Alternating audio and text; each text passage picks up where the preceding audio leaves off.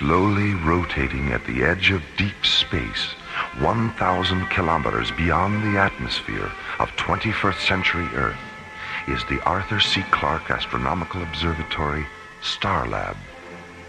Here, Starlab Research Director Dr. Maura Cassidy and scientists and technicians of the International Space Authority, ISA, watch over the countless stars and planets that fill the silent distances beyond the giant space station.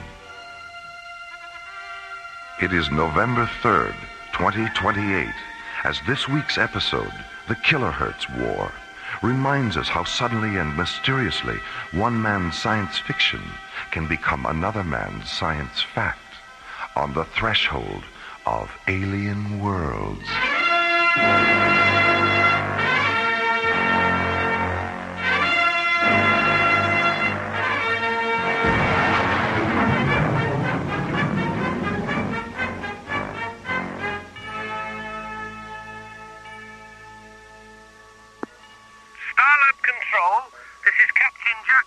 Commanding the Royal British Museum freighter Nile Delta. Registry number 98078. This is Starlab. Go ahead, Nile Delta. I know we're not expected, but we'd like permission to dock. What's the problem, Captain? The bloody technicians union at Gatwick called a strike while we were still on the pad. Our line crew walked up before they finished refueling us. We'd like to top off our liquid oxygen tanks. Another strike at Gatwick. Third time this year, isn't it? It's the fifth. How about it, mate? Can you spare a drop or two of the old LOX? What's your destination, Captain? We're transporting the King Tut exhibit to Thanatos, part of a cultural exchange program. Stand by. All right, Nile Delta. I have you on the screen. What's your Starlab ETA? 6 minutes, 18 seconds. 6 plus 18. Roger. Nile Delta, your docking orbit insertion coordinates are 9er 6 at 207 degrees, docking bay 16. A refueling crew will be standing by. We'll try to keep them from going on strike before we get there, okay? Don't worry, Captain. Starlab is a non-union shop. Well, thank God for that. Nile Delta, out. Bay 16, there's a British freighter coming in for refueling. ETA 6 minutes. Roger. Hi, Maura. Hi, Jerry.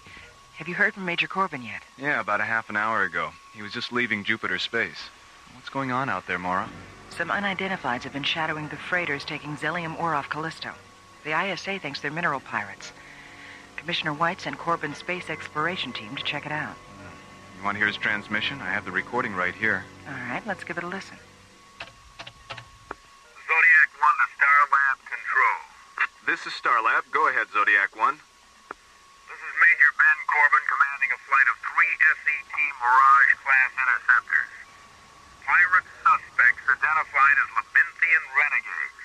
Engaged 2 of them. 1 destroyed, 1 damaged. No casualties our side. Half of the squadron remaining on patrol in the vicinity of Callisto, other half now departing Jupiter space. ETA at Stargazer Security Station 2130 hours. This is Major Corbin, Zodiac 1 out. Well, he certainly comes right to the point, doesn't he? You know him? But I've heard John and Buddy mention him a couple of times. I can't remember why. But I do remember they weren't smiling. Here, let me have the cassette, Jerry. I'll be talking to Commissioner White in a few minutes. I may as well play it for him. There you go. Thanks, Jerry. See you later. So long, Maura. Stargazer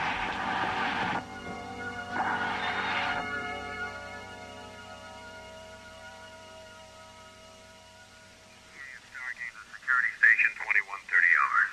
This is Major Corbin, Zodiac 1 out. That's it, Commissioner. Well, thanks for getting it to me so fast, Maura. Is there anything else we should talk about? The tape you sent up concerning the Tyrillian military exercises on Mars. I thought Tyrillia was anti-military. Well, she is, Maura, but 2 planets in their system have declared war on each other. And Tyrillia's sitting right in the middle. They're working up a tactical space force to protect themselves. They hate to do it, but they have no choice. Why are they testing on Mars? Well, its atmosphere is Terrellian compatible for one thing, and it's uninhabited for another. You see, Terrellia is very densely populated. They didn't want to take the chance of hurting any of their people if an experimental weapon malfunctioned or one of their prototype ships crashed. Sounds like they've got a lot of soul as well as a lot of sense. Yes. Well, I'd better sign off now, Maura, and try to get home. There's a lot of wind and snow blowing around outside, and you know what New Chicago's like during a blizzard. All right, Commissioner, bundle up. And beware of little boys chucking snowballs. Starlight Communications, out.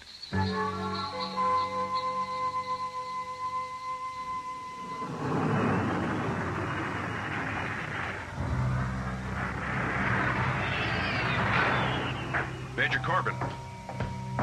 It's coming through on the Earth disaster frequency now, and it just tripped the override on the fail-safe attack circuit. Punch it up in here. The vanguard of an invading army from the planet Mars. An emergency. San Diego burned into the explosive military operation. Mars, 2,000 feet. Engines again. After unleashing their deadly assault. This is Captain Lansing of the evacuation. Blackout communication. I told the ISA not to allow those aliens to run loose on Mars. Have you been able to raise Starlab yet? No, sir, and we've been trying for over an hour now. The Terrellians probably took out Starlab on their way to Earth. All right, Captain. Flash the pre-combat alert to the other ships. We're going to Mars.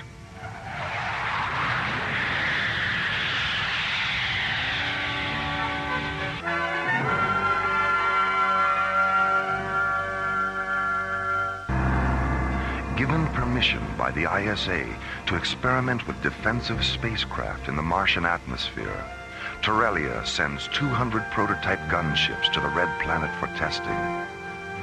10 days later, 3 Mirage-class SET interceptors receive a powerful radio transmission as they leave Jupiter space.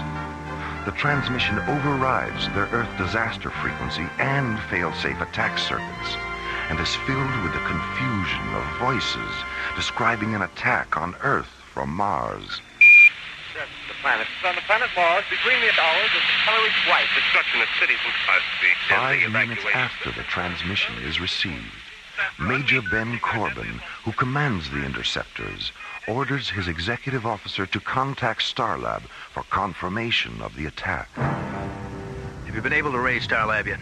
No, sir, and we've been trying for over an hour now. The Terrellians probably took out Starlab on their way to Earth. All right, Captain, flash the pre-combat alert to the other ships. We're going to Mars. Open a close proximity channel. I want to talk to the other ships. Yes, sir. Go ahead, Major. This is Major Corbin. You all know what the situation is and what our choices are. You also know that it's the responsibility of a commanding officer to decide which choice is best. But these are extraordinary circumstances. So I believe the decision to either continue on to Mars or to return to base should be shared by all of us. So when I finish this transmission, take a vote. Flight crews and officers alike. It's up to you. Zodiac 1 out. You're looking unusually tense, Captain. What's the problem?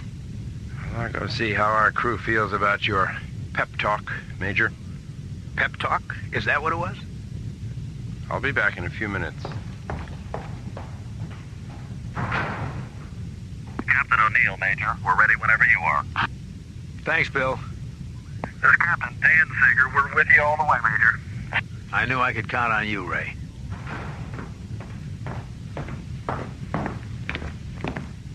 Well, what's the verdict, Captain? Pearson thinks we should return to base and wait for orders. Mm-hmm. What about the others? They're willing to go for it. Fine. What about you? I'm inclined to agree with Pearson. Why? Well, on a strictly legal level, any kind of military action without direct orders is a violation of the ISA Charter. Mm-hmm. With the exception of self-defense. What else? I don't think we have enough evidence to prove that the Earth is actually under attack. Let's hold off until we can authenticate the transmission. That transmission's been coming through for 2 hours now. And during those 2 hours, we haven't been able to contact Starlab or get a single response from the ISA on Earth. That is authenticity enough for me. All right. Suppose the Earth is under attack. 70 to 1 odds isn't retaliation. It's suicide. Come on now, Captain. You can be critical without being insubordinate. I don't know. Maybe I can't. Where's the line? It would help if you try to be a little more objective, Captain. This is a military issue. It's not an emotional one. Well, I guess that's the difference between us, Major, isn't it? You're objective, so you put your faith in action. I'm not, so I put mine in reaction. What sort of reaction are you having? There's something wrong about this whole incident. You're right, Captain. There is something wrong. There's a war on between Terrelia and Earth. Objective, subjective, or otherwise. That is a fact.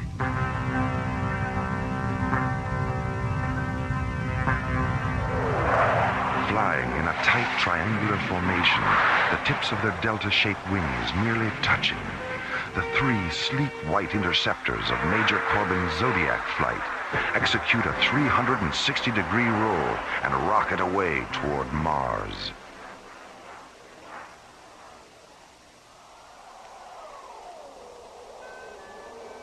Meanwhile, on the surface of the desolate red planet, the freezing winds of Martian winter blow a stinging mist of iron oxide dust across Cecropia, a vast plain located at the 0 meridian coordinates of 70 degrees latitude, 310 degrees longitude.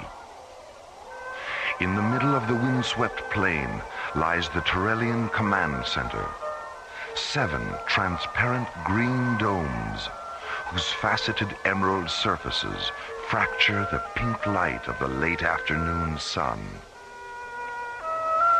Standing near the domes, on legs that seem too fragile to support them, are 60 Terrellian gunships in the shape of huge chromium dragonflies. Outside the central Terrellian dome, Commander Arxathos stands looking up at the bleak Martian sky, his long, yellow-pleated cloak swirling around him, his delicate lungs protected from the iron oxide storm by the black filter mask covering his face.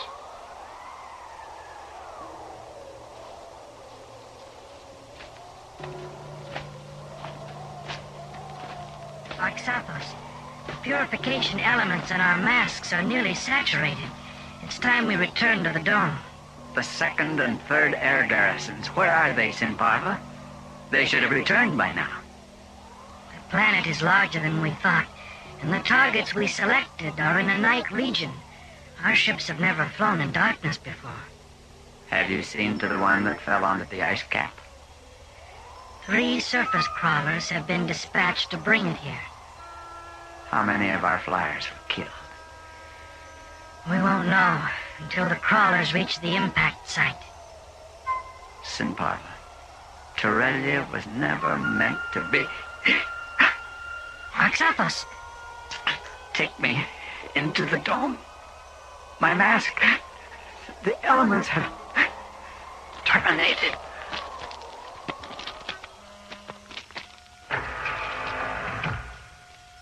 As Sinparva rushes his commander into the protection of the central dome, Major Corbin's SET Zodiac flight enters the Martian atmosphere. Descending to 300 meters above the red planet's surface, the 3 interceptors jet toward the Terrellian Command Center, 2,000 kilometers away. Zodiac 1 to Zodiac flight. Mid-range scanners confirm target interlock. Target description: 7 low-density, low-profile structures and 60 high-density spacecraft. Activate laser turrets and shielding generators on my mark. Mark. This is Zodiac 6. We have target interlock confirmed. Laser and generator functions positive. This is Zodiac 3. Okay on target interlock. Okay on laser turrets and shielding generators. Maintain present course and speed. We'll be over the target in 44 minutes. Zodiac 1, clear. How you feeling, Captain? Any better? You know how I feel. Don't worry, you'll get over it.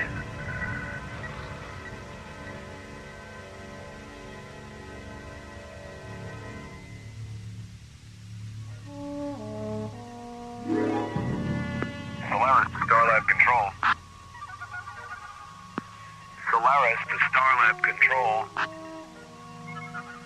come on, Jerry, it's us. Your old pals through thick and thin. SET captains Buddy Griff and John Grayton. Jerry? Go ahead, Solaris. Yeah, Jerry, where you been? Down in engineering. All our communications were knocked out about 3 hours ago. We just got back on the air. What happened? According to Professor Crane, a pulsar somewhere flashed back all the radio signals that had collected in its gravitational field. You should have been here. It was really a buzz. Speaking of buzzes, is Maura there? We've got a present for her. She and Professor Crane are up in data processing, resynchronizing the sidereal time terminals on the computer. Have you got a docking bay open? Our ETA is 9 minutes. Docking bay 23, buddy. Docking orbit insertion coordinates 671 at 208 degrees. Thanks, Jerry. Solaris out.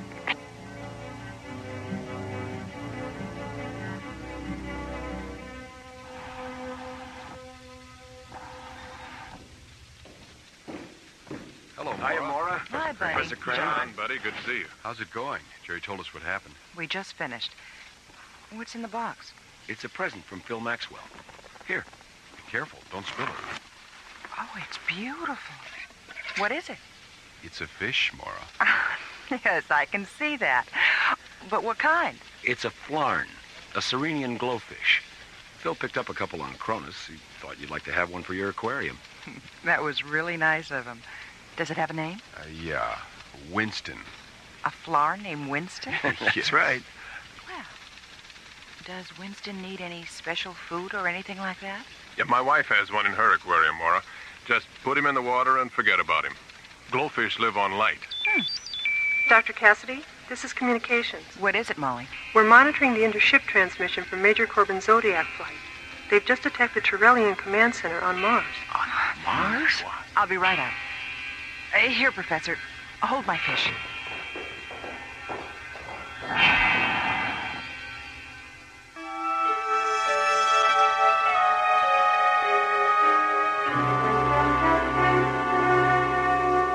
A powerful radio transmission has tripped the fail-safe attack systems of 3 SET interceptors.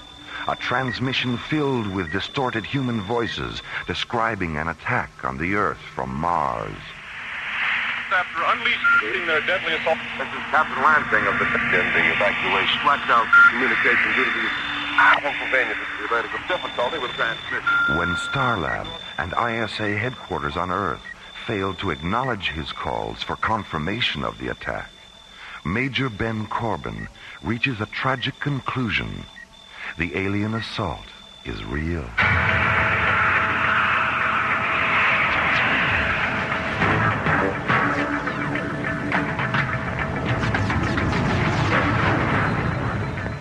Zodiac 6, break off your approach to the dome. We'll take him out later. That's a Roger, Zodiac leader. Zodiac 3, hit that ship that's trying to take off. Roger. Zodiac 6, let's make another run in the staging area. Roger, Zodiac leader, right behind you.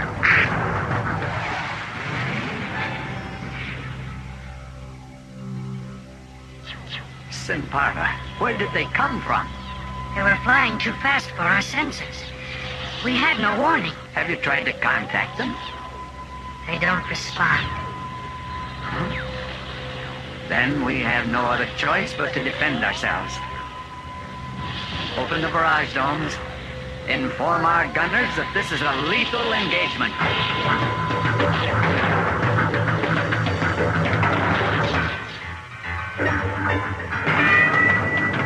Zodiac leader to Zodiac flight. Regroup at 179er. Switch over to target grid yellow.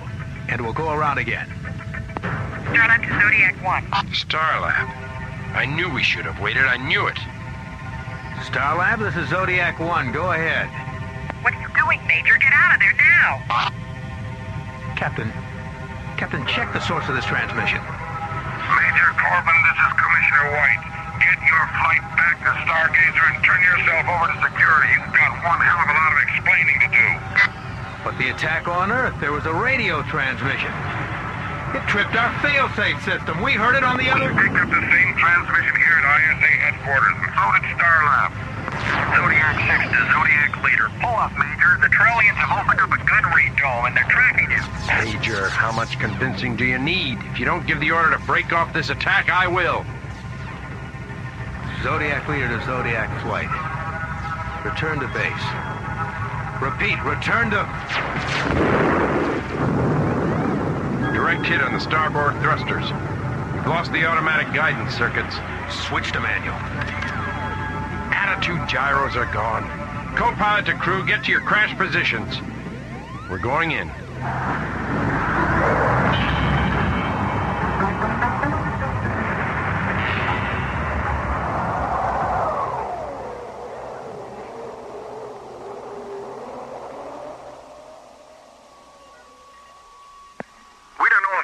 Survived, Dr. Cassidy. They were hit at a relatively low altitude and went down about 2 kilometers away from the domes. All right. Your orders are to come directly to Starlab. Commissioner White's on his way up. That's Roger, Starlab. Zodiac 6 out. I've finished analyzing the tape Jerry made during the pulsar flash, Mora. The frequency of the predominant voices and the frequency of the fail-safe override are exactly the same. 880 kilohertz. But that's an exclusive ISA frequency.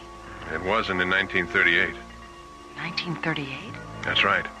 The voices were originally transmitted from the Earth in 1938. What was there about the voices that caused Major Corbin to do what he did? Come on. I'll play the tape for you.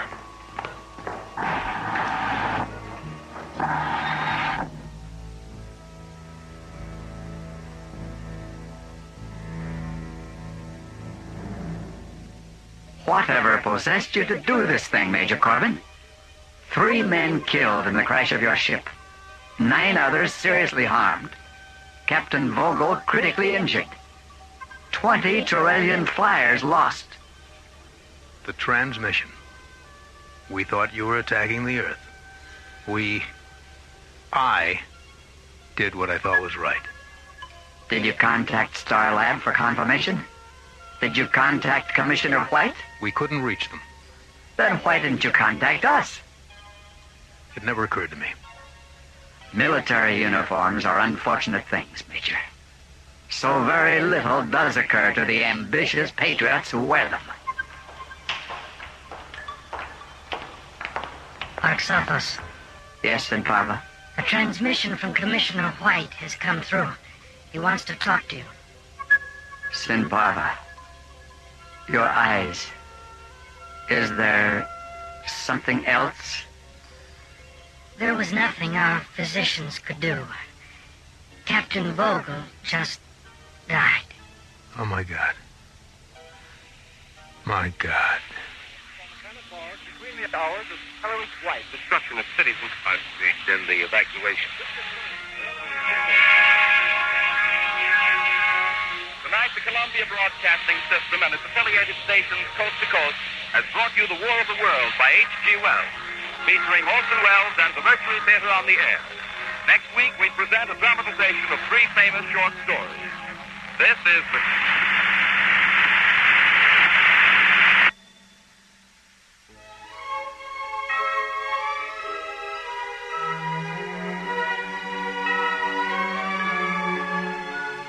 The Kilohertz War was written by Ron Thompson and starred Linda Gary, Chuck Olson, Bruce Philip Miller, Corey Burton, with special guest stars Casey Kasem, Jeffrey Lewis, Joe Baker, Olin Soule, Richard Paul, and Pete Renaday. Associate producer Ron Thompson. Music director Tom Rounds. Engineer Stu Jacobs. Technical consultant Peter Sky. Assistant to the producer Roger Brossi. Alien Worlds was created, produced, and directed by Lee Hansen. And so until next week, this is Roger Dressler inviting you to join us for another journey into the elsewhere and elsewhen of Alien Worlds.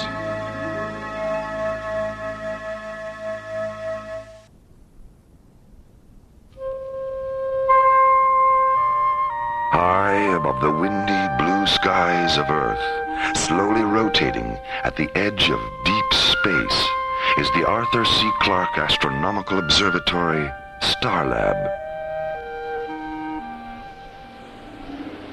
On Earth's moon, 250,000 miles beyond Starlab, Omega General Industries have uncovered the corroded hull of an ancient spacecraft during a lunar mining operation.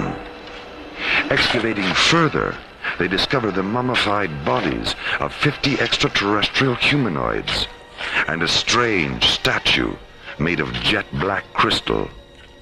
Mining Operations Director Ray Farrell contacts the science complex at Lunar Base 12.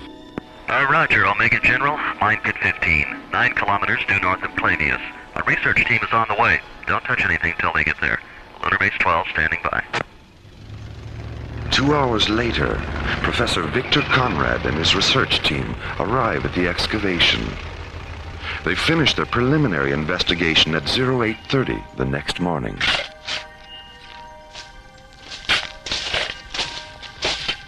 Hey, how's it going, Professor? Well, the spacecraft's been under the lunar surface for close to 1,000 years, and the aliens were killed by something that turned their eyes and nervous systems into black crystal. Black crystal? Like the statue? The body samples and the statue samples are identical. Well, what do you make of that damn statue anyway? The thing gives me the creeps. I've seen that image 100 times, Mr. Farrell, carved in stone on most of the Gothic cathedrals of Europe. It's a gargoyle, a supposedly mythical creature that symbolizes ultimate spiritual evil. 1,000-year-old alien spacecraft buried beneath the lunar surface, and with it, a 4-foot-tall gargoyle made of black crystal. Mysteries from a forgotten time, waiting for a solution as part 1 of the ISA conspiracy, The Darkbringers, takes us from the bright side of the moon into the unearthly light and shadow of alien worlds.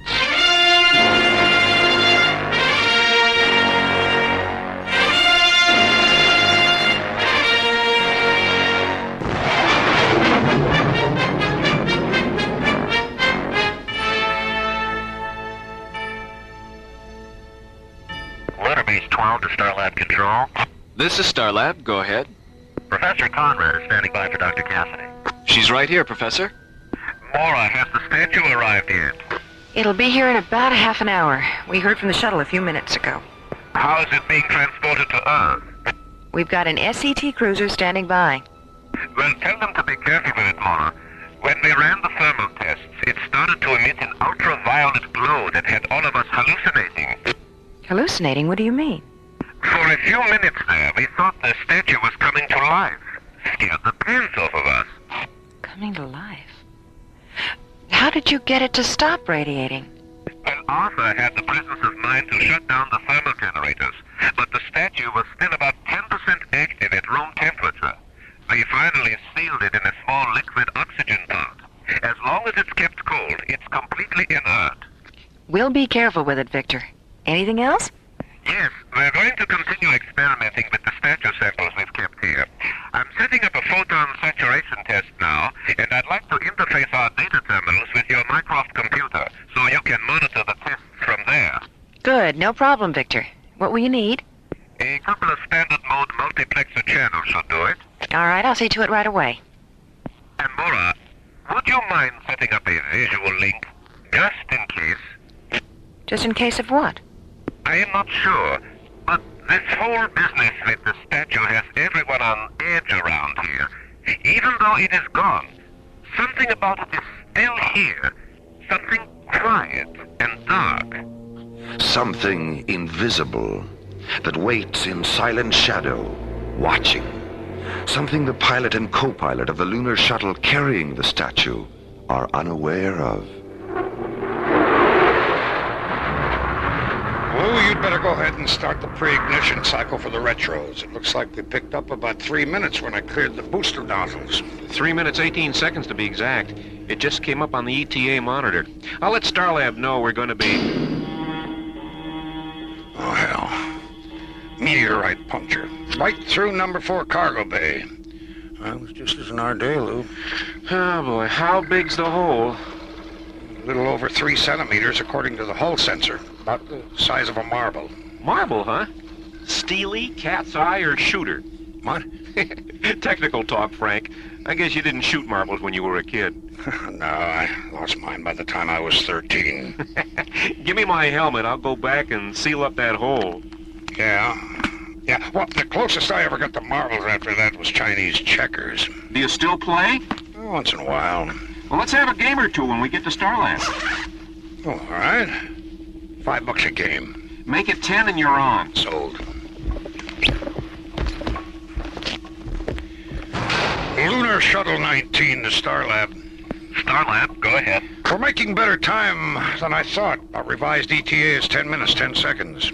Roger. Your new docking coordinates are 08 Alpha. Approach vector 2902. Thanks, Starlab. How's it going back there, Lou? The meteorite sheared the top off the pod with a statue in it. The liquid oxygen's leaking out. Well, I told you it wasn't our day. Have you sealed the hole? In the hull, yeah. There's not much I can do about the pod.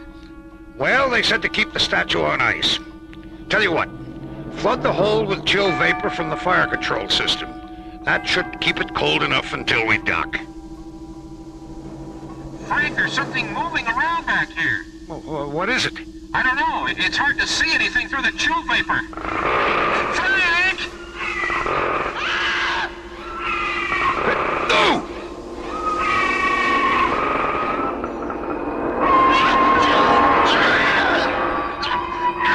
An ancient shadow creature is loose aboard Lunar Shuttle 19. The sound of its unearthly fury merges with a terrified scream of co-pilot Lou Stratton. Then, silence. Pilot Frank Hollister activates the visual scanner in Cargo Bay 4. Oh, my God. Lou! Firing the shuttle's booster rockets, he accelerates toward the safety of Starlab, bringing with him the demon spirit of an alien world.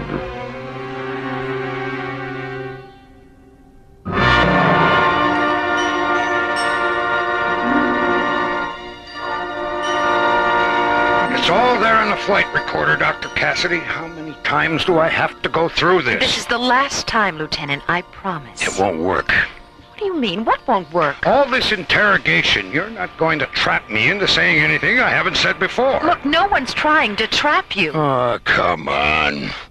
Who do you think you're kidding? Yesterday it was the security officer, Major Wheeler. Last night it was Dr. Rossiter. Today it's you. You're working up a psychological profile on me, right? You're wrong, Lieutenant. None of us had any intention of... Lee Stratton was my best friend, Dr. Cassidy. But there just wasn't anything I could do. When did you realize it was too late? When I switched on the visual scanner and saw him hanging upside down from the storage rafter. His face. The look on his face. What else did you see? The statue. Sitting there in the corner, looking up at him.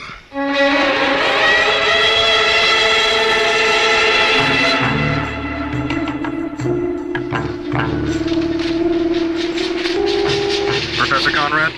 Yes, I am right here. I've got Starlab on Scrambler Channel F. It's Dr. Cassidy. Good. Patch her through. Victor, Lieutenant Stratton's autopsy report just came off the computer. I have the printout here in front of me. Anything definite on the cause of death? No, there were too many variables. But the projections range all the way from 6 kinds of heart failure to terminal neuroinduction.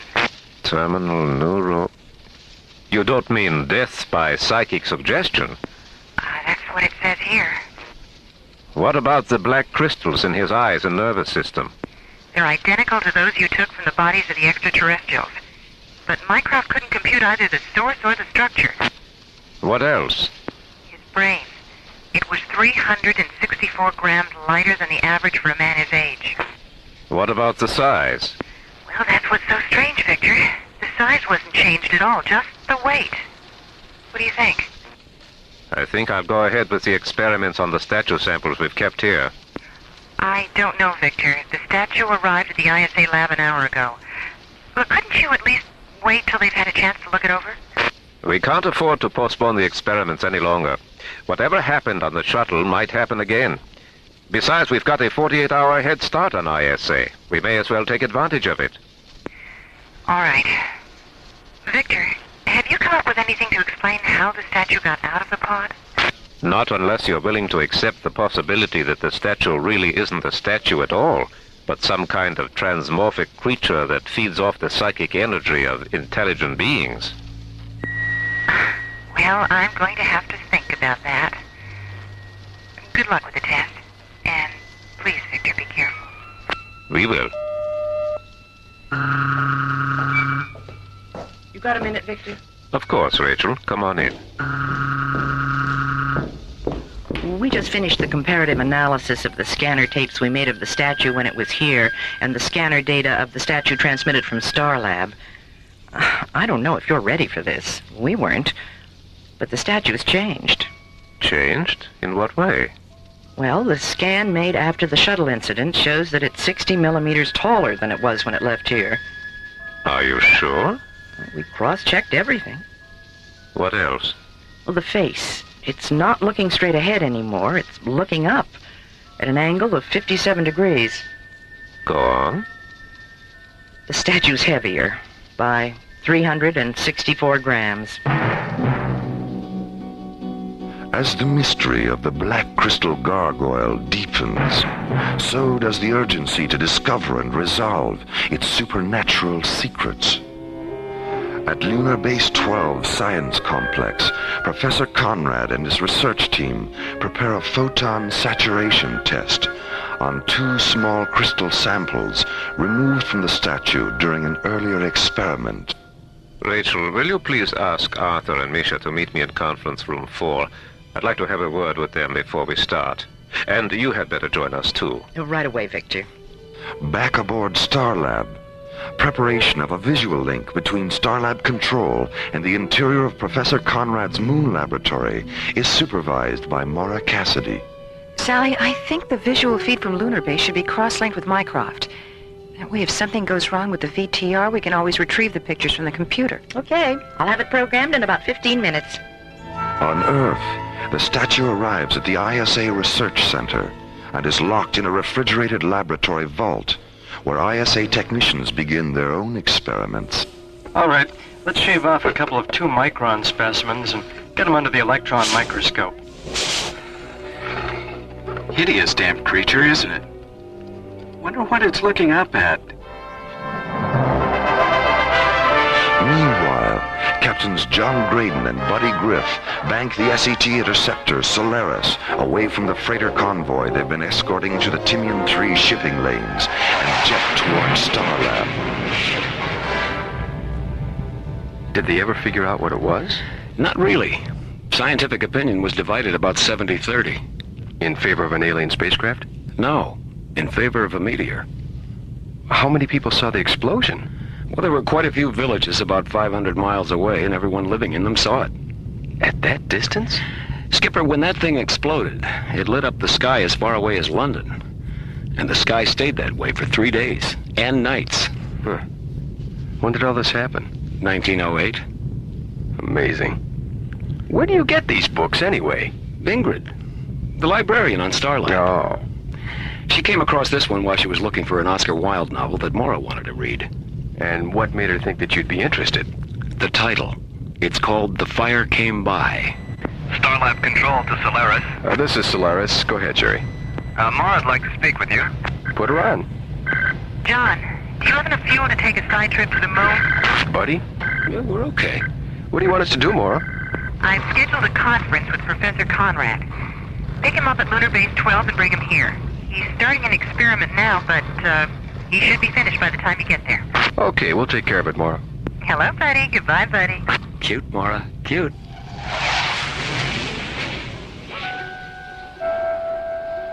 In the science complex at Lunar Base 12, Professor Conrad places a sample of the statue into a Stellatron Systems PC-80 photon chamber. On Starlab, Mora watches by remote visual link as Professor Conrad seals the chamber, sits down at a control console, and presses a button.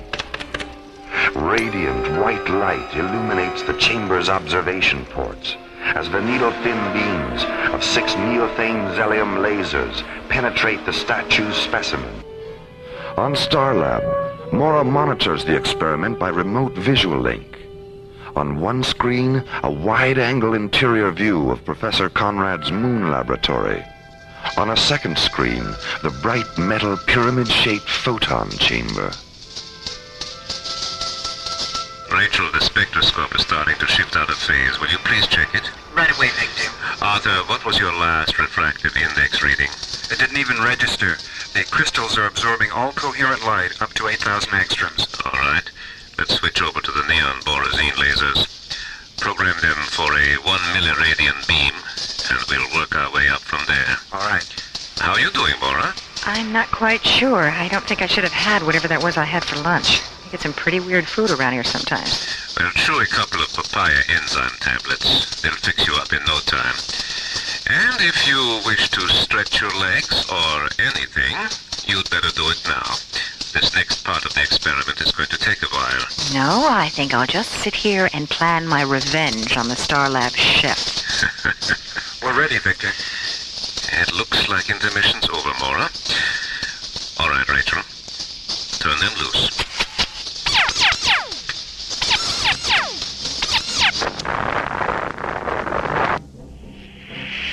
Oh, my God. Victor! Victor! Dr. Cassidy, what's going on? I just saw some telemetry from lunar base. Look, there's been an explosion. Jerry, contact the Solaris and tell them to get to lunar base 12 as fast as they can. Starlab control to Solaris. Starlab control to Solaris. Sally, get hold of the ISA lab and tell them to stop their experiments with the statue until they hear from me. This is Solaris. Go ahead, Jerry. I'm on my way. I've got the Solaris, Mora.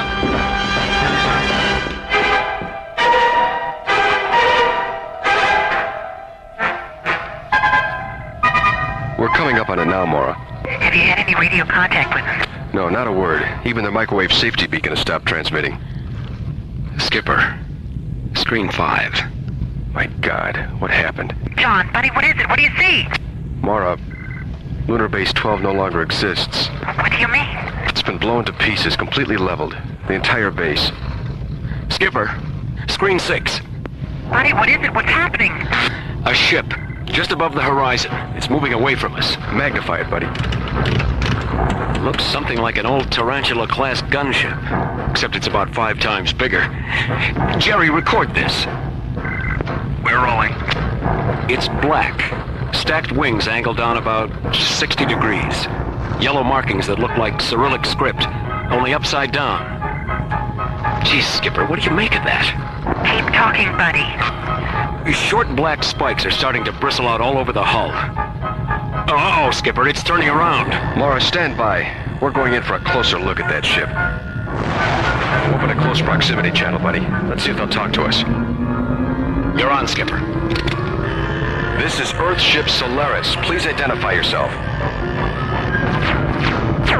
Skipper, let's get some altitude before their aim improves. This is Earthship Solaris. Our intentions are not hostile. Please. All right. I'll try it one more time, but that is it. You better let me do it, Skipper. Every time you talk to them, they shoot at us. Solaris, there is still time. Time for what? Escape. From what? Ask your dead brothers and sisters on the wasteland below us. Damn you. You did that? You murdered all those people? But why? They were committing sacrilege. Just who are you? Disciples. Of what? Lightlessness. I've had about all of this I can take. Hold on, buddy. Skipper, lightning is pouring out of those spikes and crawling all over the hull of their ship. Activate the rest of the laser turrets, buddy. We're going around again.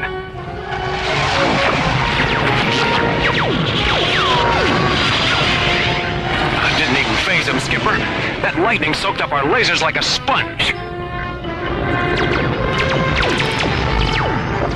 We're hit.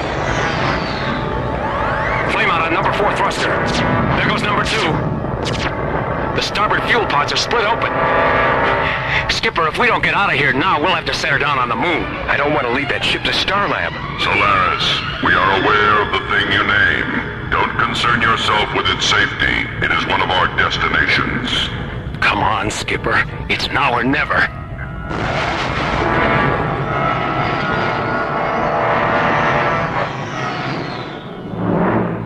Use docking bay 4, John.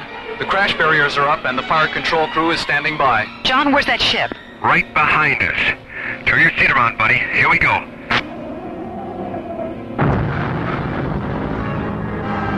John? Buddy, are you all right? We're okay. Come on, buddy. Let's get out of here. Mara, the alien ship, screen 10.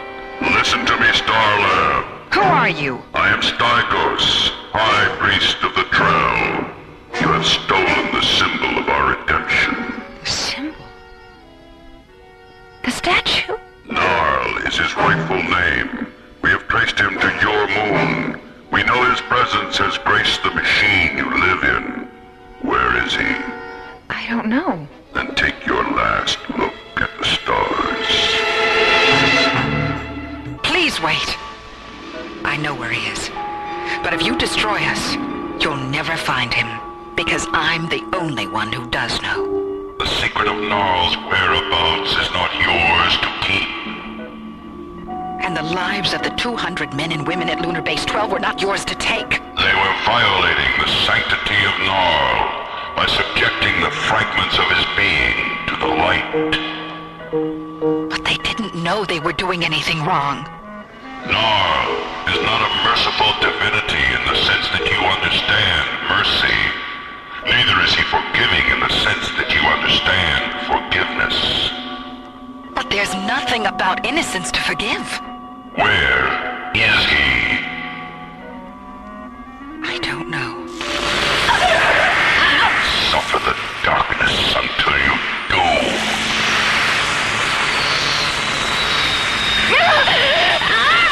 Mara! Mara! Mara, what the hell's happening to her? Don't touch her! Don't touch her! Buddy, the medical alert. Which one? Which button? Sector 4, buddy!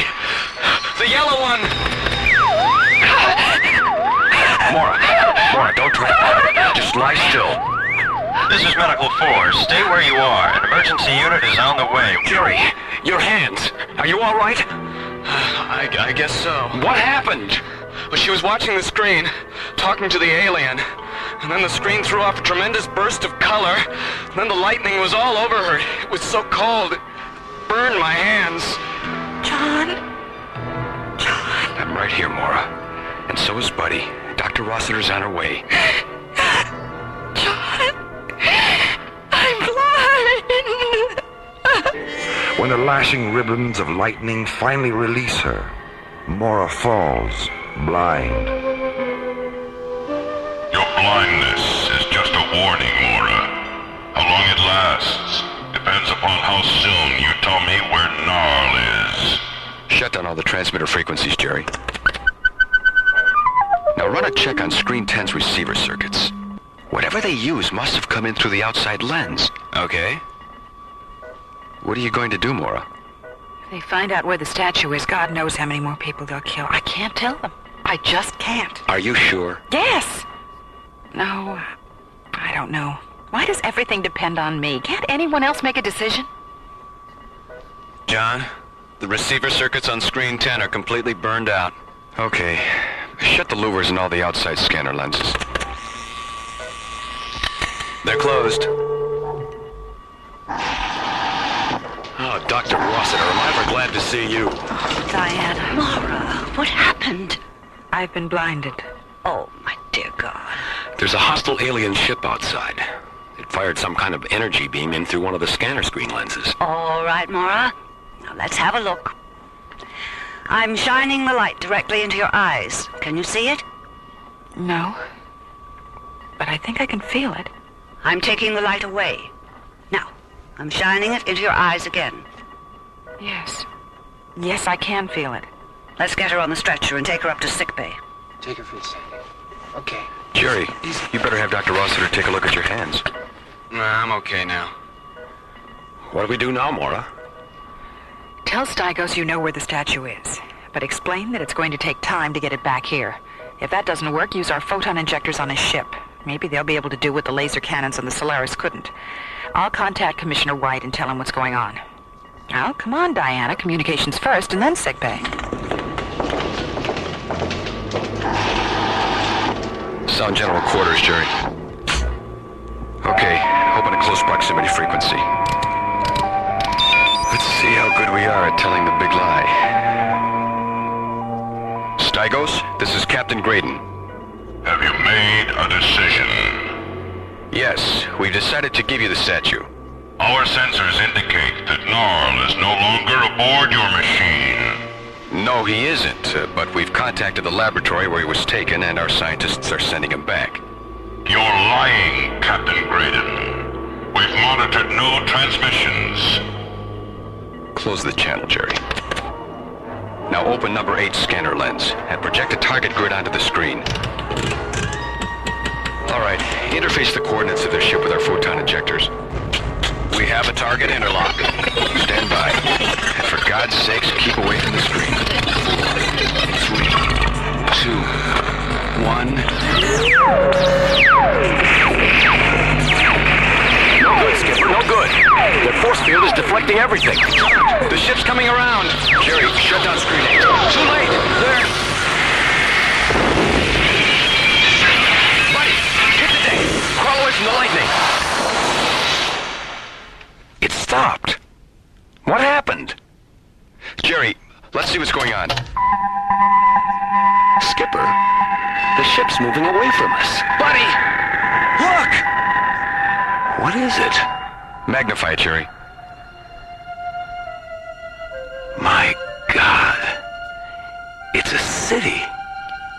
A floating city.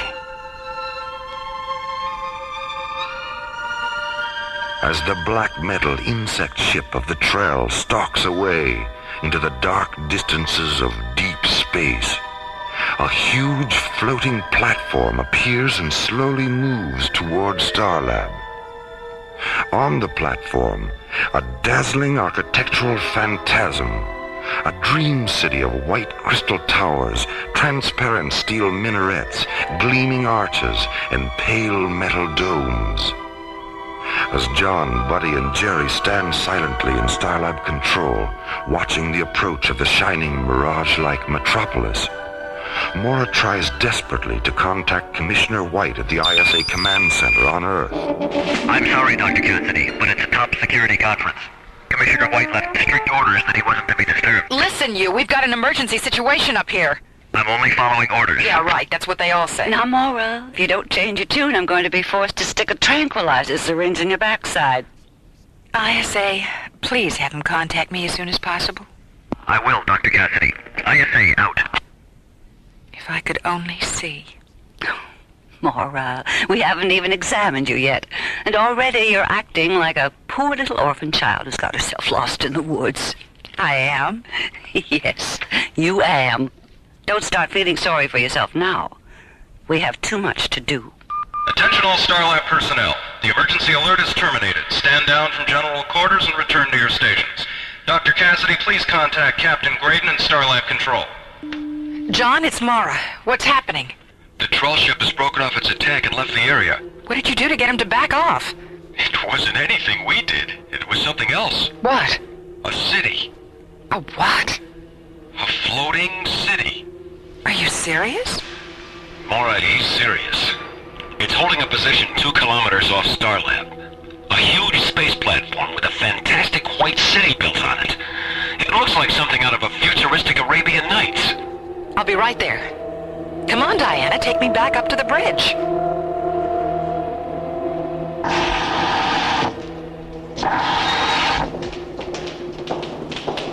John, is it still out there? Hasn't moved an inch. Oh, Mora, it's so beautiful. Are you here, Jerry? I'm right here. Please, open a close proximity frequency. Go ahead, Mora. This is Dr. Mara Cassidy. Would you please identify yourself? Dr. Mora Cassidy. Which of those three names do you have the greatest affection for? Mora. We are the Diatons, Mora, and we inhabit the star city of Imbria. I am Phaedra, Sky Priestess of the Before Time. We know your machine has experienced an encounter with the Trail. Did Stygos harm you? Yes. Yes, he did. I'm blind. Can you feel the light upon your eyes? Yes. Yes, I can. Then it will be my pleasure to restore your sight. It will? Of course. We have no vehicles of our own, so transport yourself here to Imbria. A projection of light will guide you. I'll be waiting. Oh, yes. Jerry, call the short-range vehicle hangar and tell them to get a shuttle ready. John, Buddy, Diana, let's go to Imbria. Imbria. A fantasy of gleaming crystal and bright transparent metal. A construct of light and serenity and magic. A floating star city, casting its radiance over all who grope their way along the blind corridors of alien worlds.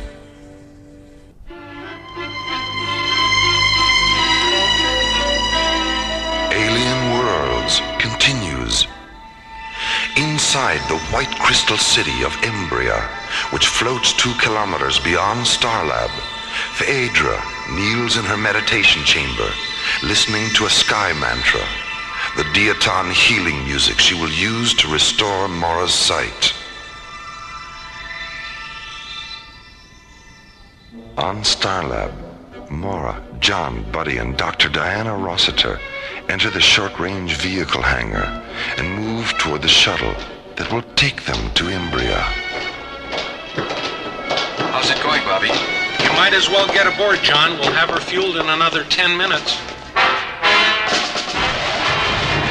Aboard the Black Trail insect ship, Stygos, alone in his quarters, receives a message from his tracking systems officer. Stygos, what do you want? As our ship withdrew from Starlab, we monitored a transmission. It was the voice of the female. Who received the transmission? A laboratory. On Earth. Alter course. That laboratory is our new destination. Meanwhile, at the ISA laboratory, Commissioner White and Julian Benedict, head of the World Council's Experimental Weapons Section, are debating over which of their 2 organizations should have possession of the Black Crystal statue, Gnarl. Matthew, if we can take the energy that statue puts out and incorporate it into some of our experimental thought weapon hardware, we'll be years ahead of everyone else in that area. Don't you see the advantage of that? No, Julian, I don't. This is a science complex and not an arsenal. Matthew, weapons development is as much a part of science as molecular biology or celestial mechanics. Is it? When was the last time you heard of someone being killed by a microscope or a mathematical equation? The bomb started out as a mathematical equation, didn't it? Yes, and so did triple-yield agriculture, and antibiotics, and spaceflight. The bomb was created within the reality of a global war, Julian. That reality no longer exists, and I see no reason to encourage its return. The last thing we need is a repetition of the arms race of the 60s, 70s, and 80s. Didn't the Petroleum War teach you anything? That had nothing to do with us. It had everything to do with this, Julian, and you know it. I want that statue. Julian, do you believe in the evolution of human consciousness? Of course I do. And what about immortality? Do you believe in that? Yes, I suppose so. Then would you mind telling me of what use weapons are to evolution and of what use war is to immortality? I didn't come here to discuss abstract philosophy. The statue stays here, Julian. Do you know what this is, Matthew? I haven't the slightest idea. It's a World Council directive signed by the Secretary, ordering you to release the statue to my section. Julian, we both know your section is being phased out. Why are you going through all this? It won't be phased out for another year. And if I can help it, it won't be phased out at all. After all, what if the statue should fall into the wrong hands? What would be our defense against it? Can I see that directive? Thanks. You'll have to excuse me now, Julian. I have things to do. And stay away from my people. I've already given them orders not to cooperate with you. As far as you're concerned, I'm the ISA, and this is between us. What is this, Matthew? Some kind of conspiracy? Yes, it is, Julian. A conspiracy of my values against yours.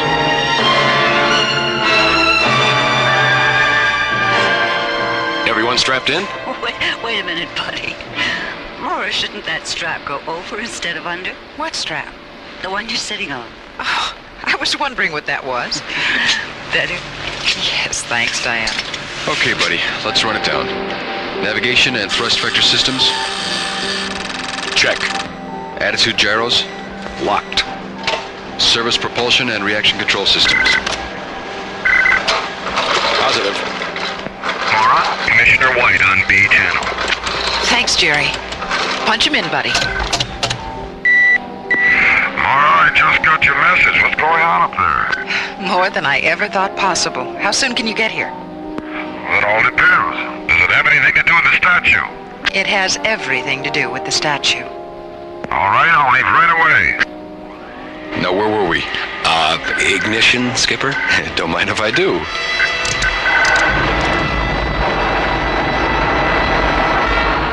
As John, Buddy, Mora, and Dr. Rossiter jet toward the Diaton star city, Imbria, Commissioner White enters the short-range vehicle dome near the ISA laboratory and boards a priority shuttle. 5 minutes later, the shuttle is towed from the dome to Launch Pad 6. Then, as the setting sun slowly erases the day, the shuttle lifts off and disappears into the darkening sky, racing toward Starlab on twin streams of fire.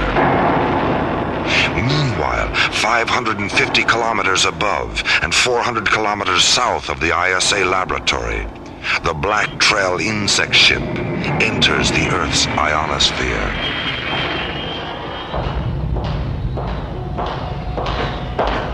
We are approaching the laboratory, Stagos. Have precautions been taken? Our impulse deflectors will confuse the echo patterns of any detection beam that touches us. We will appear to them only as a flaw mirage. Leave me now. I sense that you are restless now, but be patient. Your disciples are near. Your deliverance is at hand.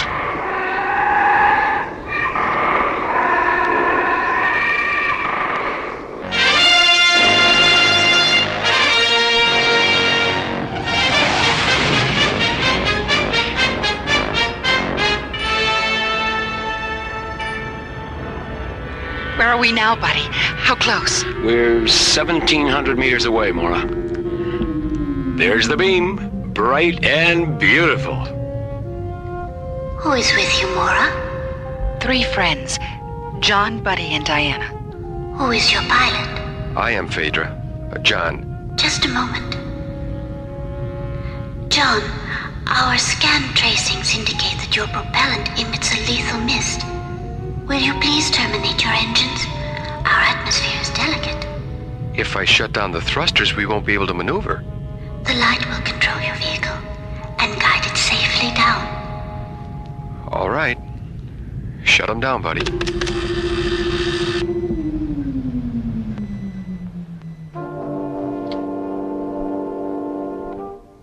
World Council Communications to ISA. This is the ISA. Go ahead.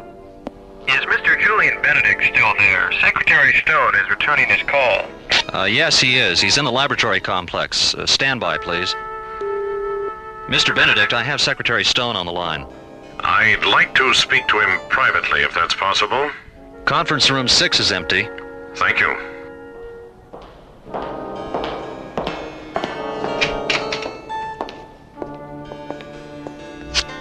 Mr. Secretary, Commissioner White ignored your directive. Tore it up, as a matter of fact. Well, if I had his sense of ethics, I probably would have done the same. What do you mean? I've had some serious second thoughts about this whole thing, Julian. I think we'll let the matter of the statue rest until the President and Vice President get back from Draconia. But, Mr. Secretary... Was there anything else, Julian? No, sir. Thank you. You can let it rest if you want to, but I can't. Julian Benedict, a man slowly becoming obsolete in a universe that will soon have no use for his services. A weapons maker on the verge of taking his first desperate step into an alien world. Julian Benedict sits alone in conference room 6 at the ISA Earth laboratory, silent, sad, filled with resentment. The experimental weapons section he heads up is being phased out by the World Council. An attempt to gain control of the Trell statue and use its energy in a final desperate attempt to prove his usefulness has failed. It seems your political system has little use for you, Julian Benedict. Who's there? I am Stygos, High Priest of the Trell. What are you doing on this channel? It's a top priority frequency. We have access to whatever frequencies we choose. Where are you? Hiding in the darkness above. How did your ship get past our defense scanners? That's of no importance now. What is then? What do you want? What you want. The icon of Gnarl. Is it yours? 10,000 millennia past.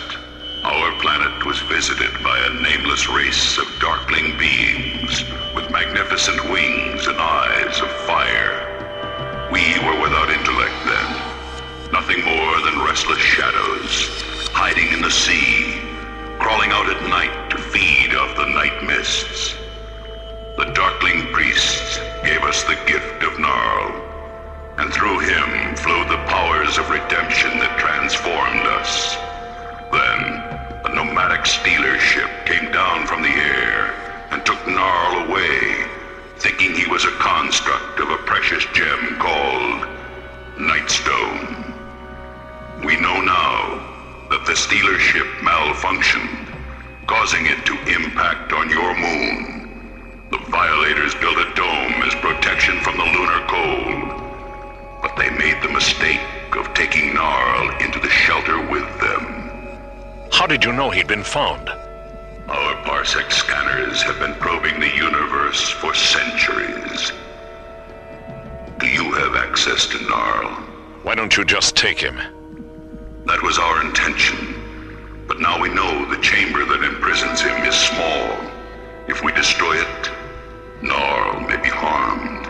Suppose I do have access to Gnarl. So what? Free him, and I'll give you the secret of his power. It'll take time. I understand.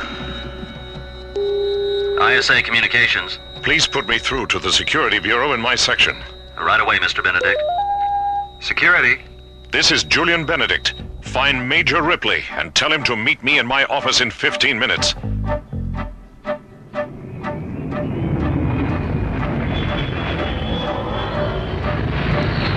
Starlab Control, this is ISA Priority Shuttle 1 requesting docking coordinates. Roger, Shuttle 1. What's your ETA? 10 minutes, 30 seconds. 10 plus 30. Roger. Your coordinates are Niner 60 at subvector 448, docking bay 9. Roger. Well, Jerry, this is Commissioner White. Is Mara there? Mara? No. Didn't she talk to you? Well, it was a short conversation. An alien ship attacked us about an hour ago. Mora was blinded. Blinded? Well, how is she? I don't know. She's not here. Where is she? On Imbria, the Diaton city that's floating just about 2 kilometers off Starlab.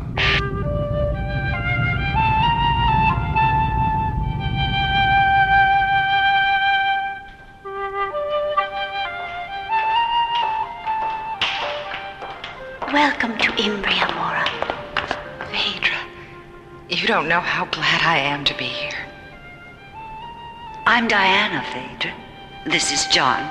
Phaedra? And this is Buddy. Wow. Are you ready, Mora? Yes, I am. You can't imagine what it's like being blind. Yes, I can, Mora. I'm blind. What? Oh, I'm sorry. All Diatons are blind. It's our legacy. But how can you see us? How did you manage to build this city? I sense you as clearly as if I had sight, Diana. And as for Imbria, it was dreamed into existence. Dreamed? No. When? During the final century of the before time, an age of radiance unified the minds of all Diatons and transformed us into Shiva, the dreamer who never awakes. When did this age of radiance end? It ended with the coming of the Trell. They burned our fields and forests with terrible fire weapons. They suffocated our cities and canals with poison mist. 2,000 legions of Trell warriors. And before they went away, they blinded all of us. Oh, Phaedra. Why did they do that? The icon of their god had been stolen. They were angry. That damn statue again. Did they think you'd taken it? No. We were made to suffer their rage because we represented everything Null had taught them to hate. Why didn't they destroy this city? It was orbiting behind one of our moons. Those of us who survived the Trell invasion came here when we realized we'd never be able to rebuild our planet. Not even by dreaming? A dream can't always change what is, Mora, but it can create what isn't.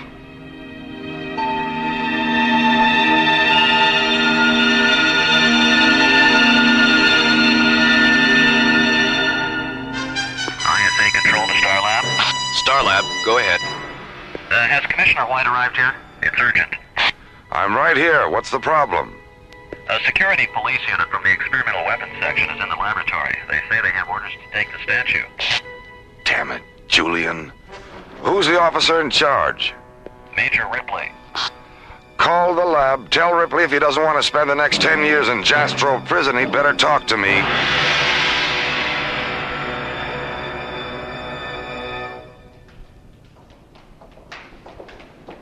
Where are we, Phaedra? The Synergy Chamber. Who else is here? Hold out your hands. Oh, who are you? This is Aleph, the avatar of Imbria. Welcome to our dream, Mora. Hello. There's a recliner in front of you, Mora. Turn and lie down on it.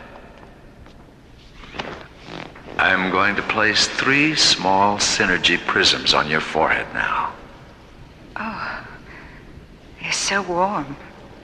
In a moment, you'll hear the sound of a sky mantra, the music we use to heal those outside the dream.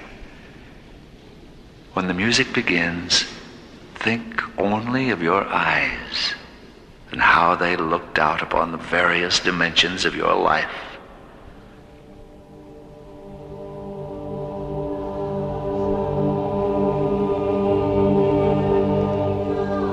I see red and yellow and sunsets, and we're surrounded by clouds.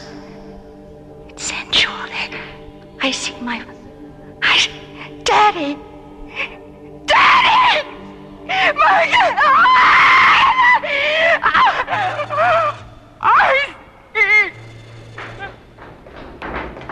What's going on? Mora, what happened? I can see! Thank God, when we heard you scream, we didn't know what to think. Oh, no, I wasn't afraid, but everything, it was so beautiful. It was just so beautiful. God, I thought I died. Deep within the star city of Imbria, Mora lies sleeping, exhausted by the Diaton Sky Mantra ritual, which has not only restored her sight, but for one fantastic moment has opened her mind to eternity. Meanwhile, Aleph has led John and Buddy back to the Starlab shuttle, which sits on an illuminated white crystal platform in the center of Imbria.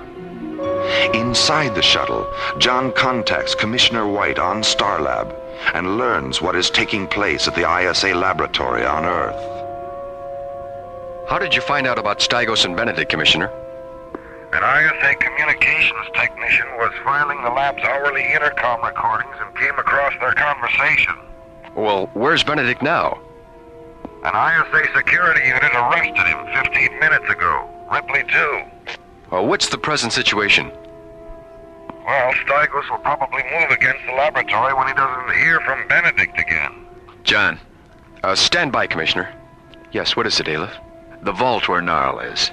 Do you know its precise latitude and longitude? Commissioner White does. Why? We're going to take possession of Gnarl before Stygos does.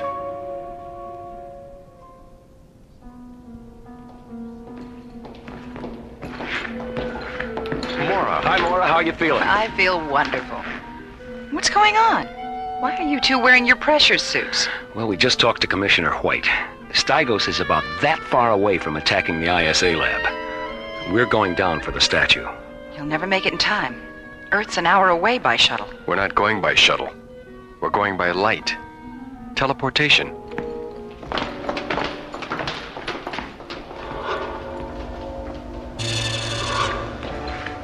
John, Buddy, secure your helmets. This isn't gonna hurt, is it? I think you'll find it a rather pleasant experience, Buddy. Phaedra, lower the cylinders. The dematerialization thresholds have integrated, Aleph. Purge the cylinders.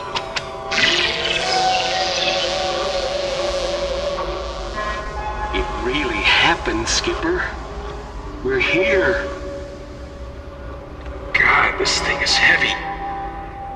Come on, let's get a harness around it so we can pick it up. Okay, let's pick it up. Here we go.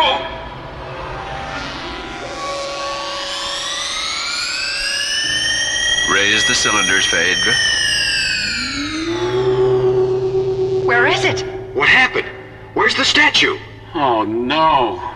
We lost it. Phaedra. Gnarl was too powerful. He rejected the translocation process just beyond the Earth's atmosphere.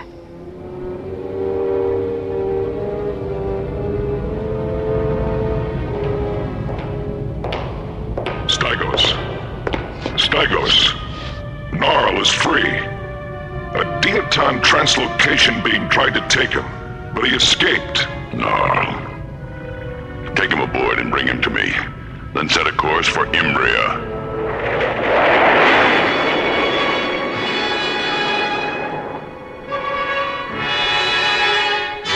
The Trell ship is at 90 power spans and closing, Aleph. The scan tracers acknowledge that Gnarl is aboard. What can we do, Aleph? Begin the light storm cycle, Phaedra. What's going on? Imbria is now being enclosed by an aurora sphere of ionized winds, invisible to the Trell sensors.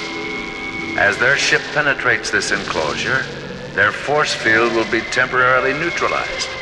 At that moment, Phaedra will flood the aurora sphere with liquid light. The ensuing photon storm will destroy them. The Trell ship is now 10 power spans and closing. 5 power spans and closing. Barrier penetration.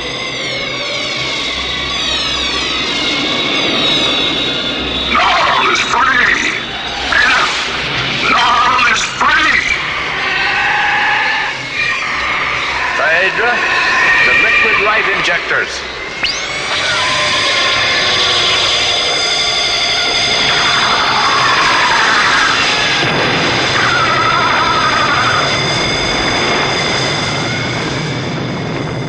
A blinding glance of light, a final scream, and the huge Trell insect ship convulses and disintegrates. Its luminous fragments growing cold and dark as they pass like demon whispers into the deafening silence of the void.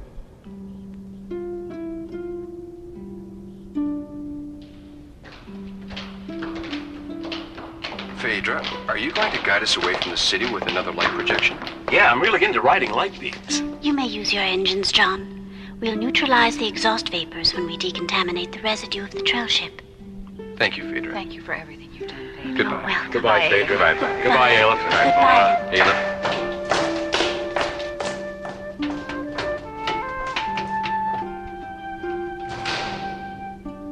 You didn't tell them, did you? I saw no reason. If they knew that we alone survived the Trell invasion, and that our blindness makes the generation of life impossible, it would only make them sad. But we'll heal ourselves in time, and then perhaps, when we see them again, there will be more to the dream than just you and me.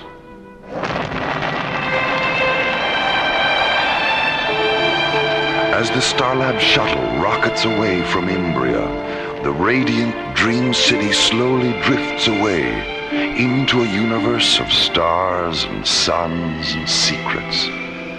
Inside the city, a man and a woman in search of the miraculous, moving through the invisible dimensions of time and space toward other, more distant celebrations.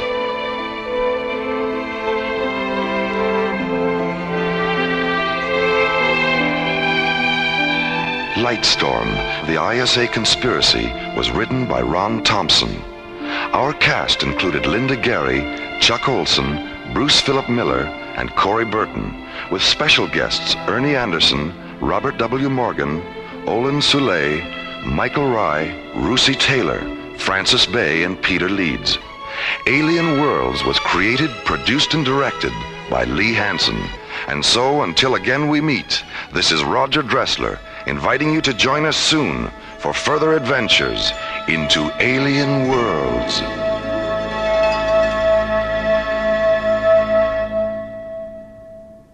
Slowly rotating at the edge of deep space, 1,000 kilometers beyond the atmosphere of 21st century Earth, is the Arthur C. Clarke Astronomical Observatory, Starlab. Here, Starlab Research Director Dr. Maura Cassidy and scientists and technicians of the International Space Authority, ISA, watch over the countless stars and planets that fill the silent distances beyond the giant space station. This week, the men and women of Starlab become entangled in the adventure of the Egyptian necklace, an intergalactic detective story in the Sherlock Holmes tradition on Alien Worlds.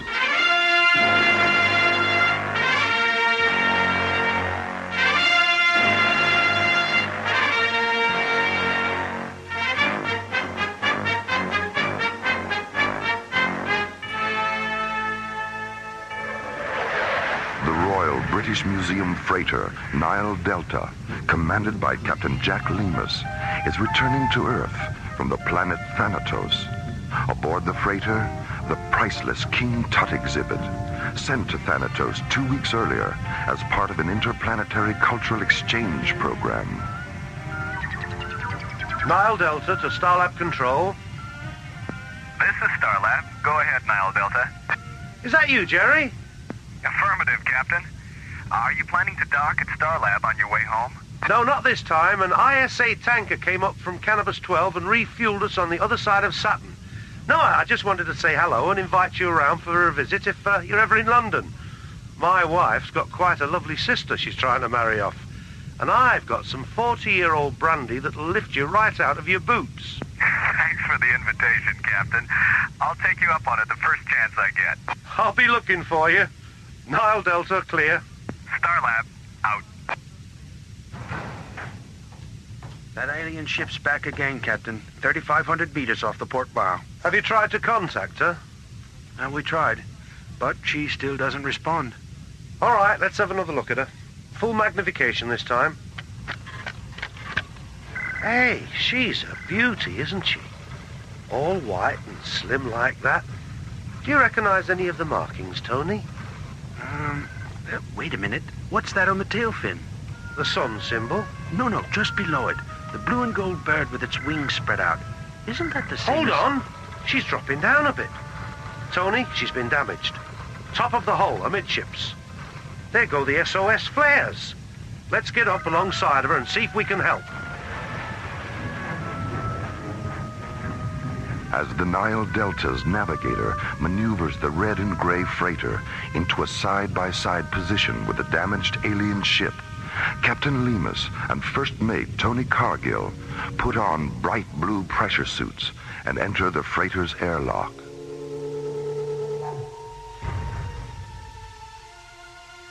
A moment later, an enclosed metal flex walkway slowly telescopes from the Nile Delta's airlock to an access hatch which has irised open in the hull of the fluorescent white alien spacecraft.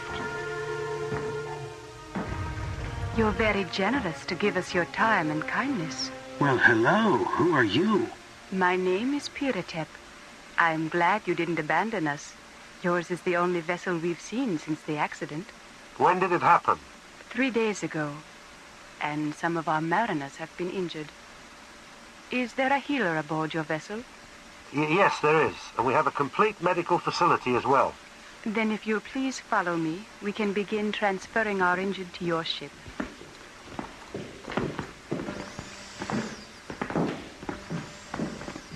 If you wish to remove your helmets, you'll be in no danger.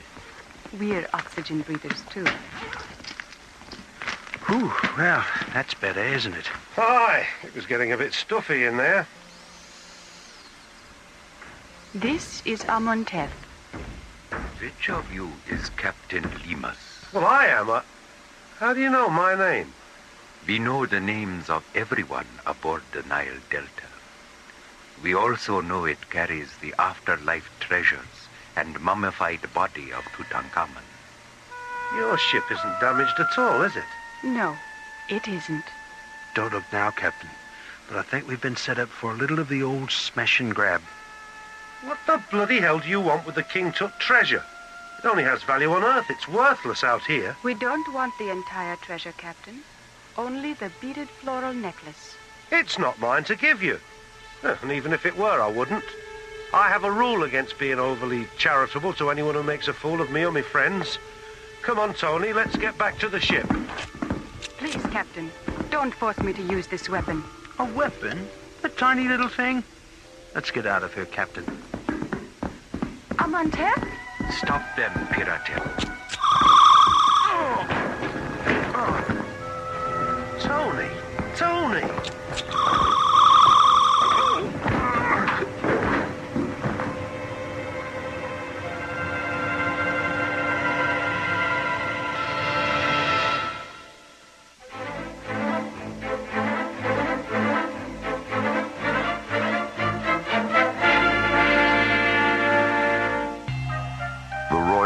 Museum freighter Nile Delta is returning to Earth from the planet Thanatos.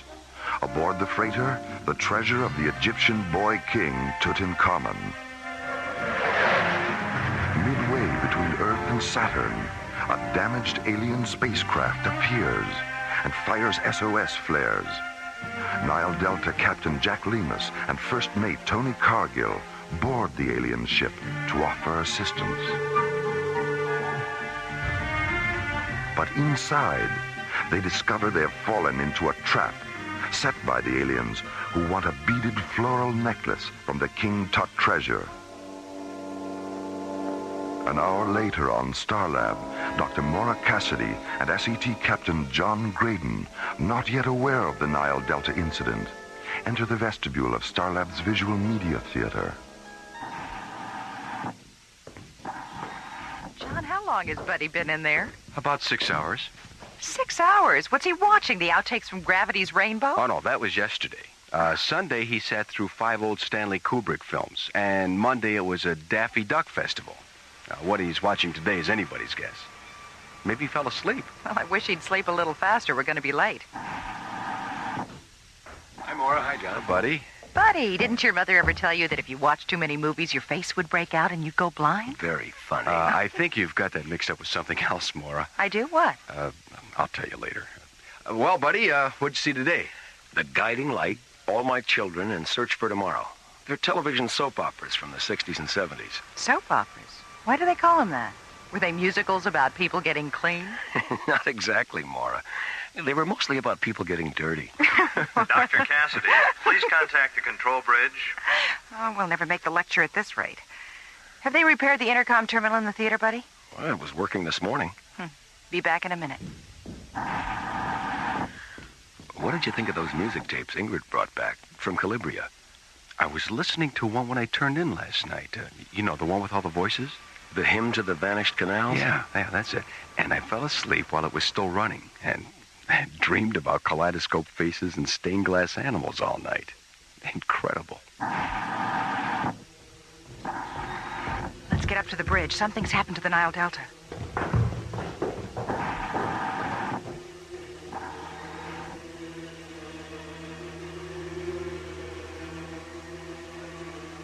When we woke up, we were back aboard the Nile Delta.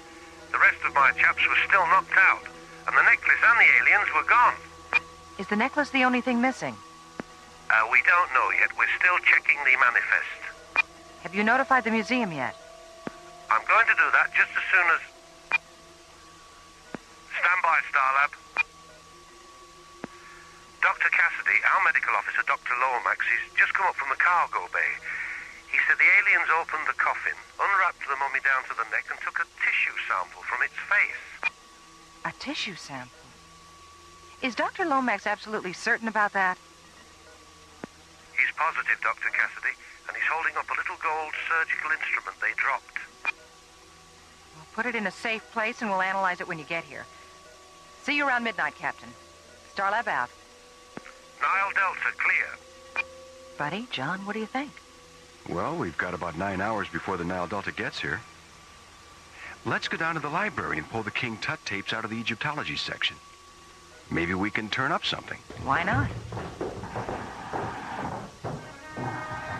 Meanwhile, at the Royal British Museum in London, Sir Dorian Bradford Gray, the museum's director, receives word of the Nile Delta incident. 15 minutes later, Sir Dorian reports the incident to British Prime Minister Lord Henry Gladstone Baggs. Within the hour, Lord Henry enters Buckingham Palace and conveys the news to Her Majesty, Queen Victoria III. And what about the aliens who perpetrated this awful crime, Lord Henry? Does the Ministry have any idea who they are? I'm afraid we're still in the dark about that, Your Majesty. Hand us the royal pen and ink, Lord Henry, and some royal stationery, too. This incident requires the services of England's most famous consulting detective. Agreed? Oh, yes, by all means, Your Majesty, by all means. Now, let's see. From Victoria Regina the Third. Yes, Your Majesty. Sonar T. Foom. Without any shadow of a doubt. My dear Mr. Foom, a matter of some urgency has arisen, which requires your immediate and undivided attention. Britannia. Meanwhile, in the heart of London's West End, Sonar T. Foom and his associate Dr. MacGuffin Drone are spending a quiet afternoon in their rooms at 221B Pennybaker Street.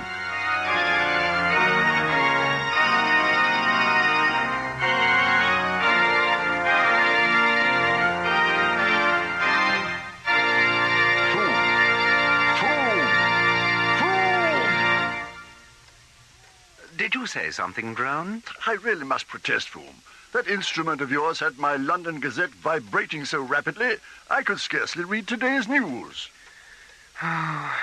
Please forgive me, Drone. But you know how restless I am when there's nothing afoot to test my keen powers of observation and deduction. And music does, after all, soothe the savage beast. Well, if it's savage beasts you're interested in soothing, perhaps you should consider taking up residence at the zoo. Careful, Drone. I think you're skating on rather thin ice with that one. Just a moment. Do my ears deceive me, or is that Mrs. Hudson's cat-like tread upon the stair? Yes, that's Mrs. Hudson, all right. No question about it. Come in, Mrs. Hudson. Why, Mr. Foom, how on earth did you know it was me? Elementary, my dear Mrs. Hudson. There are just the three of us in the entire house. The doors and windows are latched from the inside. Dr. Drone and myself are, as you can plainly see, here in this room, which left only you, Mrs. Hudson, unaccounted for. Oh, Mr. Foom, you never cease to amaze me. I also perceive an envelope between the thumb and forefinger of your right hand, Mrs. Hudson. White, 6 inches square, addressed to me in violet ink. Oh, my, yes, I nearly forgot. It just arrived.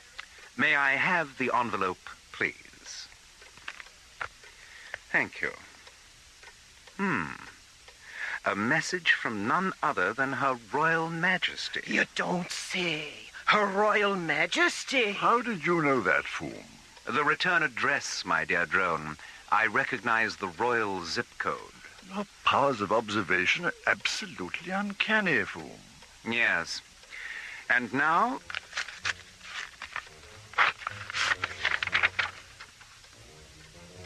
Egad, Drone. The Nile Delta's been set upon by alien beings, and King Tutankhamun's floral necklace has been purloined. Her Majesty requests that we go to Star Lab at once and assist in the investigation of this beastly crime. Mrs. Hudson, call the airfield and tell Smattering to prepare the Bellerophon. Right away, Mr. Foom. Now, let's get our equipment sorted out, Drone.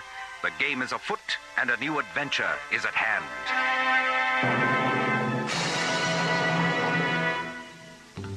The Royal British Museum freighter Nile Delta is returning to Earth from Thanatos. Aboard the freighter, the treasures of Tutankhamun, sent to Thanatos 2 weeks earlier for exhibition. Midway between Earth and Saturn, the freighter is boarded by aliens who steal the King Tut floral necklace and take a tissue sample from the face of the boy king's mummy. When news of the Nile Delta incident reaches Queen Victoria III, she quickly notifies consulting detective Sonar T. Foom. Let's get our equipment sorted out, Drone. Her Majesty respectfully requests that we go to Star Lab at once and assist in the investigation of this beastly crime.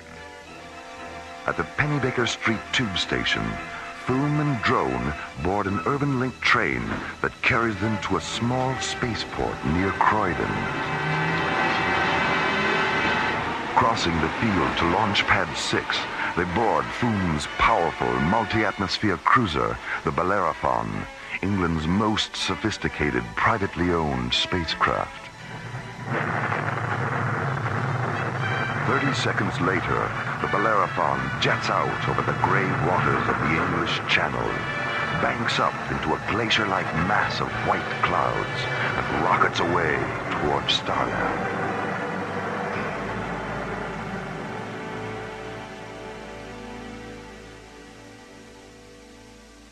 Erica finishes replacing the AE-35 module, huh? Will do, Dr. Cassidy. See you later. Let's see. 9 o'clock. Well, time to feed my fish.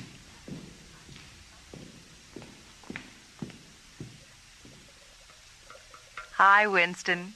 Hi, Emmett. Hi, Orpheus. Dr. Cassidy? Hi, Dorothy.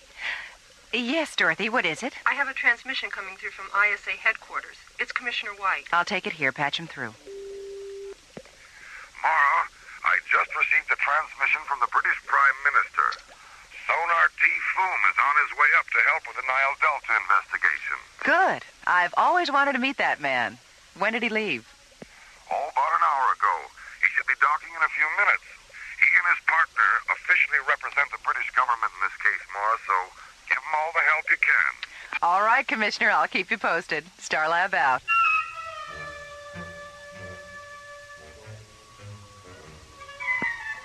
Good evening, Starlab. This is the Bellerophon. Sonar T. Foom at the controls. This is Starlab. Go ahead, Bellerophon. What is Starlab's rotational profile? 18 per minute on a variable axis of 0.3 degrees, non-correctable. Thank you so much. At our present rate of speed and your present rate of rotation, I calculate our docking orbit insertion coordinates will be 208 degrees at subvector 671. Hold on a minute. That's right. Did you calculate that in your head? Of course. That's amazing. Nothing to it, really. Now, what do you have in the way of empty docking bays? Number 14. Thank you so much. And will you please inform Dr. Cassidy that we'll be there in 1 minute, 13 seconds? Will do. Starlab out.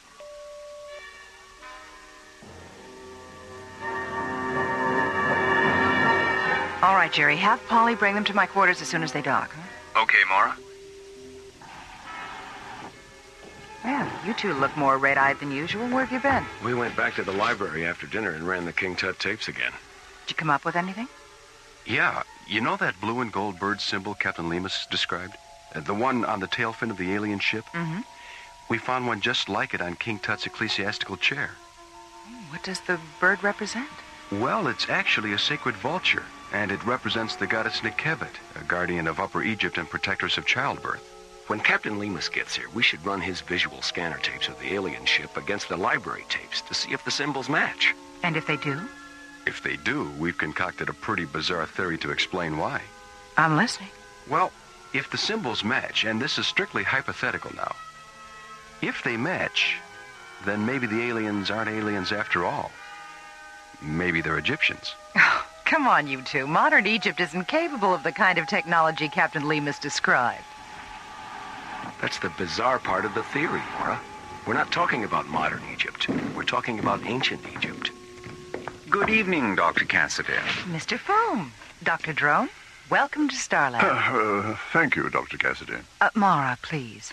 And who are these gentlemen, Mara? Space Exploration Team Captains John Grayton and Buddy Griff. Oh, how you do? Nice to meet you. I believe you were discussing the possibility that the aliens who boarded the Nile Delta might in fact be ancient Egyptians. Something like that, Doctor. It's a theory Buddy and John dreamed up. I think we're going to get on very well indeed, gentlemen. Dr. Drone and myself were discussing a similar hypothesis not more than 15 minutes ago. You were? Congratulations, Captain Grayton. Thank you, Captain Griff. Mr. Foom, with all due respect to you and Dr. Drone, I find it hard to believe that we're dealing with 3,300-year-old Egyptians. Not 3,300-year-old Egyptians, Mora, but rather the descendants of the high priests and priestesses who departed the earth following Tutankhamun's death. Departed the earth? How? The King Tut library tapes were full of references to skyships, Mora. Tell me, gentlemen, did your theory arise from Captain Lemus' description of the Nekebet symbol on the tail fin of the alien ship?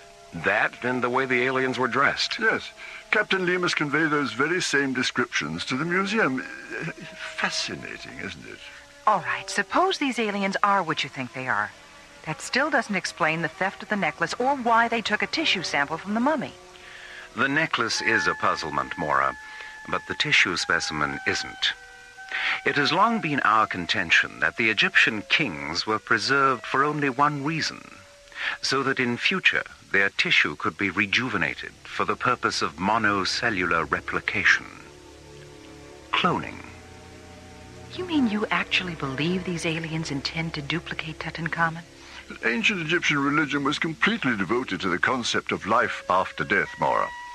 Most scholars and historians still maintain that the Egyptian afterlife was simply an abstract journey through an equally abstract underworld. Dr. Drone and myself think otherwise. We believe the Egyptian underworld was a metaphor to describe the very real fact of physical immortality. Thou art standing before Ra, who cometh from the east. His duration of life is infinite. His limit of life is everlastingness. Become one with Ra, and be received into the land of eternal triumph. A verse from the Papyrus of Ani, the Egyptian Book of the Dead, telling of a journey into the regions of life everlasting, immortality, the most beautiful and mysterious of all, alien worlds.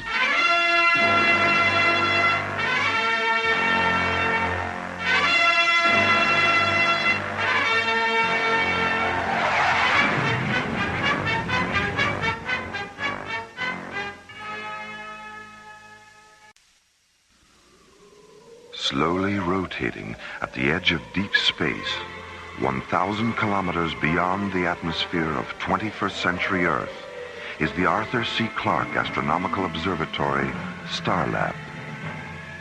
Here, Starlab Research Director Maura Cassidy and scientists and technicians of the International Space Authority watch over the countless stars and planets that fill the silent distances beyond the giant space station. Last week's episode began when Captain Jack Lemus, commanding the Royal British Museum freighter Nile Delta, notified Starlab that he was returning to Earth from the planet Thanatos. Aboard the freighter, the treasures of Tutankhamun, sent to Thanatos 2 weeks earlier as part of a cultural exchange program. Midway between Earth and Saturn, the freighter is boarded by aliens who steal the King Tut floral necklace and take a tissue sample from the face of the boy king's mummy. A tissue sample? Is Dr. Lomax absolutely certain about that? He's positive, Dr. Cassidy, and he's holding up a little gold surgical instrument they dropped. When news of the Nile Delta incident reaches Queen Victoria III, she notifies England's most famous consulting detective, Sonar T. Foom. Her Majesty requests that we go to Starlab at once and assist in the investigation of this beastly crime. Meanwhile, on Starlab, SET captains John Graydon and Buddy Griff research the Egyptology section of Starlab's library. Did you come up with anything? Yeah. You know that blue and gold bird symbol Captain Lemus described? The one on the tail fin of the alien ship? Mm-hmm. We found one just like it on King Tut's ecclesiastical chair. When Captain Lemus gets here, we should run his visual scanner tapes of the alien ship against the library tapes to see if the symbols match. And if they do? If they match, then maybe the aliens aren't aliens after all. Maybe they're Egyptians. A few minutes later, Sonar T. Foom and his associate Dr. MacGuffin Drone arrive at Starlab, and when Maura tells them about John and Buddy's theory... I think we're going to get on very well indeed, gentlemen. Dr. Drone and myself were discussing a similar hypothesis not more than 15 minutes ago. All right, suppose these aliens are what you think they are. That still doesn't explain the theft of the necklace or why they took a tissue sample from the mummy. The necklace is a puzzlement, Maura, but the tissue specimen isn't. It has long been our contention that the Egyptian kings were preserved for only one reason, so that in future their tissue could be rejuvenated for the purpose of monocellular replication. Cloning. And now, the conclusion of the adventure of the Egyptian necklace, an interplanetary detective story in the Sherlock Holmes tradition on Alien Worlds.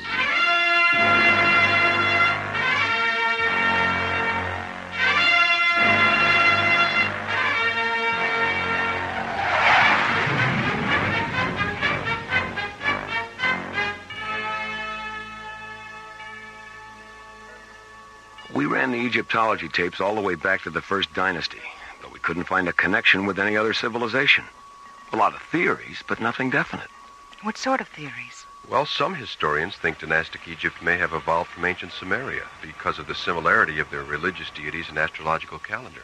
And a few renegade scholars even hypothesize that the Egyptians were the survivors of Atlantis. Look, before we get carried away by all these theories, I'd like to know one thing. Aside from religious deities and sky ships, did these civilizations share a common philosophy about where they came from? Yes, Maura, they did.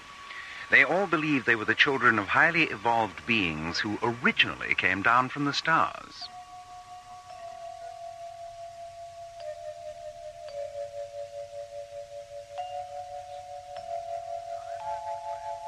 Limehouse Express to Starlab Control.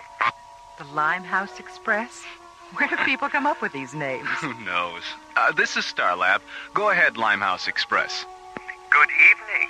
It's Jerry, isn't it? That's right. Who are you? What's your position? My position is that I never state my position. What's the problem, Limehouse Express? No problem, Dr. Cassidy. Now, if you don't mind, I wish to speak to Mr. Foom. Does he know you? Oh, my, yes. He knows me very well indeed. I'm Professor Moriarty.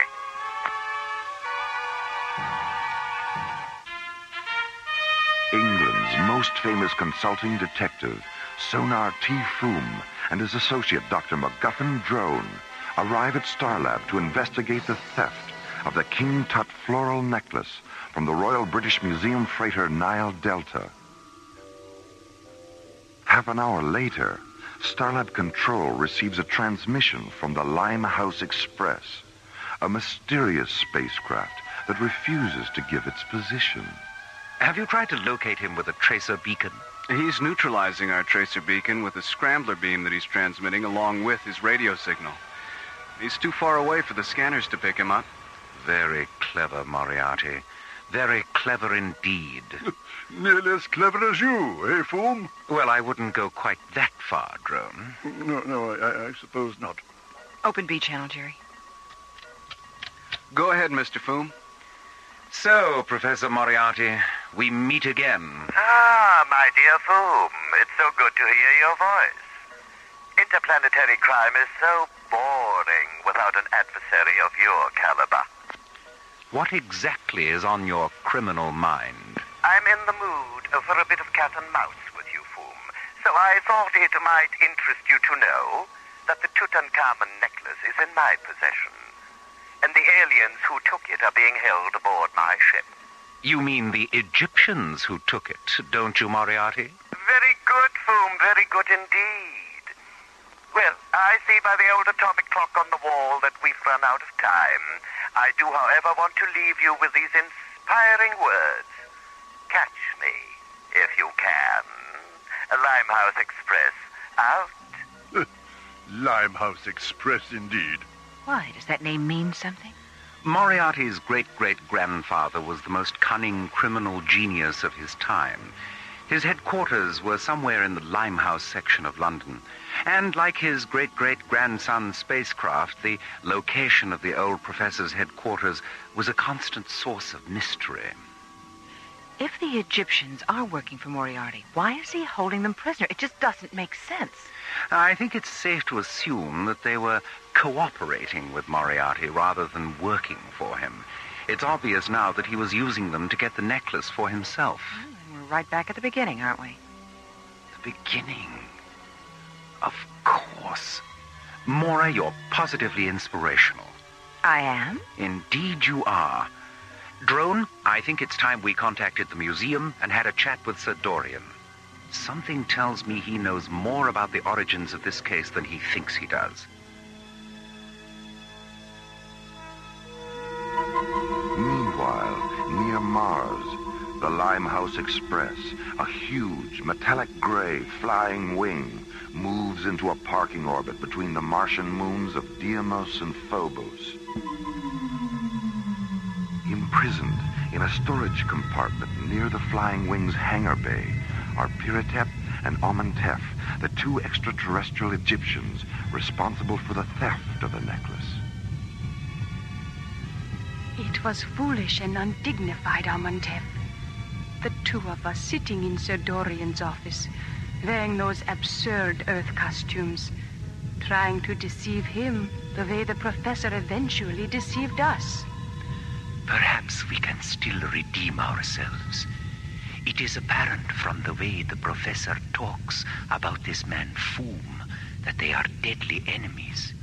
If we could reach Starlab and explain to Foom why we need the necklace, he might be sympathetic. But we'll never reach the hangar bay without a weapon. We have a weapon, Piratep. A photon pistol. I hid it in my boot as our ship was being taken aboard.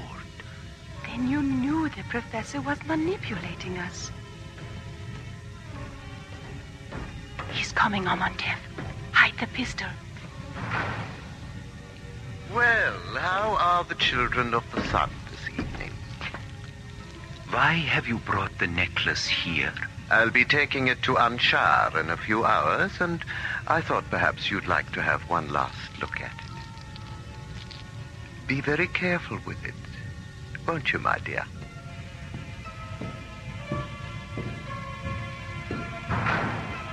Amenhotep, there's only one guard in the corridor. All right. What is it?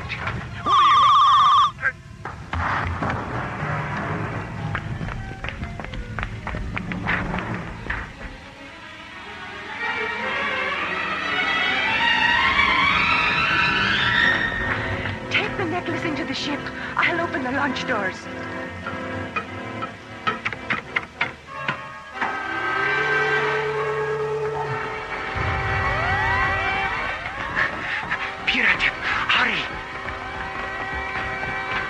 Amenhotep, the guards are coming. Take the necklace to stop them.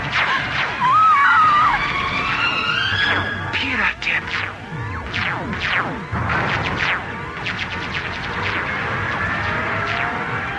Stop him, you fools! He has the necklace!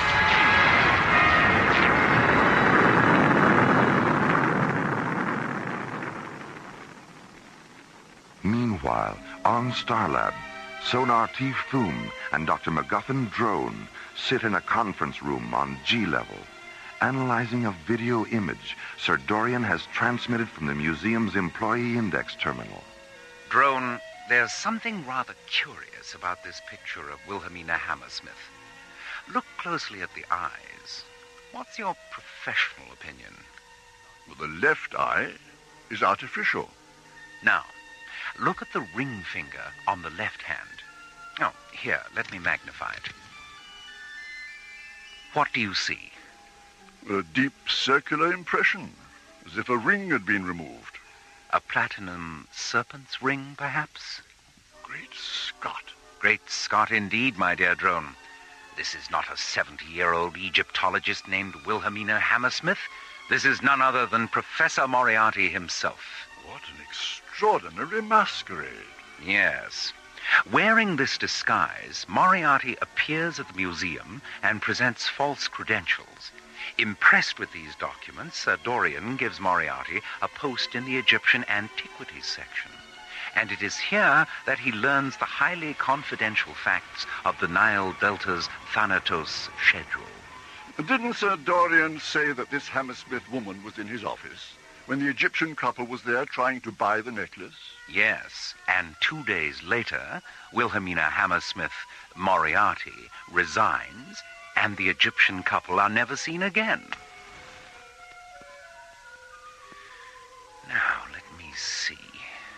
The two Egyptians who boarded the Nile Delta are obviously the same two who were in Sir Dorian's office.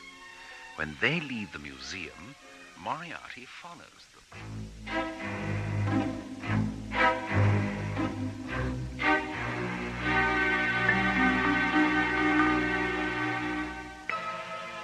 Escaping from a prison compartment aboard Professor Moriarty's Limehouse Express, the necklace safely in their possession, Piratep and Amantef dash to their ship in the hangar bay of Moriarty's huge, metallic gray flying wing. Take the necklace into the ship. I'll open the launch doors.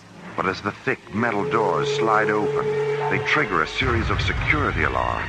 And before Piratep can reach the ship, a squad of Moriarty's guards enter the hangar bay and open fire with laser rifles. Piratep!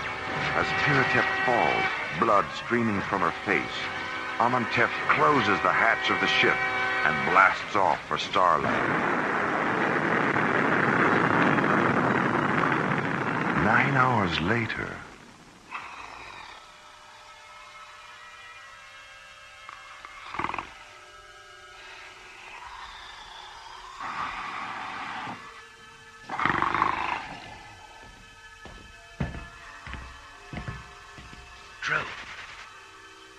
Drone, wake up. Fool. Is it time for breakfast already? I've just been having a chat with a very interesting and charming Egyptian gentleman. I thought you might like to meet him. What on earth are you talking about? The Egyptian ship, my dear Drone. It docked 20 minutes ago. You're pulling my leg.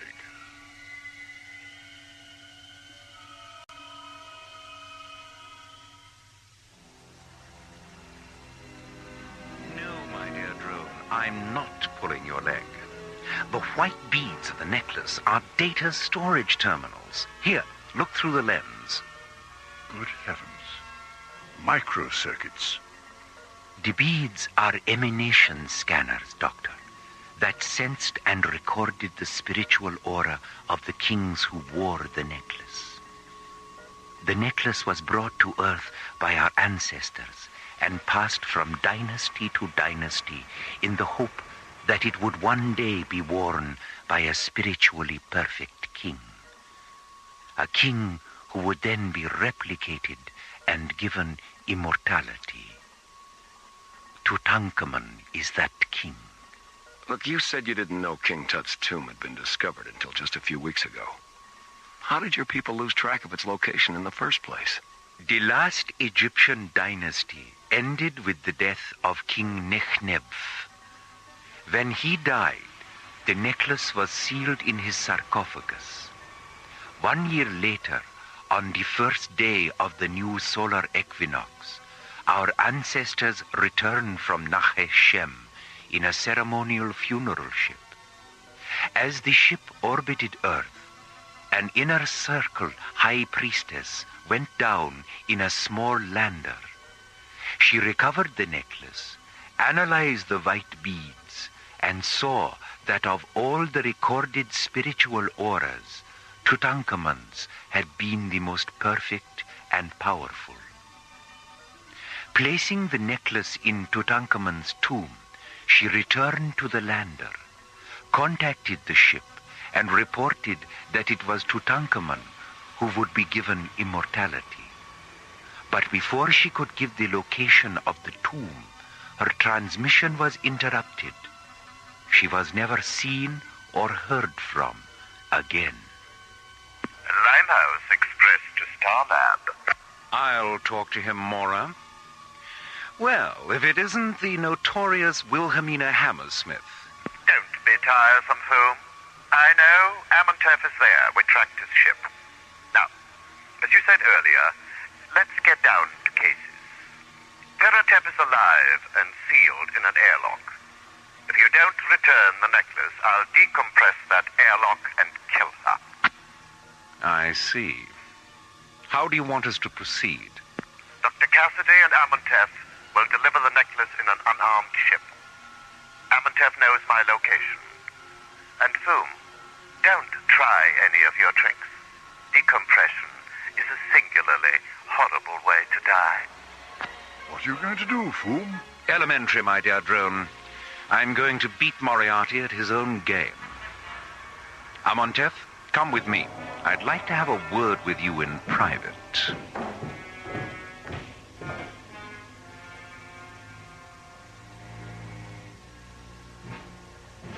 Two hours later, Amontef leaves Foom's quarters and returns to Starlab Control. From there, he and Mora descend to Launch Bay 15, board the Deep Space Laboratory ship Octavia, and blast off for the Limehouse Express.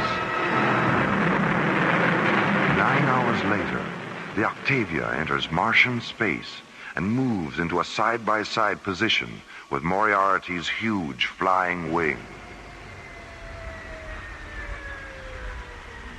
As the two ships float in the airless void between Deimos and Phobos, an enclosed metal flex walkway telescopes from the Octavia to the personnel hatch of the Limehouse Express. After pressurizing the walkway interior, Mora stabilizes its atmosphere. A moment later, the two ships open their airlocks.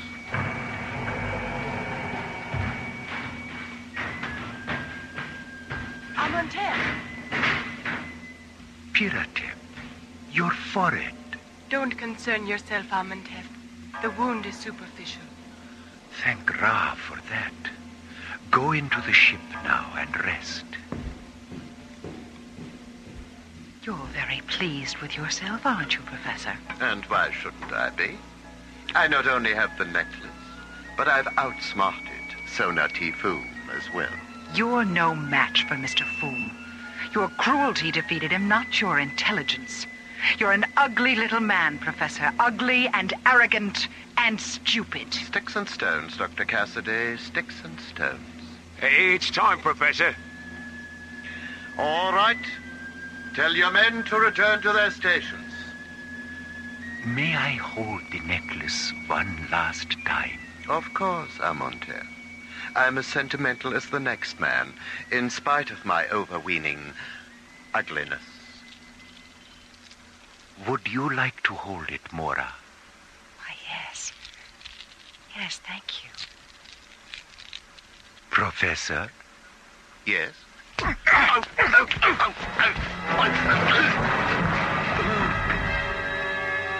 Amontef! Into the ship, Mora. I'll bring the professor. Professor! Guards! Guards!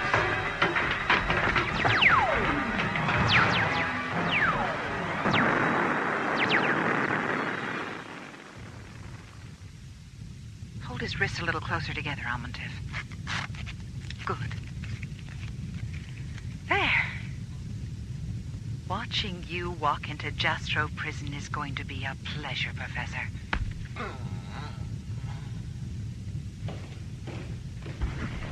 Amontef, how did the descendant of an ancient Egyptian high priest manage to become a master of Oriental martial arts? In much the same way that I became a master of disguise, Mora. Practice. Here, hold my nose. Mr. Foom! Shh! You'll wake Piratep. Why didn't you tell me? If you had known it was me disguised as Amontef, you might have behaved differently aboard Moriarty's ship. Here, help me peel off this beard. My fingernails are all sort of... Mora? Oh, I'm sorry, Mr. Foom. Oh, that's all right. I'm sure I'll be as good as new when they remove the bandages. What did Amontef say when you told him what you intended to do? He smiled his most seraphic smile and gave me his blessing. He's quite an extraordinary man, you know. While we were talking, I asked him why the Egyptian civilization was brought to Earth in the first place. And he said, to create a sense of wonder, Mr. Foom. A sense of wonder so compelling as to cause those generations still unborn to look at history with new insight and see the universe with new eyes. Eyes that will one day look back at ancient Egypt and understand what we tried to do there. And on that day, realize that they are looking back into the future.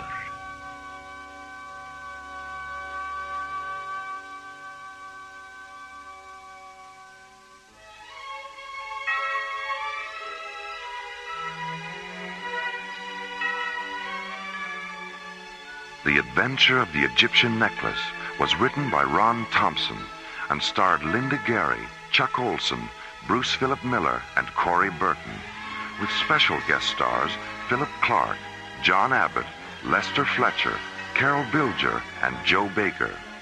Associate producer Ron Thompson. Music director Tom Rounds. Engineer Stu Jacobs. Assistant to the producer Jim Cook. Technical consultant Peter Sky. Alien Worlds was created, produced, and directed by Lee Hansen.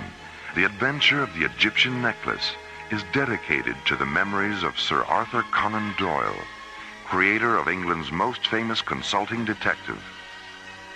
And so, until next week, this is Roger Dressler, inviting you to join us for our next adventure, Time Clash, from the elsewhere and elsewhen of Alien Worlds.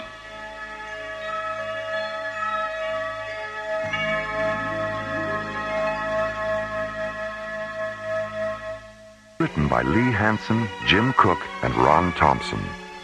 Our stars included Linda Gary, Chuck Olson, Bruce Philip Miller, and Corey Burton, with special guest stars Clark Warren, Larry Moss, Herb Ellis, Joe Young, and Helen Funai.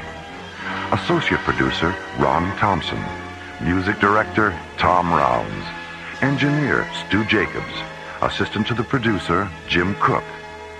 Alien Worlds was created, produced, and directed by Lee Hansen.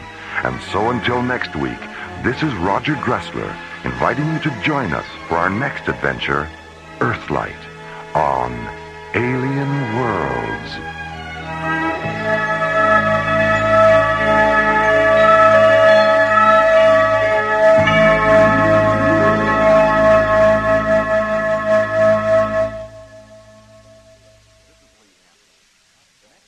This is Lee Hansen. The next 2 episodes of Alien Worlds will not involve Starlab or our friends in the ISA. We're going to take you on a mystical journey through a science fiction fantasy adventure that explores the intergalactic origins of spiritual evil and how the inhabitants of the ancient planet of Alethea set out to neutralize that evil over 2,000 years ago. Here then are Olin Soule, Lorene Tuttle, Russi Taylor, and Roger Dressler in Part 1 of our special presentation, Earthlight.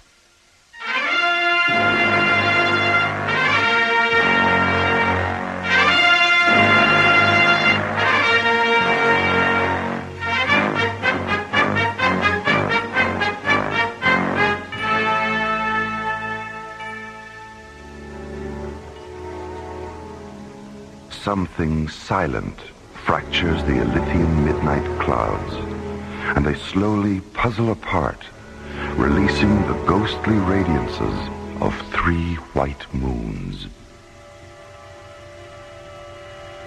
Brilliant lunar light shimmers down onto Elysia's night side. Darkness dissolves as far north as the ion refineries at Lahilia, as far south as the Aviara Sun Tower complex, as far east as the Lusa Canal intersect, as far west as the domed wingship port at Darmus. Huge cloud fragments break away and drift past the moons. There is a sudden eclipse of light. Then the cloud fragments narrow to smoky splinters, curl up into the fluorescent winds of the aurora sphere, and vanish. The moonlight returns, intensifies, expands. It sweeps across the Starflight complex at Kalava, illuminates the celestial laboratories at Somari, seeps down into the Penumbrian shadow forest, and brightens the Pyramid of Deus, which rests at the forest's perimeter. A canal of dark water flows between the pyramid and the forest. Iridescent nova blossoms on the canal bottom sense the moonlight and rise to the surface, their translucent petals shimmering with color. Docked at the edge of the canal is a slender Elysian windship, its triangular sails folded, its 30-foot-long transparent metal hull low in the water. The huge main chamber inside the pyramid is illuminated by the pale yellow flames of 100 thick white candles. Moonlight streams in through the stained glass sky windows at the chamber's peak. Delicately woven tapestries and intricate mosaics decorate the angled walls. Beneath the sky windows sits Deus, the Father, Ilithia's most highly evolved divine scientist. On the carved wooden table in front of him is an ancient voice book, its pages embossed with complex hieroglyphs. As he moves his fingertips over the hieroglyphs, the book voice tells him the future, reaffirming his dream about another expedition to the planet of Terralu. A beautiful woman is blinded by visions of immortality and falls to sleep in a flower field. A star machine floats down into the scented voids of summer. A child is born. A healer of spirits walks across the deep currents of the faraway sea. The suffering are comforted. The dying are healed. The dead are reborn. The healer of spirits ascends to the stars. Terralu sinks below the fiery horizons of an alien sun. Faces look up. The sky stands still. Terralu. So many expeditions. So little progress. So many of our sons and daughters lost. 1,000 years, and it's just beginning. Deus? Ah, come in and sit with me, Isabella. Have you seen the sky, Deus? The clouds are gone and the moons are out. It's a perfect night for star flying. Mm-hmm. The book said it would be. Has the book reaffirmed that we're returning to the Veda sector of Terralu? Yes, and it told me about the woman. Her name is Aram. She's young and strong and beautiful, and she's never known the Darkbringer virus. Elishaba had never known the virus either. Do they share the same blood? Yes. And because they do, the embryon child implanted in Elishaba during the last expedition and the embryon child of this expedition will share the times to come. The times to come. How are things progressing at Kalava? The ship was moved to Dome 3 at sunset for fueling and ancillary pre-flight maintenance. Has Aram's embryon child been taken aboard? Yes. Lyria took him into the ship's nucleus chamber at moonrise. She's holding him in the secondary Genesis tank while Karmas finishes refocusing the convection lenses on the primary. And what about Zuriel? Has he installed the new Paratron refractor? He's still working on it. He would have finished by now, but there was a technical setback. Oh? When Zuriel examined the new refractor, he found that 2 of the waveform links were flawed. There wasn't time to send it back to Soma Ray, so he's correcting the flaw with a series of Nimbus filters.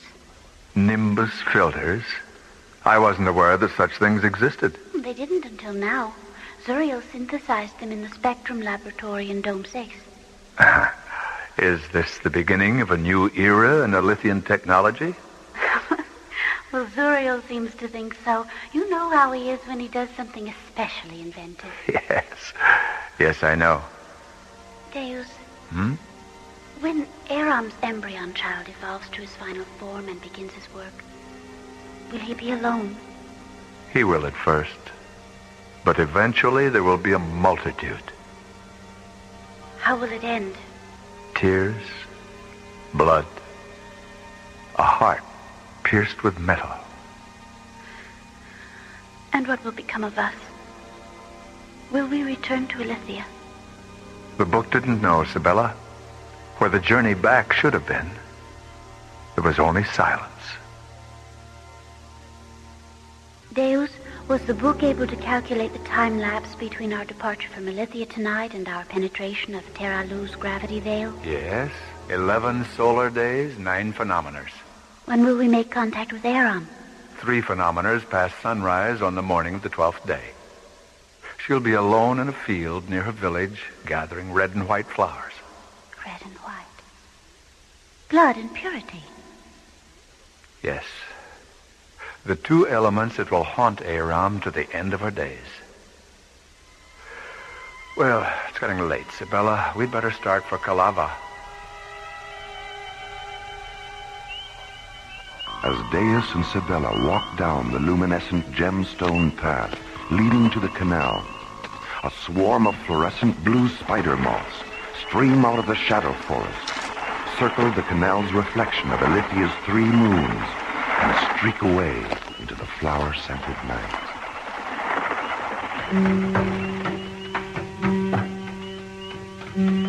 Sibella and Deus board Sibella's wind ship, move to the deep circular cockpit just behind the bow, and settle into thickly cushioned contour seats.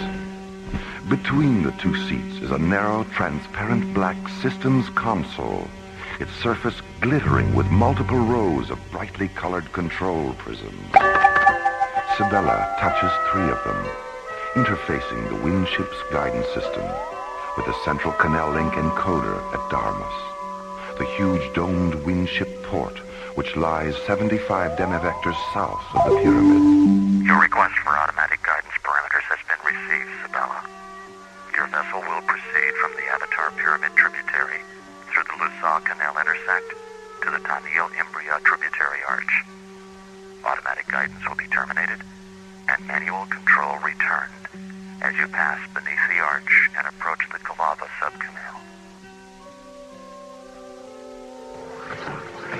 Tiny levers fold open the wind ship's thin metal masts, releasing a quiet, magnetically generated wind which swells the translucent yellow sails. The small, graceful ship drifts out into the center of the canal, turns 45 degrees, and moves forward through the clean, clear water, nova blossom particles flaring in its wake.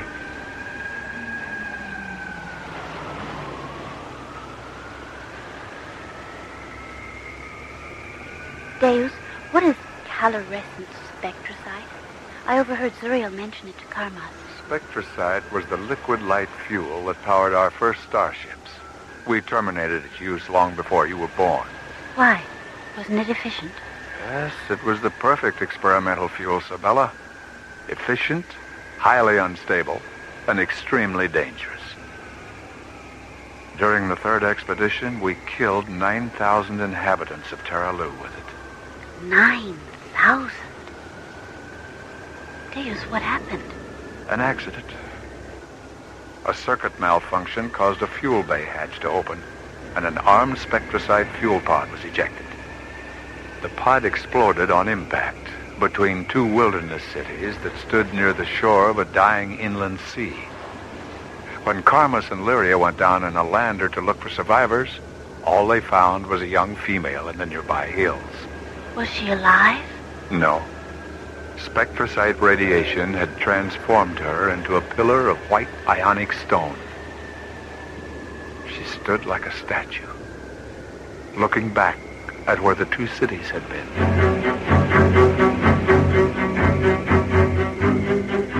The perimeter of the shadow forest slowly fades into the night as the wind ship leaves the Avatar Pyramid tributary and sails out into the Lusaw Canal intersect, the vast artificial lagoon where all of Ilithia's equatorial waterways converge. Deus settles back in his seat, looks up at the 3 moons through half-closed eyes, and slowly wills himself into a memory trance. A chill surges through his body. The nuclei of his secondary blood cells divide, releasing the organically stored experiences of another time. Then a bright rushing sound only he can hear takes his mind 1,000 years into the past.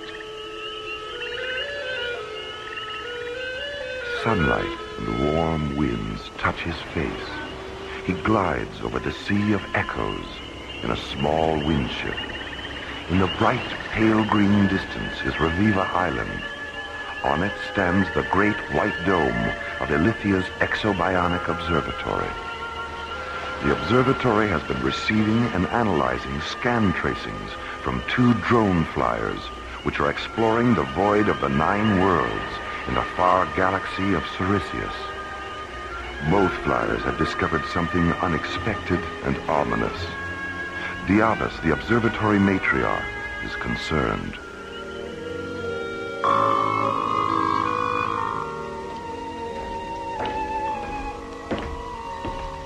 Have you confirmed it, Diabas? Yes. Sit here beside me, Deus. I'll transfer the visual data to the wall screen.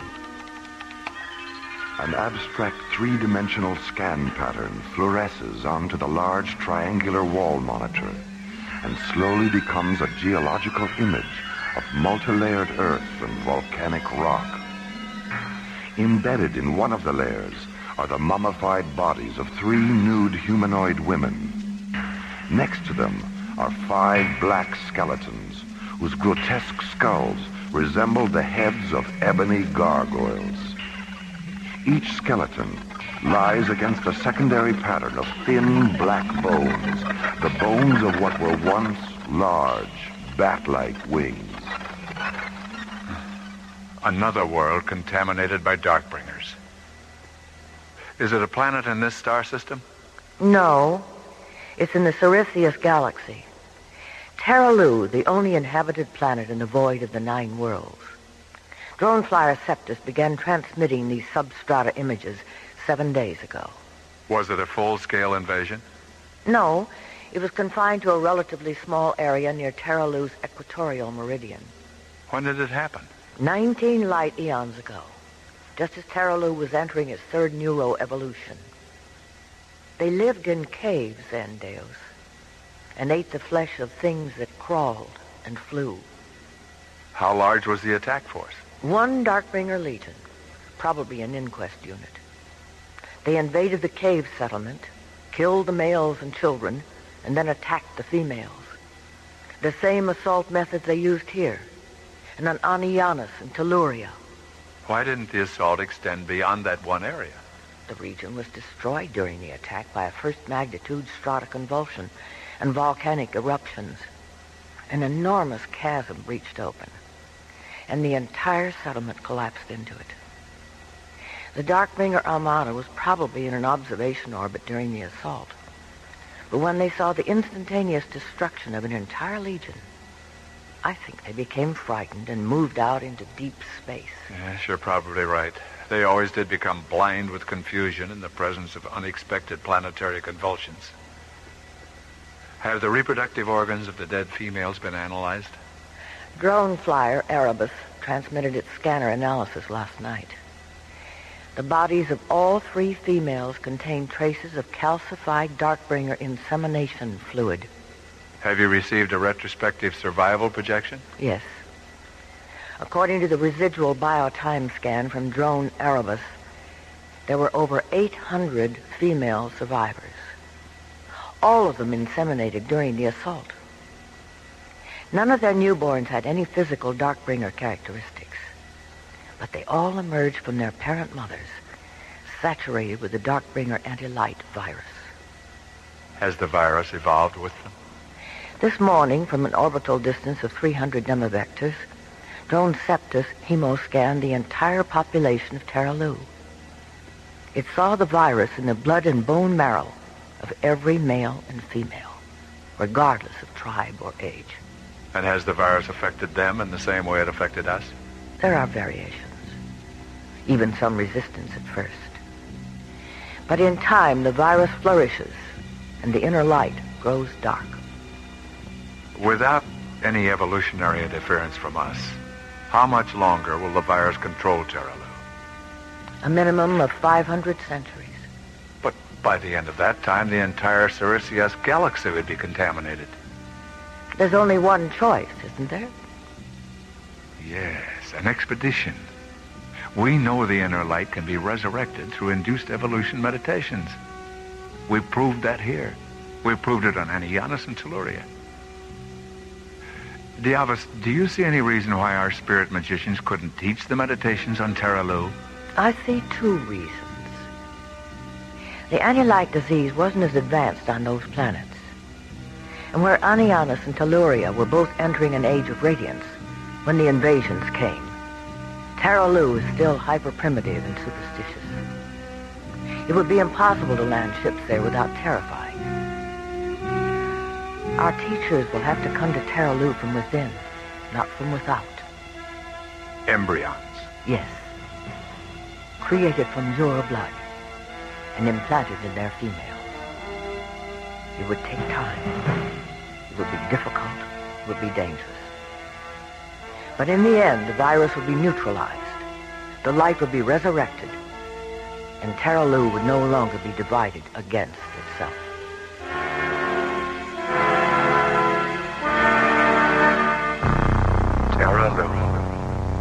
Terralu. So many expeditions. It would take time. So little progress. It would be difficult. So many of our sons and daughters lost. It would be dangerous. 1,000 years. But in the end, the virus would be neutralized. The light would be resurrected. And Terralu would no longer be divided against itself.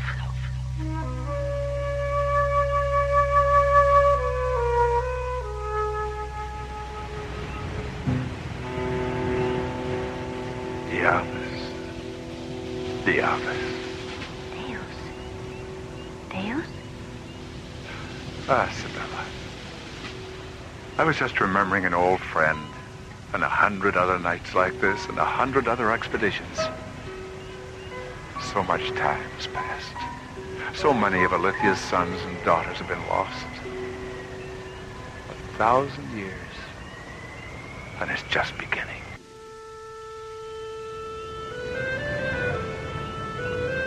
What did you do after the Darkbringers killed your parent, mother, and father? I escaped into the wilderness of Bas with a group of scientists and technical magicians from the city of Tialin. We thought we'd be safe there. But 3 days after the initial attack, Darkbringer annihilation squads began saturating the atmosphere and waterways with the virus. Eventually, we all became infected to some degree. The effects of the anti-light disease have never been described to me, Deus. What actually happens? It begins with an underlying discontent with the ceremonies and celebrations of life. Intelligence is corrupted. Emotion displaces logic. Imagination ceases to evolve. The ability to separate the symbols of existence from existence itself disappears. And so does the belief that all life is sacred. The effects are irresistible and inescapable, even in the unconscious sanctuaries of sleep. How long were you in the wilderness? 25 years. Do you know the story of Vershila? Oh, some, but not all of it.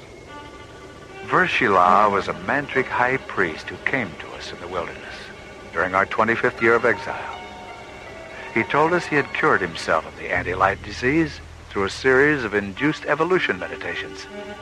He had discovered the meditations in the Persana ut Valia Jewel, the ancient Alithian poem of creation. He taught us the meditations, and we healed ourselves. Then we went out from the wilderness and secretly taught the meditations throughout Alithia. And the revolution against the Darkbringers began 50 years after that? Yes. Our technical magicians built secret subterranean laboratories where they created ships armed with powerful liquid light injectors.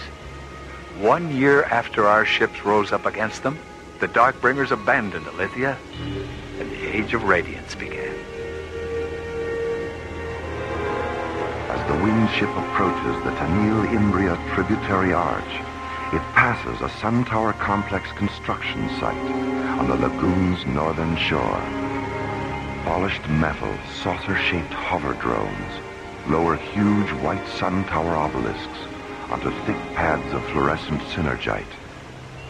Giant constructor tripods stand in front of the huge synergite blocks, their long, flexible arms coiled around the 400-foot-tall sun towers, guiding them into place.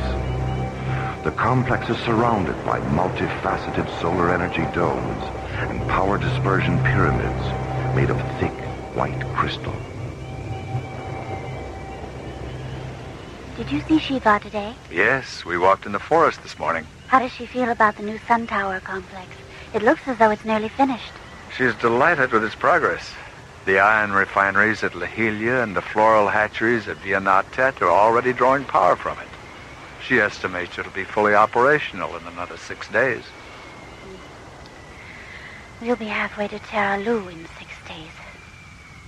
Sabella, are you concerned that the book didn't know if we'd be coming back? What will become of us, Deus, if the ship should fall into a star? The prospect of death doesn't disturb you, does it? No. No, I thought not. Then, what does? Rebirth. Have you ever imagined what it would be like to be reborn on some other planet? One that wouldn't care about our secrets or understand our ecstasies or forgive our failures? There's no such planet, Sabella. Not in this universe.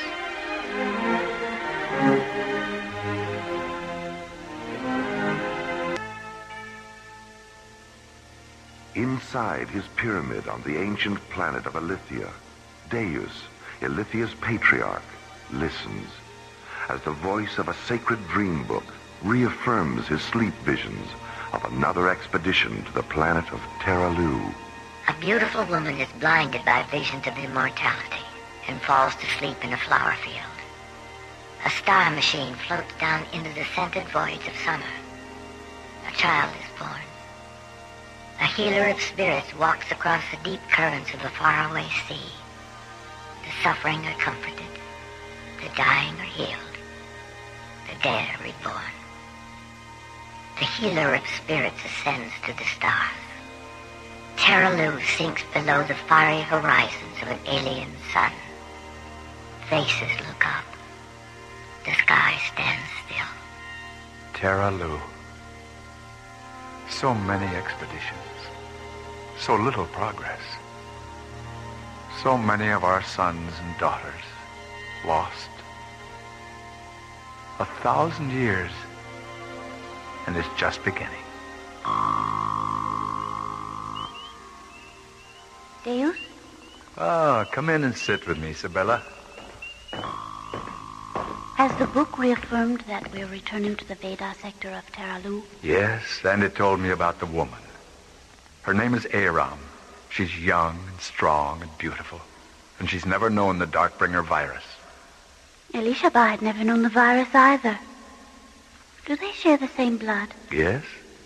And because they do, the embryon child implanted in Elishaba during the last expedition and the embryon child of this expedition will share the times to come. How are things progressing at Kalava? The ship was moved to Dome 3 at sunset for fueling and ancillary pre-flight maintenance. Has Aram's embryon child been taken aboard? Yes. Lyria took him into the ship's nucleus chamber at moonrise. How will it end? Tears, blood, a heart pierced with metal. And what will become of us? Will we return to Elithia? The book didn't know, Sabella. Where the journey back should have been, it was only silence. Well, it's getting late, Sabella. We'd better start for Kalava.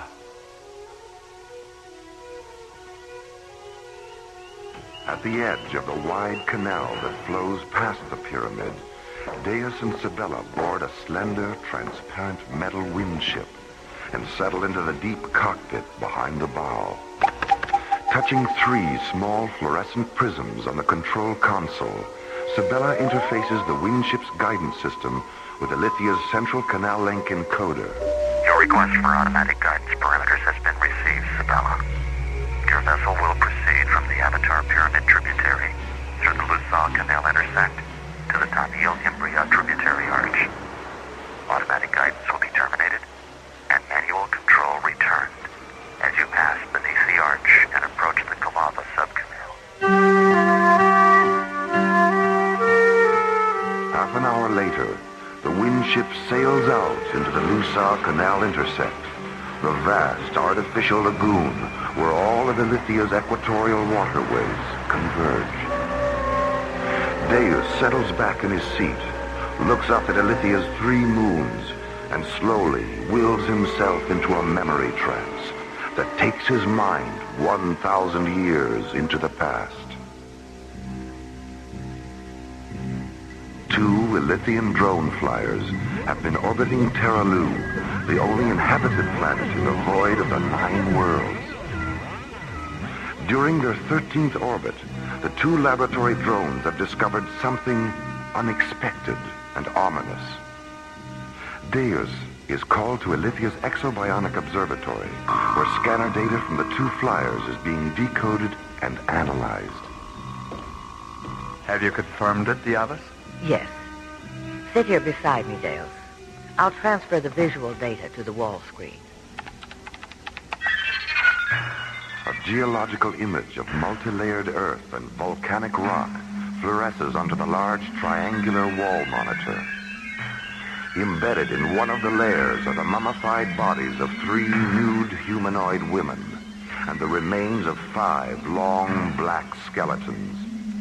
Each skeleton lies against a secondary pattern of thin black bones, the bones of what were once large, bat-like wings. The skulls resembled the heads of ebony gargoyles.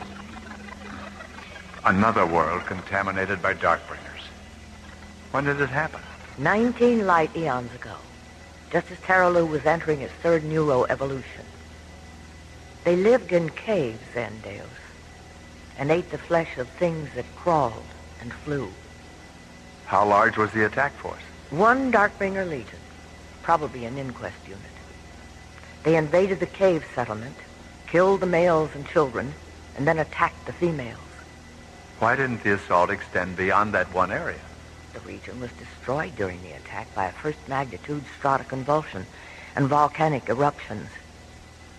Have the reproductive organs of the dead females been analyzed? Drone flyer Erebus transmitted its scanner analysis last night. The bodies of all 3 females contain traces of calcified Darkbringer insemination fluid. Have you received a retrospective survival projection? There were over 800 female survivors. All of them inseminated during the assault. None of their newborns had any physical Darkbringer characteristics, but they all emerged from their parent mothers, saturated with the Darkbringer anti-light virus. Has the virus evolved with them? This morning, from an orbital distance of 300 demivectors, drone Septus hemoscanned the entire population of Terralu. It saw the virus in the blood and bone marrow of every male and female, regardless of tribe or age. And has the virus affected them in the same way it affected us? There are variations, even some resistance at first. But in time, the virus flourishes, and the inner light grows dark. There's only one choice, isn't there? Yes, an expedition. We know the inner light can be resurrected through induced evolution meditations. We proved that here. We proved it on Anianus and Telluria.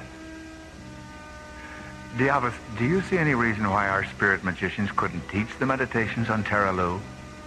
I see 2 reasons. The anti-light disease wasn't as advanced on those planets. And where Anianus and Telluria were both entering an age of radiance when the invasions came, Terralu is still hyper-primitive and superstitious. It would be impossible to land ships there without terrifying. Our teachers will have to come to Terralu from within, not from without. Embryons? Yes. Created from your blood and implanted in their females. It would take time. It would be difficult. It would be dangerous. But in the end, the virus would be neutralized. The light would be resurrected. And Terralu would no longer be divided against itself.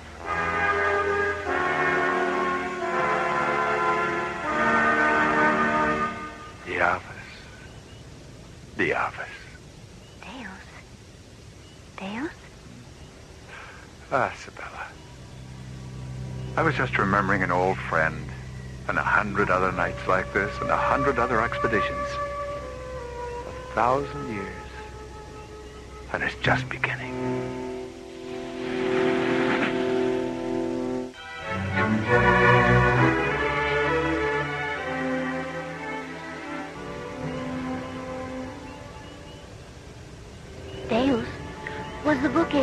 calculate the time lapse between our departure from Elithia tonight and our penetration of Terra Luz gravity veil? Yes. 11 solar days, 9 phenometers. When will we make contact with Aram? 3 phenometers past sunrise on the morning of the 12th day. She'll be alone in a field near a village, gathering red and white flowers. Red and white. Blood and purity. Yes. The 2 elements that will haunt Aram to the end of her days. Deus, Sabella, you are now approaching the Tanil-Imbria tributary arch. As you pass beneath it, automatic guidance will be terminated, and manual control of your windship will be returned. May the spirits of the 12 Lords of Light be with you on your journey to Terra Luz. As the canal link override terminates, Sabella touches a control prism, which activates a triple row of bright rectangular lights in the bow. Then she steers the windship through the wide Tanil-Imbria tributary and enters the narrow Calava subcanal. A few moments later, the slim, transparent vessel glides across a small lagoon and docks at the edge of the Calava Starflight Complex.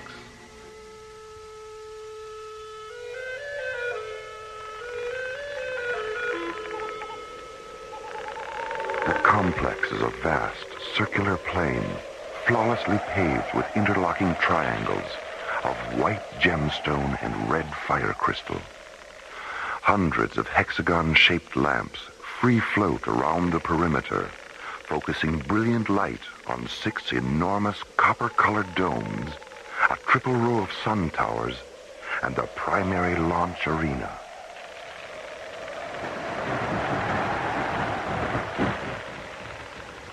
At the Calava dock, Deus and Sabella secure their windship and board a small hover drone which takes them across the gemstone and fire crystal plain to Dome 3.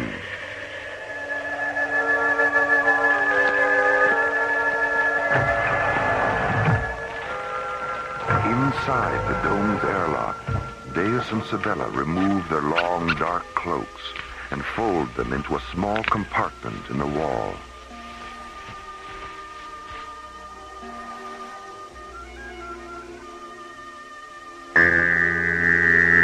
Later, they enter the dome's asepsis chamber and close their eyes and stand motionless as antiseptic light and sound sterilize their hair, skin, and outer garments.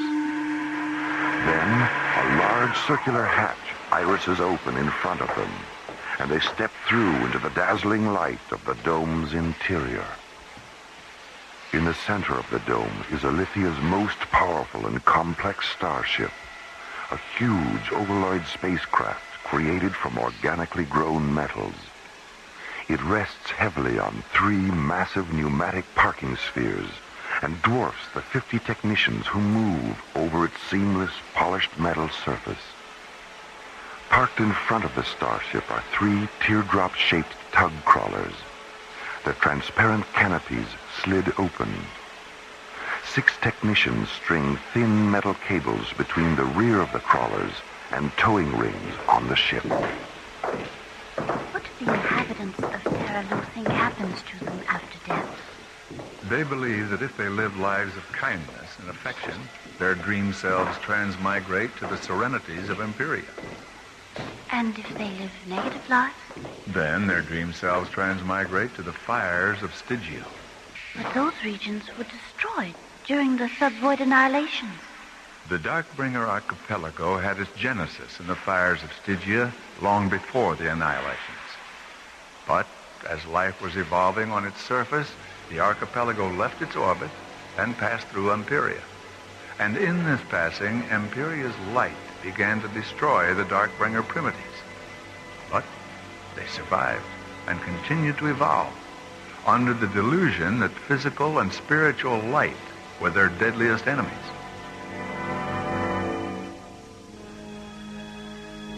In the center of the starship's nucleus chamber, the primary Genesis tank floats 1 meter above the floor.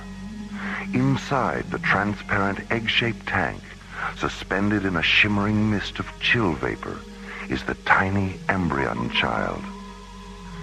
He floats on his side, delicate fingers curled against his face, eyes closed, dreaming of the warmly scented summer voices that lie ahead, and the beautiful woman who will end the chemical winter in which he sleeps.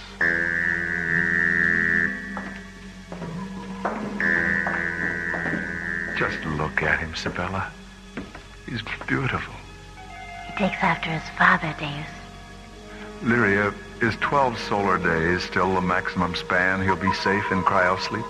I was able to extend it to 15 days by altering the inversion factor of the chill vapor crystals. But 15 is the zero-time maximum. Any longer, and the altered crystals will begin to neutralize his cellular divinity. Zuriel, have you calculated our time to Terralu's gravity veil? 11 solar days, 9 phenometers. Is that an absolute calculation? Absolutely. Why are you so amused, Deus? 11 solar days, 9 phenometers is precisely what the book said. It also said we're returning to the Vita sector for an encounter with a beautiful young woman named Aram.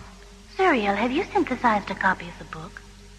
I don't synthesize books, Sibella. I only synthesize nimbus filters. So I've heard. Zuriel, how did you know about Aram in the Vita sector? Aram's neuropulse is the only one in the bioindex terminal free of viral contamination. When I scanned the pulse, I found a first magnitude Vita sector imprint. It seems you've finally become as wise as the book, Zuriel. Zuriel, are we coming back from this expedition? I don't know. You're right, Lyria. He has become as wise as the book. It didn't know either. Deus, may I see you for a moment? Yes, Carmus. Where are you? I'm in the system's index chamber. Zuriel, you and Sibella go into the guidance chamber and begin the pre-launch procedures. Lyria, we'll have our usual talk after void entry.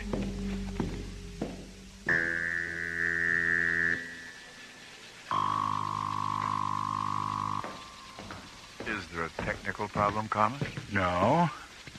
The problem isn't technical, although technology was involved. I don't understand. I know we're returning to the Vita sector of Terralu, and I know the woman's name is Aram. Zuriel? No, I knew before Zuriel did. I was so curious to know where we were going that I got carried away and synthesized a copy of the book last night. Carmus. Yes, Deus. Is nothing sacred? Inside the dome, the 3 tug crawlers inch forward, tightening the thin towing cables that connect them to the ship. A huge section of the dome wall slides open. The tug crawlers move through the opening toward the brightly lit launch arena. Behind them, the giant starship rolls forward on its massive parking spheres.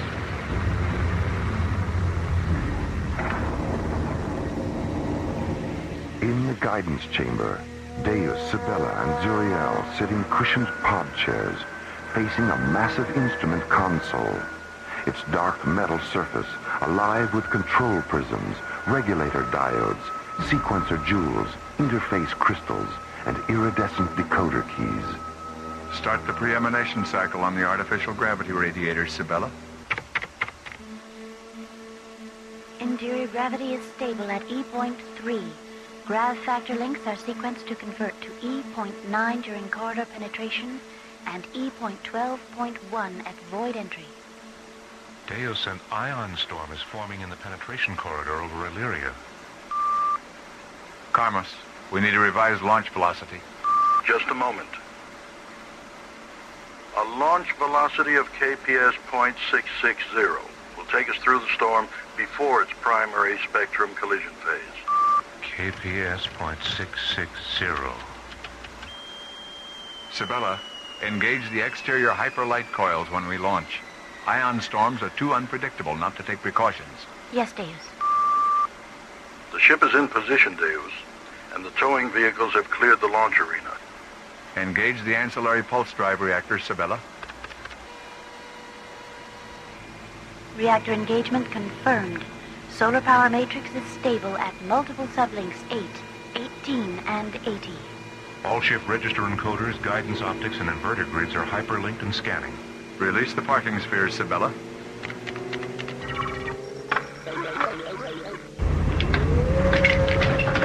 A hexagon-shaped hatch irises open in the bottom of the ship, and a huge gleaming tripod slowly telescopes down.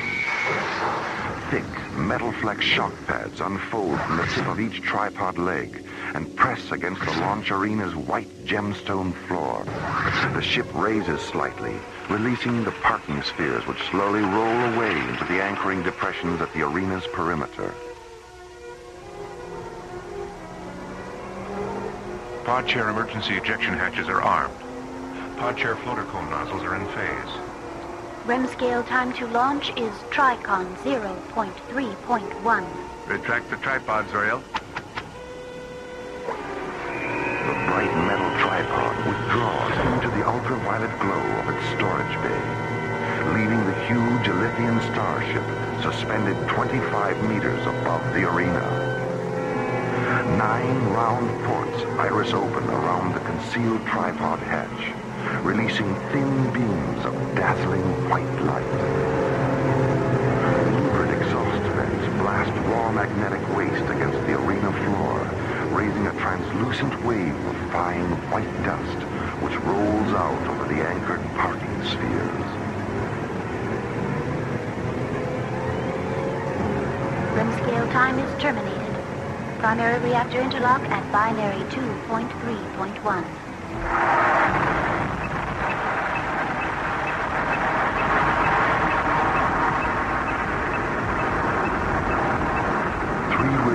Crimson hyperlight blink on around the edge of the ship. Then the huge spacecraft slowly rotates 90 degrees and begins its majestic ascent.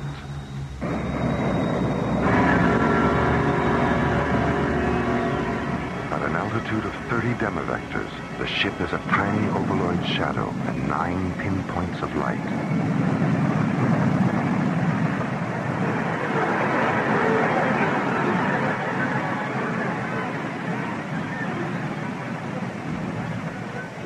At 120 demivectors, the starship banks 18 degrees, angles up, and races toward the penetration corridor over Illyria.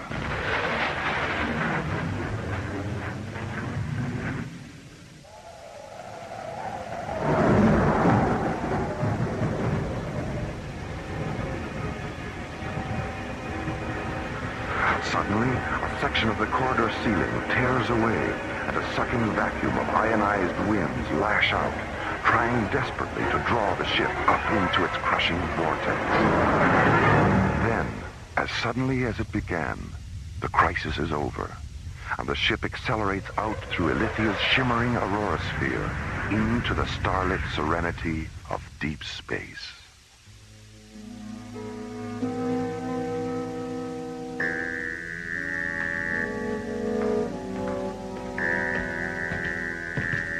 Is our embryon child safe, Lyria? Yes, Deus. Safe and sleeping. Have you decided what his name will be? His name is the word the ancient thought magicians used to describe the power of the inner self. The word is Jesus, and it means, I am become the healer of worlds.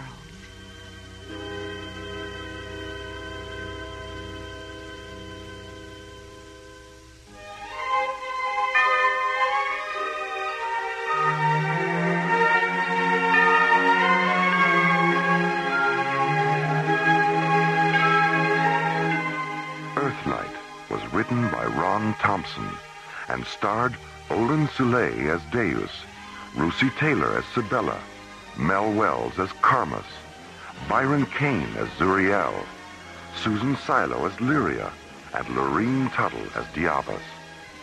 Associate producer Ron Thompson, engineer Stu Jacobs, music director Tom Rounds, assistant to the producer Jim Cook, technical consultant Peter Sky.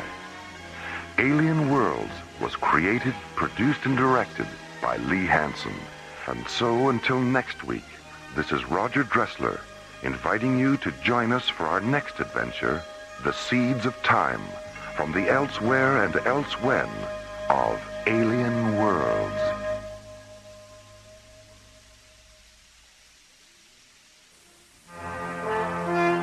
High above the Earth, lazily rotating through the silent voids of space, is the Arthur C. Clarke Astronomical Observatory, Starlab.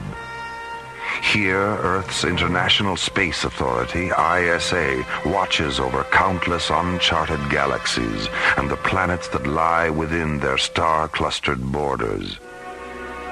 One of those planets is Tinian 3, site of the top-secret Starsmith project. Beyond the atmosphere of Tinian 3, a sudden, unexplainable incident whose momentum will soon carry Starlab Research Director Maura Cassidy, Captains John Graydon and Buddy Griff, and the Starsmith project itself into the unknown territory of alien worlds. This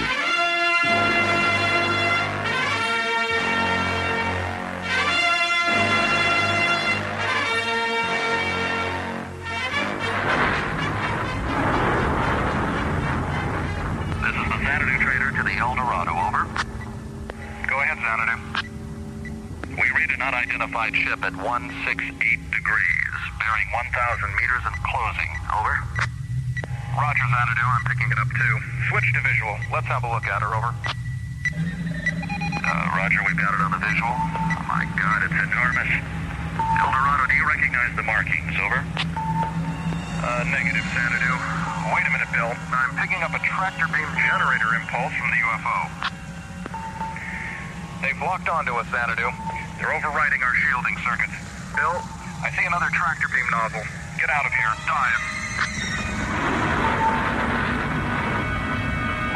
Xanadu, we're inside the UFO. They're closing the hatch on us. I can see. Starlab Control, this is the Xanadu trader. We have a condition red alert. Repeat, red alert. Coordinates 595. Do you read? Over. Starlab Control to Xanadu Trader. Starlab Control to Xanadu Trader. There's too much static on this frequency. Switch to subchannel 4. Roger, Starlab Control, subchannel 4. How do you read me now, over? 4 by, loud and clear. Go ahead. We've just been attacked by an unidentified alien vessel. Huge. Twice the size of a Viking-class cruiser. What's your location, Xanadu? We're orbiting in a descent vector over Tinian 3. Triangulator coordinates 5, 9, or 5. Any damage? Negative, but the other freighter is gone. The El Dorado. She was orbiting with us. Destroyed? No, the alien didn't fire a shot. They locked onto the El Dorado with a tractor beam and took her aboard through some kind of recovery hatch. What was the El Dorado's cargo? Same as mine. Classified hardware for the Starsmith project.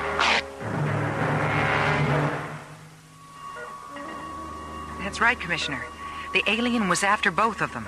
The captain of the Xanadu trader said if he hadn't taken evasive action, the tractor beam would have snatched him, too. Well, I don't know how they found out, but it's obvious the aliens knew exactly what those two freighters were carrying.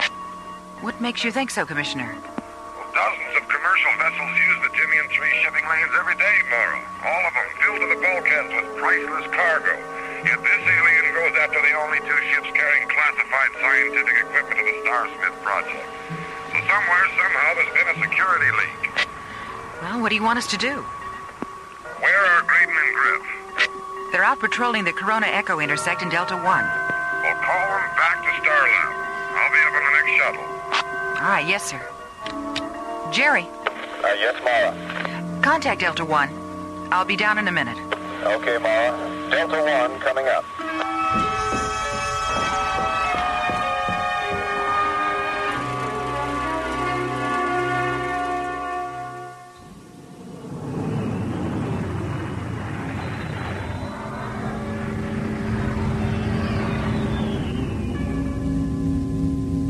Hey, Skipper. Take a look at the echo pattern on G-monitor. The diameter of the Corona Major star cloud is nearly 3 parsecs bigger than it was a year ago. Huh. Well, that's what evolution is all about, buddy. Constant change. Limitless expansion. I wonder what Copernicus and Galileo would have done if they knew just exactly how... Starlab Control to Delta 1. Starlab Control to Delta 1. Delta 1 to Star Lab Control. Go ahead, Jerry. Buddy, John, return to Star Lab immediately. ISA orders. Wow, Skipper, talk about evolution. It sounds like Jerry's turned into the sweetheart of Sigma 5. I heard that. Very funny, buddy. But the joke will be on you if you're not here when Commissioner White arrives. Oh, the Commissioner White? Star of stage, screen, and telescan monitor?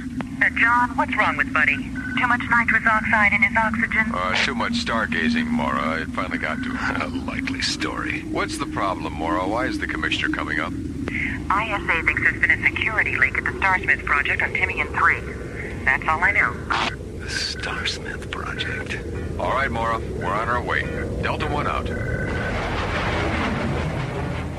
A huge alien spacecraft hijacks a freighter in the shipping lanes over Timian 3. A second freighter barely escapes.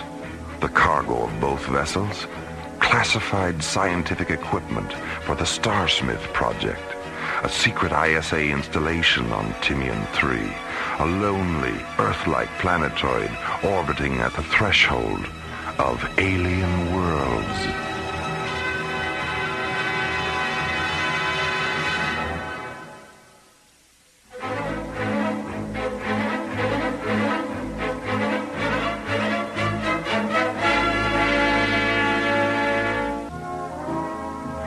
Freighter hijacking over Timian 3 by a mysterious alien ship and the suspicion of a security leak at ISA's top-secret Starsmith project on Timian brings Captain John Grayton and Buddy Griff back to Starlab from a routine surveying mission. I never heard of the Starsmith project, Mora. What is it? Search me, buddy. Well, I don't mind if I do. John, I think we'd better depressurize Buddy's libido before it's too late.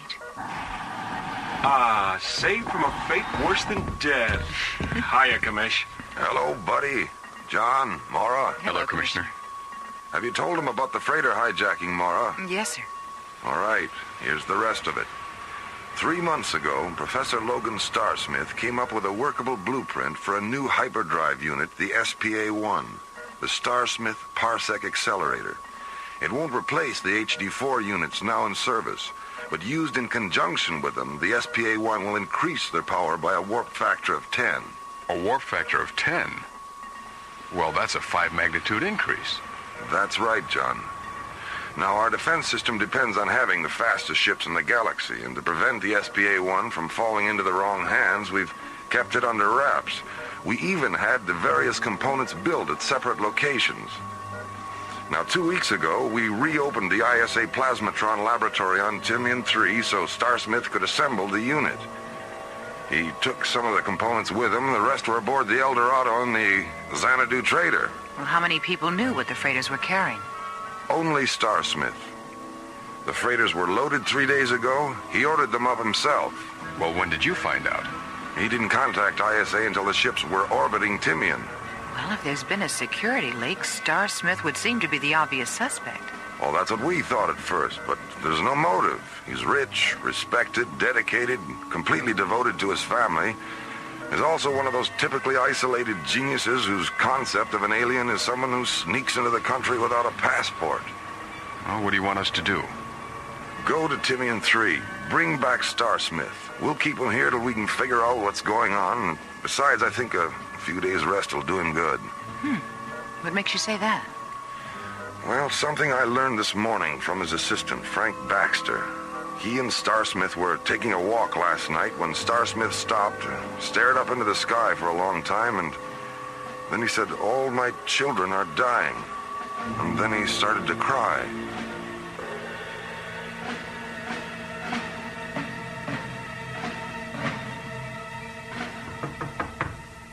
Professor Starsmith, it's Frank. I can't talk to you now, Frank. It's important, Professor. A message from Starlab. What does it say? What do they want? They're sending a ship for you. For me? Why? Professor, what's wrong? Haven't you slept? You look... Look? How do I look, Frank? Old? Tired? Professor, I was... You what, Frank? Care about how I look? Why? When did the young ever care about the old?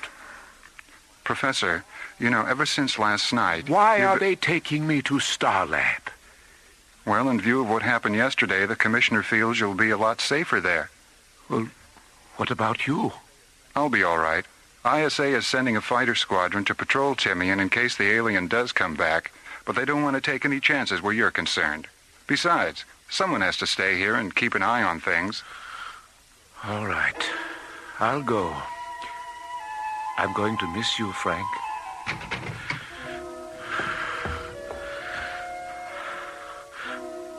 Are you still here? Yes, Logan. I'm still here. Then please finish with me for God's sake. I can't stand the pain.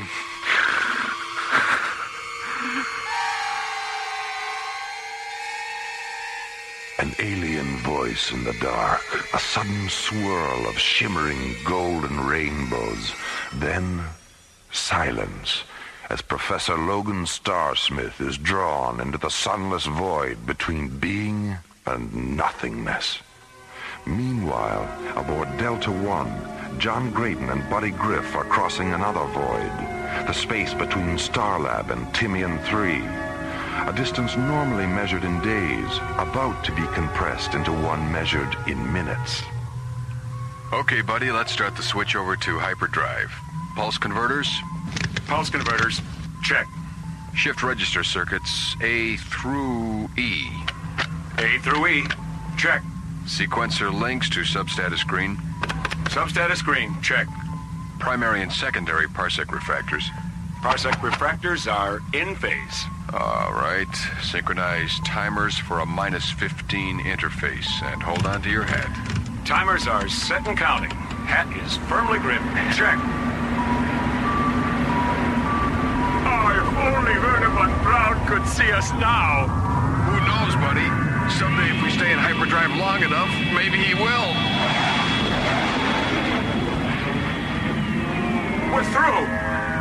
There's Timian. You all right, Skipper? Yeah, fine. How about you? Okay. Except that now I'm 3 days late for my date with that cute little Mycroft technician. 3 days late? Yeah. We were supposed to go out the day after tomorrow. Right. Roger, Delta One. Stay aboard. We'll rotate the pad. Professor Starsmith will be right there. Roger, Timian Control. Someone to use the starboard ramp. We've already got the hatch open. Roger, Delta One. Personnel ramp 5. Professor? All right, Lieutenant. Thank you. You're sure you're all right, Professor? Yes, Frank, I'm sure.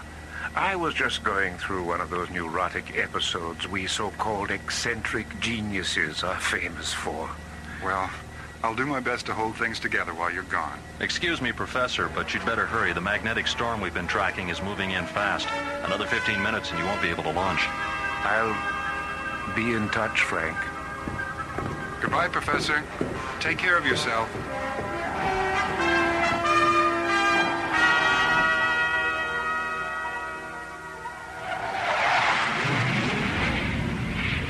Buddy, go back and sit with the professor during warp through. I can handle the switch over.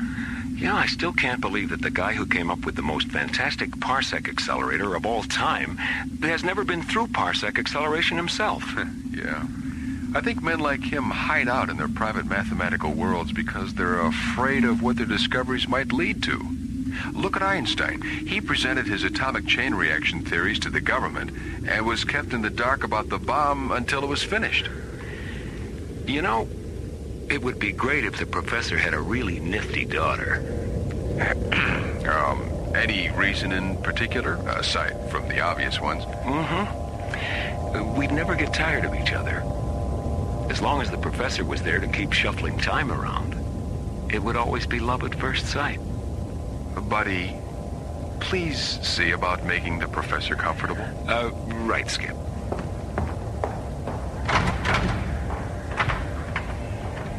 How you doing, Professor? A little nervous, but other than that, I'm fine. Well, you'll experience a little blurred vision at light speed, but that'll clear up as soon as we warp through. Don't worry about a thing. I'll be right here beside you all the way. I appreciate that, Captain. Thank you. All right, gentlemen. Timers are synchronized for a -10 interface. See you on the other side. Here we go.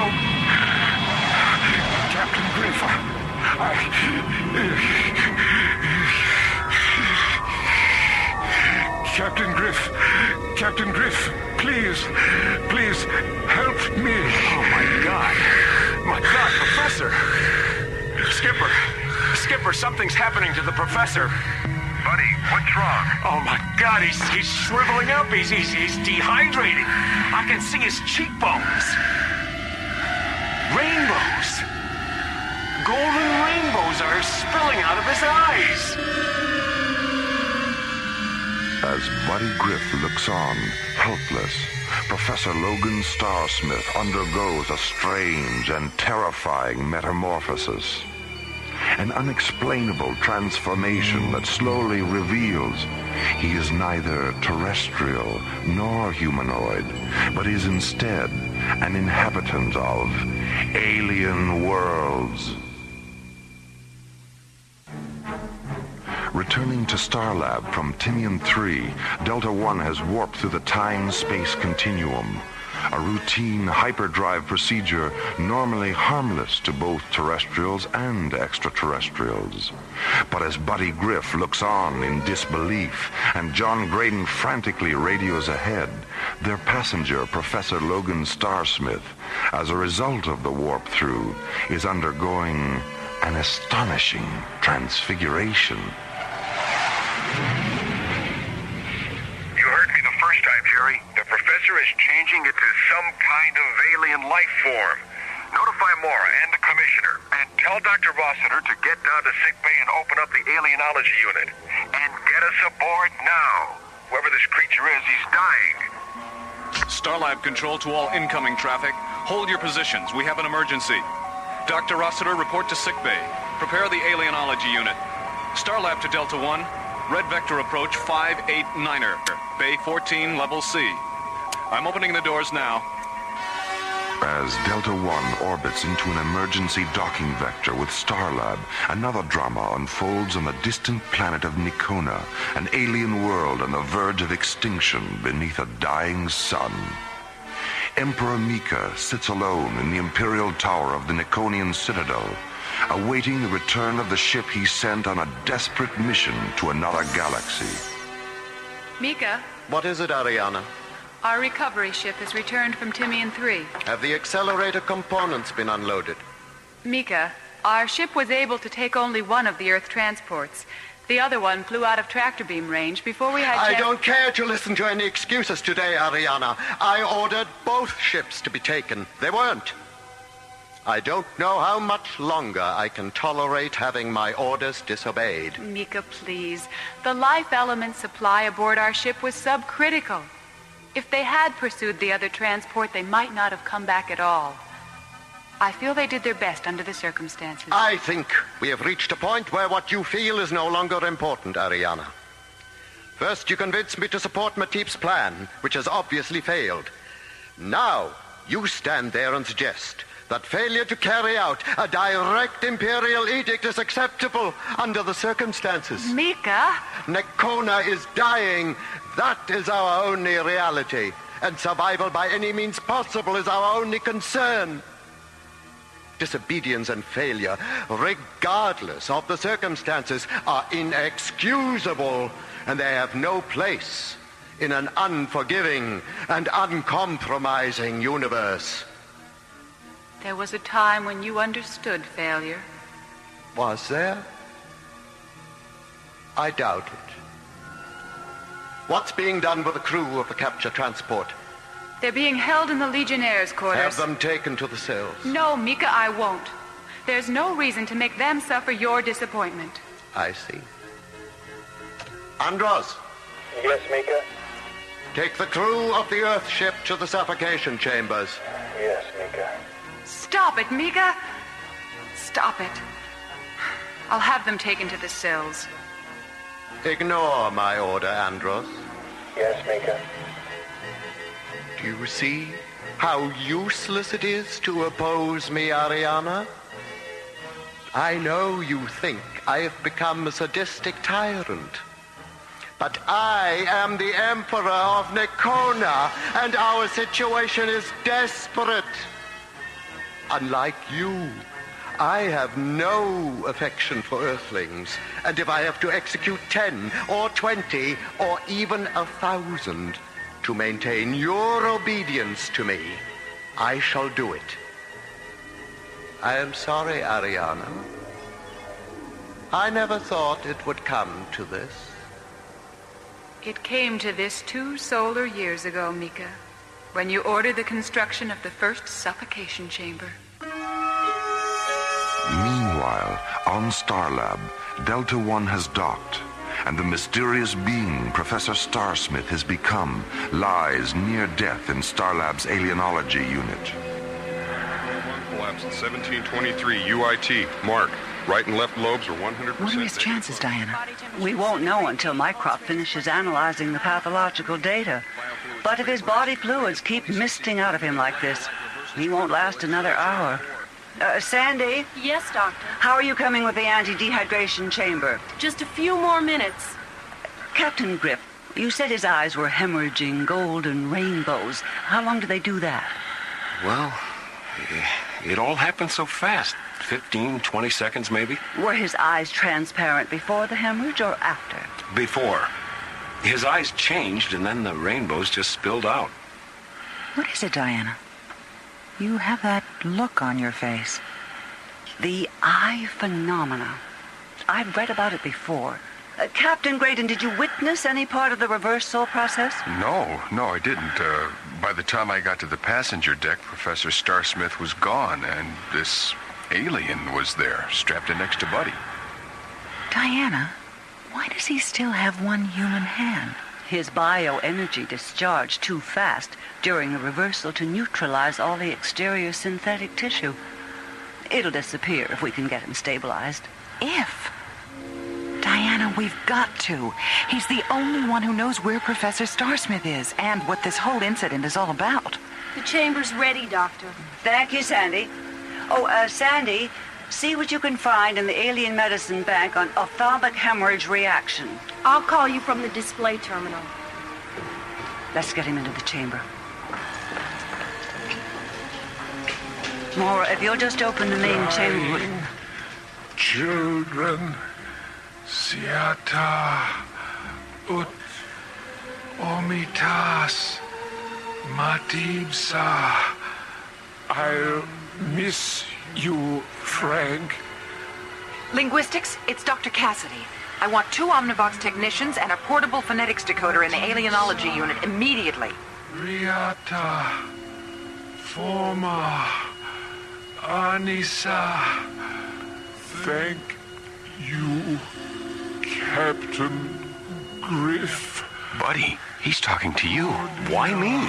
You were the last life form he saw before the transformation. I don't know what to say to him. Dr. Rossiter, Sandy, the alien is an inhabitant of the Nikonian Empire.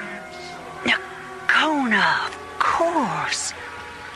Sandy, is the pathological data ready? It just came off. I'm on my way down with it. Matibsa,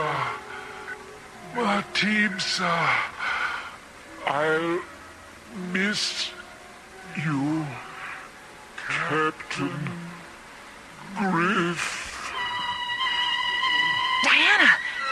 Diana, he's not breathing. Do something. Oh, I'm sorry, Mara. He's gone. I'm going to miss you, Frank.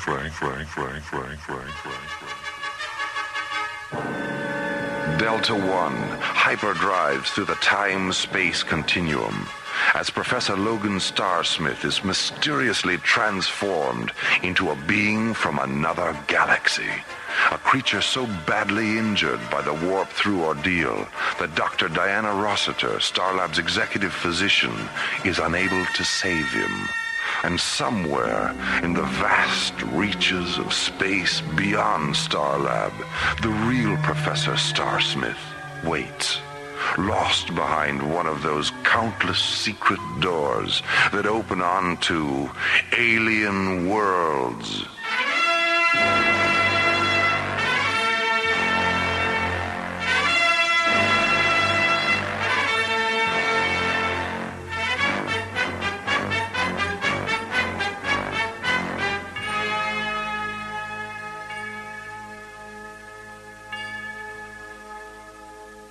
The Starsmith project was based on a story by Ellen Pellicero and written by Ellen Pellicero, Ron Thompson, and Lee Hansen. Associate producer Jeff Allen. Music director Tom Rounds. Engineer Stu Jacobs. Assistant to the producer Laurie Tyler. Technical consultant Peter Sky. Alien Worlds was created, produced, and directed by Lee Hansen. And so, until next time, this is Roger Dressler, inviting you to join us for the conclusion of the Starsmith project on Alien Worlds.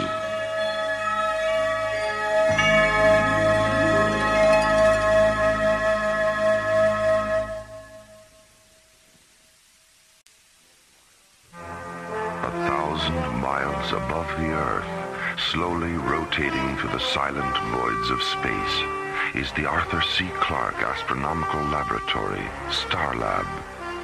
Here, the International Space Authority, ISA, watches over an eternity of uncharted galaxies and the countless planets that orbit within their starlit boundaries. On one of those planets, Timian 3, Professor Logan Starsmith and his staff await the arrival of the components for Starsmith's latest invention, a new hyperdrive unit known as the SPA-1.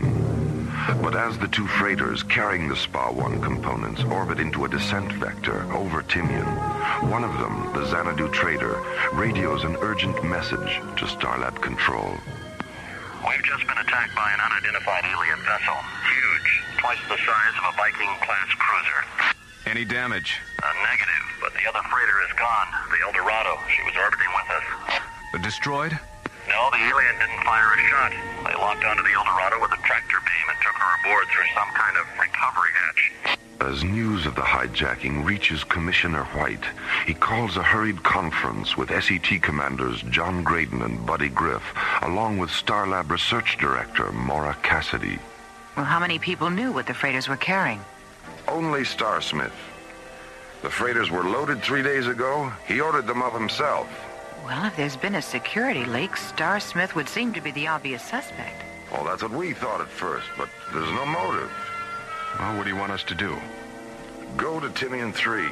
Bring back Starsmith. We'll keep him here till we can figure out what's going on. Besides, I think a few days' rest will do him good. John and Buddy leave Starlab aboard Delta 1 and warp through the time-space continuum, reducing the distance to Timian 3 from days to minutes. During the return warp-through, Professor Starsmith undergoes a strange and terrifying transformation. Oh my God, he's shriveling up. He's dehydrating. I can see his cheekbones. Rainbows. Golden rainbows are spilling out of his eyes. Docking at Starlab, John and Buddy rush the being Starsmith has become to the alienology unit in sickbay. But just as Dr. Diana Rossiter is about to put the alien into the anti-dehydration chamber... Matibsa. I'll miss you, Captain Griff. Diana, he's not breathing. Do something. I'm sorry, Mara. He's gone. Still retaining the synthetic human hand he was unable to neutralize during his morphogenetic reversal, the alien slowly closes his transparent eyes. As Part 2 of the Starsmith project unfolds within the interstellar spaces of Alien Worlds.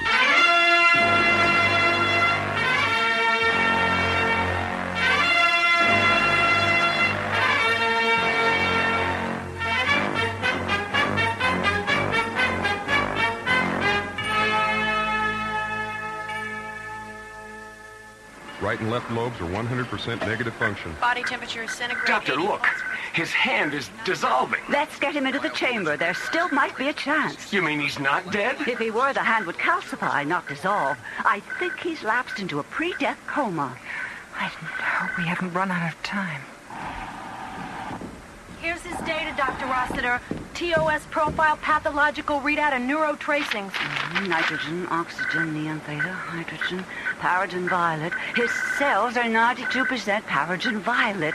Sandy, flood the chamber with an osmotic vapor of 80% paragen violet and 20% neon theta. All right, Doctor. Maura, turn on the chamber microphone. This one? The red switch, yes, that's it.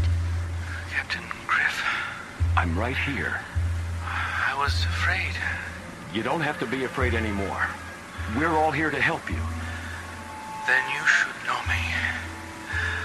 I am Matib, a thought magician from the Niconian Empire in the galaxy of Cerisias. Buddy, ask him what Professor Starsmith is.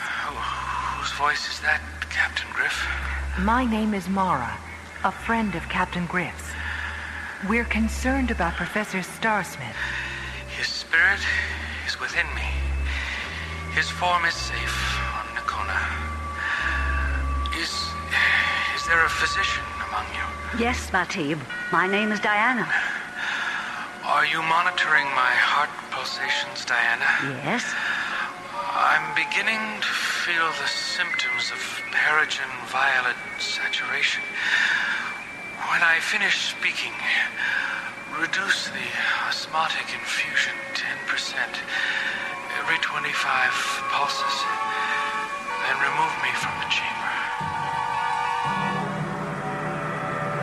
An alien thought magician is saved from death by executive physician Rossiter.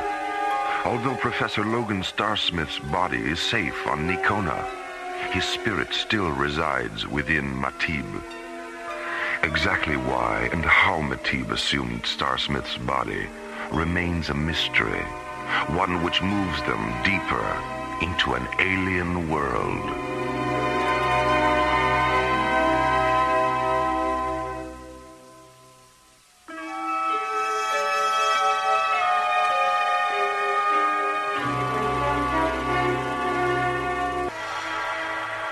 His health and strength restored, Matib is removed from the anti-dehydration chamber and taken to a recovery unit in sickbay, where he explains the mysterious chain of events which have brought him to Starlab.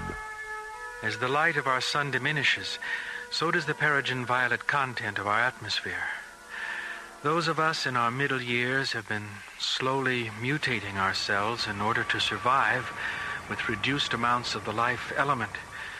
But because our children and elders lack the strength for cell mutation, they've been dying at the rate of 500 a day.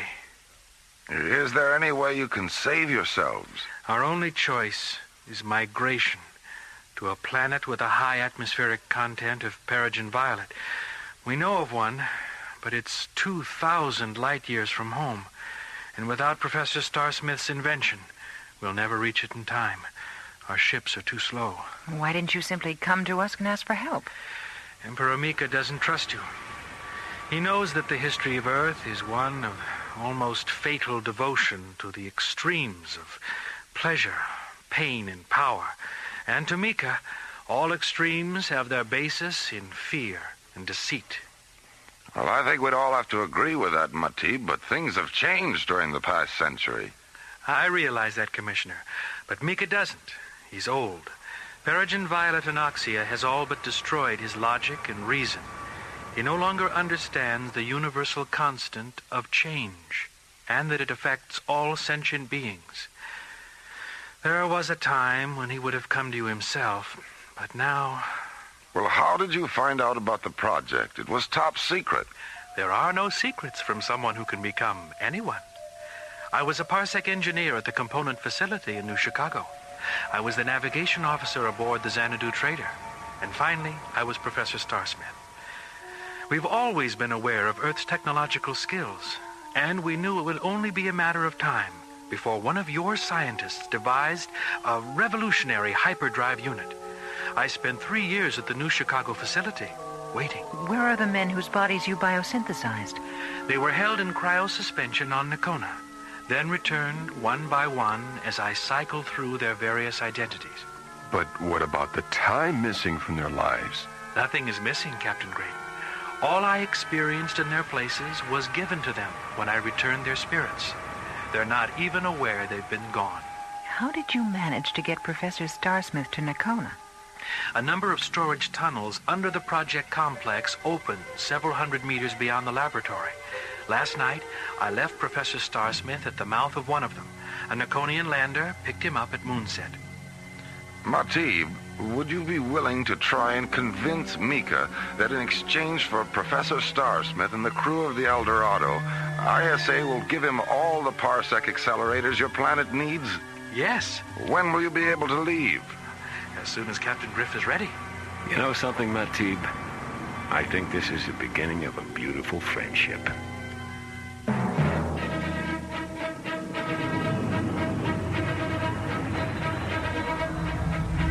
How much further to the warp-through meridian, buddy?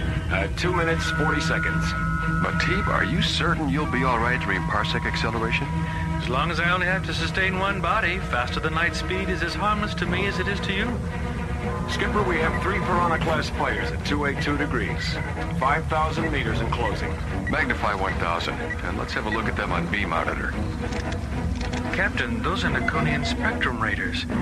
Something's wrong. Mika's never sent a patrol out this far before. 1,000 meters in closing. 500 meters in closing. Captain, open a close proximity subfrequency. Niata lux Nakonia, Niata lux Nakonia, Luveriat Matipsa, Matipsa, Teres Naxo. Matipsa no Mokta Udamchus, Mika Imperius Benarius Meatum Terra Axos.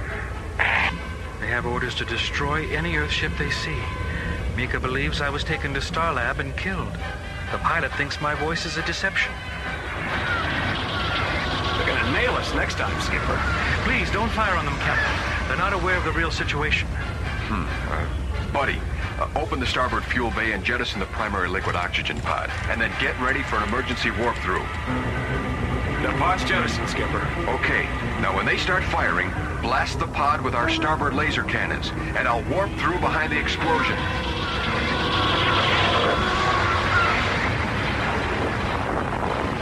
We're through. Is everyone all right? Nice going, Skipper. We're in one piece, and they think we're scattered from here to the great beyond. An excellent maneuver, Captain Graydon. Nakona dead ahead, Skipper. You sure weren't kidding about your sun, Matib. The photosphere barely registers on the solar scanner. Matib, are we approaching from the dark side? All of Nakona is dark. It has been for over 2 solar years. Captain Griff, if you'll program for a descent vector of 068, we'll land at a deserted ice flower plantation near the Citadel.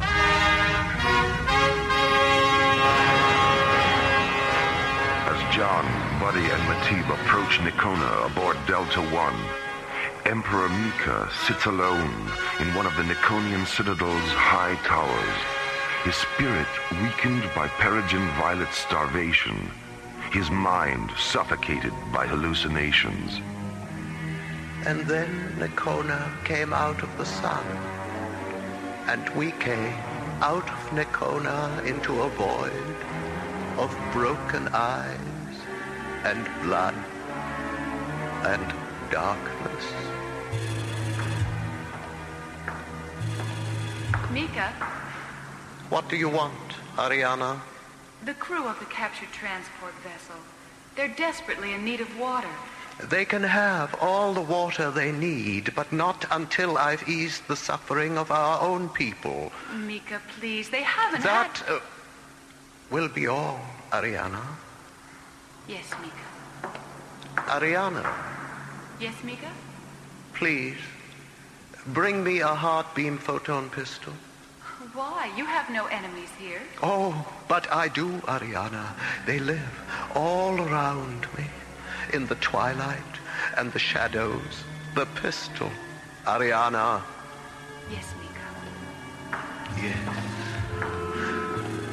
The pistol.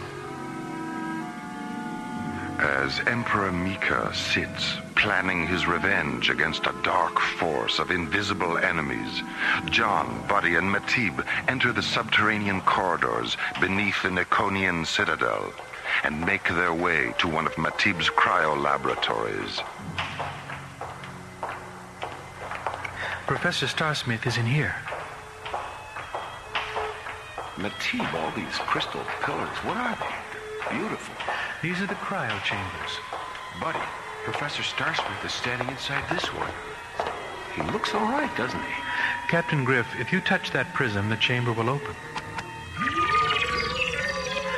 Captain Graydon, take these jewels and place the red one over the professor's left eye, the yellow one over his right eye, and the blue one in the center of his forehead. Like this? Yes. Now, please stand away or you may be harmed. Professor Starsmith. Professor Starsmith. Are you still here? Yes, Logan. I'm still here. As John and Buddy watch, two razor-thin beams of golden light erupt from the center of Matib's forehead and penetrate the iridescent jewels over Professor Starsmith's eyes. The gem on his forehead begins to oscillate, filling the white crystal chamber with a blinding ultra-blue radiance. Matib begins to tremble, his bioenergy temporarily weakened, as he returns Professor Starsmith's spirit, erasing the void between being and nothingness, where the professor has been suspended in the dark sanctuaries of cryo-sleep. How do you feel, Logan? I feel a little dizzy, but I'll be all right. Hello, Captain Graydon. Captain Griff? Hiya, Professor. Professor? I... Stand where you are, all of you. Mika! You were seen entering the Citadel, Matib. I've been monitoring you ever since. Legionnaires, take them to the cells. Skip, put your blaster away, buddy. The outnumber is 10 to 1. Surrounded by Imperial Legionnaires, John and Buddy are disarmed, and then, along with Matib and Professor Starsmith, are taken to a subterranean prison cell beneath the Nikonian citadel. Meanwhile, Mika listens to the hallucinatory voices that continue to flood his broken mind. Voices that insist even his friends are enemies, and that all enemies must be destroyed. Emperor Mika, a lonely dweller in a sad mirage at the very center of alien worlds.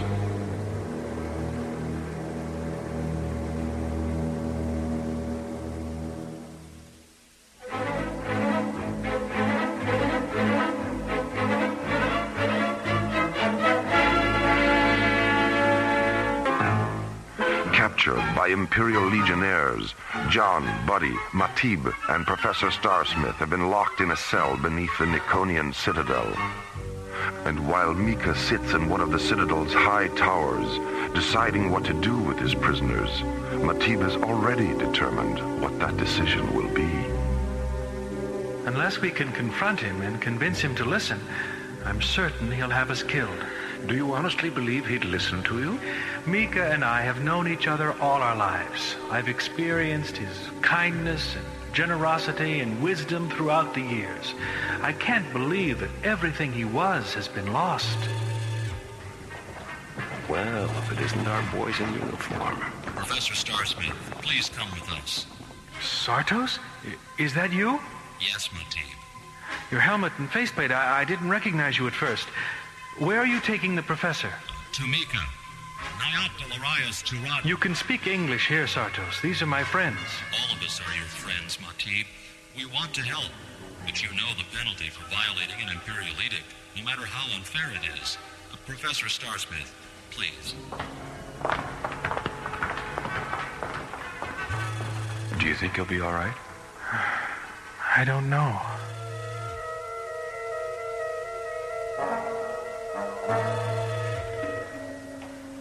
Mika, they've brought Professor Starsmith. Have him come in. Tell the guards to wait.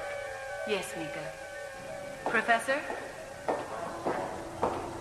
Professor, I want you to contact your laboratory on Timian 3 and order the rest of the components to be transported here. If you refuse, I shall order the execution of the freighter crew. You don't have to threaten me, Mika. You can have all the parsec accelerators you need. That's what Matib wanted to tell. Matib has failed me. He didn't fail you. Without him, we'd never have learned how desperately you need our help. I don't want your help, Professor. Only your invention. Our own technicians are quite capable of assembling it.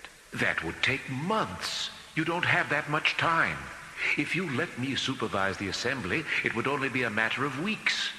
Mika, I'm willing to stay here and help in any way I can. Like you helped certain races on your own planet? I'm familiar with your history, Professor. I know how ruling system like yours forced their way into other lands on the pretext of helping. And I know how you destroyed their cultures when they resisted you. What was the dominant political philosophy of that age? Burn the infants of one land so the earth could be made safe for the children of another land? That was a long, long time ago, Mika. I live in whatever time I choose, Professor. Now, shall we begin again? He's been gone a long time, Matib. What do you think's going on up there? I don't know, Captain Graydon. I don't know. Ariana! There isn't much time. Mika's in a terribly violent state. Here are your weapons. Sartos gave them to me. Sartos. I knew he'd help us. He said he had no choice. Not after seeing you here. I'll leave the door open. Give me a few moments, then come to Mika's chamber through the tower passageway. And please, try not to hurt him. Well, things are certainly looking up. Who was that, Matib? Mika's daughter. I shall kill them, Professor. I'll kill them all. All right, Mika. But you've got to promise me that you'll... No promises, Professor. Now, please, follow me to the communications chamber. Mika, wait! Stand where you are, Matib. Mika, put that weapon aside. We don't want to harm you. Mika, please listen to him. Ariana, Ariana, you set them free. Mika, we've come to help your planet, your people. No! Skipper, look out! Oh, Mika, stop it! Stop it! Ariana! Matib! I'm blind! I'm blind! Father, no! Oh, my God, Skipper, he shot himself. I couldn't help myself, Ariana. The voices, they were inside. They were mine. All this time, I was only raging against myself. Oh, Father. Father. Realizing at last that his only enemies were the dark, distorted voices of his own sadly broken spirit, Emperor Mika becomes a victim of his own rage. Understanding in this final moment that only in the sanctity of death can the raging sound of one's own self be silenced, purified, and given back to that infinite, invisible place from which all things eventually return. There's good old Delta One, Skipper. Right where we left her. Right. Professor, what should we tell your family? Tell them I've come to my senses and finally realized that science exists not to serve itself, but to sustain the balance of life everywhere in the universe. Tell them Nakona desperately needs my help. And tell them I've seen a future in which we'll all be Nakonians someday. We'll be seeing you, Professor. So long, Professor, and good luck. Goodbye, Matib. Goodbye, my friend. Take care of him, Ariana. He's too good to lose. Thank you for bringing him back to us. Watch the skies, my good friends. We'll meet again.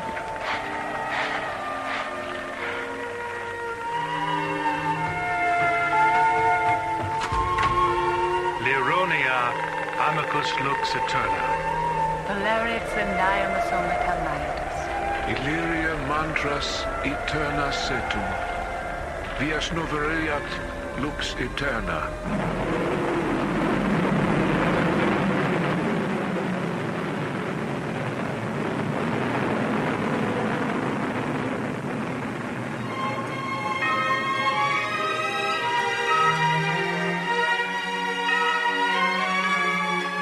The Starsmith project was based on a story by Ellen Pellicero and written by Ron Thompson. Our cast included Linda Gary, Chuck Olson, Bruce Miller, and Corey Burton, with special guests Richard Paul, Byron Kane, Francis Bay, Lester Fletcher, Carol Bilger, and Gail Murphy. Associate producer Jeff Allen. Music director Tom Rounds. Our engineer was Stu Jacobs. Assistant to the producer, Lori Tyler. Technical consultant, Peter Sky. Alien Worlds was created, produced, and directed by Lee Hansen. And so, until next time, this is Roger Dressler inviting you to join us for another journey into Alien Worlds.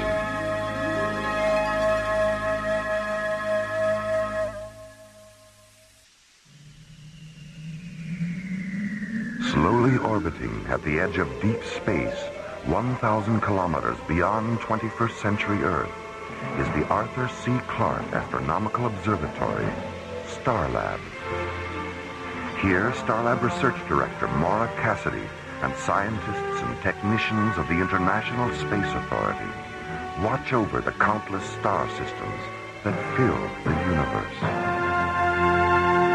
This week, Maura Cassidy and Space Exploration Team Captains John Graydon and Buddy Griff encounter the phantoms of Tamerlane and experience a dream within a dream on Alien Worlds.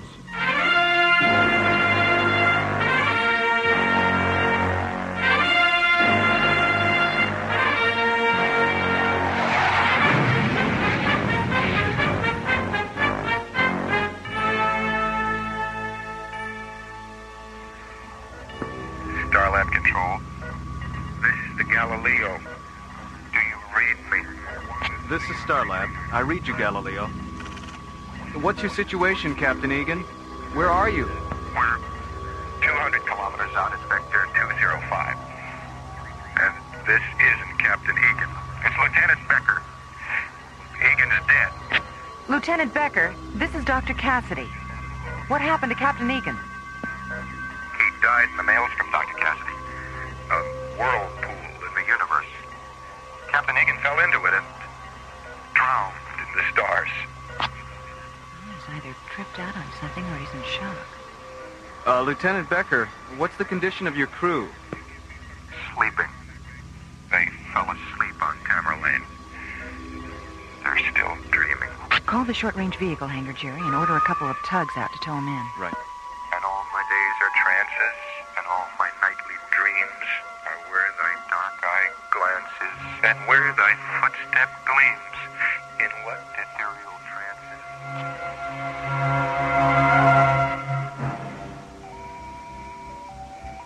Attention all SRV personnel. This is a priority rescue alert. Prepare 3 Magnum-class tugs for immediate launch. Utility pilots Haskell, Shaw, and Henning. Please report to the SRV operations officer. Leader, Vector 9. Roger, Firefly. Vector 9. Here. You have it now. Mission Control, Galaxy 9. Roger, Starlab. We have the Galileo in sight, and she is damaged. Looks like the starboard thruster housing's ripped open, and she's leaking fuel. Tug 17. 17, go ahead, Lee. Yeah, Jimmy, see if you can check out that fuel leak, will you? Roger. Tug 9? Tug 9? Come on, Ron, I know you're there. I can hear you swearing at your receiver in my headphones. Sorry about that, Lee. I had to switch to another channel. Your transmission was breaking up. Okay. Get around to the Galileo's port side and see if you can get a grappler pad on her. Use the standard placement. Roger. I have grappler contact, Lee. Pad magnetism stable. I've closed off the leak. All right. Now let's get a grapper pad on her starboard side. I'll stick one on the nose. Roger.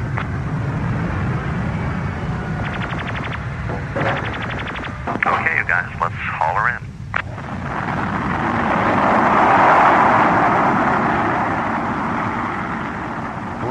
Minutes after launch, Space Tugs 2, 9, and 17 returned to Starlab with a damaged laboratory ship in tow and guided into Docking Bay 14.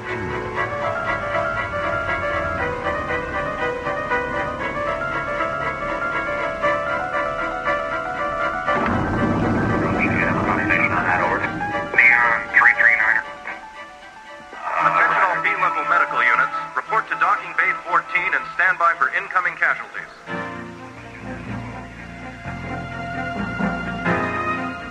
Minutes after the Galileo's arrival, Starlab's executive physician, Dr. Diana Rossiter, begins a computer-assisted examination of the ship's unconscious crew.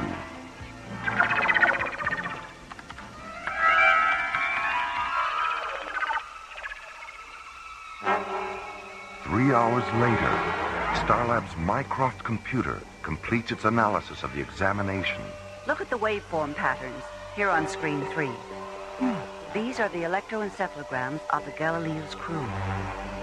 You notice anything unusual? Looks like the same EEG repeated 10 times. That's right. And not only are their EEGs identical, they all have the same pulse rate, temperature, respiration, and dream state irhythms. Really? I don't know what happened to them, Maura. But they're all dreaming the same dream.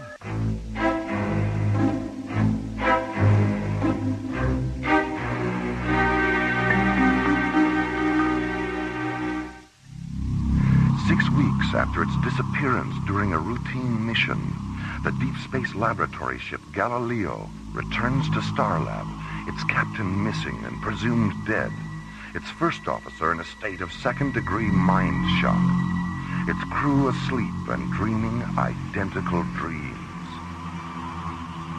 What about Lieutenant Becker? He talked off and on during his examination, but he was getting so anxious I thought it best to sedate him for a while. Diana, did you record what he said during the examination? Maddie's making a copy of the tape now. Do you want to hear it? Mm-hmm. Have her send it up to my quarters. I'll listen to it when John and Buddy get here.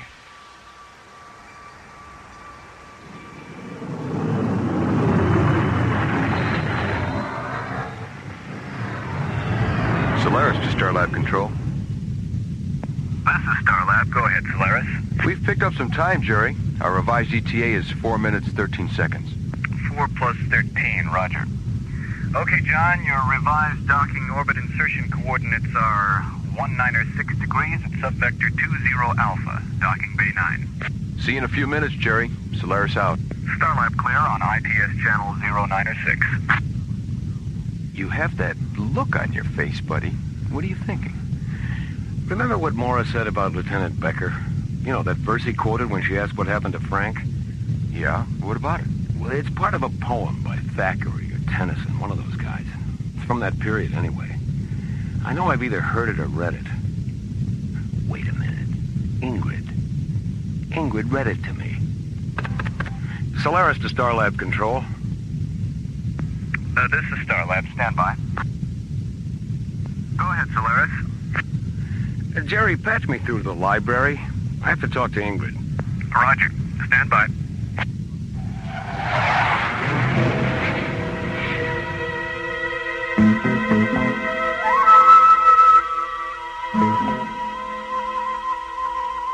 And all my days are trances, and all my nightly dreams are where thy dark eye glances, and where thy footstep gleams, in what ethereal dances, by what eternal streams. Oh, that's it. What's it from, Ingrid? It's the last verse of a poem called To One in Paradise by Edgar Allan Poe. And that isn't Lieutenant Becker's only reference to Poe. Buddy, play back the last part of Dr. Rossiter's tape again. Okay. They're almost finished, Lieutenant. Now, look into the light. No, it was dark. It was always dark. Mm-hmm. Then Captain Captain Egan wanted to explore, so we went out in a crawler. I see. Now, the other eye, Lieutenant. The whirlpool started. I got scared and I jumped out of the crawler, and it was swallowed up in the maelstrom. I didn't mean to leave him there. I know you didn't, Lieutenant. My hands. When I look at my hands, I see sand. Grains of golden sand. How few, yet how they creep through my fingers to the deep. While I weep. While I weep. No. Lie down, Lieutenant. Come, that's right. Now, I'm going to give you something to make you feel better. Well, anyway, the whirlpool he mentioned coincides with one of Poe's short stories, A Descent into the Maelstrom. And the reference to grains of golden sand? A poem Poe wrote in 1847 after his wife died. A dream within a dream. Mora. What is it, Jerry? You better get up here. I have a transmission coming through on the Mayday frequency. It's Captain Egan. Egan? How can that be? We're on our way, Jerry.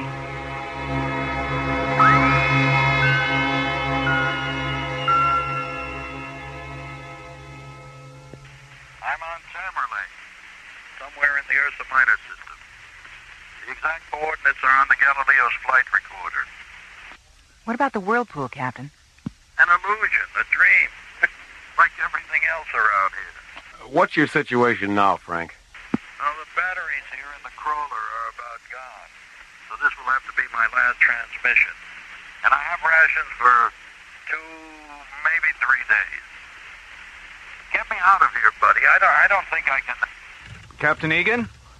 Captain Egan? Ah, that's it. We've lost him. Ingrid, is Tamerlane connected to Poe? It's one of his most famous poems. What's it about? Love, life, death, rebirth, the entire spectrum of physical and mystical experience.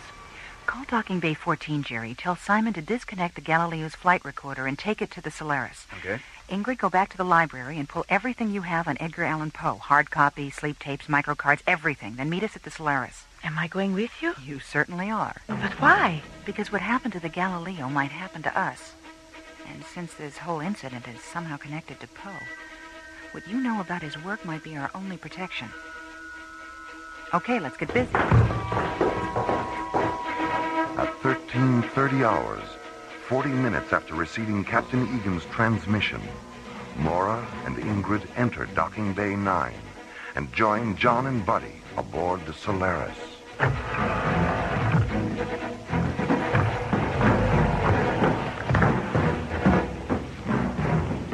Is everything programmed and ready? We're all set, Mora.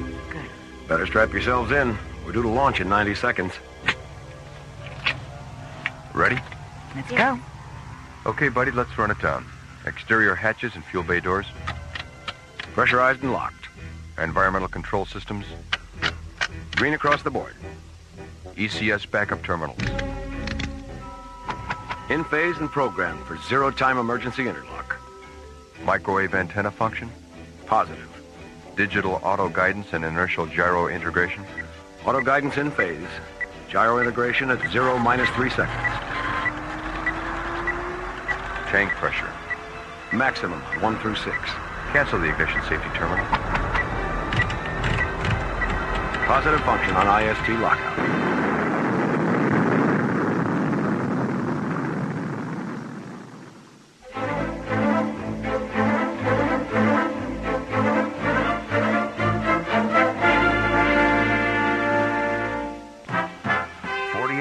After launching from Starlab, the Solaris penetrates the Ursa Minor star system, a constellation filled with glowing stellar dust and brilliant star clusters, a constellation dominated by the second magnitude binary star, Polaris.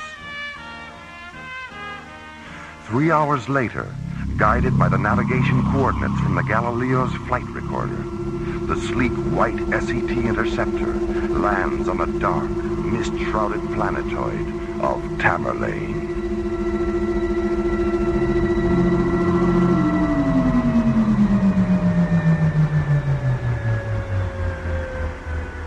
Open the visual scanner ports, buddy. Let's have a look at this place. Okay.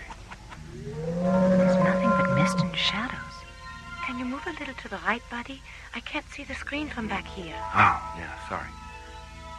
How's that? That's fine. It looks like the landscape in the fall of the House of Usher. Wait a minute. What's that in the corner of the screen? It's a cat. Yeah. A black cat. It's... Wait a minute. What happened? Where'd it go? It's gone. Was it really there? It's gone. Maybe it wasn't really there. It had to be there. Oh, buddy, I'm so sleepy. We all saw it, didn't we? Where's Frank? Oh, we have to find Frank. Go to sleep. Don't go to sleep. We can't go to sleep. Don't go to sleep.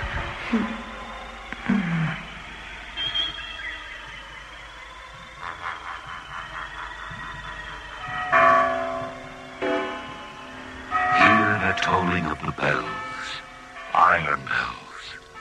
What a world of solemn thought their melody compels. Hear the loud alarm bells, brazen bells. What a tale of terror now their turbulency tells.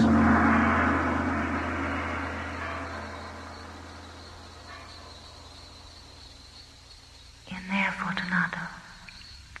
The cask of Amontillado is in there.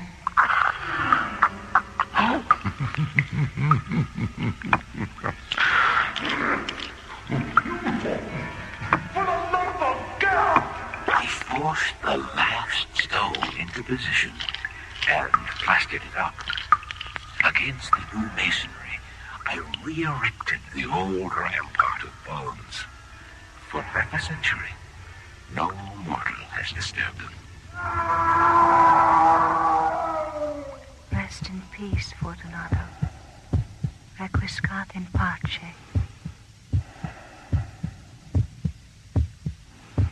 Under the floor. He's hidden the old man's body under the floor. Louder. Louder. I admit it. Tear up the planks. Stop the beating of his hideous heart.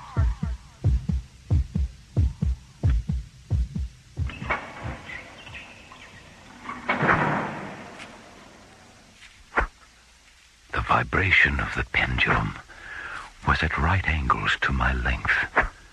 It slowly descended, hissing back and forth, repeating its arc again and again. As the shades of evening drew on, within view of the melancholy House of Usher.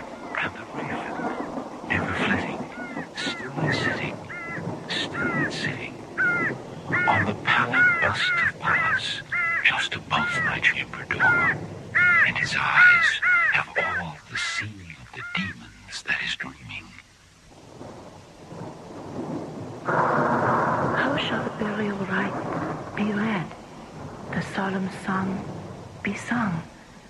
The requiem for the loveliest dead that ever died so young.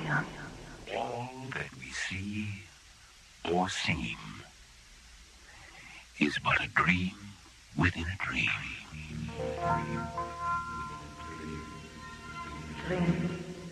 Dr. Cassidy. Buddy. John. Buddy. John, wake up. Dr. Cassidy, wake up. Frank. I saw you land about an hour ago. I've been trying to raise you on the crawler short-range transmitter ever since. Bells. I was dreaming about bells. And some kind of terrible razor swinging back and forth. And there was a murder. An old man was killed. His body was under a floor, but his heart wouldn't stop beating. The pit and the pendulum. The telltale heart. Poe.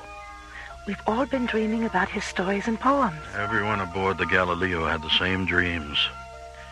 After we landed here to repair the meteorite damage, we saw a black cat. When it ran into the mist, we all fell asleep. But you weren't asleep the whole time you were here. What woke you up? Earth tremors and storms.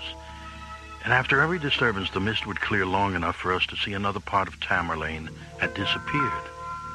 It's losing its molecular density, too. I've been checking it out on the crawler's densiometer. Tamerlane is returning to its own dimension. What do you mean? Tamerlane isn't supposed to be in this time-space continuum. Somehow or other, it slipped out of its own dimension. And now, it's slipping back. How do you know that? The longer you stay here, the more you dream. And with every dream, you understand a little bit more about Tamerlane and what it is.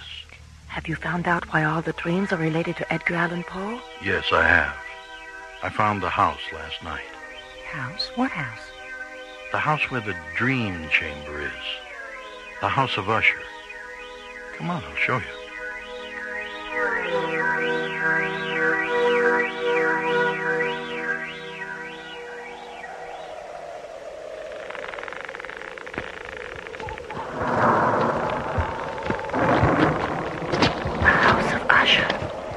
It's just the way I imagined it. Looks haunted to me.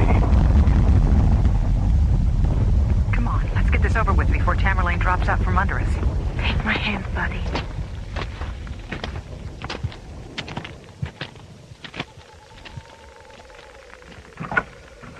Where to, Frank? Up the stairs, then turn left. It's freezing in here. Help me with the door, John.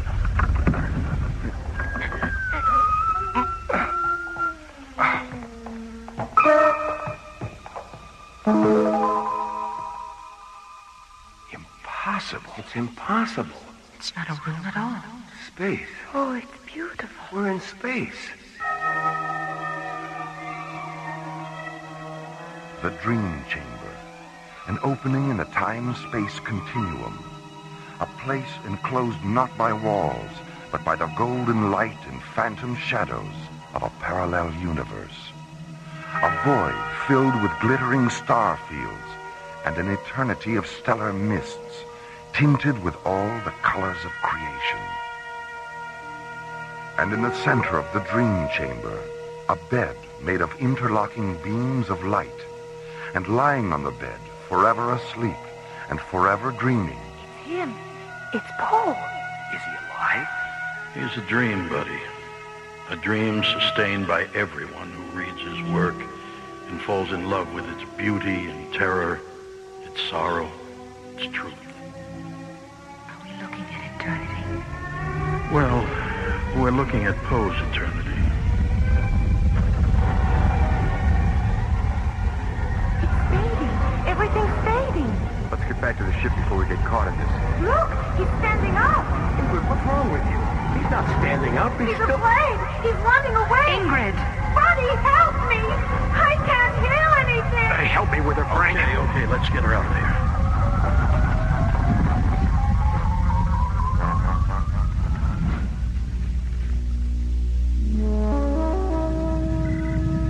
All right, Ma. Thanks for letting me know. I'll notify Starlab and tell them you're on your way in. Thanks, Commissioner. Oh, by the way, I heard from Dr. Rossiter. Lieutenant Becker's all right, and so's the Galileo's crew. They woke up about a half an hour ago. All right, Commissioner. Thank you. See you tomorrow. ISA comm center clear. Half hour ago. That means they woke up the instant Tamerlane disappeared. What are you doing, Ingrid? The hallucination I had in the dream chamber and that terrible stillness afterwards. I know it's related to one of Poe's stories. I remember something...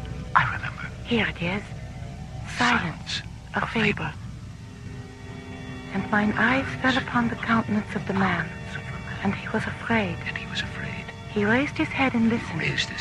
But there was no voice throughout the vast, illimitable void. Only silence. And the man turned his face away and fled into the distance. And I beheld him no more.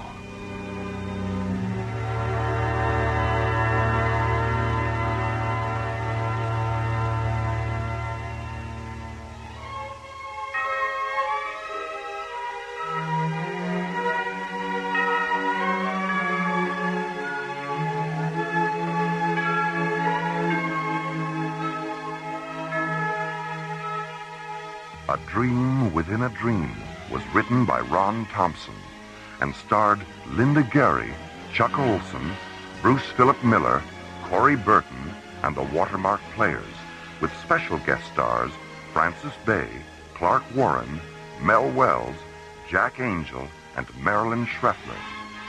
Associate producer Ron Thompson. Music director Tom Rounds. Engineer Stu Jacobs. Technical consultant Peter Sky. Assistant to the producer Jim Cook. Alien Worlds was created, produced, and directed by Lee Hansen. And so, until next week, this is Roger Dressler inviting you to join us for the adventure of the Parallax Deception from the elsewhere and elsewhen of Alien Worlds.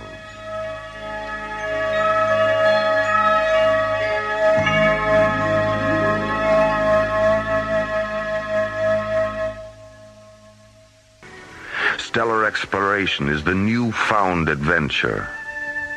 On the asteroid Vesta, halfway between the orbits of Mars and Jupiter, is the small spaceport of Kronos, supply center to space miners.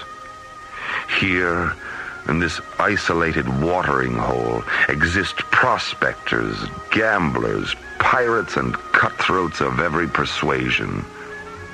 Our story is about these daring and ruthless men who risk their lives in search of precious stones and metals in the icy tomb of deep space and journey upon the threshold of alien worlds.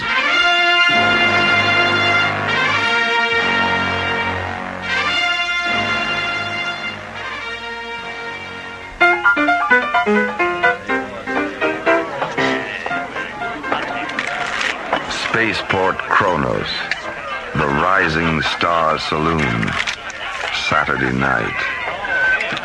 Raise 300. I'm out. Oh, me too. Well, that leaves just you and me, dude. Like I said before, my name is Silverthorne. Travis Silverthorne. Sorry, dude, I'm not much good with names. You might want to remember mine.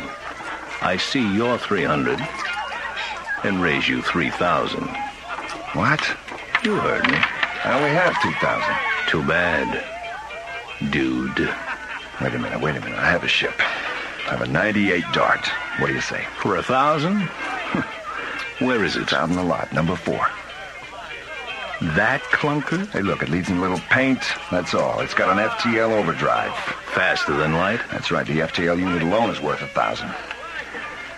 All right. You calling? You know it. 3 queens. Damn. Well, gentlemen, thanks. Not bad for the first part of the night.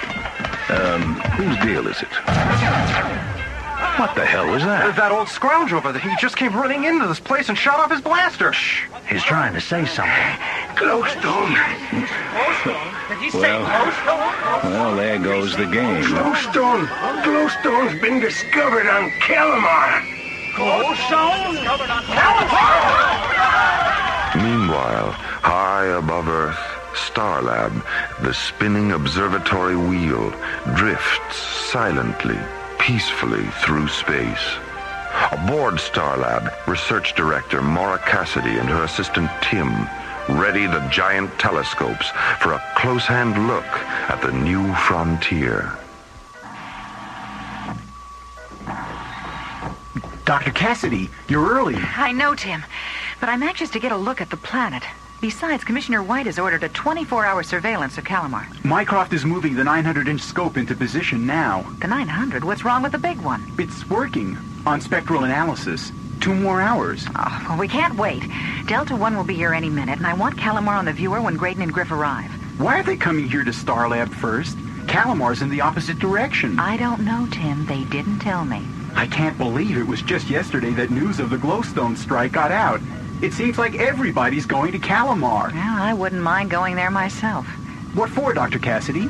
Well, for one thing, I've never even seen a grain of glowstone, much less the rocks rumored to exist on Calamar. Will you settle for a good look right now? The scope's ready. Well, then turn on the viewer, Tim. Let's see this new frontier. Right, Dr. Cassidy. Viewer on. Ooh.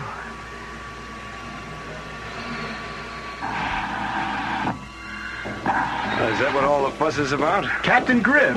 Well, that's it, all right. That's Calamar. It hardly looks worth the effort. Well, what about you, John? What do you think? It looks hot. Just 200 degrees at noon is all. Oh, and I forgot to pack my cocoa butter. Can you tell us anything else, Maura? Well, not much. A double sun accounts for the hot days. Nights, on the other hand, are cool and very dark. There is no moon. Most plant and animal life will probably be nocturnal. It's really a fascinating world.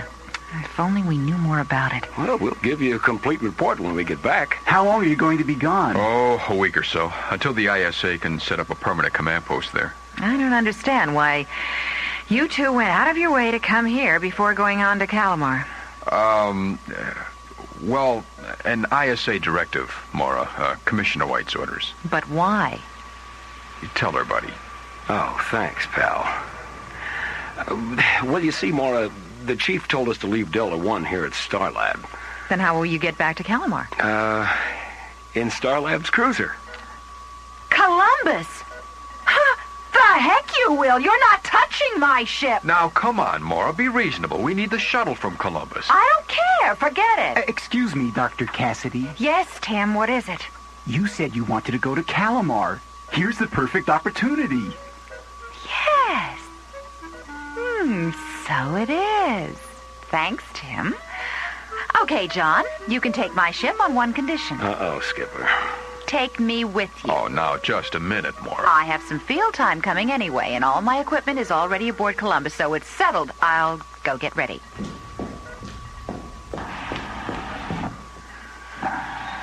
Hey, Skipper.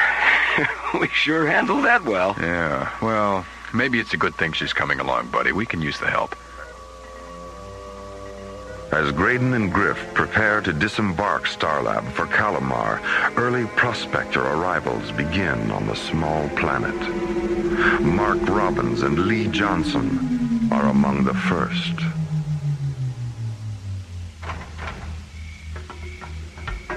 Good thing we left the landing lights on. It's really dark out here. Yeah, but we have to work at night. It's too hot during daylight, you know that. Besides, we've already lost time, so we better get busy. You sure these hills are the best place to look for glowstone? They're a good place to start, Lee. You unpack the scanner, and I'll set up the auxiliary Wait a lights. minute. Shh. Shh. What's wrong? I thought I heard something. Well, I don't hear anything. There, listen. Yeah, I do hear it now. Sounds like a herd of animals or something. Don't worry about it. Oh, there's something eerie about that sound. I said don't worry about it. Come on, let's get to work. From the blackness of Calamar's night comes an omen. What lies ahead on this tiny distant planet remains an unknown, shrouded in mystery on alien worlds.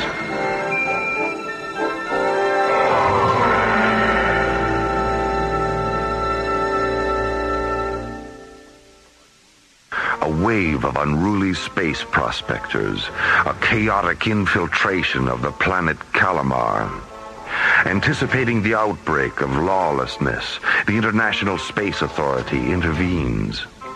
Acting on ISA orders, a space exploration team is sent to Calamar to begin preparations for the arrival of an ISA security fleet and the establishment of a permanent command post.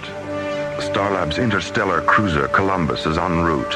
SET commanders John Graydon and Buddy Griff, along with Starlab research director Maura Cassidy, are on board. Skipper, we're getting a distress signal, heading 049er. Open channel 8, buddy.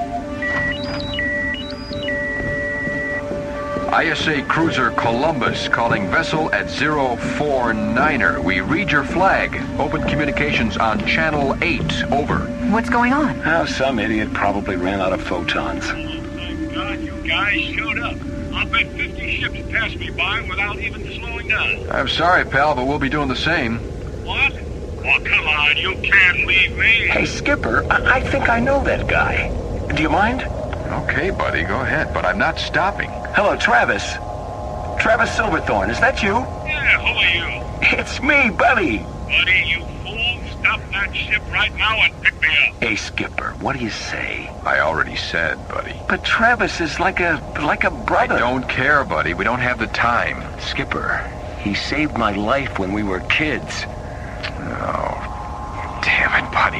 Oh, thanks, Skipper. Hello, Travis. Hold on, we're coming alongside. As Captain Griff aids a distressed friend, Dr. Cassidy receives an emergency call from Starlab. That's right, Dr. Cassidy. Spectral analysis indicates a little flare-up on Calamar's double sun. How intense, Tim? Strong enough to knock out any and all radio communication within 19 parsecs of Calamar. Okay, thanks for the report, Tim. I'll be in touch. Great, huh? You heard. Yeah. Without any radio communication on Calamar, things could get sticky. Any idea how long the solar flare-ups might last? I'd just be guessing. John, Maura, I'd like you to meet my old friend Travis Silverthorne. Travis? Appreciate the ride, Captain. It's all right, Travis. What happened to your ship, Travis? Oh, it was a piece of junk I won in the card game on Cronus. Not worth going back for. Say, you wouldn't be headed for Calamar by any chance, would you? We sure are. Fantastic. Back on Calamar's night side, prospectors Mark Robbins and Lee Johnson continue their search for glowstone. Out of the black depths, a mysterious sound draws closer. I think they're getting closer, Mark. You stop worrying about that noise. It's probably a natural phenomenon. Well, natural or not, I got a bad feeling about it. Hey, what do you say we break camp and set up in another location? Oh, Lee, come on. You got prospector jitters. Listen, the sound, it stopped. You see there? Nothing to worry about. Like I said, it's a natural phenomenon. Natural phenomenon, yeah, sure.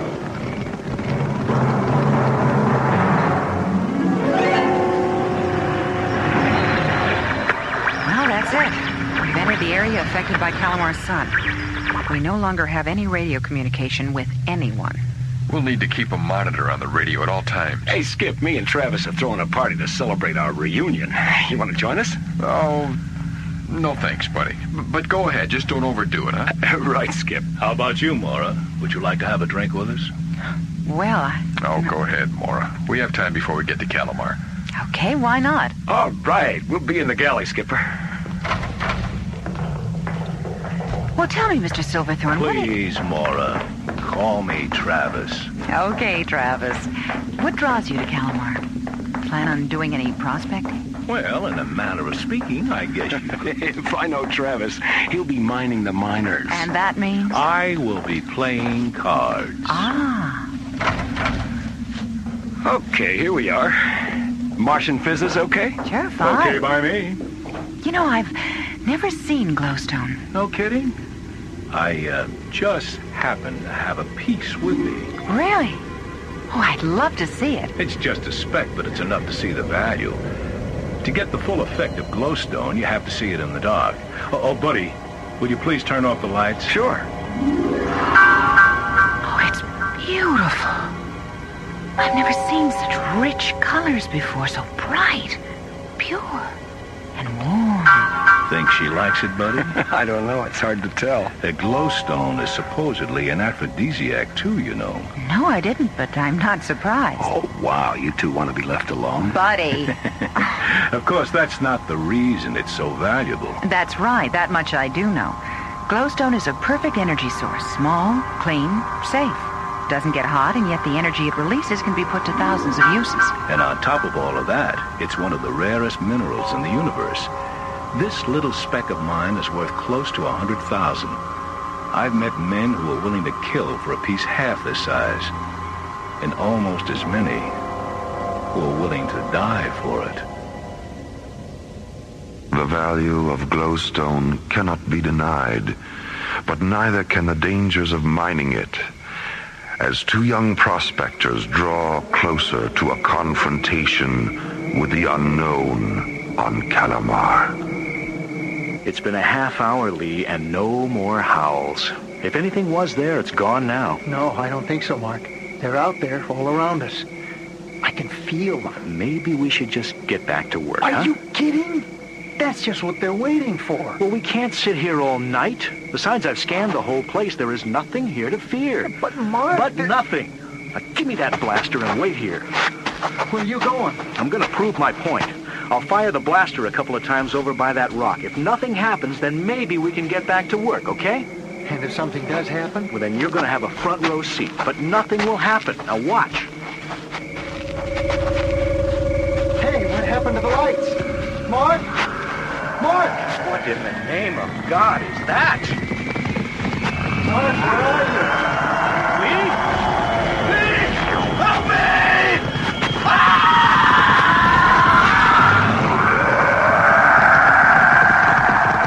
From the deep darkness of a mining camp on Calamar, a scream of terror and silence of death. What strange creatures stalk the blackness and lure these helpless miners into horror? An excursion into the arcane on Alien Worlds.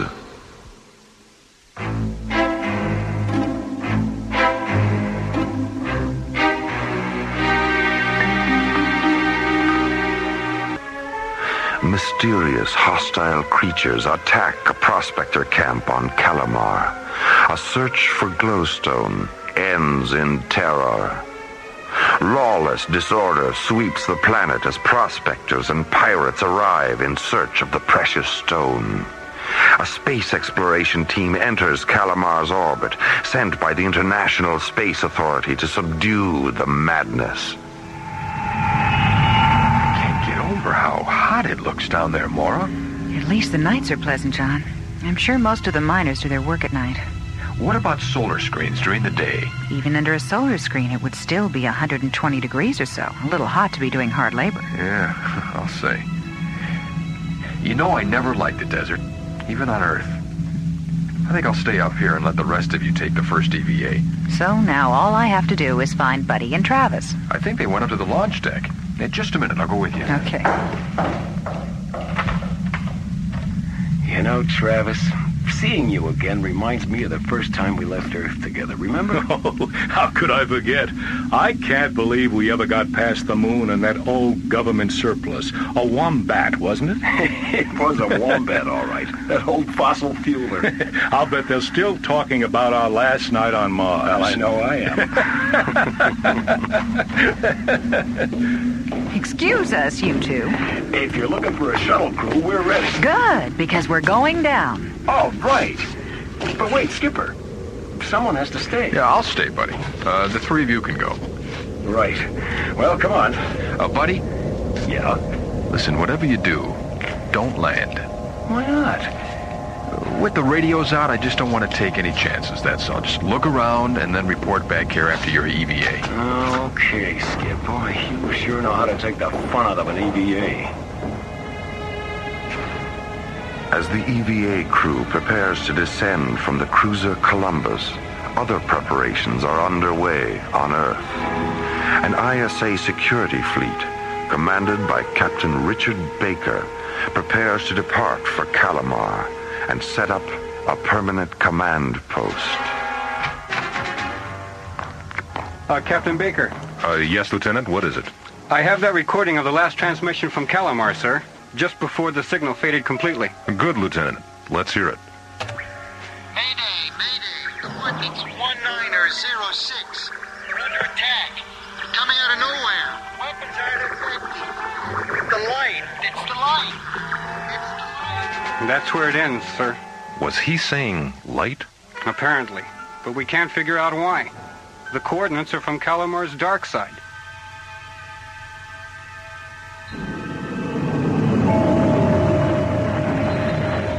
An EVA shuttle streaks across Calamar's ebony skies into the planet's night side.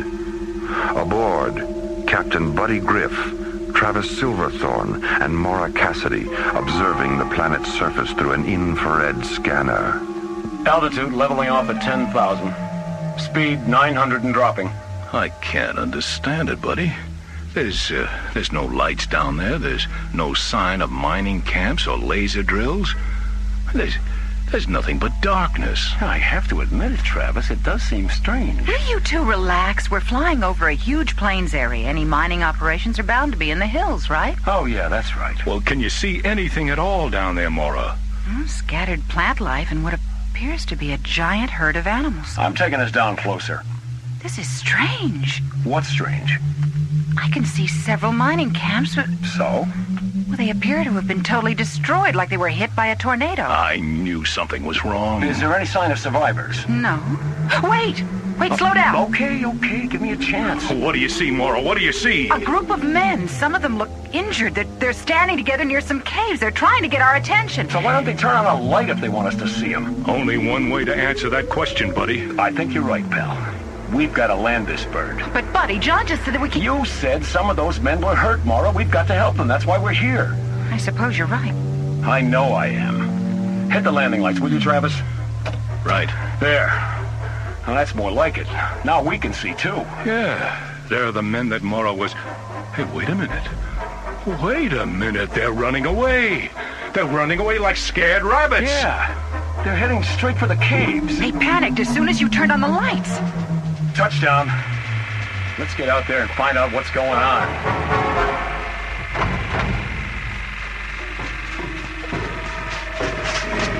Turn off your lights. The creatures are coming. Who are you? What are you talking about? You're in great danger. The Night Riders, they've seen your lights. They are attracted by light. There are hundreds of them. They will be here any minute. Okay. Quick, turn off the lights, Travis. Right. The only way to save your ship is to leave now. Buddy, listen. It's them. They're coming, I tell you. I'll take a look through the infrared binoculars. Hurry. They can't be stopped.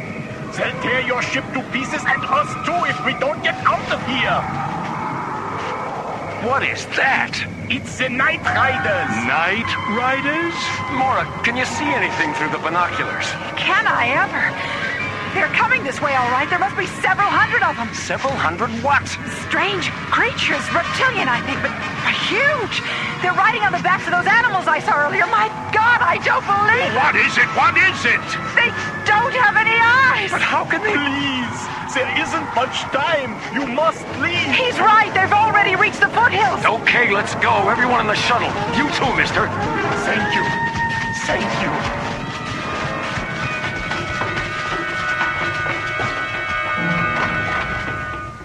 All systems on, buddy. All right. Preliminary ignition. Set. Uh-oh. What's the matter, Buddy? Misfire. Again. Let me out of here. I want out. Relax, will you? All right, baby. Come on. Damn it. I'm getting out of here. Now. All right, that's it. Abandon ship. Head for the caves. Right, buddy. Okay, be careful, Moro. Watch your step.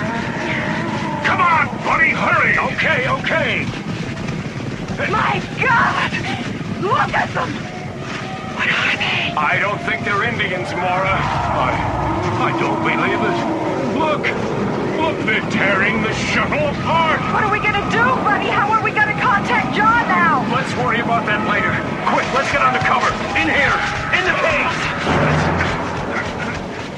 Buddy, Mora, and Travis find themselves trapped, overrun by strange, sightless alien creatures. Unable to contact John Graydon high above them, aboard Columbus, they appear to be hopelessly stranded in darkness. Their shuttle has been torn to pieces by the Night Riders of Calamar. Indeed, a phantasm of consternation on alien worlds.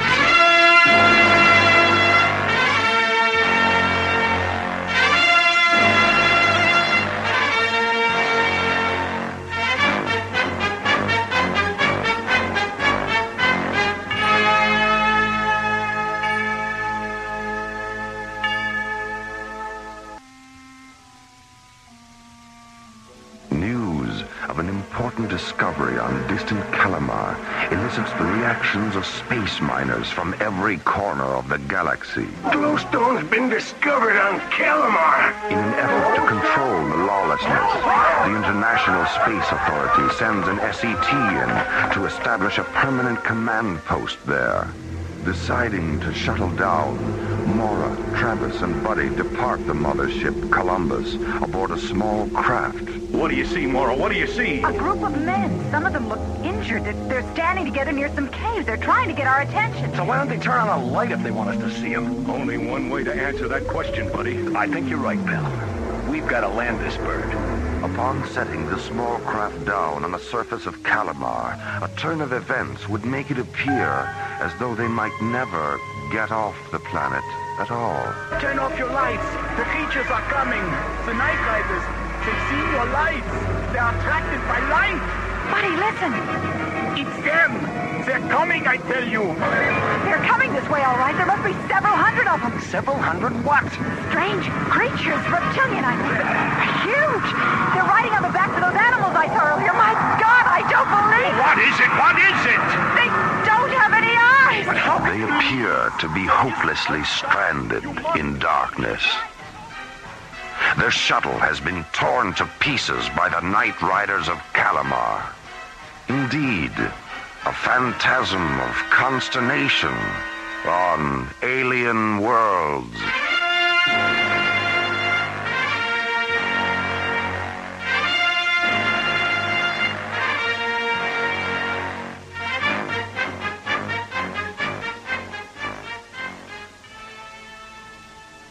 As the charging hoofbeats of the Night Riders fade into the depths, Buddy, Mora, Travis, and the miners seek refuge in a Calamar cave. A lot of these men are hurt, Buddy. They need medical attention. The ISA fleet will be arriving any time. They'll have a hospital ship with them and plenty of medics. I could sure use an aspirin. What's wrong, Travis? Oh, I just got a little headache. I'll be all right. Look, I'm going to go outside and get a breath of air. Could I use the infrared binoculars, Mora? Oh, sure. Here. Thanks. Hey, Travis. Yeah? Be careful. I'm always careful. Buddy, where are you? I'm right here. Buddy, don't do that. Do what, my dear? I'm just standing here. You bumped into me. Well, it's too dark in here to just stand around. Do something. Whoa! Who's that? It's okay. I'm a prospector. What's your name? Robertson. Don Robertson. Did you, find any glowstone? Sure did. Hit a strike about 2 weeks ago. You alone? Well, I am now. Had a partner till day before yesterday. He's dead now. What happened? Night Riders get him? Nope. He just fell over. Just like that. Well, what happened? I mean, what did he die from? I don't know. He was fine up till 3 or 4 days ago. Started complaining of headaches. Then he started getting dizzy and falling over things. Next thing I knew, he was laying dead on the ground. Then I got overrun by those freaky lizards, busted up our ship, lost all the glowstone. Oh, I wish I'd never come here. Who's that? Who is it? Oh, it's only me. Travis, what happened? Well, I tripped. No big deal. It's not easy walking through this cave looking through these binoculars at the same time, you know. Hey, guess what I found outside? A poker game. Oh, nope. A shuttle truck. A land shuttle? That's right. One of the miners must have abandoned it. It's a little banged up, but I think I can make it run. Run? Run where? Well, we could follow the Night Riders. What? Follow them where? Why? 'Cause it's better than sitting around here in the dark. That's why. Wait! Maybe following him is a good idea. Wait, what is this, mutiny? No, in fact, we should follow them. Well, look, don't you see? We need to study them, learn about them, find out why they're destroying the mining camp. Sounds like you're planning to tag along. Oh, of course I am. I'm a scientist. I didn't come here to ignore the native life. I came to study it. All right. All right, I'll stay here and see what I can do for these people. You two go ahead. But try and be back before dawn, okay? Otherwise, you're liable to get a real mean tan, you know what I mean?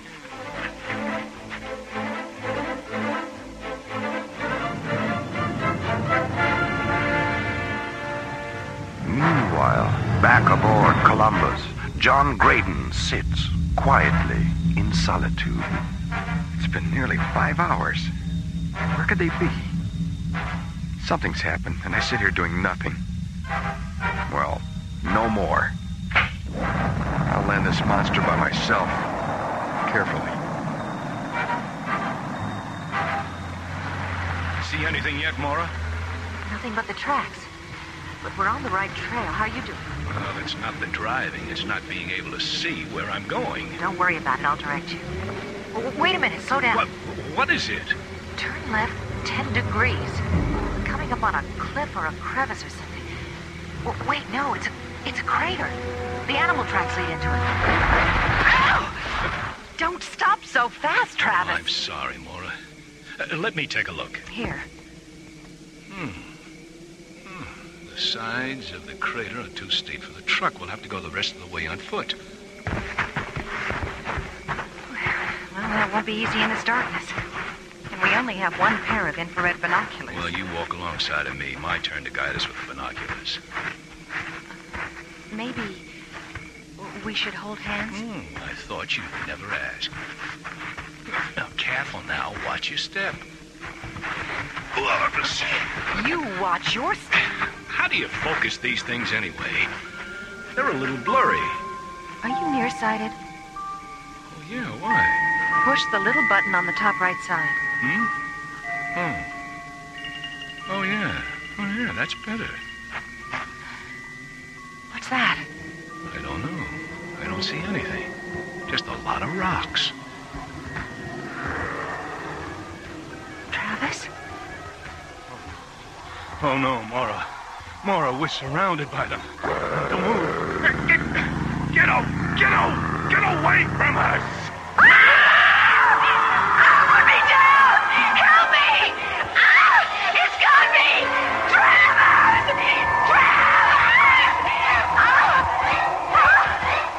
Large, two-legged, reptilian creatures drag them helplessly into the dark abyss, deep into the underground, and into the dominion of alien worlds. An SET crew of 4 arrives on Calamar. A 3-member group sets down on the planet's surface and are overrun by strange, sightless alien creatures. The 4th crew member, John Graydon, having not heard from the others for several hours, decides to solo fly the giant ship in for a landing. Infrared scanners up. Good. Okay. Between those hills, I'll try and land there. Big and flat. What? Instruments are picking up debris. Uh-oh, it's a shuttle wreckage. Coordinates 89er3. Oh, no, I'm coming in too fast. I'll reverse thrusters.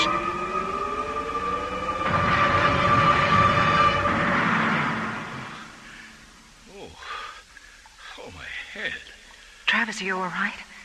Oh, Mora. What happened? Where are we? We've been captured by the Night Riders. I wasn't sure if you were going to come too or not. How long have I been out? A few hours, maybe. I've lost track of time down here. Down here? Down where? Where are we? Deep underground in a cavern. The creatures have us sealed off in this room. We're trapped. Travis, move over here with me, please. I can't move, Mora. I seem to be paralyzed. Let go of me! I can't breathe!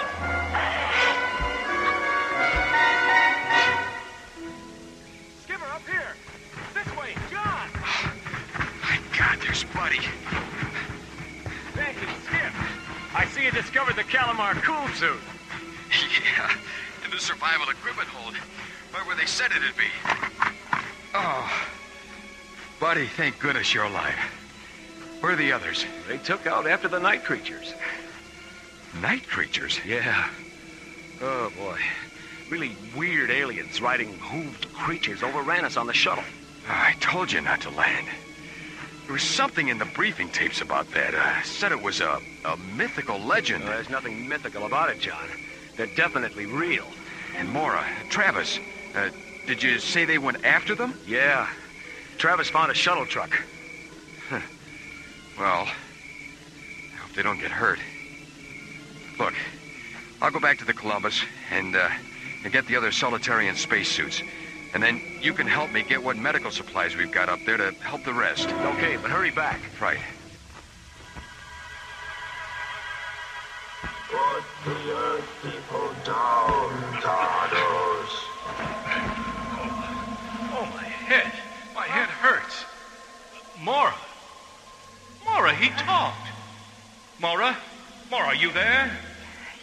Yes. Yeah, I'm here. I'm just trying to get my breath back. Quiet. Do not move, or we will kill you. Oh, don't worry, pal. Don't worry. We're not going anywhere. I can't see a thing in here. See? Ah, yes. Earthlings can see. A most bizarre ability. We've come to learn about you. You've come to destroy us. No! No, we've no intentions of harming you. I am Cregan, leader of Trollmen. We are of this world, not you. You speak English. How? Our translatory linguistic ability is of your galaxy. You are not the first of your kind to enter our world. Why have you attacked our people? You bring the great pain. Whose pain you talking about, pal? What you call light, to us is pain. It is the poison of our wavelength. But how do you perceive light if you're blind? Blindness is relative only to your spectrum of perception. We are of telepathic senses. You are disrupting our wavelength, altering our sensibilities. You must leave Calamar. But what about sunlight, a glowstone? Enough talk. Wait, you don't understand. We represent the... You are an invasion to our universe. We are not compatible. Well, what do you plan on doing with us? We will display your death to your people without mercy. Then they will know our power, and they will leave. Oh, come on, pal. You don't want to do that. I've got too many poker games left. Besides, the miners won't leave. They could care less about us, believe me. Silence. It is done. We ride when nighttime is again full. A terminus planned by the leader of the Trollmen promises the doom of Mora and Travis at sundown. An exhibition in death by the Night Riders of Calamar as darkness slowly overcasts this alien world.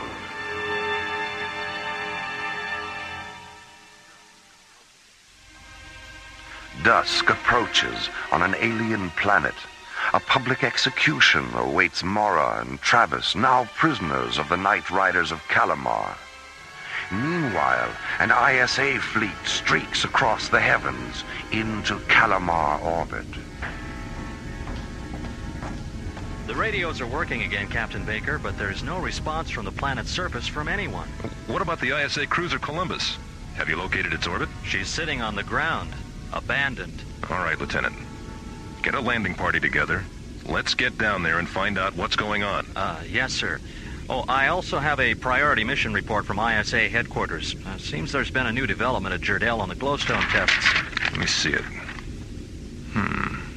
Very interesting.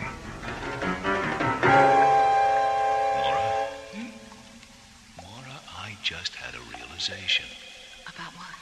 Glowstone. What? I'm going to reveal it to the Night Riders. I have a feeling glowstone is different from other forms of light energy. It's true. We know it's in a spectrum of super high ultraviolet energy, much higher than synthetic light. That's right. It could affect them totally different. Go ahead. It could save our skins. Here they come.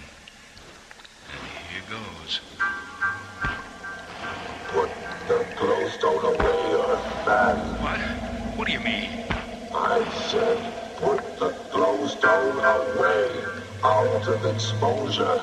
It is very dangerous to us. We will die in minutes. I've got a full hand, pal. I'll put it away when you ensure me you'll listen to what we've got to say. Go on, it's your deal. All right, I think. As you wish. We will listen. Hey, Mora. Look, the glow stone went out. It's no longer emitting any light. Do as he says, Travis. Put it away. Oh, all right. I wonder why it stopped glowing. It didn't, Travis. What do you mean it didn't? Hey, wait a minute. You mean... You're going blind, Travis. Oh. Travis, what is it? My head, it's exploding. Mora, I feel like I'm dying. You're not dying, Travis. I can't stand the pressure in my head. Travis! Don't touch me, Mora. Don't touch me. Oh, I can't believe it. I just had a full hand. I had the game. What happened, Mora? What happened? Travis. Travis.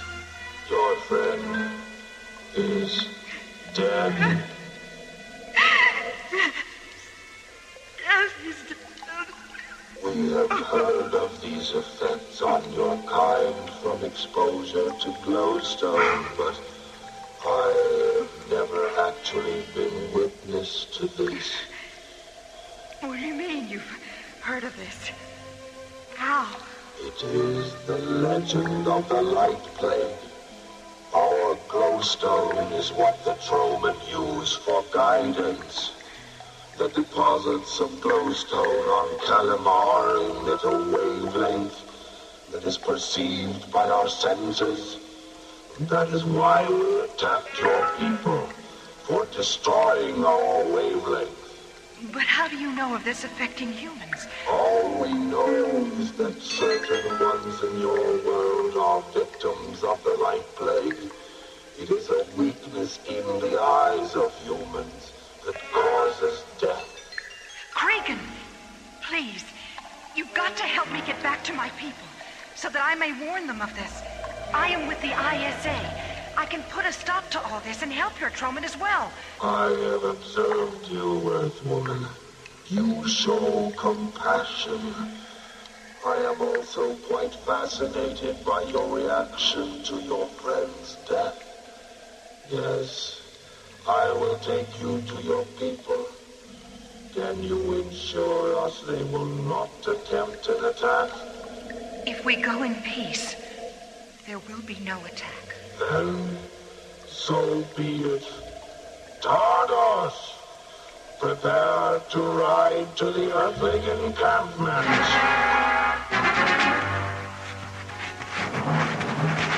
Captain Baker, SCT Commanders John Graydon and Buddy Griff. Thank you, Lieutenant. Welcome to ISA Security Command, gentlemen. Thank you, Captain Baker. We've just received a special report on glowstone from the Jerdell Institute. I think you should be made aware of it. Oh, yeah? What did the boys in the lab come up with now? Well, it seems that since the discovery of glowstone on Calamar 6 weeks ago, 3 of the 10 scientists involved with the experiments have died. From what? The glowstone? The cause of death was diagnosed as a brain hemorrhage. Just exactly how the glowstone causes this remains a mystery. We're expecting further information shortly. Then glowstone is harmful to humans? Not all humans. The other 7 scientists were unaffected. Captain! Captain! They're here! The Night Riders are approaching from the southeast quadrant, sir. Let me have those glasses, Lieutenant. There are several hundred of them. Wait! In the lead formation. I don't believe it. One of the creatures has a woman with it. Mora? Let me see, Captain. Holy Jupiter, it is Mora. But where's Travis?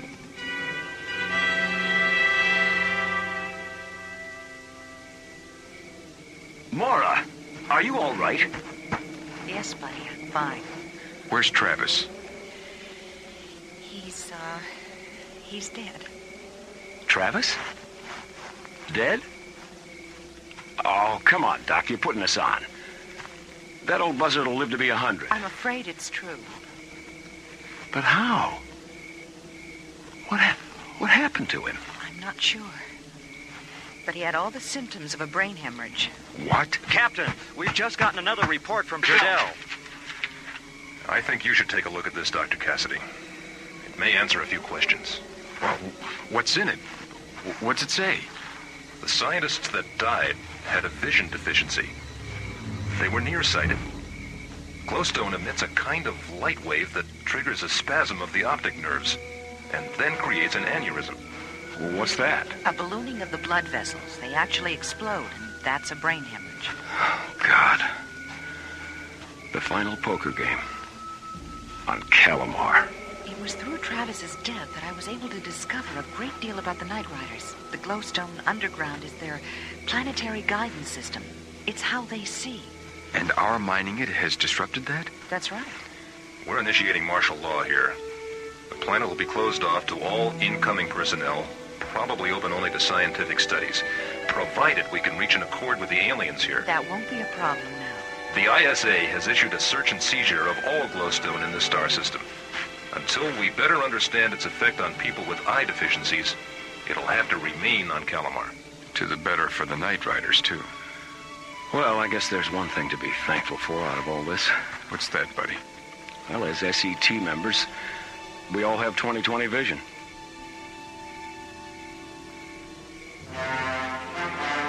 As the SET prepares to disembark Calamar, a galaxy has been spared an outbreak of the Light Plague. The dangers of glowstone have now become true and apparent. As the search continues for new energy sources in the universe, man will reflect on this time and place as an offering to understanding on the threshold of the unknown. Well, old boy, looks as though you're cleaned out. Not quite. I got a real rare gem here. It's worth 50,000. Oh, what's it called? Glowstone. Let me see that. Just let me put my glasses on, have a better look. Oh, lovely. Lovely. And it glows, too. Yes.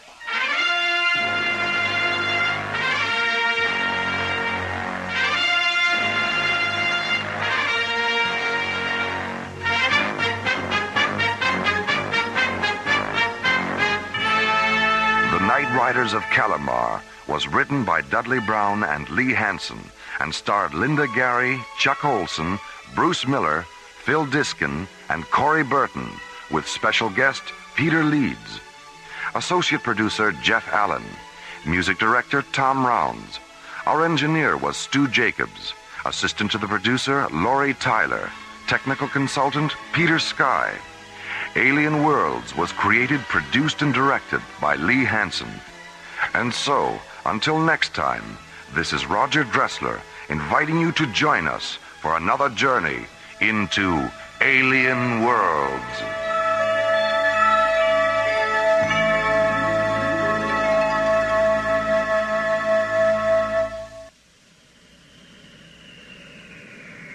Slowly orbiting at the edge of deep space, 1,000 kilometers beyond 21st century Earth, is the Arthur C. Clarke Astronomical Observatory, Starlab. Here, Starlab Research Director Maura Cassidy and scientists and technicians of the International Space Authority watch over the countless star systems that fill the universe. This week, England's most famous consulting detective, Sonar T. Foom, and his associate, Dr. MacGuffin Drone, return to Starlab and become involved in the adventure of the Parallax Deception on Alien Worlds.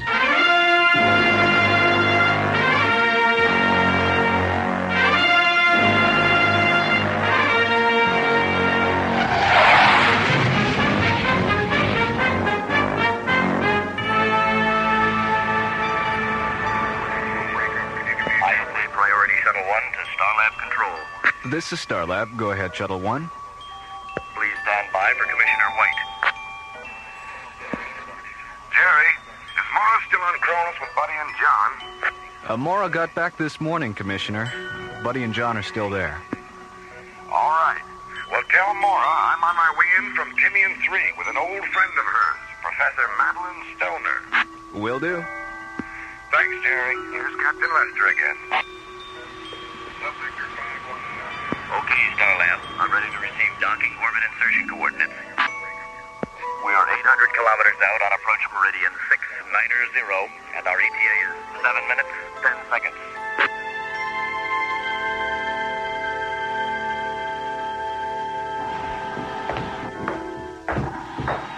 Hello, Mora. How you doing? Oh, hello, Commissioner. Fine.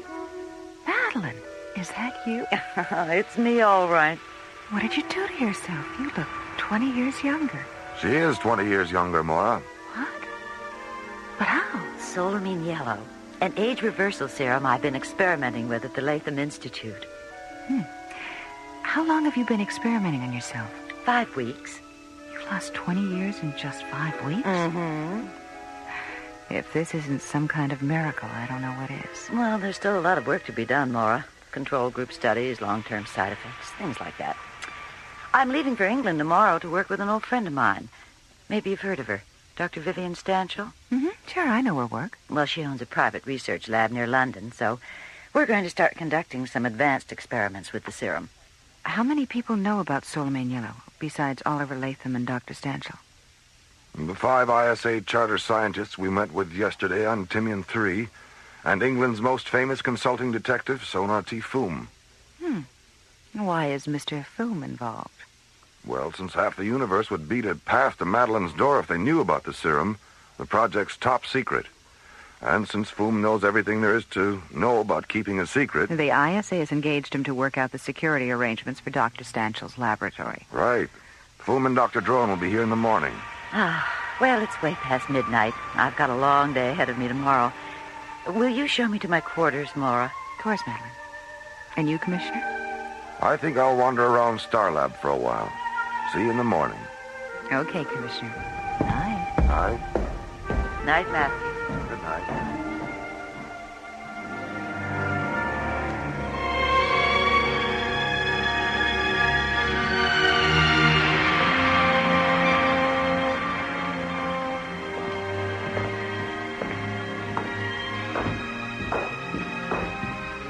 Well, I'll see if Madeline's ready, Commissioner. See you in a few minutes.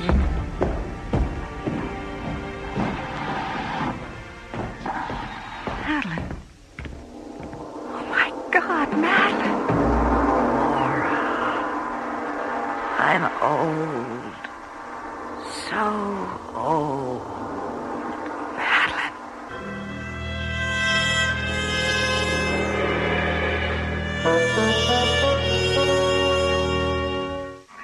Okay, Starlab. I'm ready to receive docking orbit insertion coordinates. We are 800 kilometers out. Following a top-secret science conference on Timian 3, ISA Commissioner White and Professor Madeline Stoner arrive at Starlab for a meeting with Mora Cassidy. Madeline, what did you do to yourself? You look 20 years younger. She is 20 years younger, Mora. What? But how? Solamine yellow.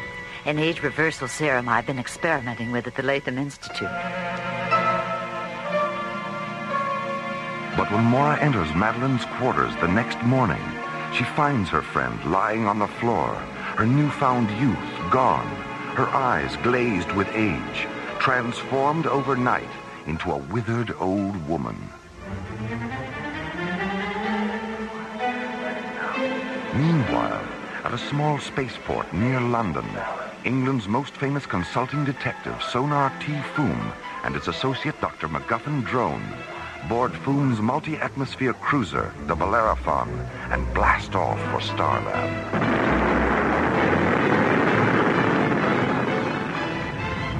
All right, Drone. Reduce power 30% and ease back on the controls. Yes. Good. Now, stabilize the attitude gyros and engage the autopilot. Autopilot. Well done, my dear Drone. You really are becoming a first-rate pilot. Well, by Jove, thank you, Foom.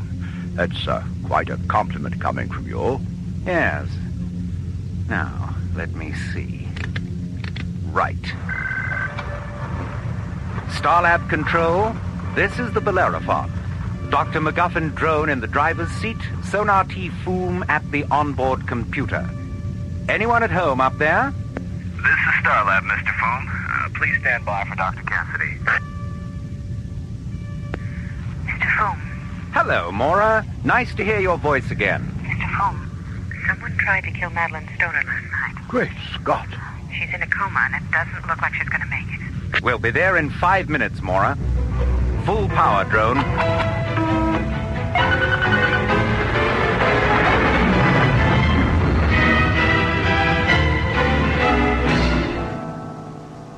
We thought at first she'd had some kind of reaction to the serum.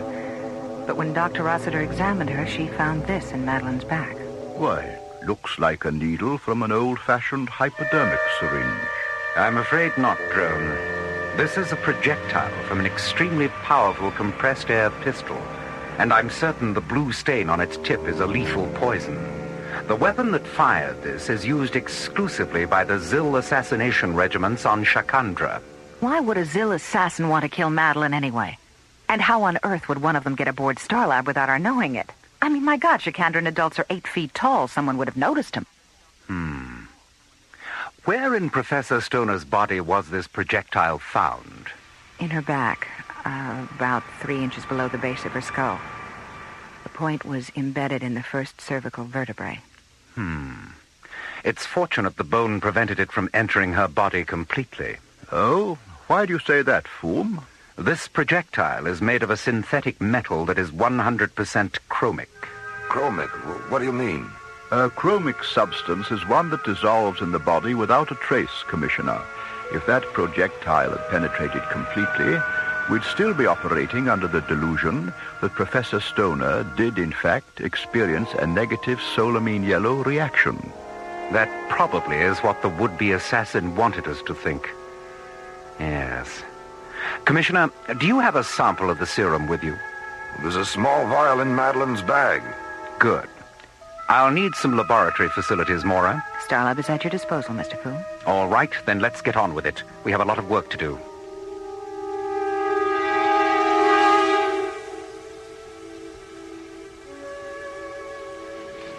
Why is this Mycroft computer of yours taking so long to analyze our experiments, Mora? Seems like we've been staring at this blank screen for days. Here's our data now. Projectile 100% chromic, tip substance 30% verthiolate, 70% unknown. Properties of the unknown element. Interacts exclusively with solamine yellow, converting it to an age acceleration agent by a factor of 18.6. Well, that's it, isn't it? Whoever tried to kill Madeline had to know about solamine yellow and what it took to reverse the process. That considerably narrows our list of possible suspects, doesn't it, Foom? Yes. Oliver Latham, Dr. Vivian Stanshall, and the 5 ISA scientists on Timian 3. If you think it'll do any good, I'll go back to Timian 3 and investigate the possibility of a security leak. Excellent. Now, what about Dr. Stanshall? No.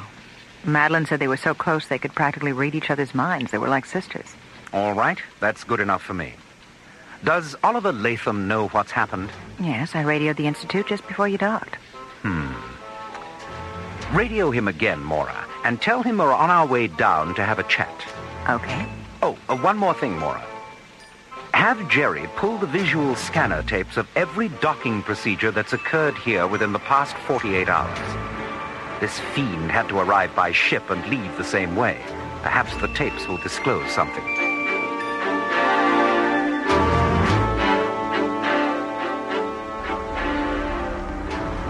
At 0940, the Bellerophon rockets away from Starlab, banks 180 degrees, and jets away toward the Earth.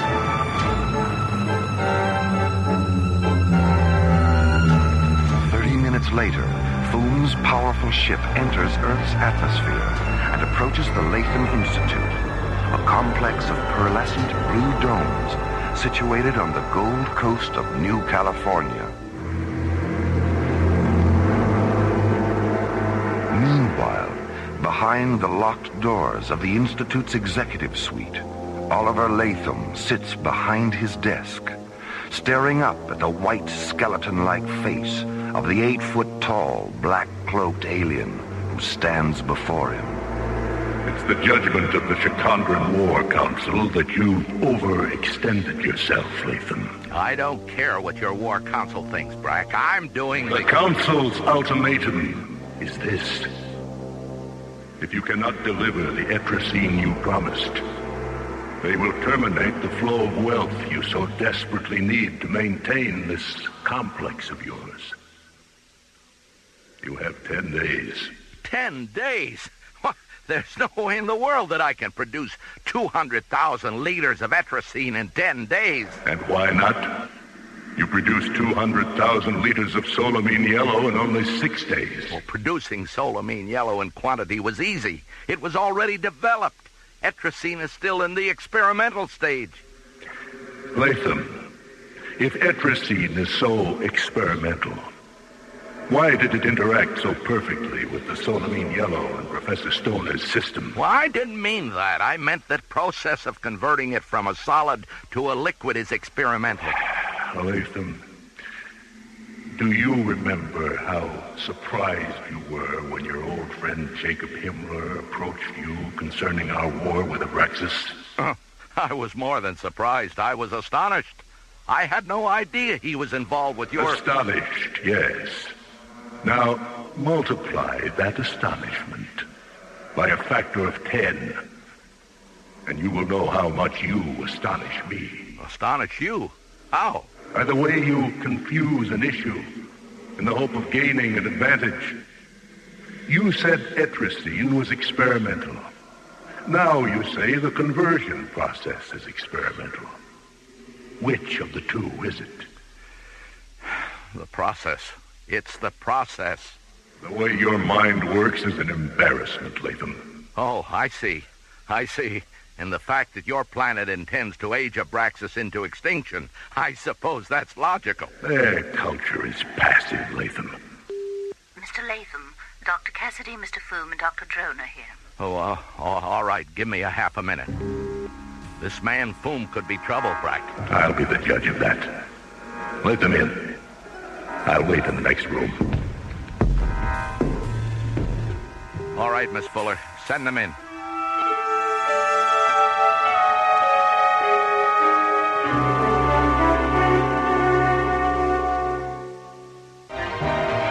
Hours after entering Oliver Latham's office, Mora, Dr. Drone, and Sonar T. Foom return to the Institute's spaceport, board the Bellerophon, and blast off for Starlight.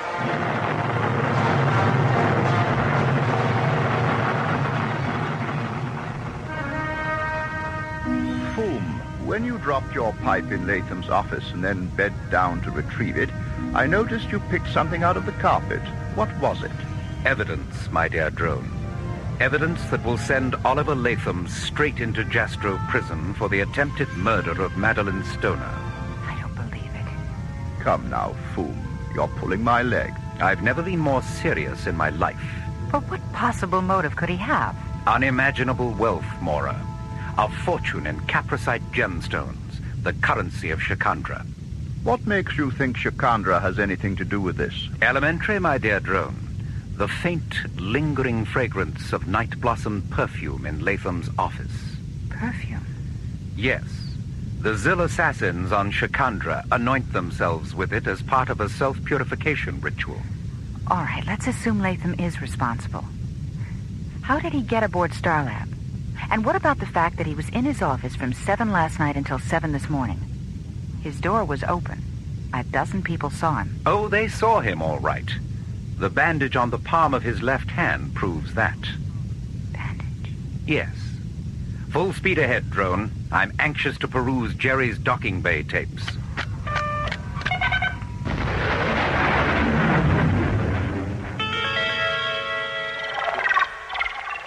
There it is, Mr. Foom. Lunar Shuttle 135. It came in late last night after the pilot radioed he was having trouble with the life support system. A perfect excuse to get out of the shuttle wearing the perfect disguise. A pressure suit and helmet. What else, Jerry? The stripes on the tail fin. Now, it should be a red stripe, then a stripe of yellow and black checkerboard, then a blue stripe. The red and blue stripes on this shuttle are reversed. Aha. So I called Lunar Base Operations. There is no such vehicle as Lunar Shuttle 135. All right, then. Mora, radio the Institute and have Latham meet you in Professor Stoner's lab at 10 o'clock this evening. Tell him the ISA has authorized you to pick up her personal effects. All right. Drone, take the Bellerophon to London and pick up that special equipment we talked about. Meet us at the Institute spaceport no later than 9 o'clock.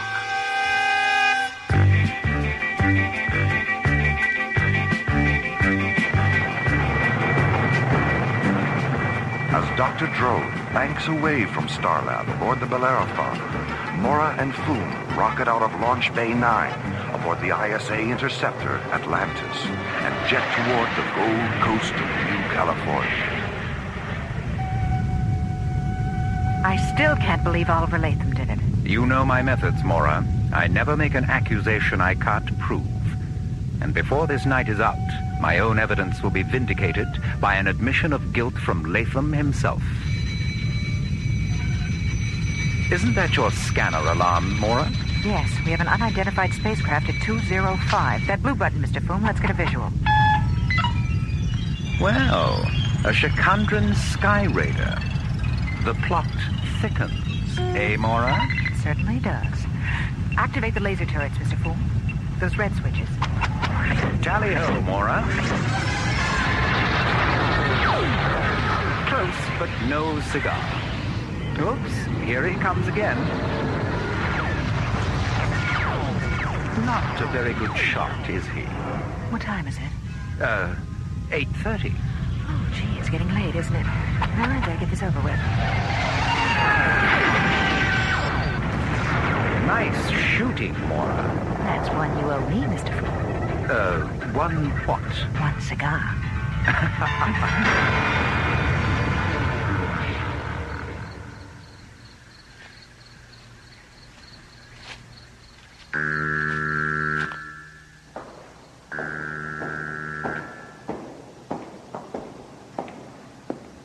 Dr. Cassidy, are you here? Over here, Oliver. Madeline. The needle didn't penetrate far enough. Oh, Oliver. Why? Why did you do it? The Institute needed money, Madeline. Solamine yellow and etrazine together. The perfect biochemical weapon. I could have made a fortune. But you said no. No more weapons. Life, not death. And I pretended to agree. I never wanted to hurt you, Madeline. It was Brack's idea. I had no choice. He said it was a matter of survival, the taking of one life in order to preserve the future of the Institute. I'm sorry, Madeline, but I'm afraid that equation for survival still stands. You can't kill me again, Oliver. I don't exist. Madeline? Madeline, come back! She can't come back, Latham. She was never here. She died half an hour ago. No, she can't be. She's alive. She was standing over there. You've been tricked, Latham. The same way you tricked everyone into thinking you were in your office the night you shot her. What? You've been talking to a hologram, Latham. What? Vanessa? Madeline? Sorry to disappoint you, Latham, but this happens to be Miss Vanessa Lockwood, one of the Royal Shakespeare Company's most versatile and talented actresses. Mr. Latham? Vanessa has been good enough to play the role of Madeline Stoner in the next room, while we projected her holographic image into this room. Major, get him out of here. Come with us, Mr. Latham. You're under arrest. The Institute needed money. I could have made a fortune. It was Brack's idea. Would you mind clearing up a few things, Mr. Foom? Jerry's explanation was a little sketchy. What was your first clue? This silverized prism fragment I picked out of the carpet in Latham's office.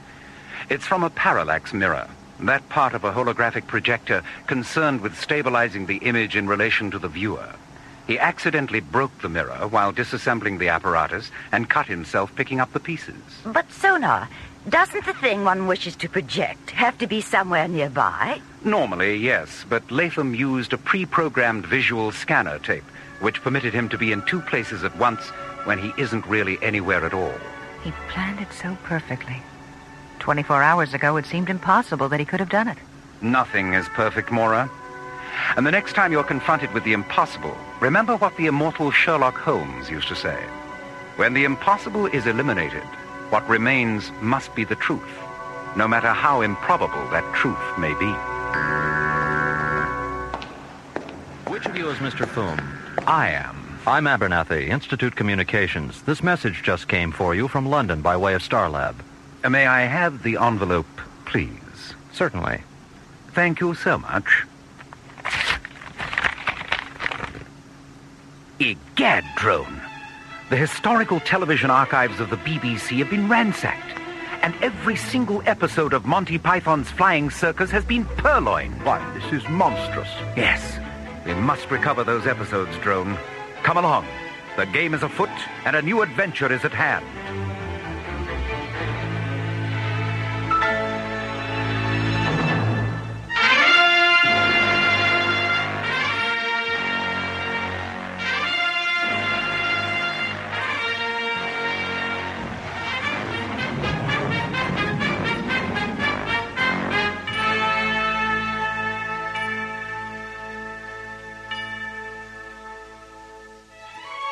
The Adventure of the Parallax Deception was written by Ron Thompson and starred Linda Gary, Roger Dressler, Corey Burton, and the Watermark Players, with special guest stars Philip Clark as Sonar T. Foom, Bernard Fox as MacGuffin Drone, Jesse White as Latham, Irv Immerman as Brack, and Corinne Conley as Madeline Stoner. Associate producer Ron Thompson. Music director, Tom Rounds. Engineer, Stu Jacobs. Technical consultant, Peter Sky. Assistant to the producer, Jim Cook. Alien Worlds was created, produced, and directed by Lee Hansen. This episode of Alien Worlds is dedicated to the memory of Sir Arthur Conan Doyle, creator of England's most famous consulting detective. And so until next week, this is Roger Dressler, inviting you to join us for a question of conscience from the elsewhere and elsewhen of Alien Worlds.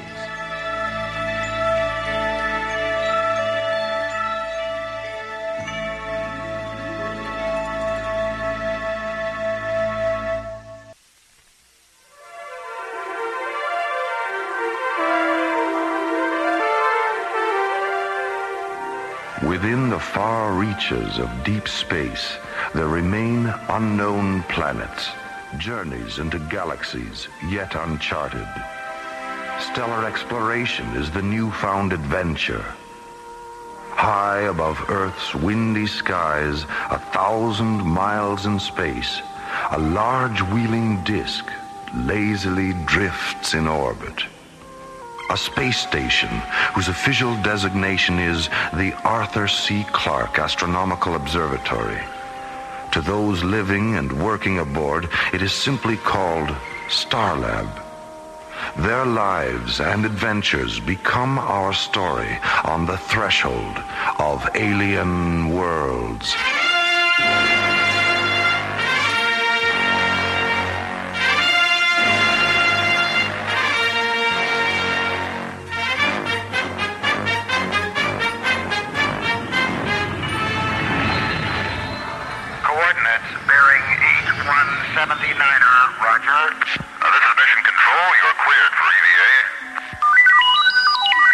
Stand by, Mission Control.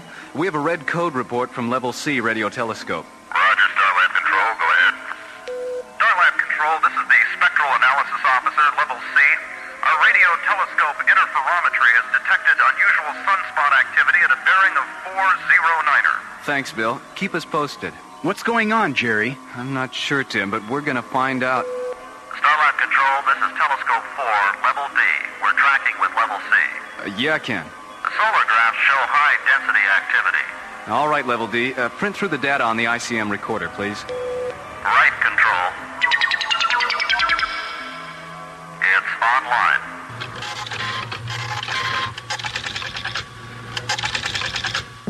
Look at this. What? That's more solar activity in the last 2 minutes than we've seen in 2 years. I'd better call Dr. Cassidy. Meanwhile, on Earth, the effect of the sun's strange activity begins. Kansas City, Missouri, 8:05 p.m. Good evening, Mr. Jennings. Good to see you again. Thanks, Ron. Now, would the two of you care for a bottle of wine? Yes. Yeah. I think that's a good idea. Great. The usual, Ron. All right. Well, I'm certain you'll love the food here, Sully. It's a very special place. It's been a favorite spot of mine for years. I've known the owner a long time, too. What's that? Huh, that's strange. Probably just a heavy truck going by on the street outside. My God, Roger! It's an earthquake!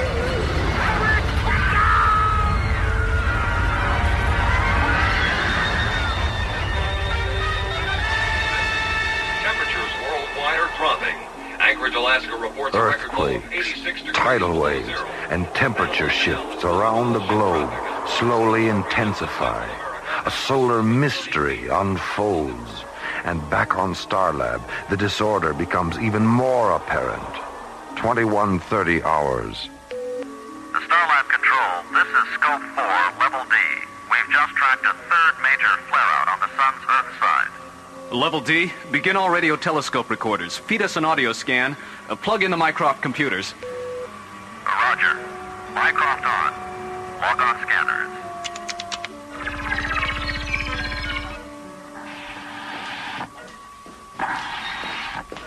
Hi, Dr. Cassidy. Thanks for coming up here.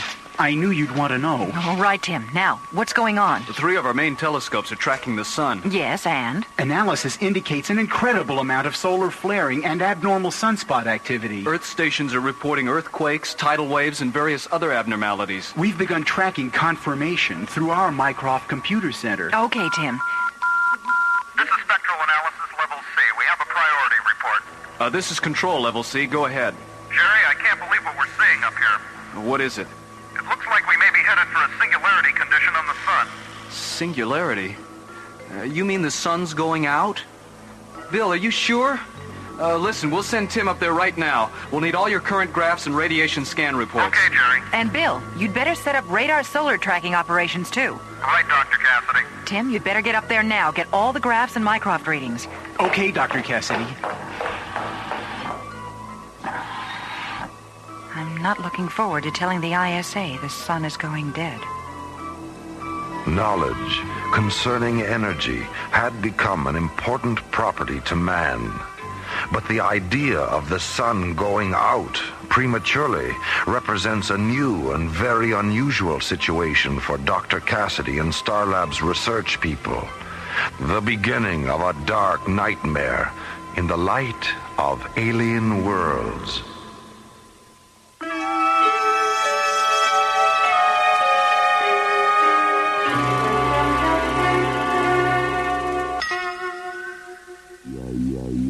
To those aboard Starlab, a shiny rotating observatory high above Earth, the sun seemed to be going dead. Radio telescopes reveal a once fiery sun darkening. Research Director Mara Cassidy contacts the International Space Authority. This is the ISA, Dr. Cassidy. Are you there? Yes, Commissioner. We've had a 20-degree temperature shift in the last hour in the Sahara, Ma. Satellite charts show glacier movement at the poles. It looks like an eclipse. What the hell's going on up there? We don't know exactly what's happening yet, but our Mycroft computer terminal shows readings that indicate the sun is losing electromagnetic energy at a rate greater than normal. We may be headed for a gravitational collapse. Pardon me, Dr. Cassidy. The mass proximity indicator is registering... Not now, Tim. I've got... Dr. Cassidy, are you setting up solar radiation scanning? What? Solar scanning? Yes, we're working on it, sir. Tim have communications patched Mycroft through to the ISA computers. Right. Commissioner White, I'm having our computer tech supply your office with a duplicate of our current information tapes. You'll have everything we've got shortly. Yes, Doctor. My terminal is receiving it now. Hey, is this right? It can't be. I'm afraid so, Commissioner White. We've got about 60 hours before the sun reaches singularity and Earth freezes solid. What can we do to help? Well, first of all, we need you to send an SET up here right away. We need to make a house call. Well, the only space exploration team I've got for immediate launch that can handle this is Delta 1. Delta 1? Oh, wait a minute. That's Graydon, right? Captain John Graydon? And Buddy Griff, that's right, Ma. Oh, no, Commissioner. Isn't there anyone else you could send us? I'm sorry, Doctor. That's the team. We'll launch immediately. Their ETA is 3 hours, 10 minutes. Keep us informed, Ma. Out. Yes, sir. We'll keep you informed. Out. Dr. Cassidy, what's wrong? I can't believe they're sending Buddy Griff up here. They might as well let the damn sun go out. Delta 1, SET command. Report to ISA pre-launch immediately. What? Oh, we just got in. Boy, you can't get a spare minute anywhere anymore. Oh, come on, Captain. Let's just finish this hand, huh? Oh, we better pass for now, buddy. We better get down there. Pass? The man's 18 in back of me. I got a hot 21, and he says pass. It's just a game. We can pick it up later. It's just a game. I'll say it's just a game. All right. ISA says jump, and Captain John Graydon jumps. That's how come you're a bloody hero and I'm just a lover. And that's the story of your life, right, buddy? Dr. Cassidy, I just got back from spectral analysis. The mass proximity indicators are registering some kind of solid object near the sun. It's like a planetoid. Oh, Tim, don't be silly. The MPI is probably reading solar flare-off gases. But I think there's something there. Don't worry about it, Tim. Besides, the problem right now is the SCT crew they're sending us. I don't understand. Isn't that the next logical step? Logical step, yes. Logical team, no. Especially with Buddy Griff. Buddy Griff? Captain John Graydon's co-pilot. The Prince of Pomposity. John Graydon. I met him just after he got back from Altair. He's a great pilot. I remember a lecture he gave our academy class in 2010. It's not John who worries me. It's Griff. During the Altair mission, my father was with them. Buddy made a very bad judgment error with a photon laser. It caused my father's death. Oh, Doctor, I'm sorry. I had no idea. Yes. Well, never mind. I'll deal with that later. Well, let's get up to spectral analysis and take a look at this planetoid of yours. I'm really worried about this, Doctor. I have a theory that this object is affecting the sun. Now, don't ask me how the devil it got there. Tim, pull yourself together.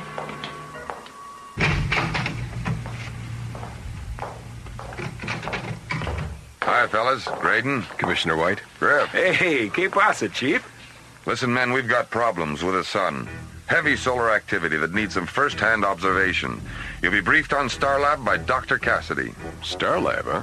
That's right. They're expecting you right away. You'd better get over to launch control now. But have I got time to get some cigarettes? Come on, buddy. Let's go. Lock tanking secured. Lock tanking secured. Delta 1, you are cleared for launch. 2030 Zulu. Your trajectory is 010 degrees. Market control, 010 degrees. Give my regards to Earth control. 5, 4, 3, 2, 1. Roger, Delta 1, you have liftoff. All systems go. Oh, man, I just love a good rocket ride.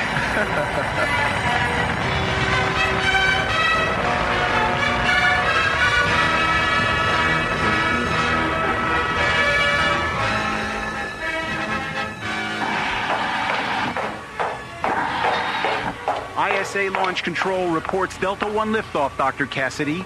Their ETA is a little less than 2 hours. All right, Tim, keep me informed. Yes, Doctor. There's more data coming in on the mass proximity indicator. What do you mean? Instruments show a planet-sized mass does exist. It's roughly on the same plane of the ecliptic, someplace inside the orbit of Venus. A planet? In the orbit of Venus? You're crazy, Tim. I realize it sounds bizarre. Look, Tim, we both checked the radio telescope reports from spectral analysis. There were no visible signs of any planetoid. Well, there must be something wrong with the MPI. Have the technicians CompuScan the circuits. But, Dr. Cassidy... And when Delta 1 docs, bring them to my office. Yes, Doctor. As the sun's unusual activity continues, Starlab researchers work around the clock to unlock the mystery.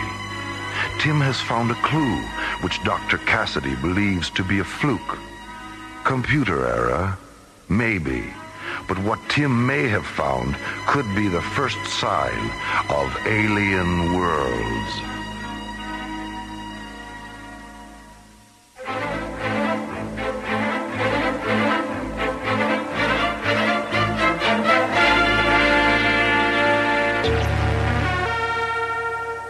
Strange solar activity threatens the survival of Earth. A solar exploration team is sent to investigate under the direction of Dr. Mara Cassidy at Starlab, a space observatory.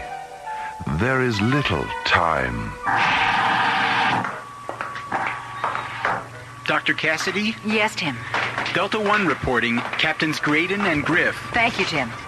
Come in, gentlemen. Hello, Dr. Cassidy. Good to see you again. Hello, Captain Graydon. Griff?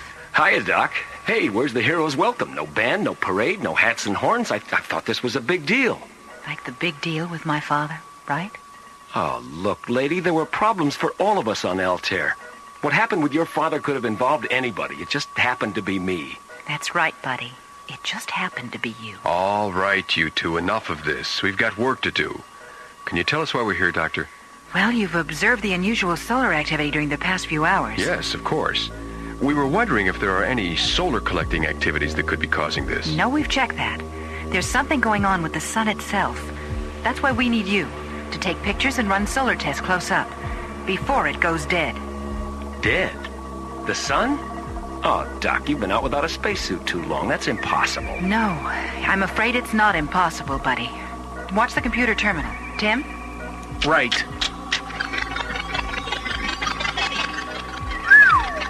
That's frightening. Wow. What's our bottom line? I want you to get as close as you can. We'll have you patched into the Mycroft computer. We can then direct you from that point as to what to do next. Oh, just what I need to end up as barbecued spaceman. We better get rolling. Right. Tim, take Captains Graydon and Griff down to mission control. All right. Good luck, you two. We'll get the story for you, Mara. Yeah, and if you're real good, we'll sell you the rights. Bye. I didn't expect you two at Starlab so quick. Oh, we didn't either, Tim. But we had this tailwind. A tailwind? Right. By the way, Captain Graydon, I feel I should tell you there's something out there by the sun. Oh, really? What do you mean, Tim? I have a theory about all this. Theory? What theory? About what? Well, I'm certain there's a planetoid out there next to the sun, drawing off energy. A planetoid? You think it's alien? Well, let me put it this way. It's not ours. We haven't been able to track it visually because of the glare from the sun's rays, so I can't prove my theory yet. We'll keep an eye out, Tim. Thanks for the tip. Right. So long, and good luck. Thanks, Tim.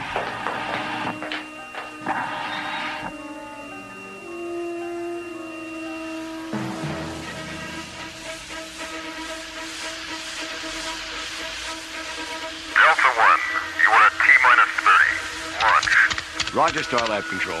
T-minus 28 and counting. Delta 1, telecom computer lock, 775 megahertz.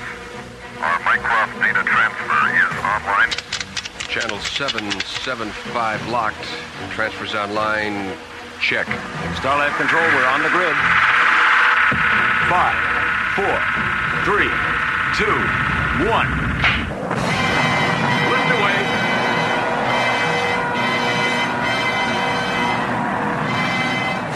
As Delta One moves into the black depth of space, Captains Graydon and Griff set a course for a dying sun.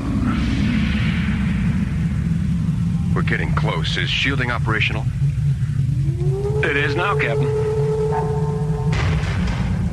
Delta One, this is Starlab. We scope you at 214 degrees, bearing 030. We have visual radio telescope contact with you. MPI shows a planet-sized mass close to your present position. You are off course by 02.5 degrees. Have you visual Starlab. Starlab, this is Delta One. Do you receive? Over. What the? Skipper? What's happening, buddy? Where's our power? The main rockets just went branchless. Flame out. We've lost our maneuvering power. The radio's gone, too. Fire retros. I am, Skipper. Nothing. They're like a plate of cold spaghetti. We're being pulled off course. The compass has gone berserk. What is happening? Buddy, what the devil is that? What? Where? Look. Over here, through the infrared viewing screen, off the port side. Where did that come from? It's huge. It's definitely not an asteroid. No, it's too spherical. Well, whatever it is, we're being pulled towards it. Look at the size of that thing. I wonder if that's what Tim was babbling about. You don't suppose... What, Captain? Never mind. That's the strangest looking thing I've ever seen. It's gotta be some kind of a giant vehicle. Like a planetoid, Captain? I didn't really want to say it. Yeah, I know. Well, hang on, Captain. We're on a collision course with it.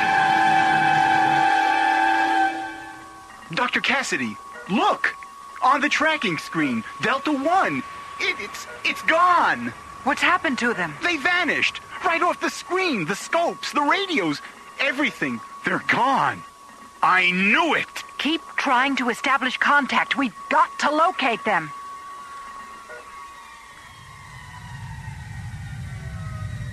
Hey, Captain, what happened? Who turned out the lights? Buddy, we're inside Tim's planetoid. What? Oh, man, I must have blacked out. Look, over there. An opening. That's where we must have come in. Hey, what's that? Something's outside the hatch door. I think we've got company.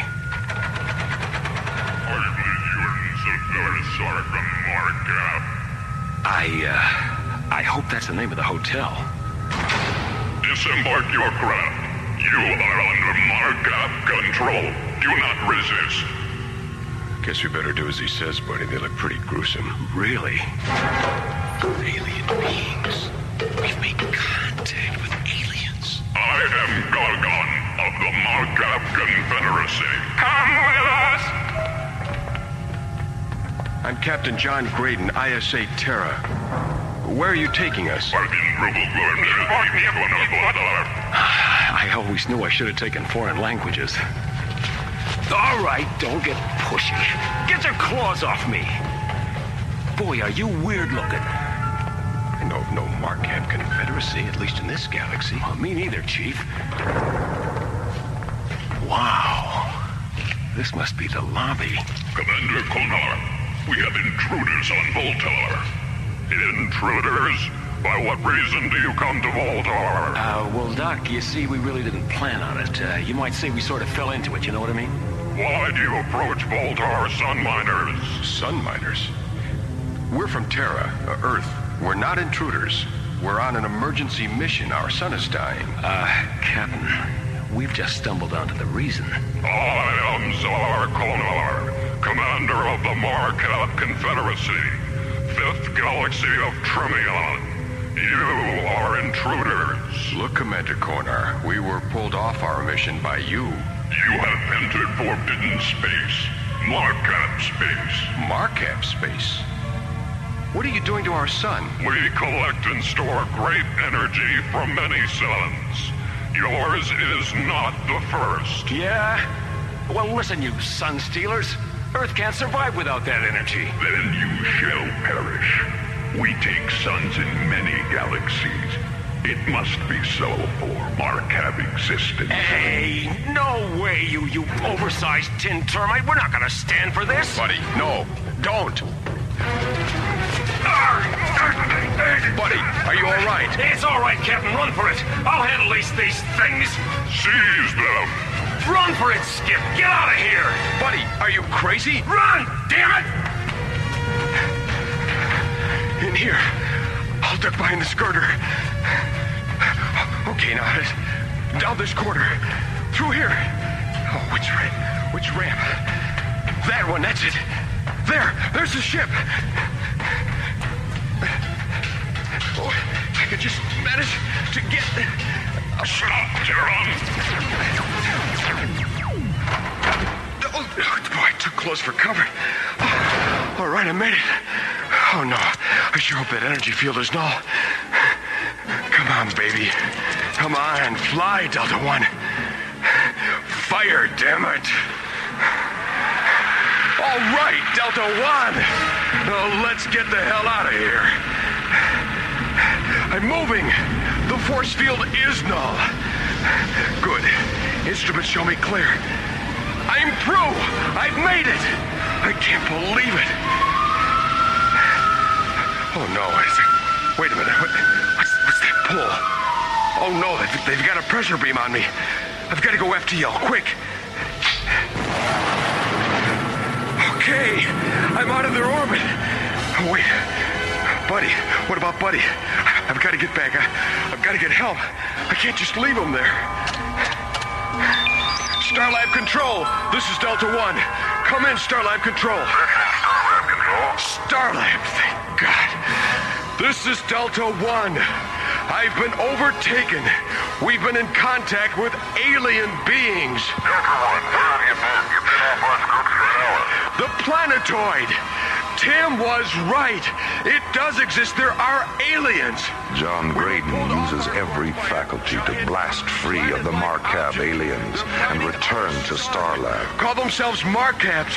Buddy's still inside. We've got to get him out. Thoughts of what he just experienced race through his mind at laser speed. It is imperative to warn Starlab and Earth. The threat is no longer theory.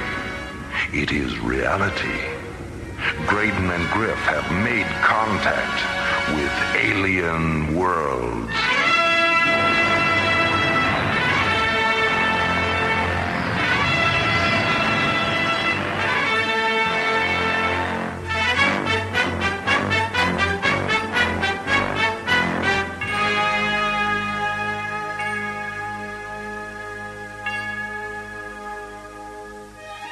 This is Roger Dressler, inviting you to stay with us for the conclusion of The Sun Stealers after a brief intermission on the world premiere of Alien Worlds.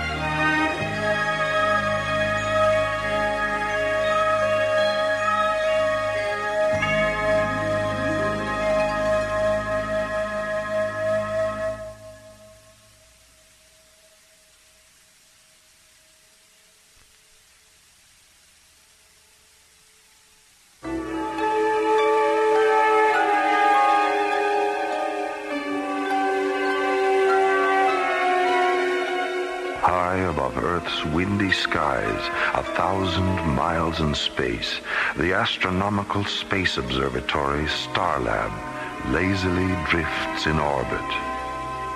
Research teams aboard have detected strange solar activity on Earth's sun. Space exploration team John Graydon and Buddy Griff are sent to investigate and face a bizarre encounter. We're being pulled off course. The compass has gone berserk. Buddy, what the devil is that? Where did that come from? It's huge. Whatever it is, we're being pulled towards it. Hang on, Skipper. We're on a collision course with it. Delta One is mysteriously pulled aboard an alien planetoid.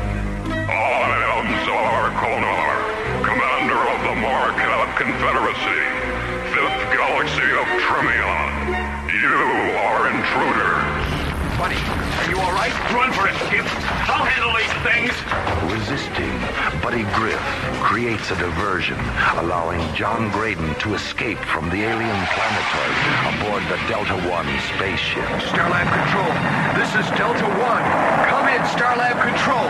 Starlab Control, Delta One, where have you been? You've been off our scopes for an hour. The planetoid. Tim was right.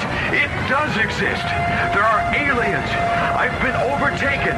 John Graydon, shaken by the alien encounter, returns to Starlab in Part 2 of The Sun Stealers on Alien Worlds.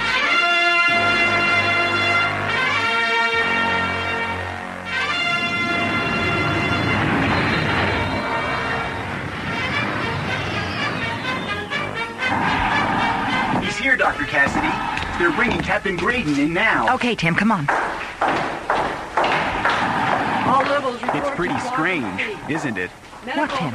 Well, haven't you heard? I mean, something went wrong. They were overtaken by aliens. Buddy didn't get out. I've only gotten the preliminary report. I'm not sure about any aliens yet. Hi, Mara. Tim. Jerry, where is he? He's in the isolation airlock chamber. How is he?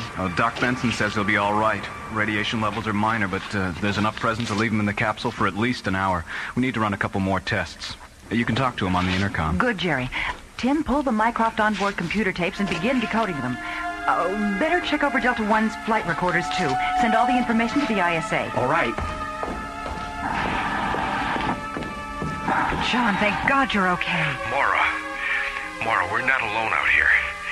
Buddy did make it out. He's inside an alien planetoid. It's draining the sun's energy. Oh, take it easy, John. What's draining energy? The Marcabs. What? Oh, Mara, they're awful. Like insects, tall, very tall. I'd say maybe about 7 feet. And their bodies are black and shiny, claw-like hands, and large, radiating eyes. Good Lord. Buddy, what about him? Is he... About Buddy caused a diversion so I could escape. We've got to get back there and get him out. Well, of course, John. Dr. Cassidy, we have the ISA. We're feeding them to your televideo screen. All right. I hope they've got a lead on all this. Mara, we just got the reports. It's unbelievable. How's Graydon doing? He's here in quarantine, Commissioner White. Listen, I trust you've received the flight tapes by now? Yes, Ma. We haven't come up with anything solid yet, though. We're still trying to analyze all the information. But I'm afraid the computers at Jardel Institute have given us a new prediction. What are you talking about? Well, Doctor, according to them, we have less than 9 hours before the sun reaches a point of non-recovery. There's really not enough time for us physically to analyze and return you all that data. So what does that mean? Well, Ma, I'm afraid you're on your own. It's up to your people at Starlab to stop those aliens. Their eyes turn instinctively toward a dimming ball of fire hanging in space. The sun is fading, dying, and with it the future of Earth. The hopes of a planet ride upon their shoulders as they prepare an opposition against alien worlds. The life expectancy of Earth has been reduced to 9 hours as our sun fades into obscurity. Alien creatures, revealed as the Marcab Confederacy, continue to drain our solar energy. Starlab Research Director Mara Cassidy, along with her assistant Tim and Space Exploration Captain John Graydon, are the only ones who can stop the Marcabs, if indeed they can be stopped. Oh, John. Well, come on in. Glad to see you out of quarantine. That makes 2 of us, Mara. How are you feeling? Much better, thanks. Good. Can you recreate for me just exactly what happened to you and Griff aboard Delta One? Well, we were within the ecliptic range of the sun about 5 minutes out, and We were getting ready for our first photo scan pass. Yes? All of a sudden, our radios went dead. Instruments, everything. We completely lost all power. Mm-hmm. Then we spotted this incredible object about 5 kilometers in diameter, metallic, black, with a large disc on top. And then? We lost control of the ship, and we were drawn into the object. We took about 6 Gs. Buddy blacked out. Next thing I knew, we were taken off the ship by the aliens that I told you about. They told us they were mining the sun's energy. But how? I don't know. Oh, Tim. Good. You've got the Mycroft report? What's wrong? You're white as a sheet. That thing out there is the cosmic wonder of all time. Tell me about it. What did you find? Well, the Mycroft computer came through like Captain Video. Solar depth sensors, heat generation refractions, course deviations, wavelength correlations, video scan of the planetoid. Tim! Get to the bloody point. What did you find? Basic theory of electromagnetic energy, Dr. Cassidy. Electromagnetic energy? Yes, that's right. The alien planetoid is an electromagnetic field extracting ultraviolet radiation through infrared oscillation. Oh, wonderful. Oh, it means the Marcabs are drawing ultraviolet light energy and converting it to a form of electricity. That would explain the invisibility. The radiation creates a massive shield around them which blends with the sun's rays. Exactly. That's why only the MPI picked it up originally on the infrared screens. That's very interesting. That's not all. The tractor beam that pulled you into the planetoid was also magnetically energized. I see. Well, that would explain the compass going crazy just before we lost control. Wait. That's it. What? We haven't got much time. Tim, get over to the hydro lab. Have them assemble a 50-megawatt portable CMG. We'll use the Michelson interferometer principle. A counter-magnetic generator, of course. A beam splitter. Oh, brilliant, Doctor. I'll meet you two in the briefing room in 20 minutes. I think you two blew a capacitor in your brains. You've lost me. I'm just a space pilot. And that's just exactly what we need you to be, John. It's a long shot, but it's the only one we've got. An 1880 theory that could put the Marcabs right out of business. Come on. I'm going over to the lab. We need to get together Delta 1. We're going into that planetoid. If this works, John, we may be able to turn the Marcab energy field back on top of them. If I can figure out a way to deactivate the pressor beam. Do you think you can get us back in? Yes, I'm sure of it. But we'll need some kind of an escort to create a diversion. I'll go up to Mission Control and recruit a few pilots from Stargazer 1. Okay. I'll meet you in briefing within half an hour. As time continues to slip into the past, the future draws closer. They're designed to dethrone the Marcab power. A tenuous betide to the indelible.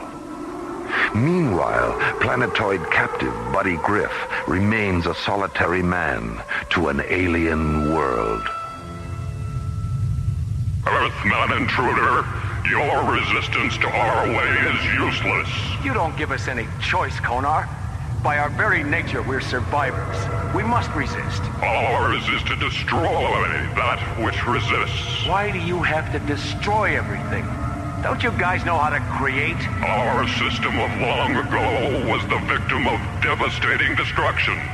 We have long since created the power to never again be victims. It is the way of the Cord. The Cord? The rule of Marcab supremacy in the universe to destroy. Oh, it sounds like a case of bad karma, Doc. I do not understand. I can't believe I've actually gone over your 7-foot head. Karma is the... Take him away! Hey, what are you doing? You too shall be destroyed. We are the rulers of the light.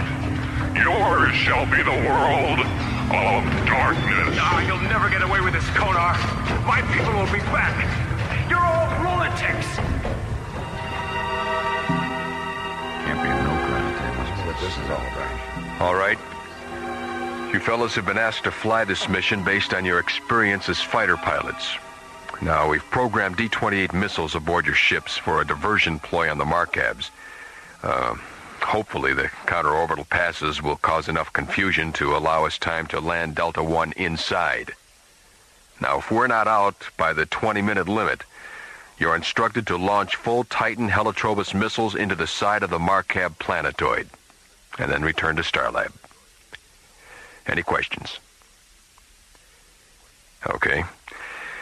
We'll launch in 8 minutes. Synchronized watches, 1600 hours, 22 minutes, and 15 seconds. Mark. See you guys on the 50-yard line. Well, let's go. As Starlab pilots prepare the final assault on the alien encounter, a galaxy clings to the hope of triumph on alien worlds.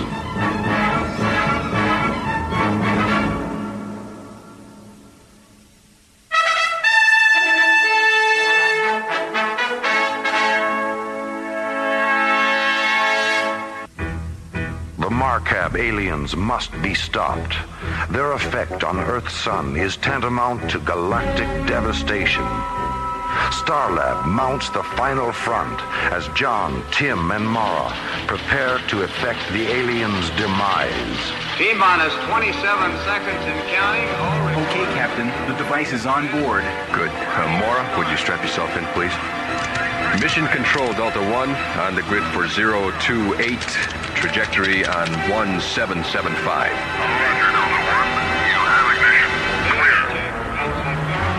Mission Control, this is Firefly 2. We're at interdict on 505. Locked on configuration 1520 with Delta 1 leader, Vector 9. Captain John Graydon prepares the leading assault on the Marcab Confederacy. Mara Cassidy and Tim ready themselves for the alien confrontation. All right, Tim, let's go over the mechanics of the CMG beam splitter. I have the timing device set for 18 minutes on the detonator. When it triggers, it'll pull every bit of energy within a radius of 5 kilometers into the magnet center. The energy overload will create a chain reaction. As the alien storage collector beams split, it'll blow them right out of the galaxy. Good.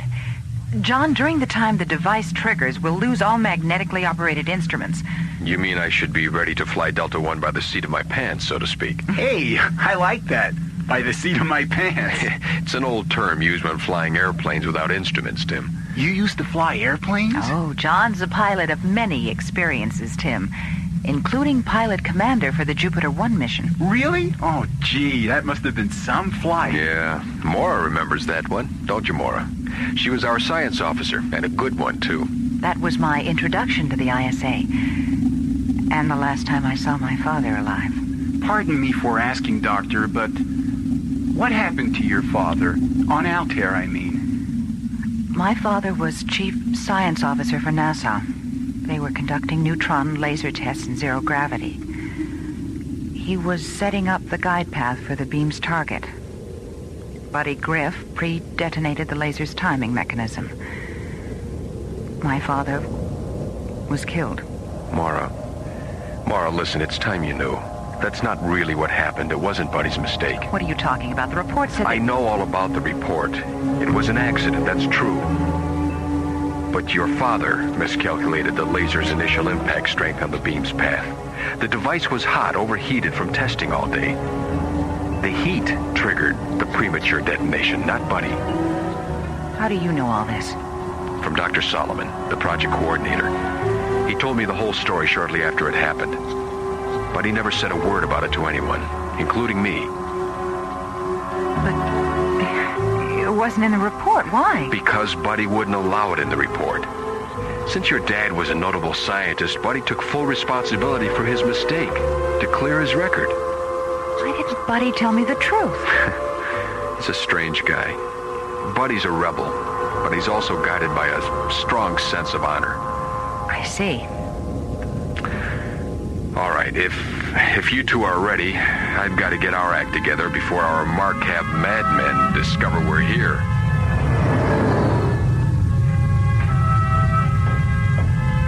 Commander Konar, enemy ships are approaching Voltar. Enemy vessels?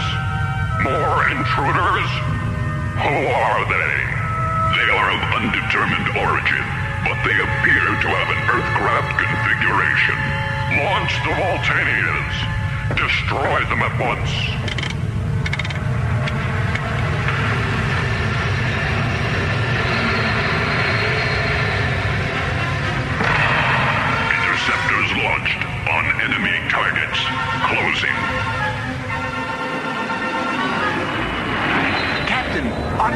screen. Good eye, Tim.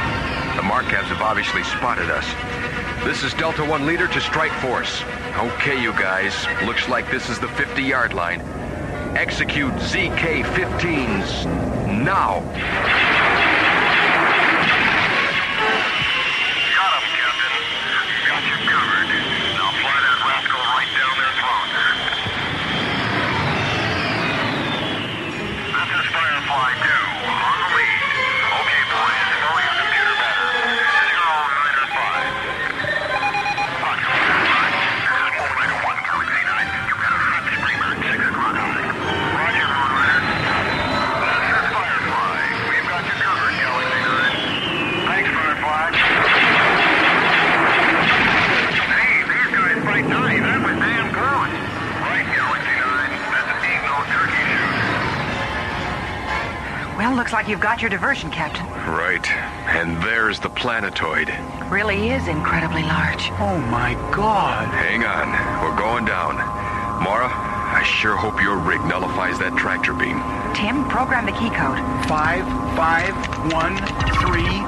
Lock. Energize. Locked, Captain. We should be clear of any field wave. Good. So much for part 1. Now all we gotta do is find the right place to sit down. There's the opening. Radar configurations check out. There's the coordinates given on the open side. Mycroft's computations are correct. I love you, Mycroft. Not bad for an expensive adding machine.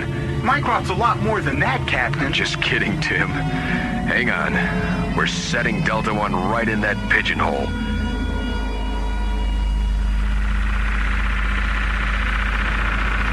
Okay, let's get this over with. Here, help me with the CMG. Okay.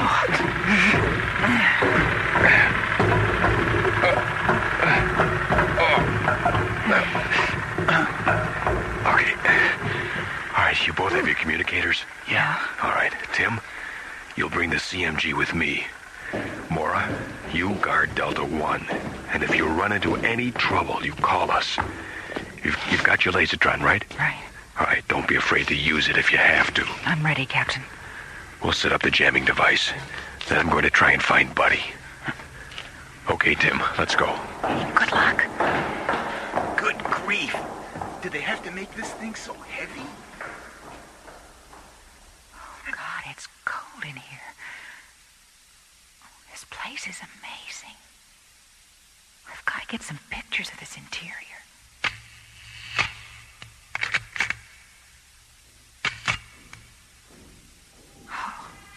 Someone's coming. Look down this corridor. That's not moving him. Very well. The Earthcraft, it's back.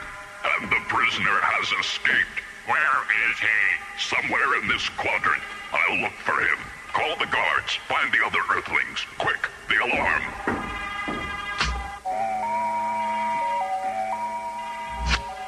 Captain Graydon. Come in. John. Yes, Mora. They know we're here. I just saw 2 of them. They said something about an escaped prisoner. That can only be Buddy. What do you want me to do? Check your locator. Make sure you don't get lost, and then go for it, Mara. Follow them. Be careful. If you find Buddy, call me. Okay.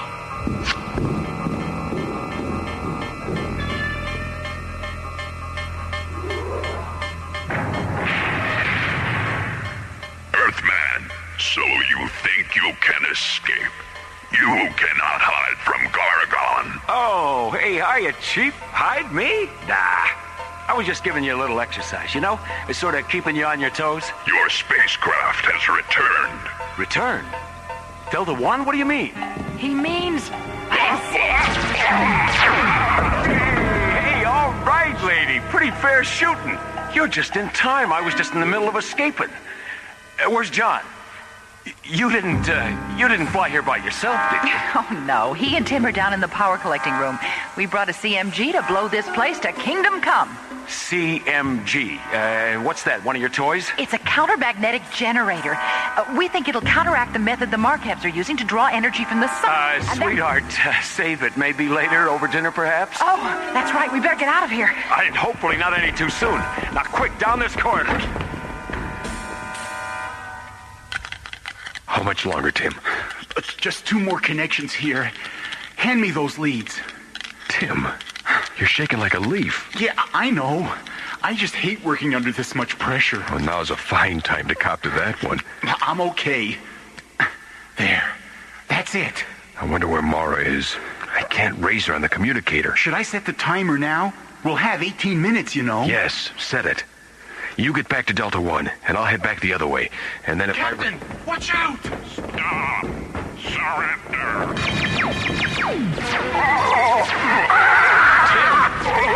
I never knew you had it in you. I can't believe I did that! All right, set the timer. Let's get out of here. Set! There they are! Stop them! Quick, Tim, this way!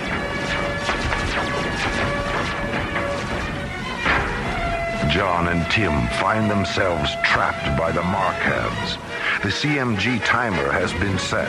Only precious moments remain before a deadly explosion. Look! There's Buddy! Hey, all right, John! Buddy, thank God. Where's Mara? Back at Delta 1. We've only got 2 minutes. Hurry! Get on board, Mora.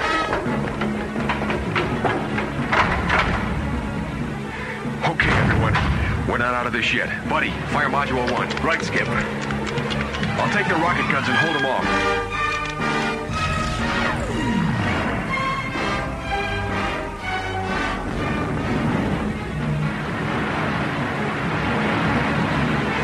Lift. We have main ignition. Clearing the planetoid. Oh, yeah! CMG detonation, 15 seconds. Telemetry 4+4. Stand by to hit faster than light speed. Check. FTL, primary ignition. 10 seconds to detonation. FTL, main power. Now! We're clear! We made it! Oh, thank God! CMG detonation, 5, 4, 3, 2, 1. There they go. It worked! Of course it worked!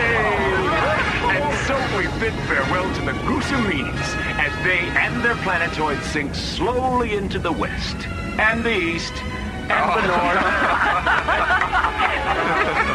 Together, a small group of people with tremendous courage and confidence have saved Earth from the threat of eternal darkness. The Markab sun miners have been destroyed soon enough to allow the sun's own energy to regain its mighty power. The heroism of Delta One's mission has relieved a galaxy from the peril of alien worlds.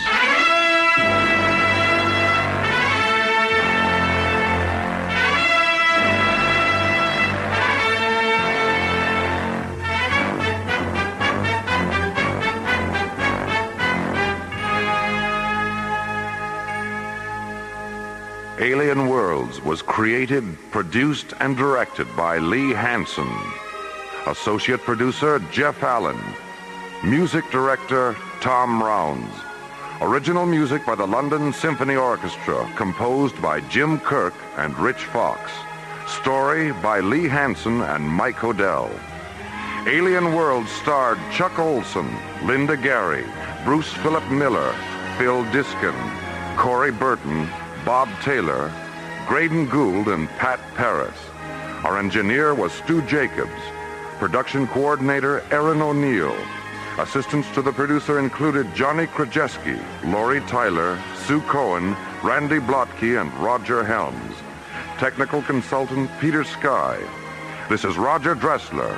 Thank you for joining us for the world premiere of Alien Worlds.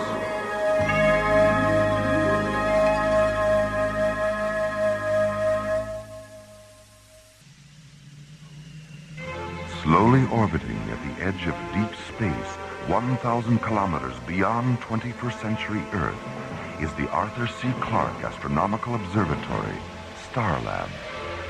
Here, Starlab Research Director Dr. Maura Cassidy and scientists and technicians of the International Space Authority watch over the countless star systems that fill the universe. This week, a fugitive from a dead planet draws Starlab into the final battle of an interplanetary war of destruction and deceit, forcing Dr. Cassidy and the ISA to confront a question of conscience on alien worlds.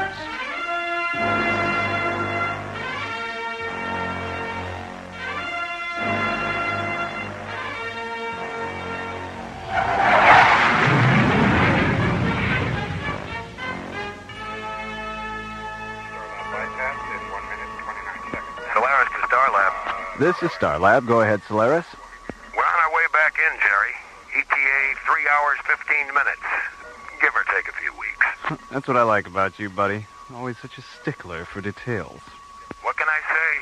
Class shows in everything we do. Mm-hmm. So, how about that freighter bound for Thanatos? Did you ever find out what the problem was? The captain sounded a bit vague. Well, it seems the captain signed on a crew of Semenians. So? So, Malakara, the holiest of all the Semenian sacred days, just happened to fall today. And Jerry, the Semenians consider it sacrilegious to work during Malakara. You mean they just stopped working right in the middle of the flight? You got it. So it was up to us to tow the ship to the nearest spaceport. There the captain can wait out Malakara. After all, we wouldn't want them falling into the sun or ramming the moon or something. It just ruins the view. I see. Well, as long as you're in such a charitable mood, perhaps you could do me a favor and make one more stop on your way in? Don't tell me. Let me guess. A corned beef on rye from the Delphi 5 floating delicatessen. Not exactly. I've been picking up some erratic Sigma-class radio signals from Sector 9 or 5. I'd like you guys to check it out. Consider it done, Jerry. We'll let you know if we find anything interesting. Great. Oh, and before I forget, there is just one last little thing. What's that? That corned beef sandwich sounds really good. If it wouldn't be too much trouble, you think you could... Sorry, Jerry. Malakara, remember? This is our day off. Maybe next time. Solaris clear. Starlab clear. Funny, they don't look Semenian.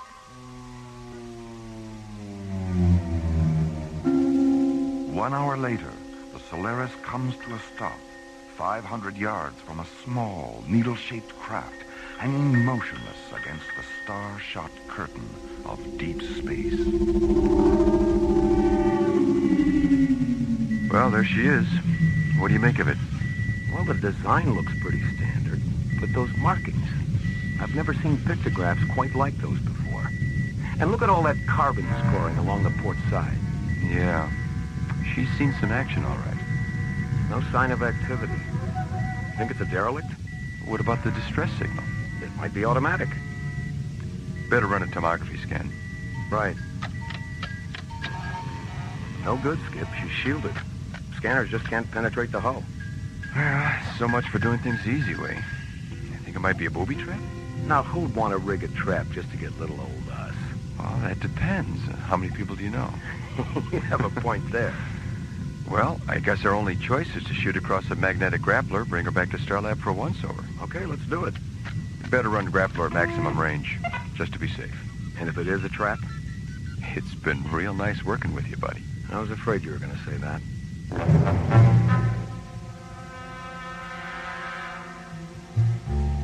2 hours later, the battle-scarred alien spacecraft is maneuvered into the outboard airlock of Isolab 7, where it's carefully lowered onto a brilliantly illuminated observation pad, located beneath a circular gallery of smoke-colored windows.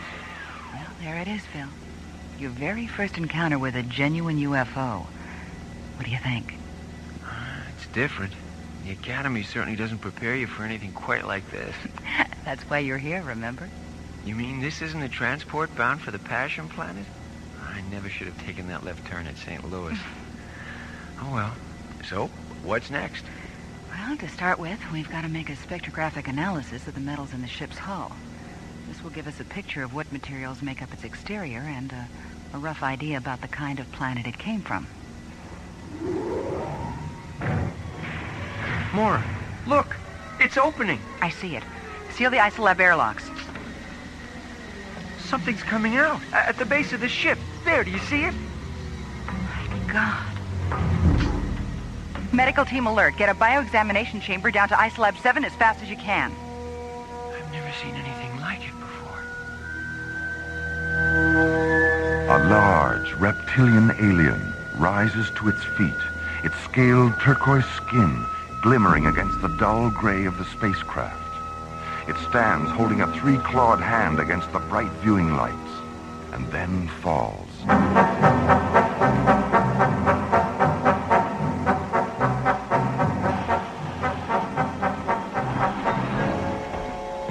How is he, Maura? Well, according to the report, he's been in a state of extreme oxygen deprivation for several weeks. They could only find scattered traces of oxygen in his entire bloodstream. How did he manage to survive? Probably by going into a kind of hibernation. As you can see, he's still in something of a comatose state. Now, Dr. Cassidy, the time of non-life is over. You can understand us. Your language is not unknown in the universe. I am called Isu of Nakaresh. Nakaresh? I don't think I'm familiar with that system. And with good reason. For there are none left, save myself to speak of it. There was a war, a terrible war, between my planet and another. The reasons are no longer important. Both our worlds shared the same last breath, and now live no more. You mean the war left everyone on both sides dead? All save two, yes. For as I survived, by chance so too did the last enemy battleship Urcus, which to this day pursues me. But what can they hope to accomplish? Nothing. Everything. It does not matter. Theirs is an unreasoning, an irrational hate for my people that will not let them rest until the very last member of my race has been totally and utterly exterminated. Maura, Right here, Jerry. Go ahead. I'm picking up a ship 5 kilometers out. I think you better take a look at it. It's big. Real big. We're on our way. And so it begins again. Can you not feel them? I can. I can sense their presence. Yes, it is them. The enemy. They have found me at last.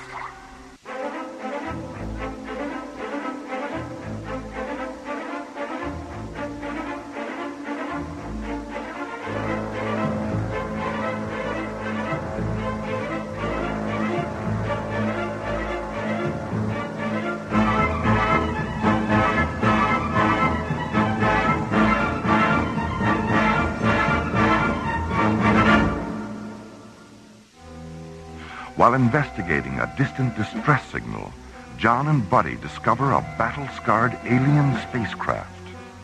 Returning to Starlab, a large reptilian alien crawls out of the ship, sways for a moment, then falls unconscious to the floor of Isolab 7. Later revived, the alien reveals that he is the last surviving member of a race totally annihilated during an interplanetary war. Suddenly, a second vessel, a giant, crimson-colored battle cruiser, appears near Starlab. And so it begins again. Can you not feel them? I can. Yes, it is them. The enemy. They have found me at last.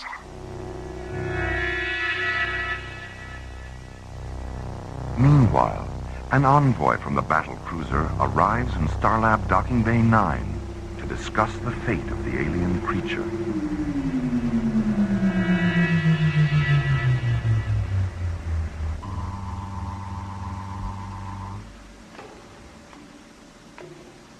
Well, would you look at that? Did you say something, Maura? Huh? Oh, no, I just meant I didn't expect him to be so... Handsome? Good looking? I meant tall, Phil. I'm just trying to help. Welcome to Starlab. Who's in charge here? I am. I'm Dr. Maura Cassidy. My name is Andrus of Belshazzar. I wish to thank you for capturing the creature Isu. It's comforting to know that there are others in the universe that recognize the depravity of his crime. and will assist in the administration of justice. Now, if you will please, turn him over to us. Wait a minute, back up. I'm afraid we don't know anything about any crimes. The one you want, Isu, claims to be the sole survivor of a great war, and as such has requested sanctuary. Sanctuary? From a war that never was? I'm not sure I understand. Isu had isolated a plague bacteria against which our people had no defense. He used the threat of unleashing this disease as a form of blackmail in order to further his own twisted dreams of power. But my people refused his demands, and they died within the day. But if what you say is true, then why are you and your crew still alive? We were on a deep space probe when the plague was unleashed. And by the time we returned, all life on our planet was gone. At that moment, we vowed to bring this murderer to justice. That's where we run into a problem. Both you and Isu tell different stories, while each claiming to be the last of his kind, leaving no one to verify either story. You don't seriously mean to say that you equate my credibility with his lies? My job here is to find out the truth. Isu has requested sanctuary, and I am obliged to give him that until his guilt in this crime, or at least the crime itself, can be established. And how long will this take? A few days. A few days? That's impossible. Well, I'm sorry, but we do have certain procedures for dealing with this sort of thing. We are not interested in your procedures. Every moment that he lives further increases his chances of escaping us. My response to your suggestion is simple. You have 5 of your hours in which to turn him over to us. That sounds a little like a threat. It's a very disagreeable term. Let us instead call it a strongly voiced suggestion. Oh, but you can't expect us. I repeat, 5 hours. This discussion is concluded.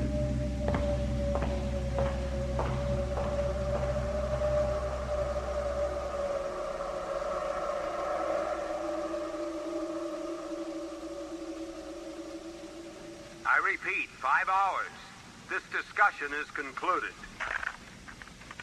That's the end of it, Commissioner. After that, he stormed out, and we haven't heard a word from the Urkas since then. I see. It's quite a dilemma you've got on your hands. What do you think the odds are of Andrus getting nasty if you don't turn over Isu? I honestly don't know, Commissioner. Well, go ahead and put Stargazer on alert, and have them put 3 squadrons on standby. All right, sir.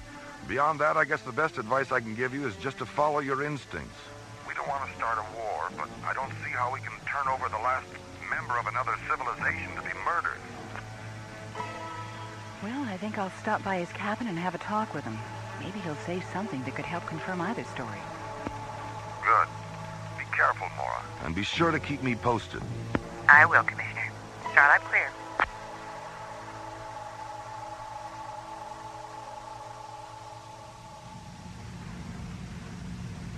How long, Andrus?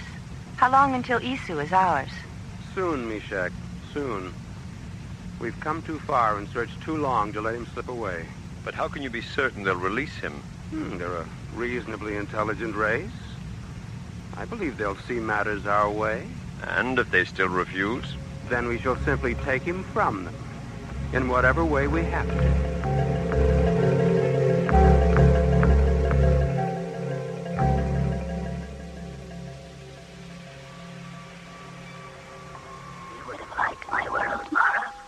It like, Isu? Oh, it was beautiful. Crystalline flowers that reflected the emerald sunlight into 1,000 dazzling patterns. Cool, quiet forests. And sleek silver birds with soft golden eyes. Then the war began. My task was to seed the space between our 2 planets with antimatter modules which would detonate whenever an enemy cruiser approached. In fact, I still carry a full load of them in my ship. Then it happened. The fools finally used it. Used what? My people and the Belshazzarians both possessed radiation weapons of incredible force, capable of wiping out an entire planet. We thought that neither would dare use it. But the Belshazzarians did, and we retaliated, and that was the last day.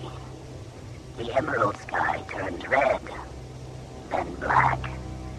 The ground trembled, and the crystal flowers shattered into a million splinters.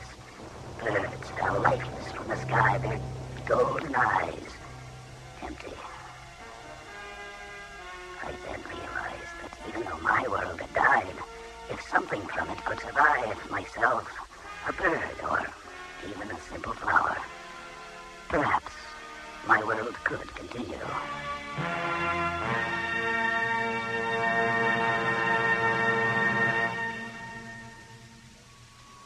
I don't know, Jerry. I just don't know who to believe. I gather your meeting with Isu didn't help to clarify matters very much. No. But even though he can't prove his story, everything he says seems to ring true. I had the same feeling about Andrus. Urcus to Starlab. I wondered when we'd hear from them again. It's been 2 hours. This is Starlab. Go ahead, Urcus. Dr. Cassidy, we've changed our minds. We've realized that in 5 hours, Isu could escape us again. We are therefore giving you 10 minutes in which to deliver him to us. I'm afraid you're asking the impossible, Andrus. And the impossible shall be your demise. We regard you as actively harboring a criminal with all the attendant consequences. Release him to us. Your only alternative is destruction.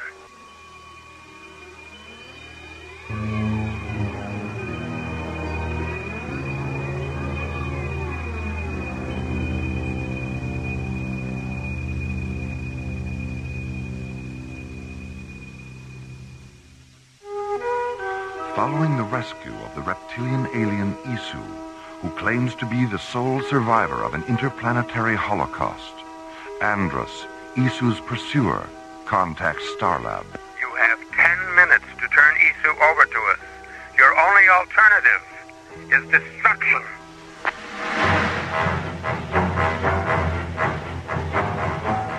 Stargazer Security, this is Starlab. Please scramble a squadron of Zodiac fighters. Roger, Starlab. We will scramble.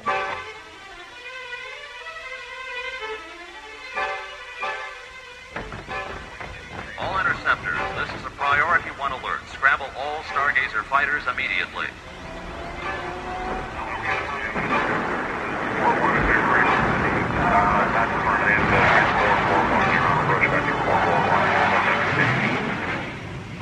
Andrus, our long-range sensors have picked up a flight of ships coming this way. They look to be fighters. Oh, they've made the decision.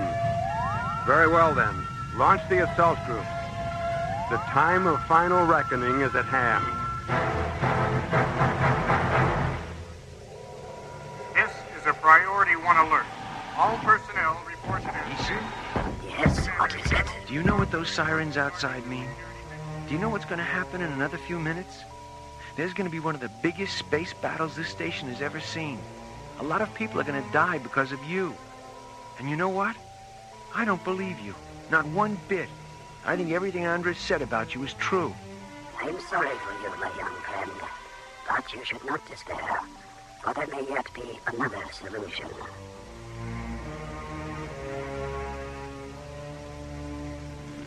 Meanwhile, 10 kilometers beyond Starlab, ISA Zodiac Squadrons 1, 3, and 6 rocket into battle against 5 flights of Belshazzarian fighters.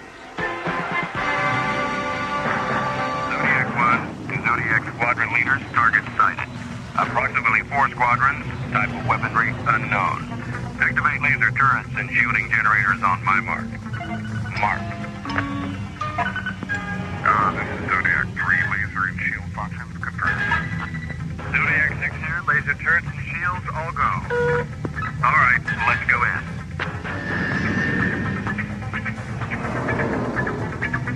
Here they come.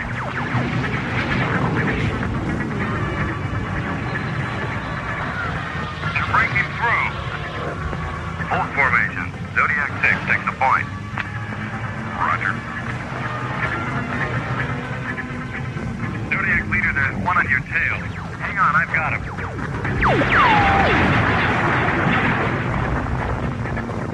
One down. Get him later, Zodiac 6. Zodiac 6, do you copy? They got him. All right, Delta Wing formation. Let's make another pass.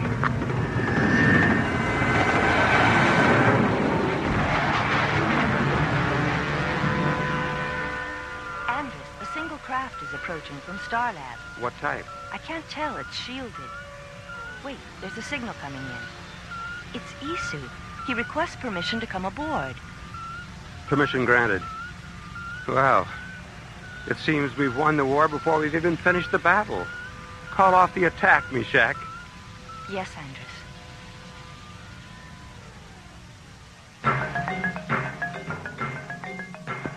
Zodiac Leader to Starlab. Go ahead, Zodiac Leader.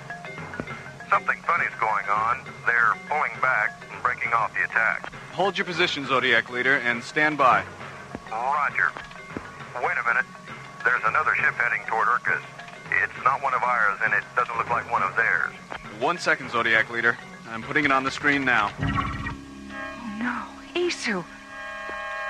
Cassidy, can you hear me? Yes, Isu, I hear you. What are you doing? Too many have died, Mara. And for me, it is the end of the running. And perhaps the beginning of peace. In the years to come, watch for silent silver birds in flight. And think of me. Silver birds. Starlab to Zodiac Leader. Get those ships out of there fast. Roger, Starlab. Mora, what's happening? My God, Jerry, I know what he's planning to do. Remember me, Dr. Cassidy. Remember me. The Urkus! It's gone up like a Roman candle. Or like someone set off a shipload full of antimatter modules inside of it.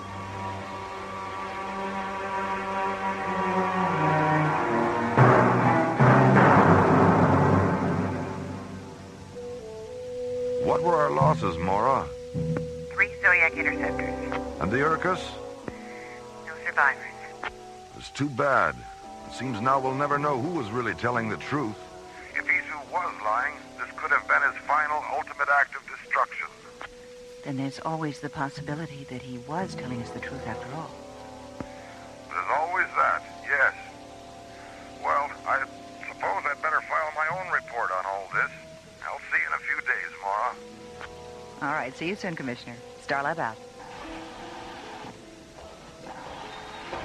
Mora? Yes, Phil, what is it? I found these in Isu's cabin.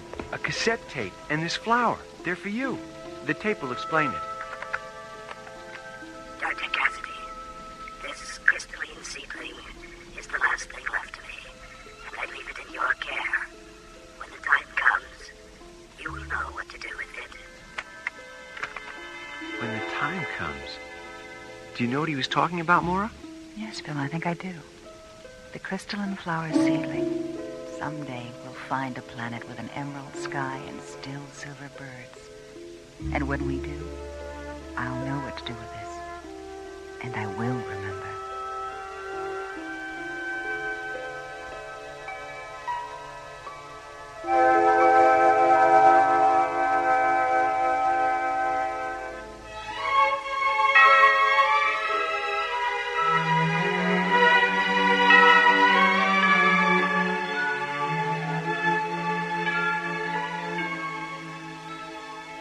A Question of Conscience was written by J. Michael Straczynski and starred Linda Gary, Chuck Olson, Bruce Philip Miller, and Corey Burton, with special guest stars Dawes Butler as Andrus, Joe Young as Isu, Michael Bell as Phil, and Tina Holland as Meshach. Associate producer Ron Thompson. Music director Tom Rounds. Engineer Stu Jacobs. Assistant to the producer Jim Cook. Technical consultant Peter Sky. Alien Worlds was created, produced, and directed by Lee Hansen. And so until next week, this is Roger Dressler, inviting you to join us for our next adventure from the elsewhere and elsewhen of Alien Worlds.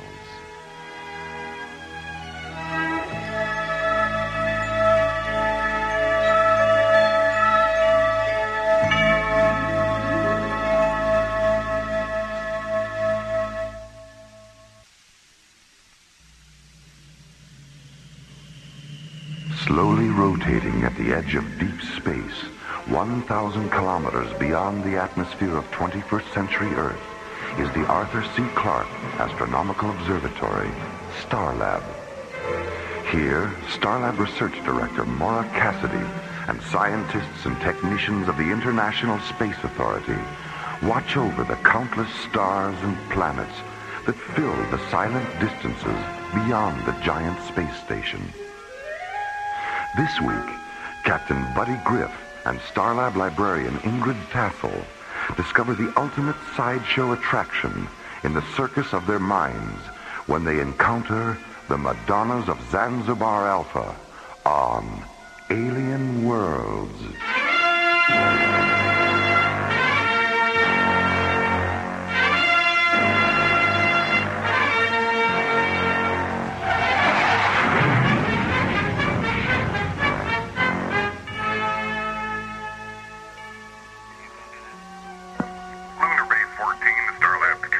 This is Starlab. Go ahead, Lunar Base 14. Jerry, it's Frank Patterson. Is our shuttle still there? Yes, it is. When is it due to launch? In about 20 minutes. It's still being loaded. Okay, can you pass me through to the pilot? We need some hydroponic nutrient tubing, and I forgot to put it on his supply list. No problem, Frank. I'll switch you over. Good. Thanks, Jerry. Serendipity 1, the Starlab control. This is Starlab. Go ahead, Serendipity 1. This is the amazing Daphne, full-time tattooed lady and part-time shuttle pilot for Otto Starshine's interplanetary carnival of thrilling wonders. Currently presenting 6 shows a day on the circus planet of Barnum 5. Admission $6 platinum, life forms under 12, free. Sounds like a barrel of fun, Daphne. What can I do for you? I have a package for SCT Captain Buddy Griff. Personal, from Otto himself. What's your Starlab ETA? 7 minutes and 22 seconds. 7 plus 22, roger. Okay, Serendipity 1, I have you on the screen. That's some paint job you've got there, Daphne. I've never seen a day-glow rainbow shuttle before. Part of the image, kid. Part of the image. And a thrilling wonder it is, too. Your docking orbit insertion coordinates are 503 at 20 Alpha, docking bay 7. Thanks, pal. Oh, remind me to give you a couple of free tickets. Serendipity 1, out. Starlab, clear.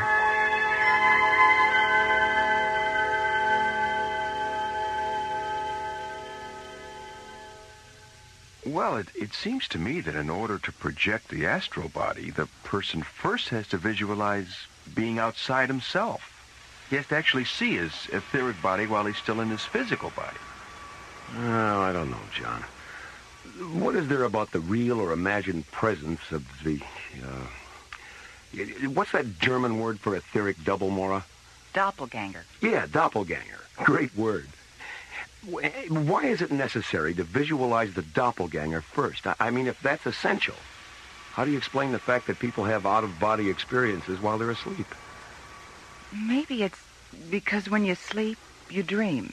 And I'm oversimplifying this now, but aren't dreams unconscious visualizations of places you've been or places you want to be? I never thought of that. I guess that's a possibility. So maybe you're both right. Excuse me, Dr. Cassidy. What is it, Patrick? There's someone here from Barnum 5 to see Captain Griff. Daphne? Hello, buddy, you old roustabout. Hiya, Daph. My gosh. Maura. I'm sorry, I think nothing of it, dollface.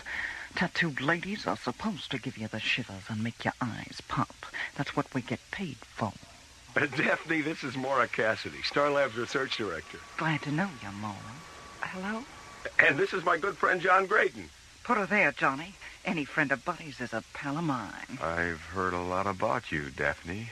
Well, anything this beanpole told you about me, you gotta take with a grain of salt. Or maybe with a grain of pepper if you like your story spicy.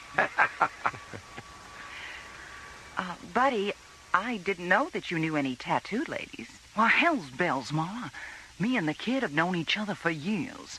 Why, when he was just a squirt, he used to spend half the summer following Otto's carnival around. How is Otto, anyway? Buddy, he couldn't be better. Going interplanetary was the smartest thing he ever did. Why, we got more attractions and menageries than you can shake a stick at. And Otto's got one whole shuttle stuffed with mattresses, just so he can store his money. Daphne, could I ask you a personal question? Far away, Johnny. Well, are you, tattooed all over? Oh, well, heck yes, sugar. I even got tattoos on the bottom of my feet. Want to see? Well, no. I mean, if you don't want to. Oh, no trouble at all, Johnny. Happy to oblige. Here, buddy. Help me off with these clodhoppers. Okay, here. Give me your foot. Oh, there. What do you think of that? Fantastic. What's that there, Daphne? A white rabbit? A white rabbit? A Mad Hatter? A Queen of Hearts? Twiddly-dee, twiddly-dum. Oh, heck, Mara. I got the whole story of Alice in Wonderland tattooed on the bottom of these babies. Daphne, did you have all these tattoos when you joined the circus? Nope. It was just my arms at first. Buddy here gave me the idea of getting tattooed from face to feet. He did? Yeah. The first summer he came around, he was reading this Ray Bradbury novel, The Illustrated Man. Well, I took a gander at the cover and decided then and there that anything an illustrated man had to say, an illustrated woman could say 10 times better. Oh.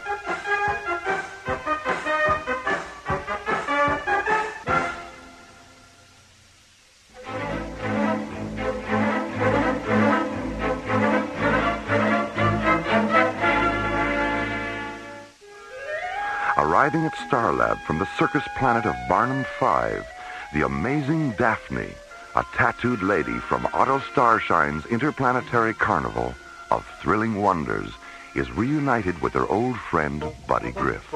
Buddy, I didn't know that you knew any tattooed ladies. Why, hell's bells, Mama. Me and the kid have known each other for years. Well, when he was just a squirt, he used to spend half the summer following Otto's carnival around. How is Otto, anyway? Buddy, he couldn't be better. Going interplanetary was the smartest thing he ever did. Why, we got more attractions and menageries than you can shake a stick at. And Otto's got one whole shuttle stuffed with mattresses, just so he can store his money.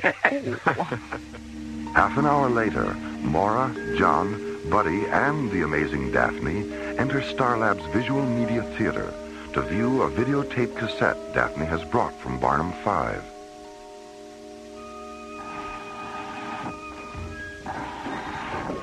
Sorry, Mom. Didn't quite catch that. Left ear's going punky on me. I was wondering about the cassette.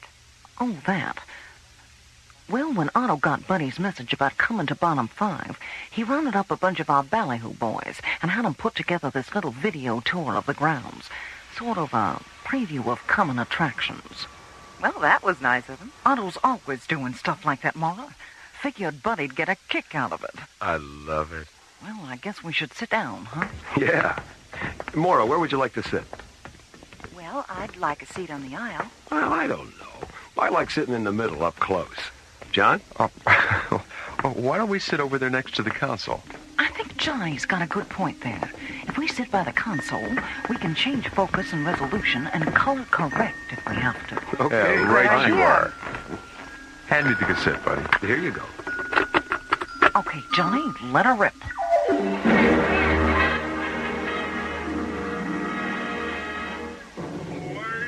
and gentlemen, presenting Otto Starshine Interplanetary Carnival of Thrilling Wonders.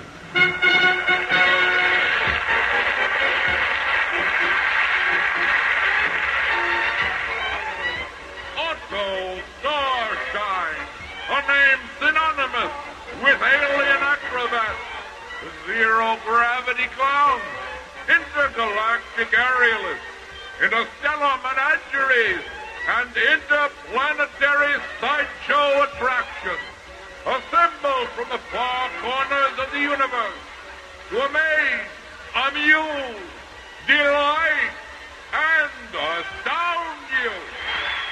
I've never seen anything like that. Here from the planet Oz is glamorous Wanda, the Cossack woman. Watch her now as she puts her mammoth Cossack through their faces. I'll be poor again, John,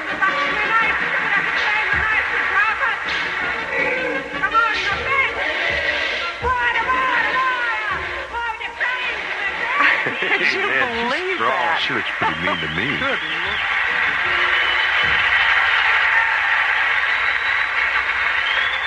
And now, from planet Earth, the fabulous flying baloney, an aggregation of death-defying aerialists, so clever and accomplished, their safety net is 58 feet above them. He's got to be kidding. They fall up? And here from Otto Starshine's interstellar menagerie, a Lavinian confusion creature.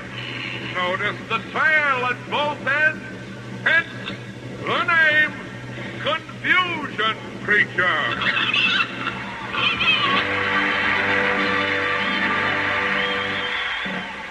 And now, in the center ring, the strongest life form this side of Callisto, from the planet of Bicep 9, the one, the only, Giacomo the Magnificent. Watch now as Giacomo attempts to lift a fully loaded lunar shuttle.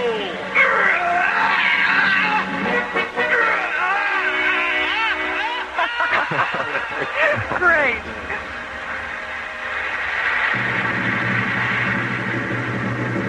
Here is one of our animal attractions from planet Earth. A quartet of tap-dancing kangaroos. Kidding boys. Gotta dance. Look at those guys go. And now, for your delight and satisfaction, Glean, the fire-breathing fish person of Ditmo's age. Glean, who has extinguished himself in over 7,000 performances.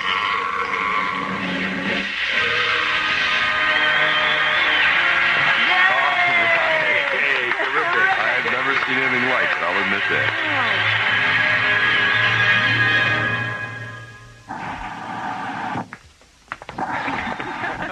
Giacomo is terrific. Well, I'd like to hang around and shoot the breeze, but I got a show this afternoon, and I don't believe in keeping the customers waiting. Daphne, before you go, would you mind coming down to the infirmary with me? The infirmary? How come? Well, you mentioned that your left ear was going a little punky. I think Dr. Rossiter should examine it. There might be something she can do. Gee, that's really swell of you, Maura, but I'll be all right. Hey, Maura's right, Daphne. It wouldn't hurt to have it checked out. Besides, I think you and Dr. Rossiter would really hit it off. Well, okay. Good. I'll talk to you before you go. If anybody wants me, I'll be in the library. Checking out a book? Nope. Checking out a librarian.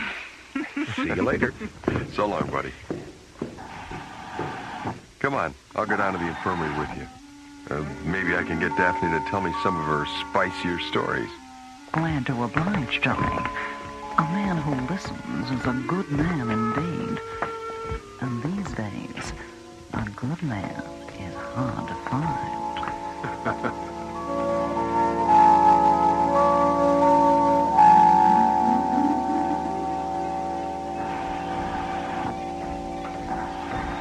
Hi, Ingrid.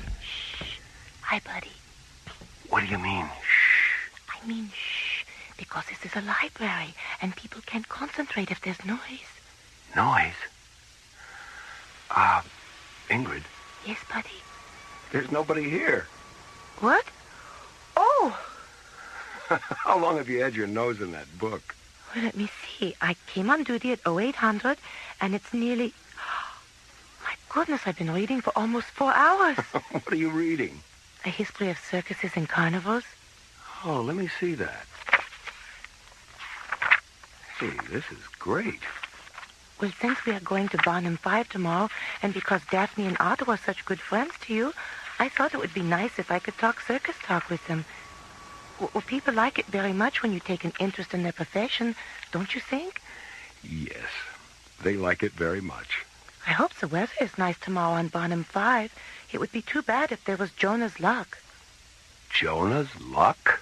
It's circus talk for rainy weather. I know. How did you know? Oh, there's a glossary of circus language here in the back of the book. I've memorized it. Oh, you have? Mm-hmm. Okay, close the book.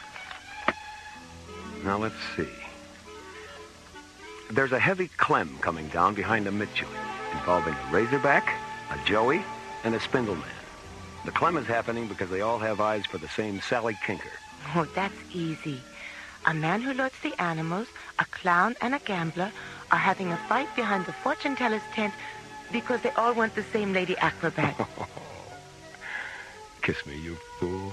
Okay.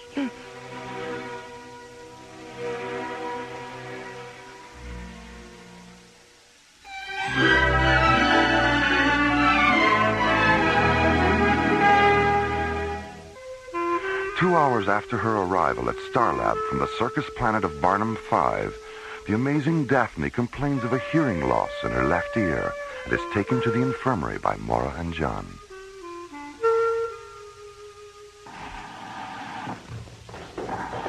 Hello, Dr. Cassidy, Captain Graydon. Hi, Maddie. Hi there, Maddie. Hello, Daphne. Well, how about that? Kid knows me. News travels pretty fast around here, Daphne. Do you want to see Dr. Rossiter? Mm-hmm. She's not too busy. She's in her office. Come on. An hour later, Daphne and Maura leave the infirmary, take a lift to Starlab's 3rd level, and enter the giant space station's main dining room.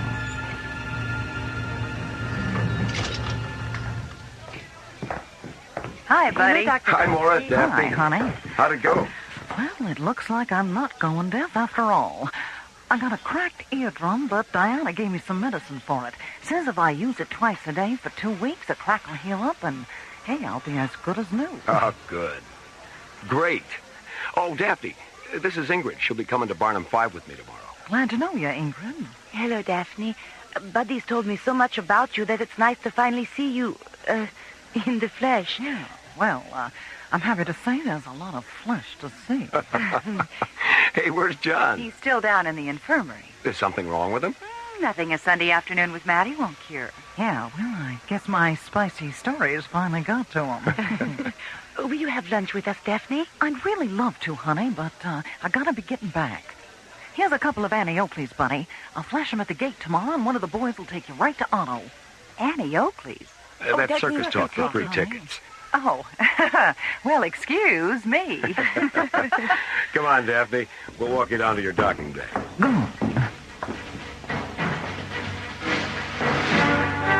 At 0800 the next morning, Buddy and Ingrid enter Launch Bay 12 and board the bright yellow Marathon Alpha, one of Starlab's Magnum-class long-range shuttles. 15 minutes later, the Marathon Alpha rockets out of its launch bay, banks 40 degrees, and jets away toward Barnum 5.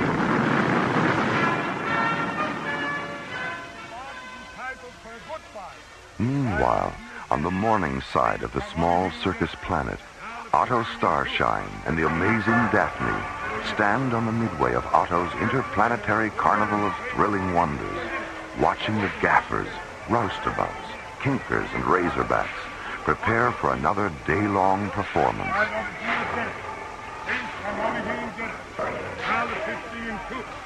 Well, there will be no Jonah's luck today, Daphne. The sky is beautiful. Yeah, it's gonna be a swell day, all right. Say, are we gonna head with what we talked about last night? The 4th ring? Yes, it's a wonderful idea, but it requires a good deal of preparation. So we had better take Buddy and Ingrid to Madame Disha the moment they arrive. Gotcha. No, Disha. Gotcha. Oh, by the way, what was all that commotion last night? One of Glamorous Wanda's mammoth toll sacks got loose and had all 3 of its trunks draped over the counter of Devo's Starflower stand. For a minute there, Devo thought it was going to sniff them right out of business. Did you speak to Wanda about it? I mentioned it to her this morning, but she was so busy making herself glamorous, I don't think she heard me. She never changes, does she? You know something, Otto? I hope she never does. She's tough girl just the way she is. Come, let's go see Madame Disha. Gotcha. No, Disha.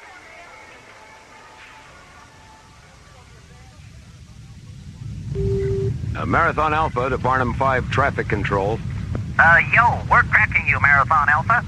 I need landing vector coordinates for Otto Starshine's Carnival of Thrilling Wonders. Coming right up.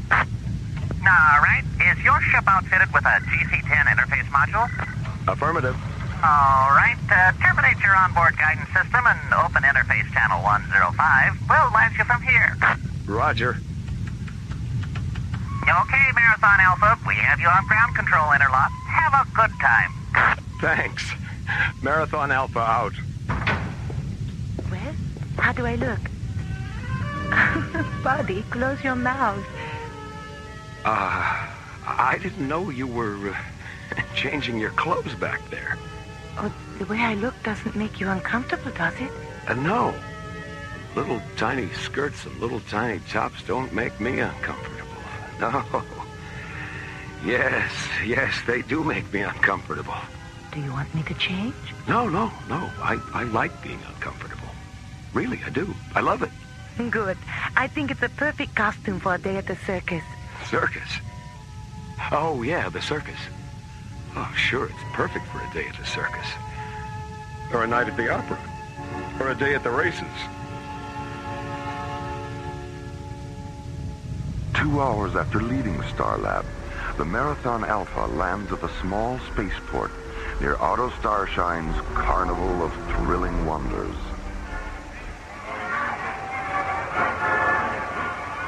"15 minutes later, Buddy and Ingrid flash their Annie Oakleys at the main gate of the carnival grounds and are escorted down the midway to Otto's office, a large red and gold circus wagon surrounded by long neon flagpoles that fly the multicolored banners and pennants of 20 alien worlds. Hello, Buddy. You look great, Otto. Just great. Well, it's been a long time, Buddy. Too long. My advice is that you begin coming to my circus at least once a year, rather than once every decade. Will you promise me that? You've got it, Otto. That's a promise. And, who is your charming companion? Oh, this is Ingrid Tassel. She's the librarian aboard Starlight. Well, I must say that the image of the librarian has changed considerably since I was a boy. It's a pleasure to meet you, my dear. Thank you, Otto. Well, what do you two think of the place so far? Oh, it's terrific. I can't get over it. Excellent. Glad to hear it, kids. Glad to hear it. But if you think what you've seen so far is terrific, prepare yourselves for lots more. 'Cause you ain't seen nothing yet.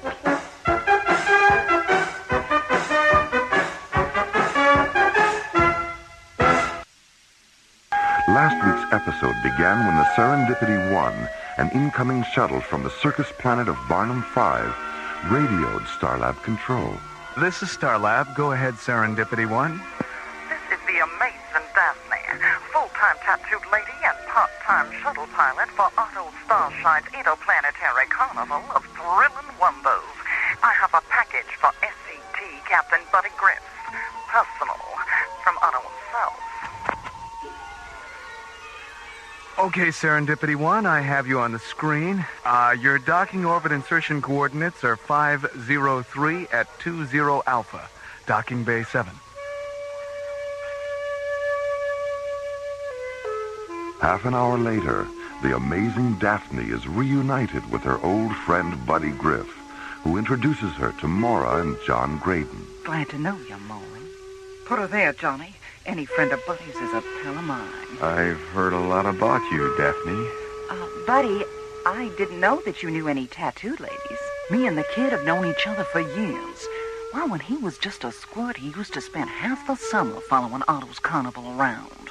How is Otto, anyway? Buddy, he couldn't be better. Going interplanetary was the smartest thing he ever did. Why, we got more attractions and menageries than you can shake a stick at.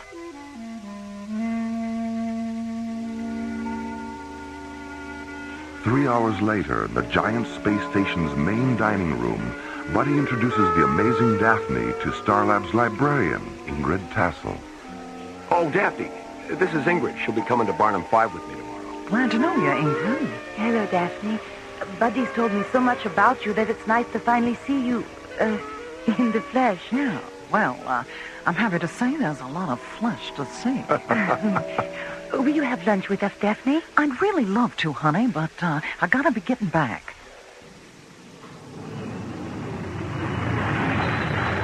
The next morning, as Buddy and Ingrid jet toward Barnum 5 aboard the Marathon Alpha, Otto Starshine and Daphne stand on the midway of Otto's interplanetary carnival, watching the gaffers, roustabouts, and kinkers prepare for another day-long performance. Say, are we going ahead with what we talked about last night? The fourth ring? Yes, it's a wonderful idea, but it requires a good deal of preparation. So we had better take Buddy and Ingrid to Madame Disha the moment they arrive. Gotcha. No, Disha. Gotcha.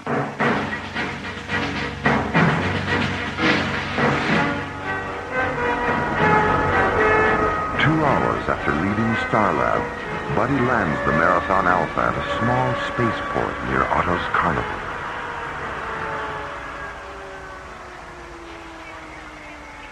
"15 minutes later, Buddy and Ingrid are escorted down the midway to Otto's office, a large red and gold circus wagon surrounded by neon flagpoles that fly the multicolored banners and pennants of 20 alien worlds. Hi, Otto. Hello, Buddy. Buddy. You look great, Otto. Just great. Well, it's been a long time, Buddy. Too long. Well, what do you two think of the place so far? Oh, it's terrific. I can't get over it. Excellent. Glad to hear it, kids. Glad to hear it. But if you think what you've seen so far is terrific, prepare yourselves for lots more, 'cause you ain't seen nothing yet. And now, the conclusion of the Madonnas of Zanzibar Alpha on Alien Worlds.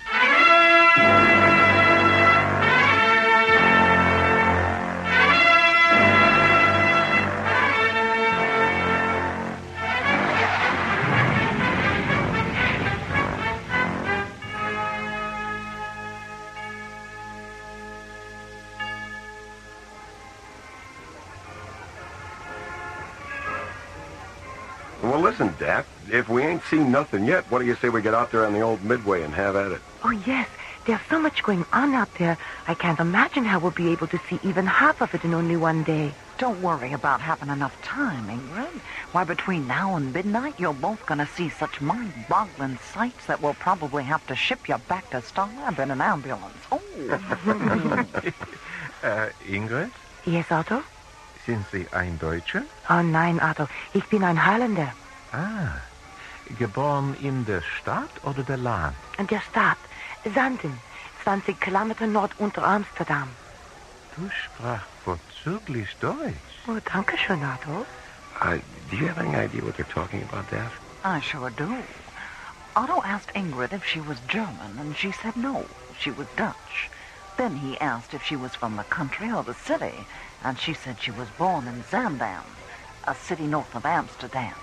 And when he complimented her on her German, Ingrid said, "Thanks, Otto."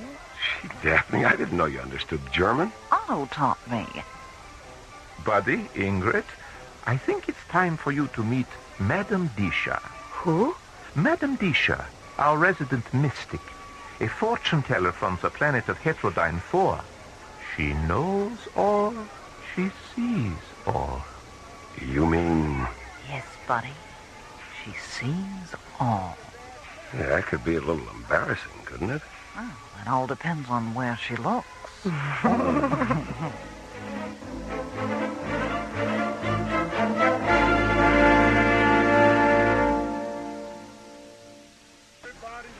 Arriving at the circus planet of Barnum 5, Buddy and Ingrid are escorted through the main gate of Otto Starshine's interplanetary carnival of thrilling wonders and taken to Otto's office, a large red and gold circus wagon.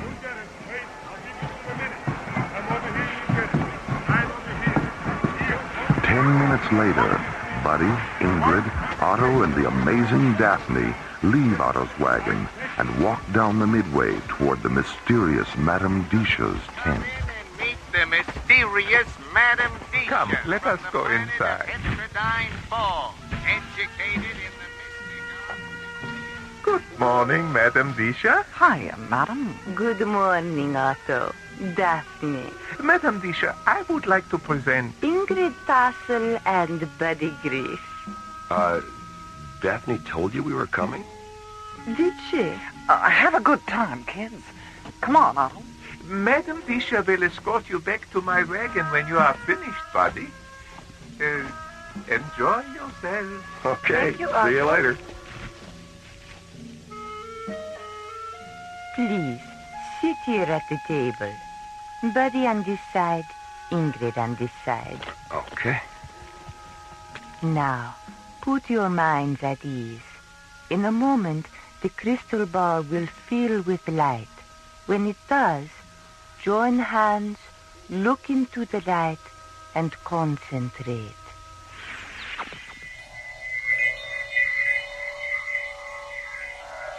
Oh, Buddy, look, it's beautiful. What do you see, my dear?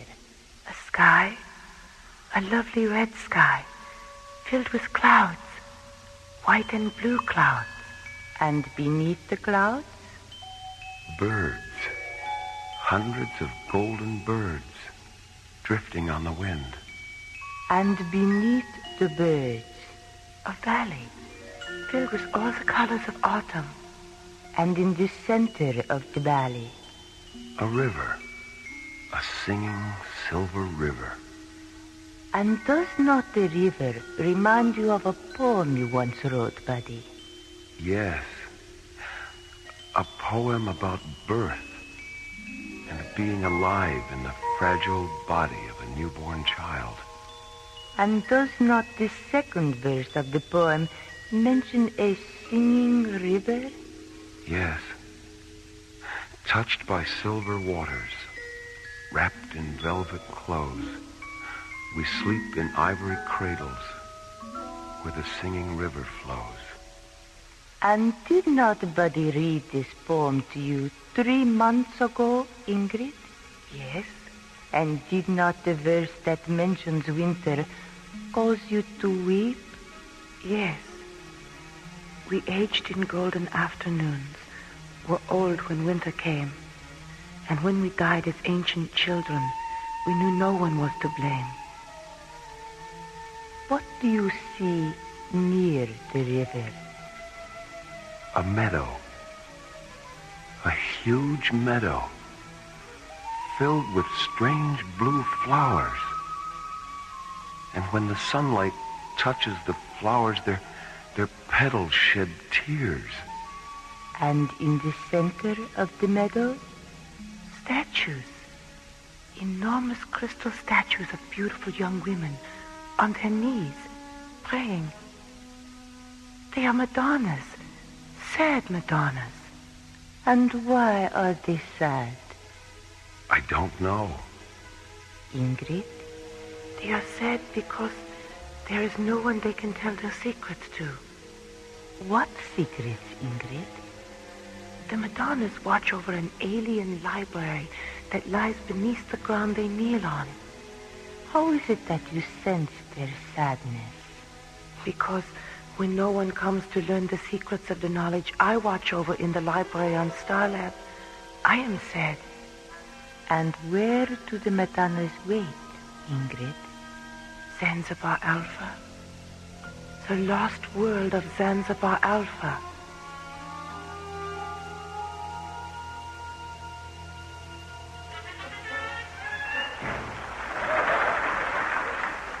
And so, another performance of Otto Starshine's Interplanetary Carnival comes to a close. And the next time your friends ask you where they can have the time of their lives, say this: from the sands of Mars to the distant stars, there's no greater show in the universe or anywhere else than Otto Starshine's Interplanetary Carnival of Thrilling Wonders. Thank you, and good night.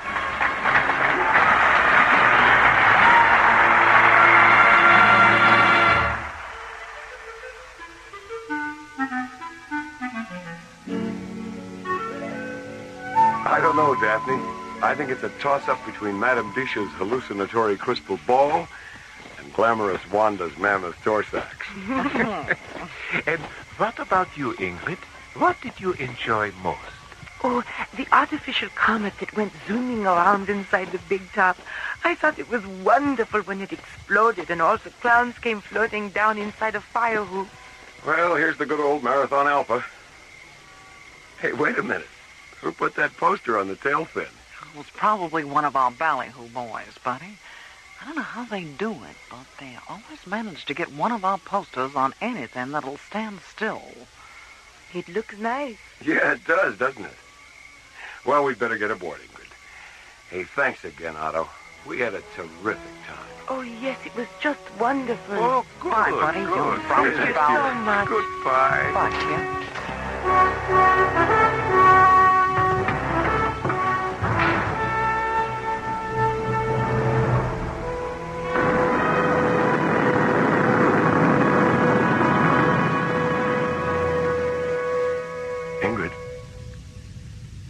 Ingrid, wake up. What? Oh, Buddy. Are we home? No, Ingrid, we're not home. I don't know where we are. What? Doesn't the onboard computer know where we are? It does, but I don't. The computer's feeding a star matrix to the navigational display. But I don't recognize any of the proximity coordinates. Buddy, there's a planet out there. I know. We drifted into its gravitational field just before you woke up. We're lost, Ingrid.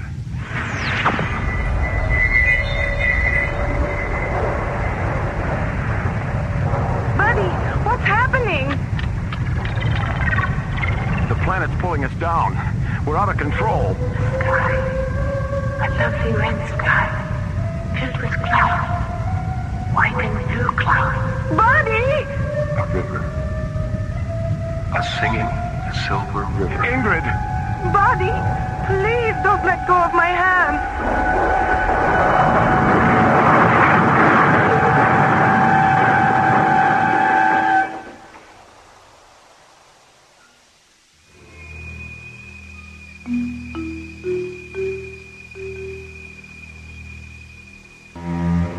2 hours after leaving Barnum 5, the Marathon Alpha mysteriously drifts off course and becomes trapped in the gravitational field of an alien planet whose surface is obscured by white and blue clouds.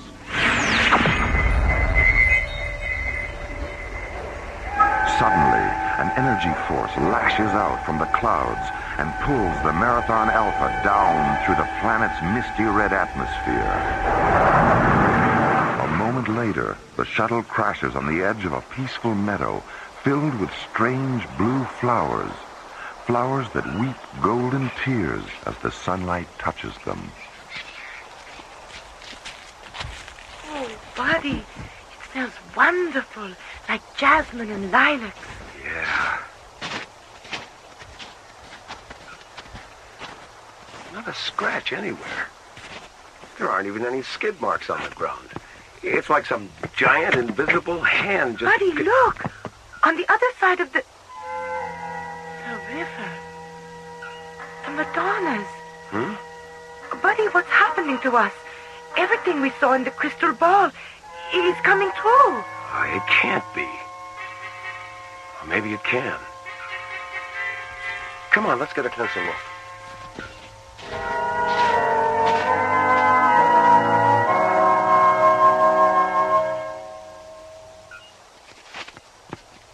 Hey, Ingrid, look at this outline on the knee of the statue. There's some kind of door here. Buddy, Madame Disha's crystal ball, the underground library. This must be the entrance. Let's go in. Oh, I don't know, Ingrid. It looks pretty dark down there. For all we know, there might be a giant spider or something lurking around. Oh, come on. Where's your sense of adventure? Well, all right. But you stay here until I make sure it's safe. Okay. Be careful. Don't worry about a thing, Ingrid. I've got something that makes me invincible. Your dauntless courage? No, my trusty blaster. I'll be right back.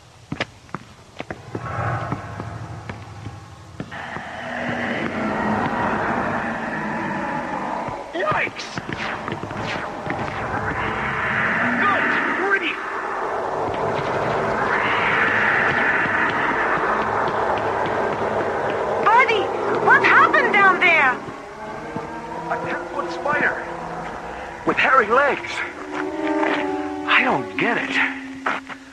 You mention a big hairy spider, and there it is. Is it dead? Yeah. I want to see it. Ingrid. I want to see it, buddy. All right.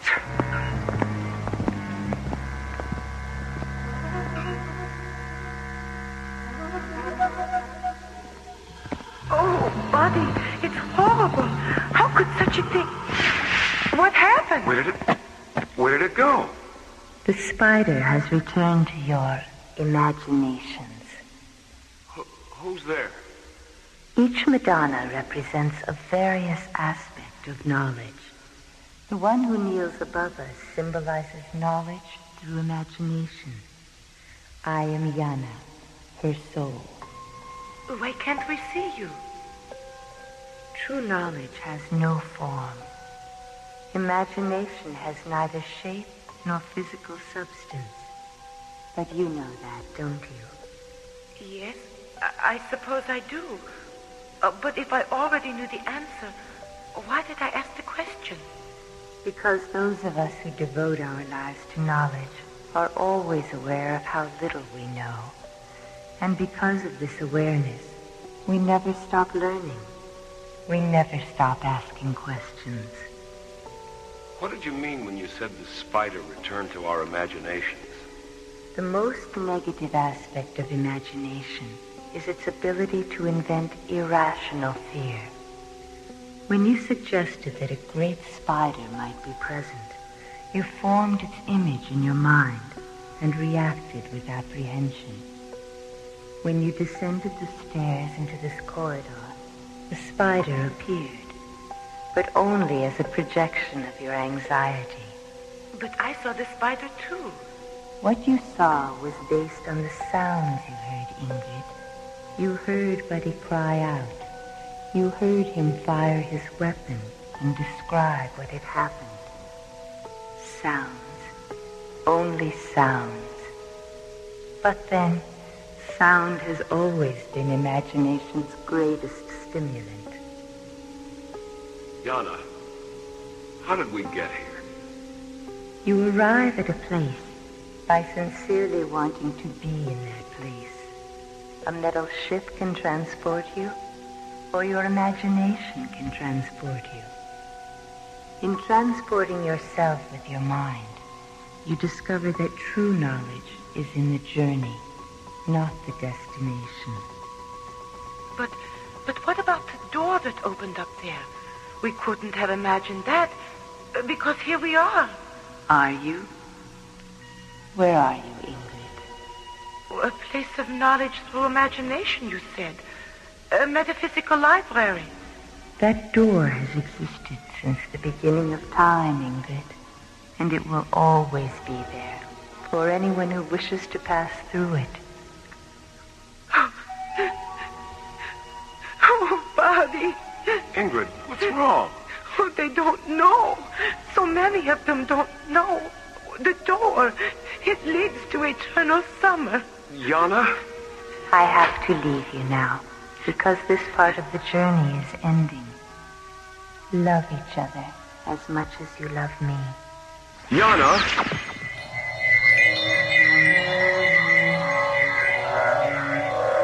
A river. A singing silver river. A valley filled with all the colors of autumn. Birds. Hundreds of golden birds drifting on the wind. A sky, a lovely red sky, filled with clouds, white and blue clouds. We sleep in ivory cradles where the singing river flows. Zanzibar Alpha. Yana? The lost world of Zanzibar Alpha. Yana? Buddy, please don't let go of my hands.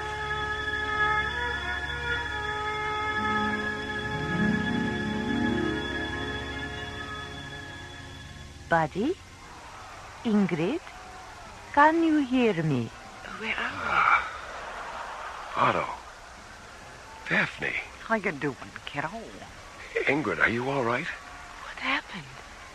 How can we still be here? We crashed on Zanzibar Alpha. We saw the Madonnas.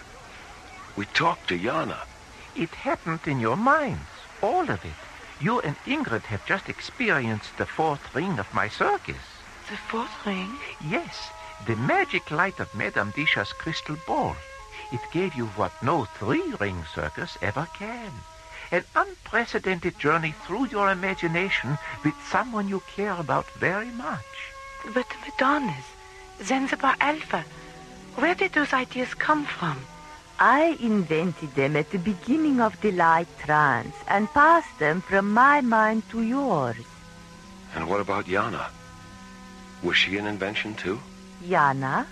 The Madonna spirit we met after Buddy shot the giant spider that wasn't there. Yana was someone or something you created between yourselves. Buddy, you can let go of our hands now if you want to. The journey's over, honey. I don't know, Daphne. After what we've been through together, I think the journey's just begun. He's right, Daphne. We ain't seen nothing yet.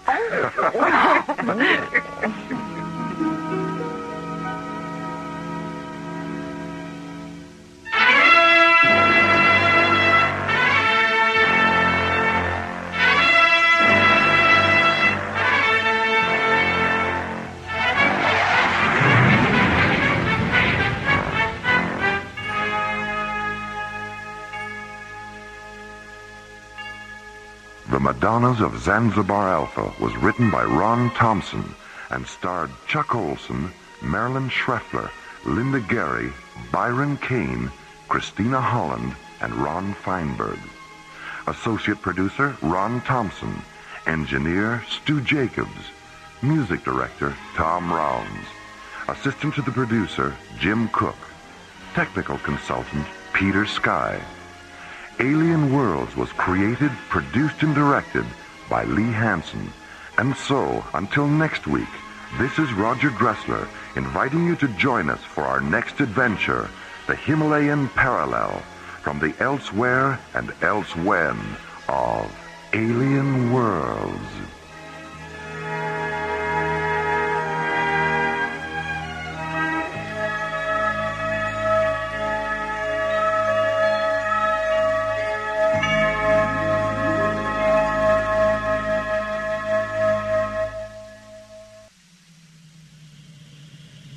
Slowly rotating at the edge of deep space, 1,000 kilometers beyond the atmosphere of 21st century Earth, is the Arthur C. Clarke Astronomical Observatory, Starlab.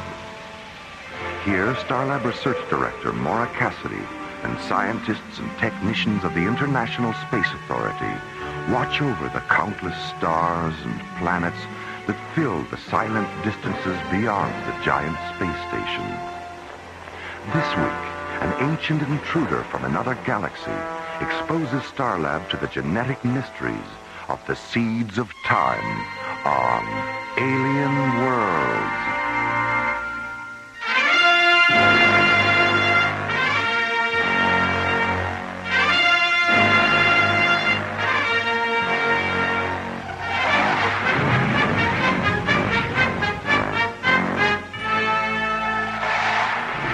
50 kilometers beyond Starlab, the SET interceptor Solaris reduces speed and moves into a preliminary docking orbit with a huge space station. Aboard the Solaris, Captains John Graydon and Buddy Griff. Solaris to Starlab Control. This is Starlab. Go ahead, Solaris. We're holding at the outer boundary, Jerry. How soon can you get us aboard? The traffic's pretty heavy right now, John. I've got a Soviet freighter and 2 Canadian tankers coming in now, and 3 lunar shuttles in a docking orbit 2 kilometers out. Hold your position. I'll get back to you in about 10 minutes. Roger, Starlab. Solaris out. Starlab, clear. Well, since 10 minutes usually means half an hour, why don't we put the ship on autopilot and get down to the cargo bay for a little zero-gravity racquetball? Do you know where the rackets are? Oh, they're floating around down there somewhere. All right, let's go. What? We better stay, Skip. The high-density scanners are picking up something. How far away? 4.6 kilometers. And it's holding at 081 degrees starboard. Get a full magnification visual and bring it up on screen 6. Right. What is it? I don't know. I've never seen anything like it. In the center of the screen, against a background of jet black space and scattered stars, the mysterious object begins to slowly rotate, reflected sunlight blazing from each of its 10 smooth surfaces.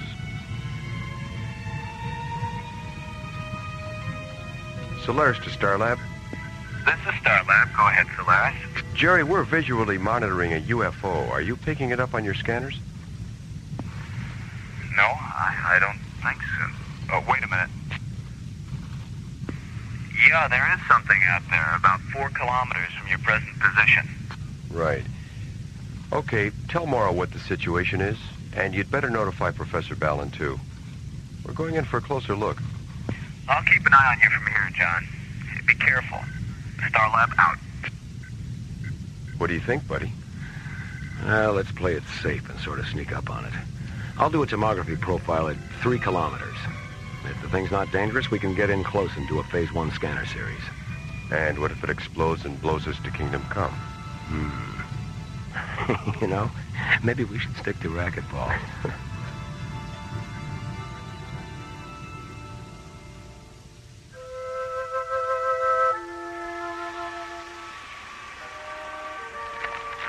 Whoa. Talk about sensory overload. Wonder how she keeps her balance. Maybe it's trick photography. Couldn't be. No photographer is that tricky. Instruction over to 5 to Starlab Control. This is Starlab. Go ahead, Maggie. We've got a problem, Jerry. We're still working on this new orbital power satellite at Vector 706, and we've just lost our last bundle of solar panels. What happened? An anchoring cable on the superstructure let go, and the panels have drifted off into deep space. Can you help us out? This thing's supposed to be operational by tonight. How many panels do you need? 10. What type? Amplitron SP16. Oh, hold on. I'll check the computer and see what we got. This is your lucky day, Maggie. We've got 24 SP16s in storage. Will this be a pickup or a delivery? I won't be able to spare any of our tugs for another hour or so. What's available on your end? Well, we've got a Soviet freighter heading your way in about 15 minutes. I'll have the captain contact you, okay? I'll stand by for his call. Thanks, Jerry. Construction over to 5 out. Starlab Control, clear. Docking Bay 12, this is the bridge. Bay 12. Go ahead, Jerry. Yeah, Ernie, call Storage Bay 19 and tell them to deliver 10 Amplitron SP16 solar panels to the Odessa, and then have Captain Vashenko contact Construction Orbiter 5.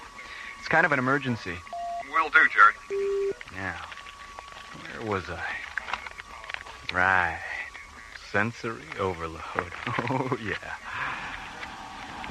Wow, look. Oops. Hi, Jerry. Hi, Mara. You heard from John and Buddy? Yeah, about 20 minutes ago.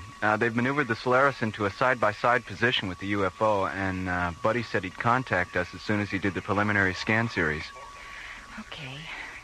What's that magazine you're holding behind you? Magazine? Come on, Jerry, hand it over. Oh, Mara. The Astounding Adventures of Galactic Gladys, the Girl Wonder? Well, you know. Which one of these bimbos is Galactic Gladys? I believe that's her there, locked in mortal combat with the evil swamp gas creature. Well, she's certainly a wonder, all right. I'll bet she hasn't seen her feet in years. Jerry, where did you get this publication? I found it in the technician's lounge. Uh-huh. I wondered why they were all running around down there with their tongues hanging out. Jerry. Hi, Professor Ballin. How you doing, Jerry? David, you're just in time for a little X-rated science fiction. Look at this. What happened to her clothes? The evil swamp gas creature ate them. Well, yum, yum. I don't know about you, David. 3 days on Starlab, and you're already starting to sound like Buddy Grip. It must be the altitude. Solaris to Starlab Control. This is Starlab. Go ahead, John. We finished the preliminary scans on the UFO. Is Mara there? I'm right here, John, and so is our new alienologist. Okay.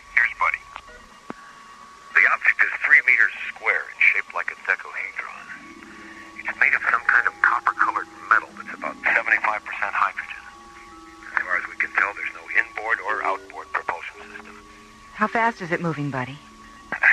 How fast do you want it to move? What does he mean, John?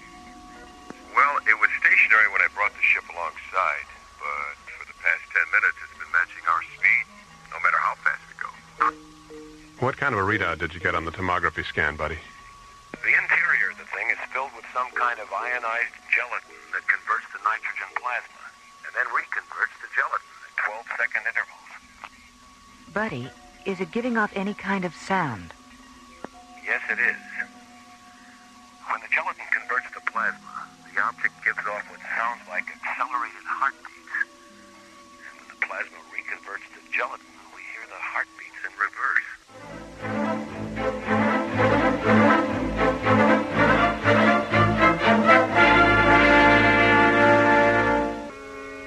Returning from a routine patrol aboard the Solaris, SET Captains John Graydon and Buddy Griff encounter an unidentified flying object 50 kilometers beyond Starlab. The object is 3 meters square and shaped like a dodecahedron. It's made of some kind of copper-colored metal that's about 75% hydrogen. As John maneuvers the Solaris into a side-by-side position with the UFO, Buddy continues to analyze the object with the ship's tomography scanners. The interior of the thing is filled with some kind of ionized gelatin that converts to nitrogen plasma, and then reconverts to gelatin at 12-second intervals. What do you think, David? I think we better see about getting that thing into one of the isolated laboratory pods. Buddy, shoot a magnetic grappler over and see if you can bring it in. We already tried that, Maura. The grappler pad won't stick. The object is anti-magnetic. How about if you go EVA and try to push it into the Solaris' cargo bay? Hold on just a moment, please. I don't think that'll be necessary. From the way it's been matching our speed, I think it'll follow us in. All right, give it a try. If it works, get the object as close as you can to the outboard airlock of ISOLAB 9. I'll have a crew standing by to take it inside. Okay, Maura. Solaris out. Starlab clear. Come on, David. Let's get down there.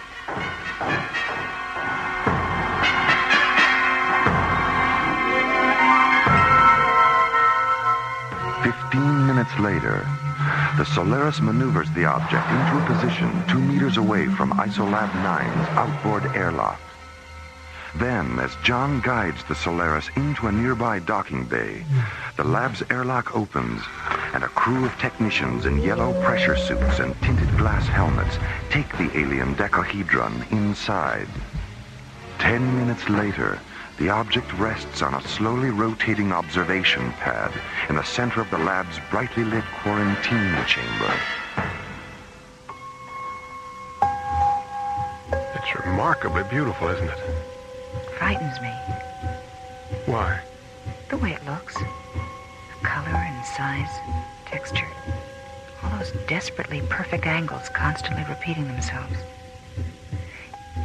Its physical aspects are so familiar we can call them by name in a language we all understand. And yet we don't know what it calls itself or what it might be calling us. You feel whatever is inside is alive? Don't you? Yes. Well, at least our scientific selves are still in sync. Maura, please. Not now. Hey, look who's here. Hi, fellas. Well, I'm glad to see it hasn't blown up yet. Come on, Skip, let's go inside for a close-up. Yeah, okay. I think you better stay on this side of the glass for a while. The object's still being scanned. If you go in there now, your body impulses will be included in the scanner data. Maybe we should go in anyway, just to blow their minds up in data processing. I can hear Professor Clark now. I say, Ramsey, have you seen this printout? Graydon and Griff are trapped inside that alien gizmo. Really? How do you know it's them? Elementary, my dear Ramsey. The tall one's thumbing his nose, and the short one thinks it's funny. Maura? David? Not even a smile? What's with you two? We've got a lot on our minds, John. Yeah, I see. Well, okay. Come on, Skip, let's go have dinner. Yeah, right. So we'll see you guys. See you later. It's time we had a talk, David. Let's go up to my quarters.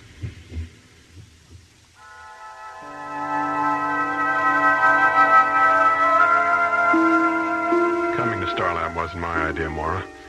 We go where the ISA wants us to go. You know that. If I'd known you were married, I would have asked Commissioner White to send someone else. Why? When I was told you were going to spend 3 months on Starlab, I thought we were getting a second chance. Second chance for what, Mara? To pick it up where it fell apart 3 years ago? Why not? Because your work has always been more important to you than anything else. And I don't think that'll ever change. Even when things were good, we were never together more than 3 months out of the year. Your whole life was spaceports and laboratories and conferences and trips off the planet. You make it sound like I didn't care at all. I don't mean to, Mara. I know you cared. And I know you loved me. But you loved the rockets more. I'm sorry, David. So am I. I'll see you in the morning, Mara.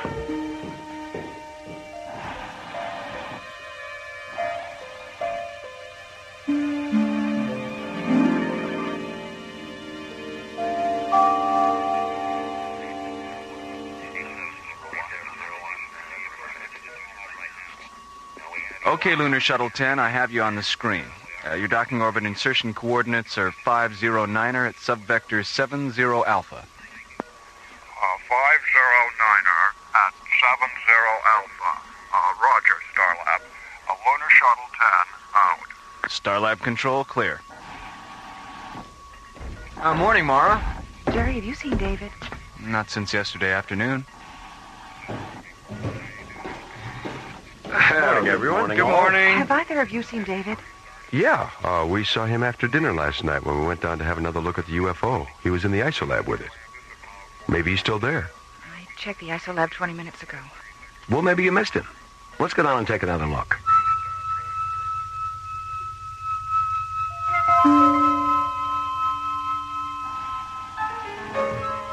There he is, Mara. Hit the intercom button, Skip. David, can you come out for a minute? There's no need to be frightened, Mara. Professor Ballon has not been harmed. David, what's the matter with you? You sound so... Mara, his hands are transparent. David, what happened to your hands? It's not David. I am not Professor Ballon, Mara. I am of him. David is safe inside my vehicle. Well, then open it. Let him out. As you wish, Mara. David! Good God. ISOLAB control to sick bay. Sick bay? Jump thruster? Diana, this is Buddy. Get down to ISOLAB 9 as fast as you can. And bring a portable vital sign indicator. David Fallon's inside the UFO, and he's encased in some kind of gelatin. There is no need to be frightened. Professor Ballon has not been harmed.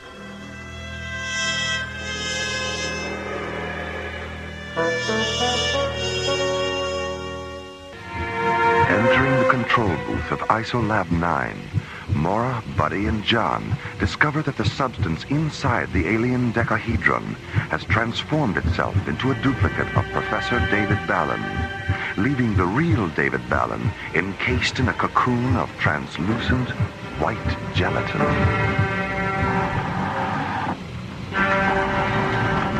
Diana, hurry! Oh, God. Have you tried to get into the chamber? The hatch is sealed from the inside.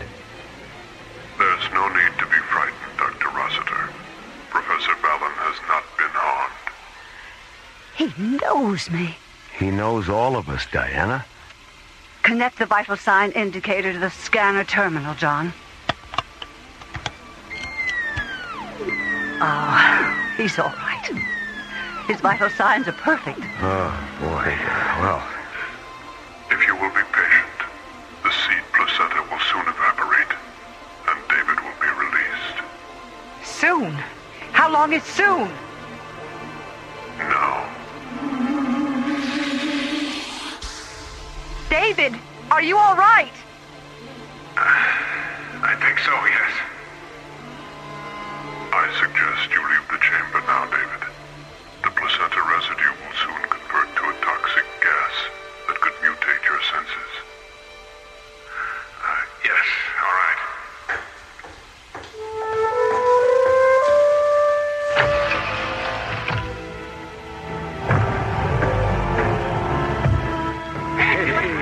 Cap. Home. Where have you been? When that thing opened up last night and took me inside, I thought I was a goner. But as soon as the seed placenta started to cover me, I wasn't afraid anymore. It was incredible. I sensed everything that was going on. And when my duplicate emerged, it was like one of those films where the guy dies and you see a spirit leave his body. Film, huh? I guess art imitates life after all. I think it's the other way around, Skip. Life and art should be the same.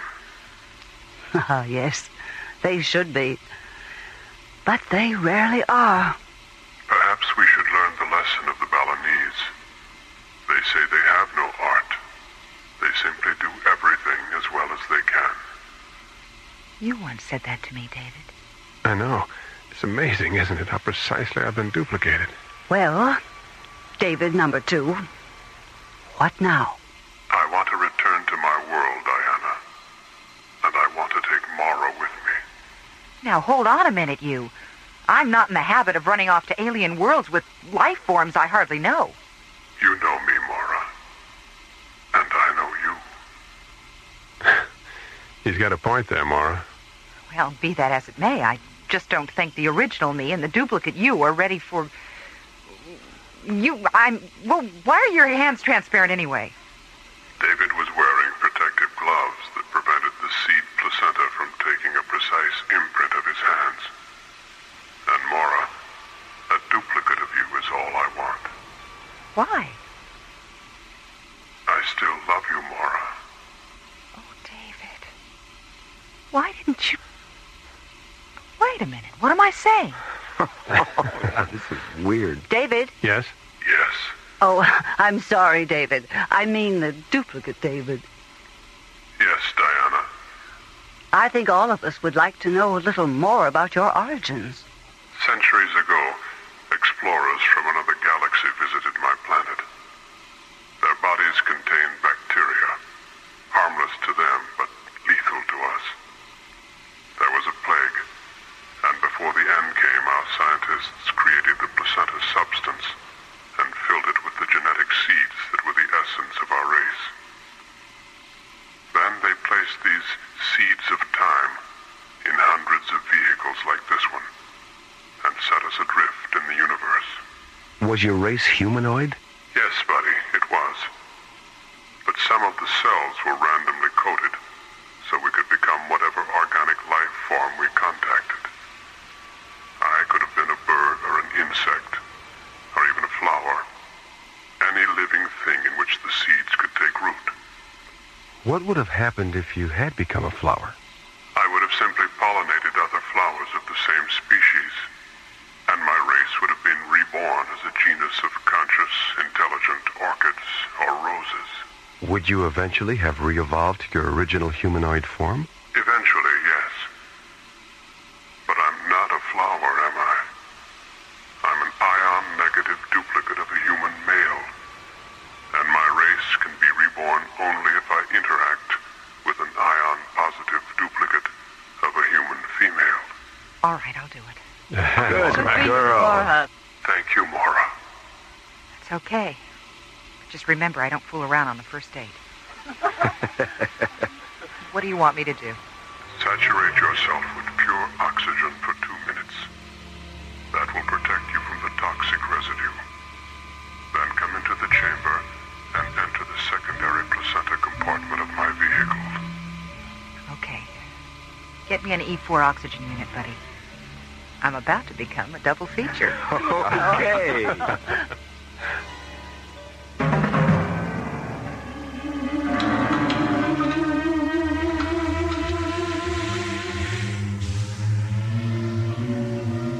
How do you feel, Mara? I'll be all right, Diana. I'll be all right, Diana. Listen to that. I'm in stereo. Thank you, Mara. Thank you. I have a question. Yes? When you and David, this David, are, you know, when you're... will I feel anything? We don't know, Mara. It's possible. You'd better leave the chamber now, Mara. placenta residue is starting to become toxic. All right. Goodbye. Goodbye, Mara.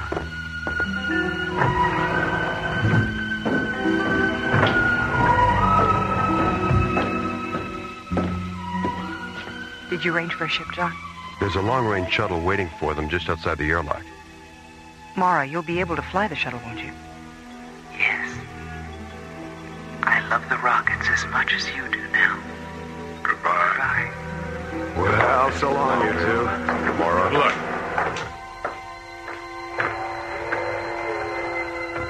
It looks like we're getting that second chance after all, Mara.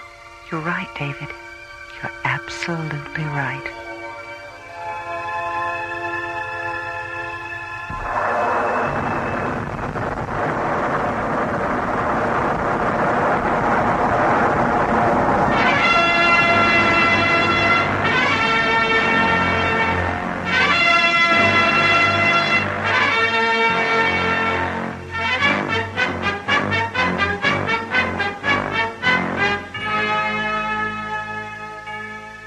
The Seeds of Time was written by Ron Thompson and starred Linda Gary, Chuck Olson, Bruce Philip Miller, and Corey Burton, with special guest stars Pete Renaday and Francis Bay.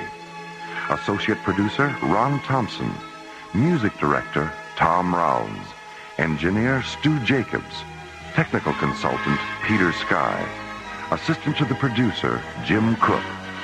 Alien Worlds was created, produced, and directed by Lee Hansen. And so, until next week, this is Roger Dressler, inviting you to join us for our next adventure, The Madonnas of Zanzibar Alpha, from the elsewhere and elsewhen of Alien Worlds. Slowly rotating at the edge of deep space, 1,000 kilometers beyond the atmosphere of 21st century Earth, is the Arthur C. Clarke Astronomical Observatory, Starlab. Here, Starlab Research Director Maura Cassidy and scientists and technicians of the International Space Authority watch over the countless stars and planets that fill the silent distances beyond the giant space station. This week, Maura Cassidy and Space Exploration Team Captains John Graydon and Buddy Griff cross the Himalayan parallel and encounter one of mankind's oldest legends on the high plateaus of Tibet, a land whose windswept frontiers guard the extraterrestrial secret of something pale and strange, something which has fallen to Earth during an interstellar journey between alien worlds.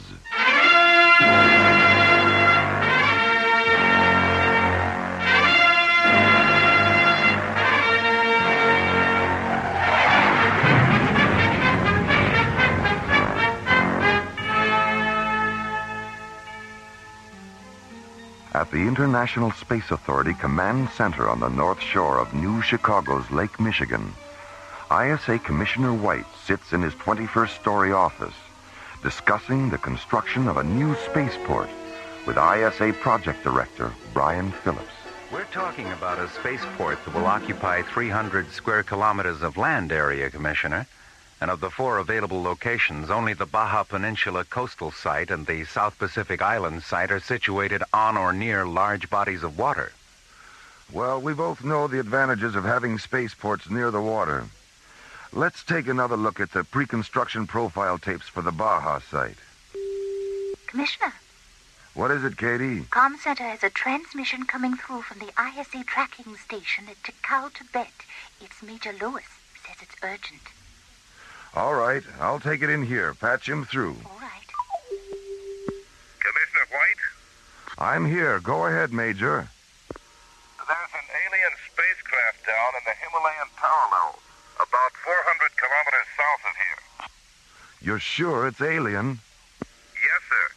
We tracked it from atmosphere entry to impact and recorded a full magnification scanner visual. Any chance of a storm covering up the alien ship with snow? Yes, sir, there is.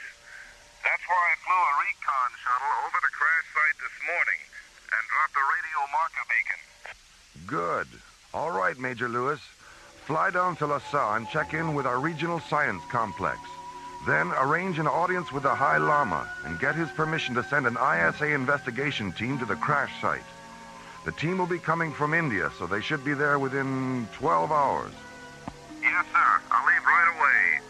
ISA tracking station TT1 out. Katie, Yes, Commissioner. put me through to Professor Samavati at the ISA Annex in Calcutta. Yes, sir.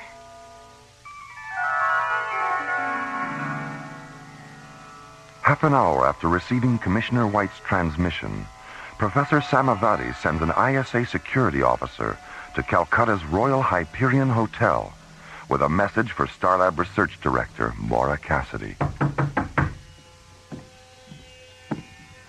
Who is it?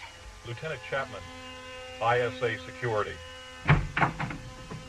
Dr. Cassidy? Yes? I have a message from Professor Samavati. Thank you. Well, that's the end of our vacation. Has transportation to Lhasa been arranged? There's an ISA priority shuttle waiting at the Rasalila spaceport. Good. We'll be there in half an hour. Goodbye, Dr. Cassidy. Have a pleasant journey. Thank you. Tibet. We're going to Tibet. Come in. Good morning, Maura. Hey, Maura. Morning, buddy. John. We just passed an ISA security officer in the hall. What's up? We're going to Tibet. ISA orders. To Tibet? An unidentified alien spacecraft crashed in the Himalayan parallel last night. Commissioner White wants us to investigate. Oh, but we're on vacation. I know how you feel, buddy. I had the same reaction. Then I started thinking, this might be the only chance we'll ever have to meet the High Lama. Yeah. And maybe find out how he got so high. Oh, buddy.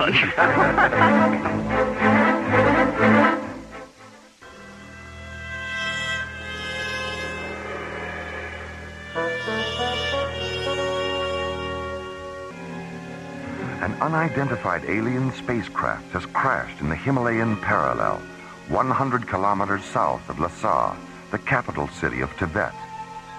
After being notified of the crash by an ISA tracking station, Commissioner White sends a message to Calcutta, ordering Maura Cassidy, John Graydon, and Buddy Griff to interrupt their vacation and investigate the incident. 20 minutes later, Maura, John, and Buddy board an ISA jetcopter on the roof of Calcutta's Royal Hyperion Hotel and take off for the Rasalila spaceport, located on the Bay of Bengal.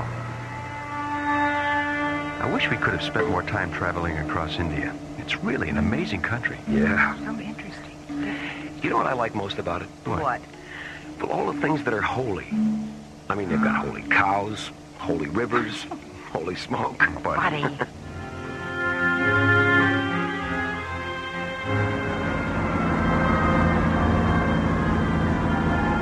10 minutes later, the jetcopter lands at Calcutta's Rasalila spaceport, where Maura, John, and Buddy board ISA Priority Shuttle 19.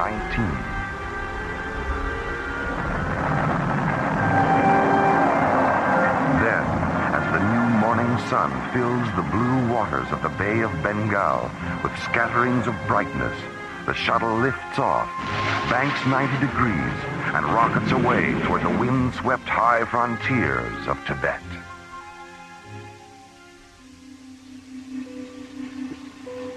Lhasa Control, this is SCT Captain John Graydon, piloting ISA Priority Shuttle 19. Are you tracking us? Affirmative, Captain. Your landing coordinates are vector 031 at subvector 097. Roger. Come in on auto guidance and stay aboard after you set her down. Major Lewis will pick you up in a snow crawler. Roger. Shuttle 19 out.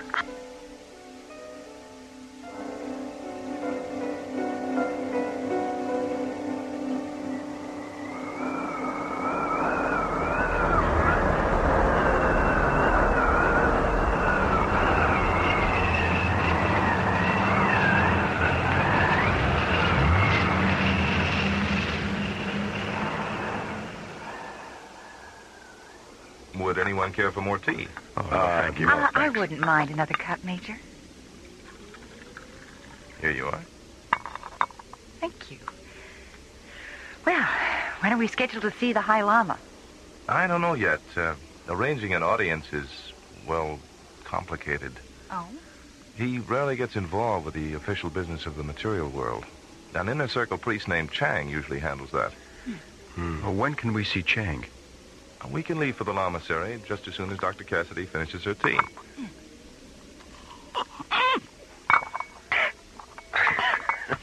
Are you all right, Laura? I think so. You'll have to excuse Dr. Cassidy, Major. Her table manners are usually beyond reproach. Funny.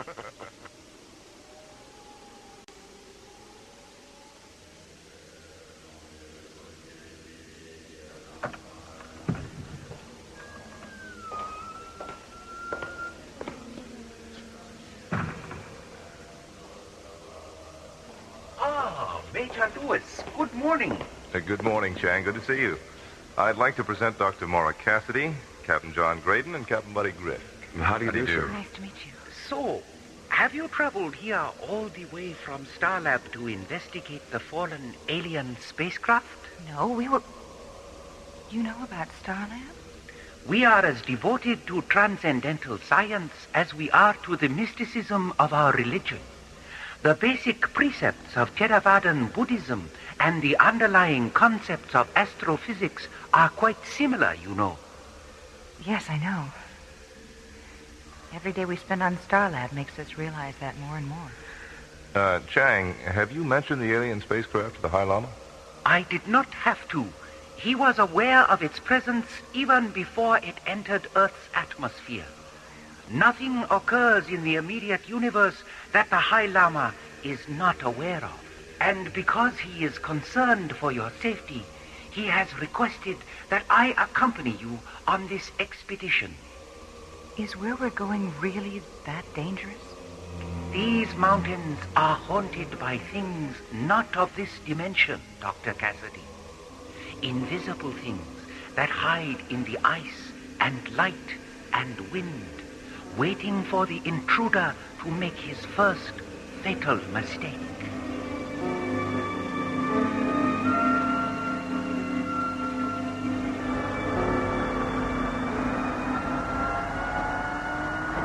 Two hours later, Priority Shuttle 19 lifts off from the ISA Science Complex near LaSalle.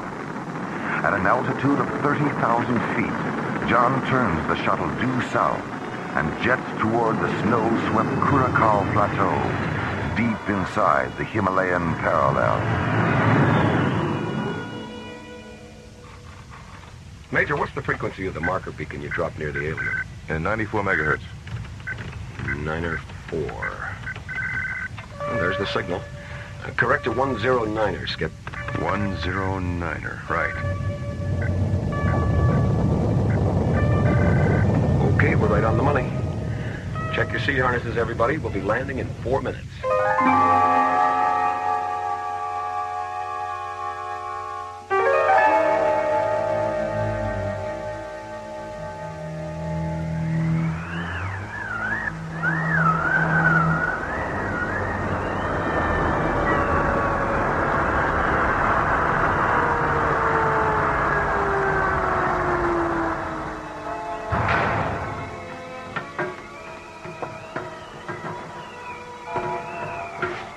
Not very big, is it? No. Buddy, are you thinking what I'm thinking? That it looks more like a multi-atmosphere drone than an interplanetary spacecraft? Yeah. What makes you think it's a drone? The size, for one thing. It's only about 12 meters long, so it couldn't have carried more than 10 or 15 minutes worth of fuel. Yeah. And look at the thruster nozzle. That kind of residue is a byproduct of short-range solid propellant, not long-range liquid. Well, the only way we can be certain is to take a residue sample into the shuttle and analyze it. Okay, I'll get the... What was that? Sound. Did you hear that? It is the voice of the Yeti. Abominable snowman? His cries have echoed through these mountains for centuries.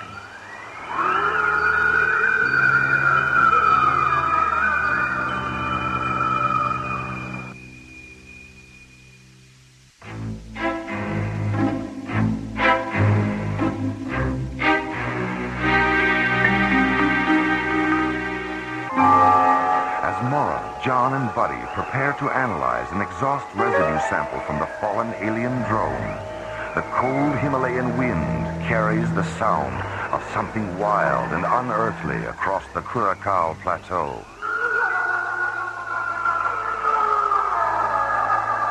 What was that? Sound. Did you hear that? It is the voice of the Yeti. The abominable snowman? His cries have echoed through these mountains for centuries.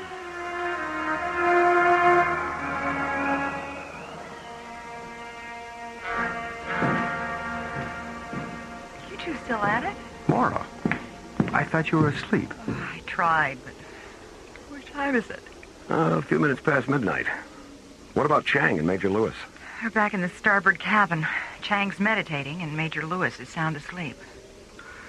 Ooh, it's freezing in here. Why is the port open? Oh, we collected so much scanner data from the drone today, we thought we'd better start indexing some of it. Oh, John here started to nod out, so I opened the port to let in some of that terrific mountain air. I started to nod out. You were the one who fell asleep with your face on the console. Listen. There's something walking around outside. John, the port. Can you see anything? No. It's pitch black out there. Maybe it's a snow leopard or something. What was that? Sounded like a... The drone. Buddy, the floodlights.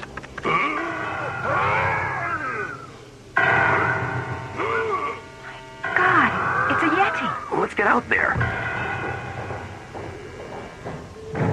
Grab a couple of blasters, buddy. Right.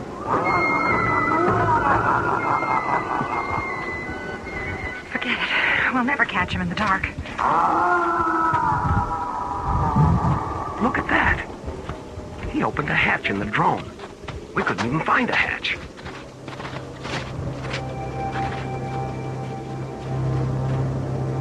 Boost me up, Skip. What's inside, buddy? Racks full of spare parts and tools.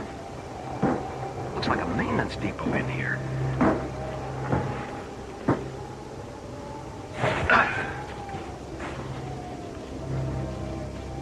What are you thinking, Maura?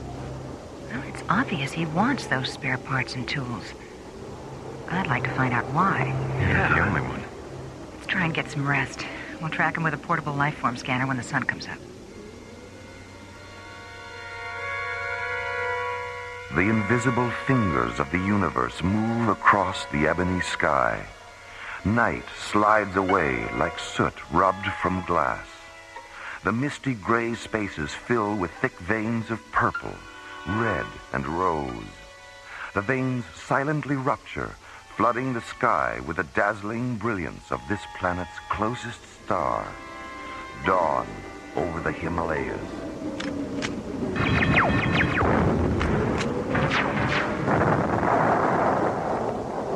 Okay, the laser pistols check out.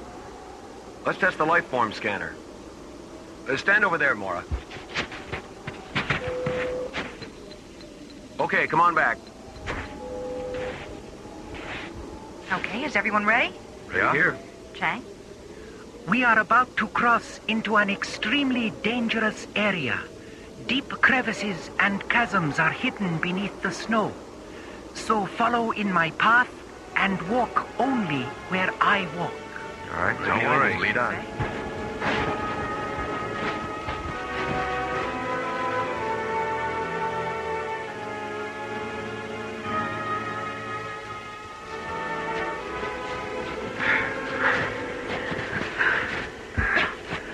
It's true what they say about long-distance perception, isn't it?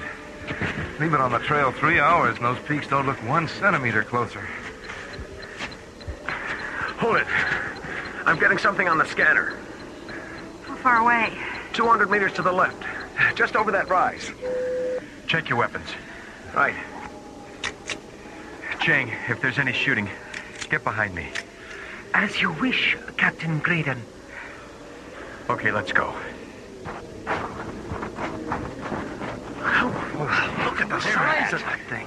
Looks like it's been there for years. The hatch is open. Come on. You're right, Maura. It is an old ship. John, look at this. The modules on this section of the control console are brand new. Yeah.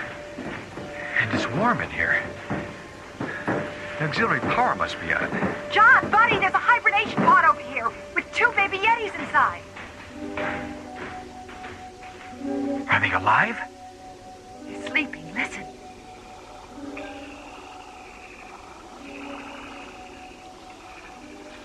Hold on a minute. There's something outside.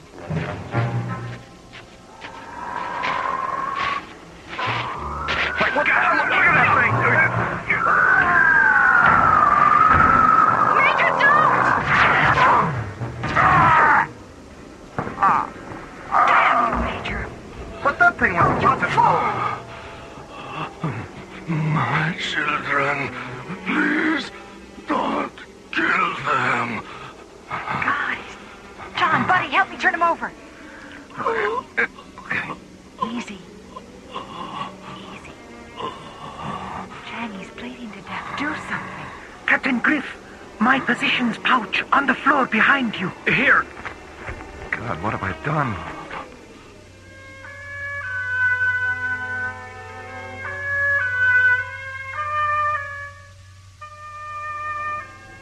There were 50 of us on the journey to a new colony on the far side of your sun. There was an accident. We crashed in these mountains. Mapadani and I were the only survivors. We lived in this ship for over 6 centuries. What became of Mapadani? She died last night after a drone landed. When she saw it, she said she was happy that our children could now return to Nomalaras, our own world. Then her eyes turned to ice. Sariga, why did it take so long for the drone to reach you?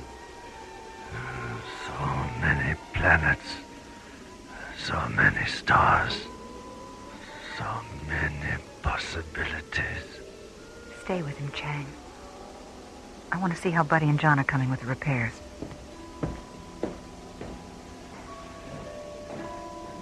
Take my hand, Chang.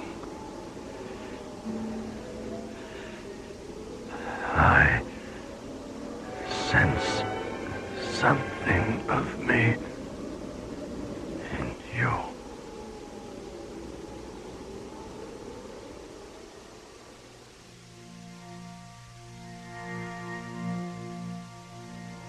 Everything checks out, Maura. We followed Sariga's instructions to the letter. There really wasn't all that much to do. He'd finished most of the repairs himself. What about auto guidance? We cross-checked it 3 times. It's locked on a direct course for Namaloris. And the 2 babies? The hibernation pod's life support system is functioning perfectly. Where's Major Lewis? He's walking around outside. He feels terrible about what happened. He made a mistake, Maura. It could have happened to any one of us. I'd better go talk to him. Good idea. Dr. Cassidy? What is it, Chang? He is dead. He asked that we bury him here. Yes, all right. Set the launch timer for 10 minutes, Buddy. Right. All right. Let's take Sariga away from here.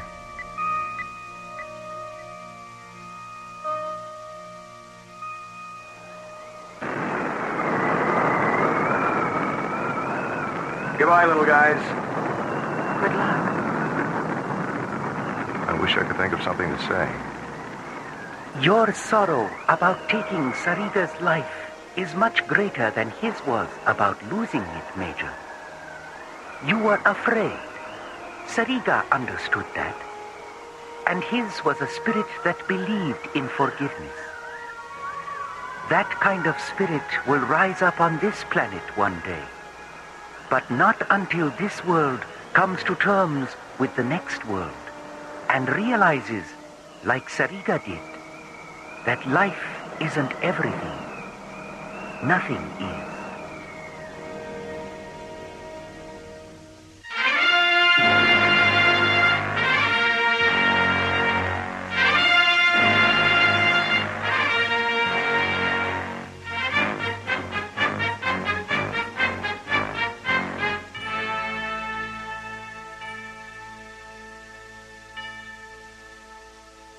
The Himalayan Parallel was written by Ron Thompson and starred Linda Gary, Chuck Olson, Bruce Philip Miller, and the Watermark Players, with special guest stars Philip Clark, Chuck Howerton, and Larry Moss.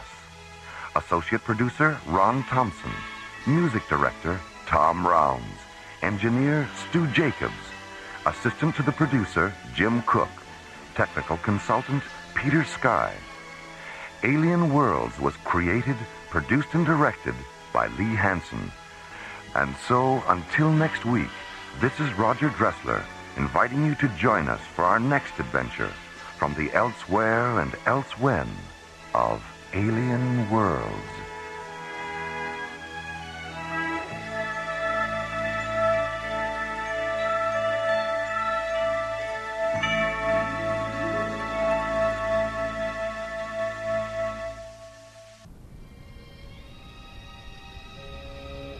High above the Earth, slowly rotating through the silent voids of space, is the Arthur C. Clarke Astronomical Observatory, Starlab. Here, the International Space Authority, ISA, watches over an eternity of uncharted galaxies and the countless planets orbiting within their starlit borders. For 6 days and nights, 2 drone laboratory pods, the Osiris and the Anubis, have been floating in a safety orbit 1,500 kilometers beyond Starlab. Aboard the Anubis, physicist Paul Kramer is completing a dangerous hydrogen plasma experiment. 200 meters away aboard the Osiris, Starlab research director Maura Cassidy is monitoring the experiment's data and relaying it to the Mycroft computer aboard Starlab. It is July 19th, 2026. 0815 Universal Interstellar Time, as this week's adventure, The Keeper of 8, takes us from the routine of a deep space laboratory experiment into the mysterious light and shadow of Alien Worlds.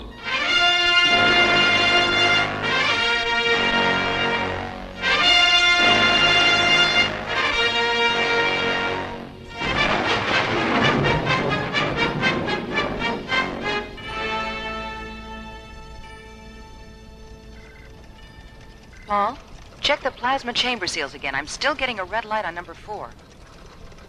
I read 000 across the board, Maura. There must be an indicator malfunction on your end.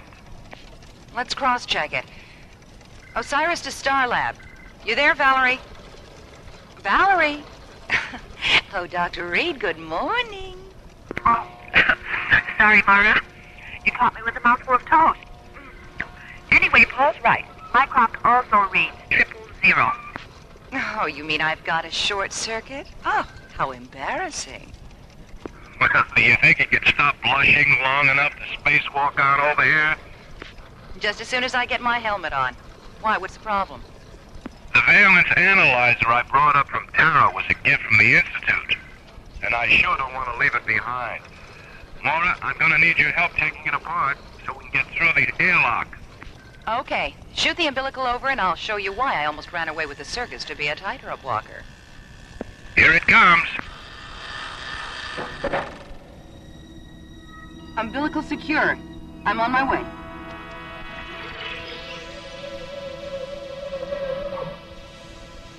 Depressurizing her airlock, Maura swings open the hatch and floats from the zero-gravity interior of the Osiris into the starlit vacuum of deep space. Her tinted glass helmet and metallic yellow pressure suit glittering in the clean white light of the sun.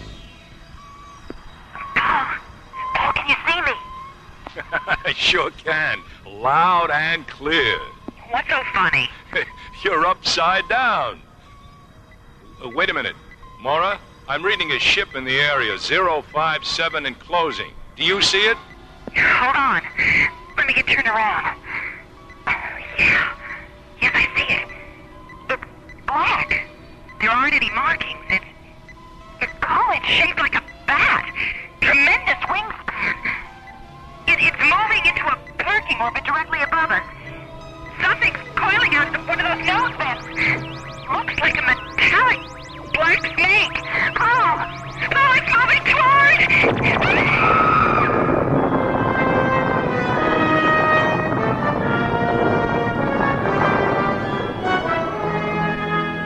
Meanwhile, at the nearby Stargazer security station, Captains John Graydon and Buddy Griff, unaware of what has happened at Vector 448, inspect the new ISA Deep Space Interceptor, Solaris. 4 Alpha Sunburst engines, primary and secondary energy absorbent field generators, high-density particle deflectors. Hey, this baby's really loaded. Yeah, hard beam photon shielding, 5 dual laser turrets, and a modified Starsmith parsec accelerator. Now tell me, buddy, what more could you ask for in a ship? How about a Michelle and a Mitzi? A what? A Michelle and a Mitzi. Is that some kind of top-secret equipment I haven't heard about? Not exactly, Skipper. Michelle and Mitzi are those 2 terrific-looking inspectors standing over there. No. And from where I stand, their equipment is anything but secret. Buddy, just between you and me, have you ever been accused of having sexist leanings? Let me put it this way, Skipper. Attention all paramedic search vessels. This is an emergency rescue alert. Pilots and crews report to the information office in your sector. Captains Graydon and Griff, please contact the bridge. Come on, buddy. Let's use the radio aboard the Solaris. Right.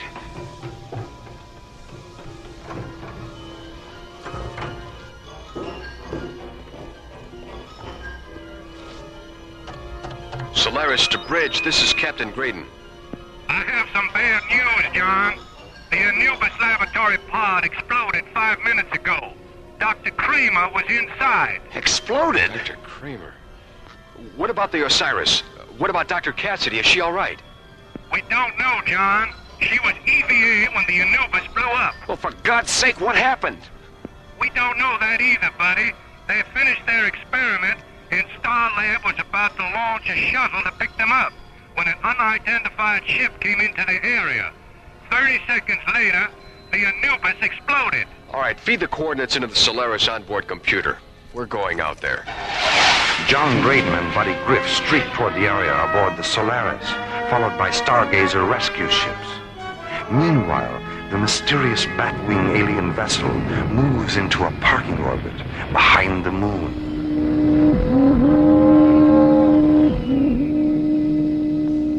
What quantity of hydrogen plasma was withdrawn from the Earth probe by our penetrator before the explosion? 2,000 fusion qubits. Enough to fill the planet generators of every ship in the Armada. Enough for every Shadow Sentry, Light Assassin, Scan Watcher, and Penetrator Guide who wears the dark armor of Draconia. I wonder what the humanoid was doing with so vast a quantity of concentrated hydrogen. No matter. Mosk, convey my compliments to the Scan Watcher who detected the pod, and to the Penetrator Guide who withdrew the hydrogen with such unusual skill. I accept your thanks on their behalf, my lord. Mosk, has there been any sign of the Keeper? Not since we entered this galaxy. Perhaps we've slipped away from him. Don't fool yourself, Mosk. He's clever. Extremely clever. He'll find us, eventually. And when he does, he'll do everything in his power to prevent us from reaching the hydrogen fields of Terra. How much time will you need to assemble the Armada? It can be done within 4 solar days. Then do it. Yes, my lord. Where are you, Keeper? In this galaxy? On Terra? Or perhaps you're down there, on the dark side of the moon? as Mask prepares to assemble the Draconian Armada for an assault on Terra, and Warp fantasizes about a mysterious pursuer known only as the Keeper, John and Buddy enter Vector 448 aboard the Solaris and begin their desperate search for Maura Cassidy.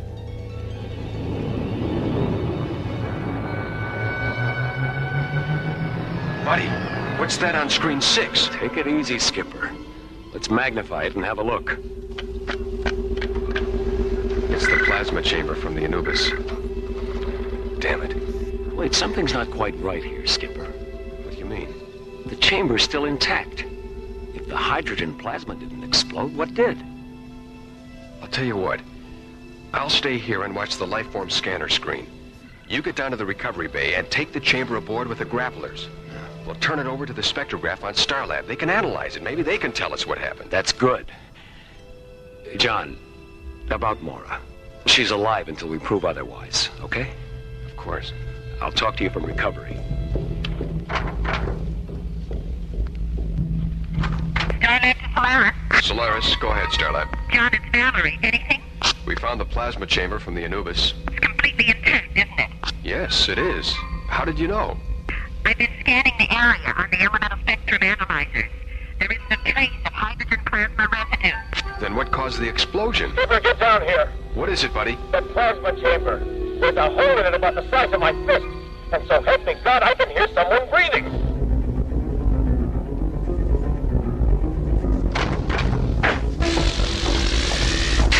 Buddy, Skipper, grab that other pulse wrench off the wall. We've got to get this thing open. Where's the hole? There, on the other side. Listen. Come on, Skipper, come on. Watch out, buddy.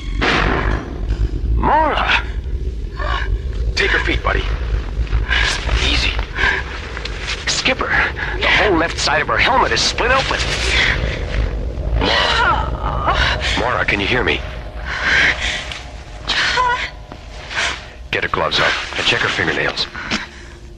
They're normal, Skipper. No sign of anoxia. Her lips are normal, too. Let's get her out of the suit. Light. All around. Right. Blinding. Take it easy, Maura. You're safe now. Oh, safe. I'm safe. Inside. Now. Buddy, hasn't it hit you yet? What? We just took Maura out of a 1-ton plasma chamber, hermetically sealed from the outside, with no way in except through a 6-inch hole. Now, how in the name of God did she get in there?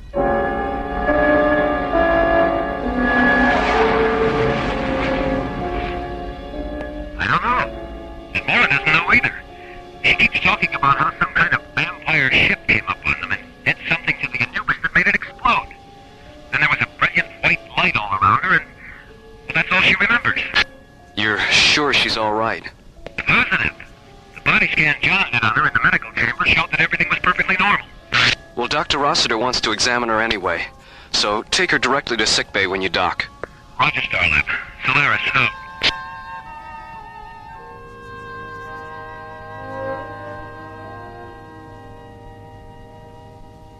I know what Dr. Rossiter said, Maura, but I think you should take it easy for a day or two. John, I feel fine. You better get some rope, Skip. Looks like we're gonna have to tie her down. Hi, Maura. How you feeling? Oh, Valerie, am I ever glad to see you. What have you got there, Valerie? Your report. I'd like to go over it with you. Come on, buddy. We've got work to do. We'll be down in Docking Bay 4 if you need us, Maura. All right, see you later.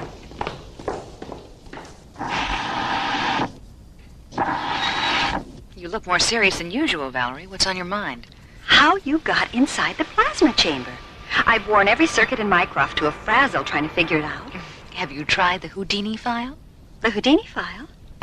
It's a joke, Valerie. Oh, sorry, Maura.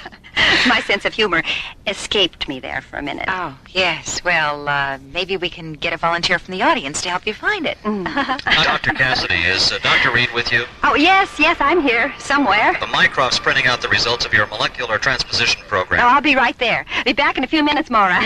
Maybe Mycroft's finally come up with something. I hope so. What on earth? What on earth? No more and no less than on any other planet, Laura. I know your voice. Where are you? Sometimes I'm here, sometimes I'm there. I'm here, there, and everywhere.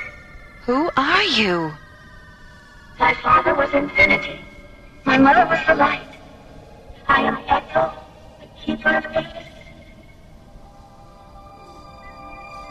Translucent fragments of cool white light materialize in Mora's quarters and slowly puzzle together to form a calm, shimmering pool of ethereal radiance, free-floating in the center of the room. Mora suddenly finds herself in the presence of Echo, the Keeper of Eight, a free energy being who has suddenly manifested in the form of a radiant pool of floating light.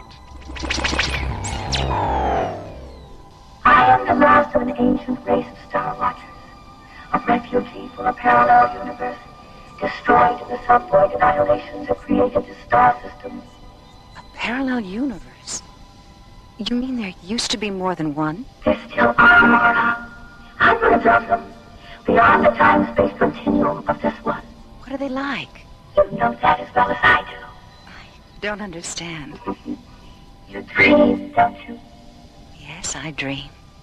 And when you do, you pass from the illusion of one universe into the illusion of another, and then another, and then another.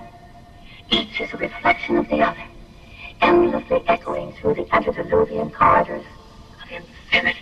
What happened during the explosion? Molecular dematerialization of what might have been the moment of your death. While their numbers were still disintegrating, I transformed you into pure energy and rematerialized you inside the plasma chamber. If I hadn't, you would have been killed by the shrapnel debris of the exploding pod. But my helmet was split open. It was struck by a powered fragment an instant before I dematerialized you. I sealed it with thought until the chamber was taken aboard the Solaris. You're lucky I happened to be in the neighborhood. Yes, lucky. I don't know what to say. Thank you, Echo. Oh, God, thank you. The vampire ship that killed Dr. Kramer is part of an armada from the Draconian system. They're preparing for an assault on the hydrogen fields of Terra. Hydrogen fields? On Terra? The Draconians are hydrogen guild breathers. Even their economy is hydrogen-based. They trade among themselves like currency. But, like any system that bases its economy on a single element, there are power struggles, greed, waste. The hydrogen vaults of Draconia are nearly empty, and a civil war is raging throughout their system for control of what remains. They need vast amounts of hydrogen to restabilize themselves, and they intend to take it from the Earth's oceans. Then Paul's death was an accident, wasn't it? Yes. When they penetrated the hydrogen plasma chamber, they punctured the pod's retro-fuel tanks. That's what caused the explosion. Pure oxygen is one of the most explosive gases in the universe. The Earth would be saturated with it if they removed the hydrogen from our oceans. Echo, how can we stop them? Where's the Armada? What are their weaknesses? I have to leave you now, Mara. Echo! Come back, Echo! Echo!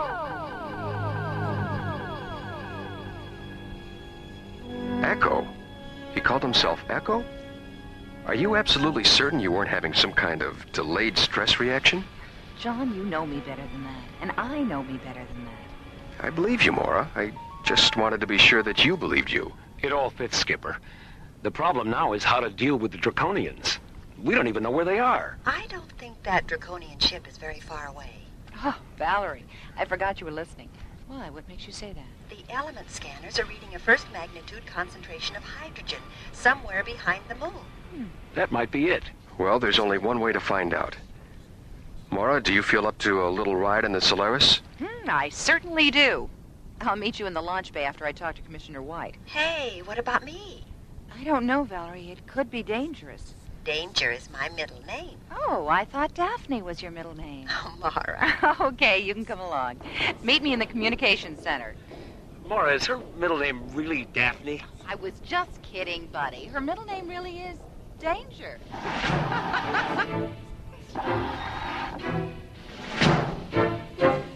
As Mora hurries toward the communications center, John and Buddy enter a pneumatic lift and descend to the launch bay complex located in Starlab's huge central hub.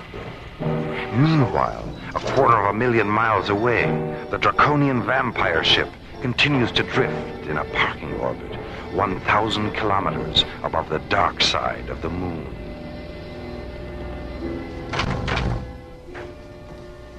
With your permission, my lord. Yes, of course, Musk. My time is yours. The Armada will enter this star system 2 solar days hence.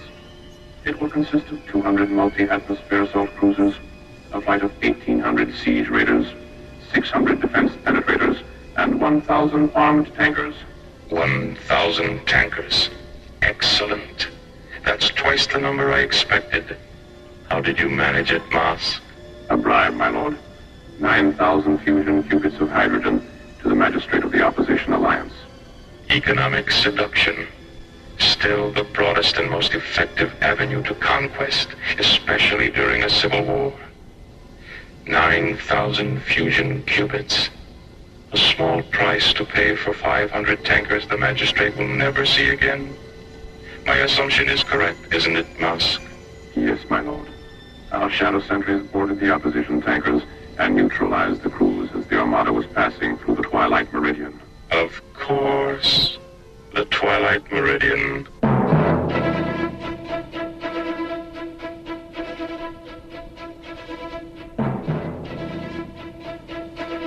Are you two strapped in back there? Anytime you're ready, John. All set. Okay, buddy. Let's do it. Synchronize all computer functions. We have a positive decoder interlock on all data terminals. Manual launch functions are canceled. Real-time status is 20 seconds to ignition and counting. Buddy, you know we don't know what the Draconians are going to do when they see us. So as soon as we get a fix on their ship, lock in our photon shielding and energy-absorbent field generators, and activate all laser turrets. Okay, Skipper. Come on, Solaris. Let's go!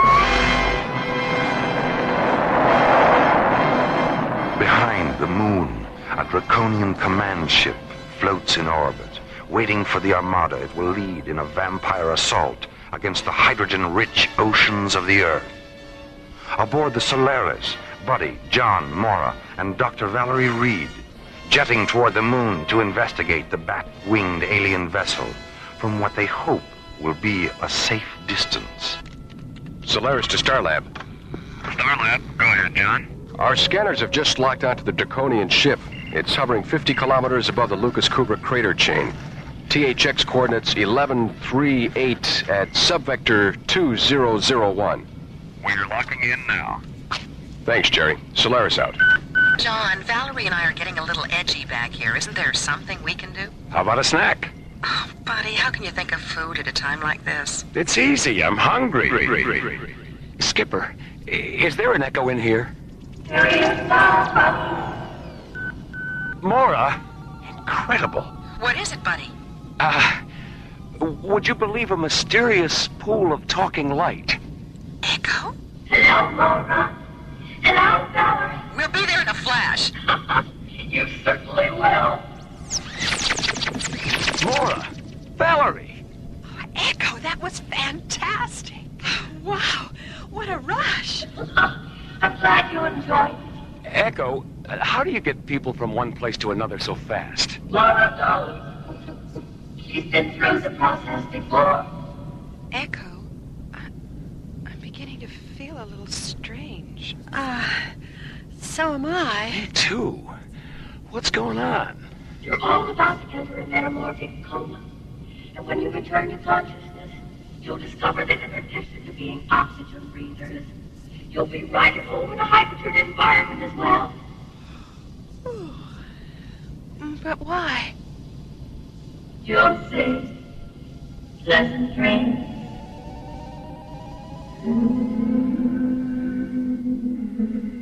In The Rime of the Ancient Mariner, Samuel Coleridge writes, "O sleep, it is a gentle thing, beloved from pole to pole. She sent the gentle sleep from heaven that slid into my soul." A poem from the distant past, perfectly echoing the deep metamorphic future sleep that silently enfolds Mora, John, Buddy, and Valerie on the extraterrestrial frontier of an alien world.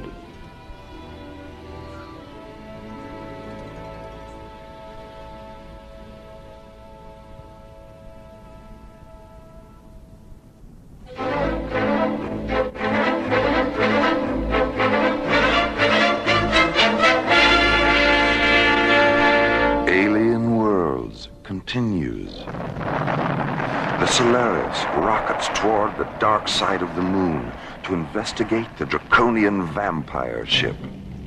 8 minutes away from visual contact with the alien vessel, Echo, the Keeper of Eight, materializes and subjects Mora, John, Buddy, and Dr. Valerie Reed to molecular transmutation.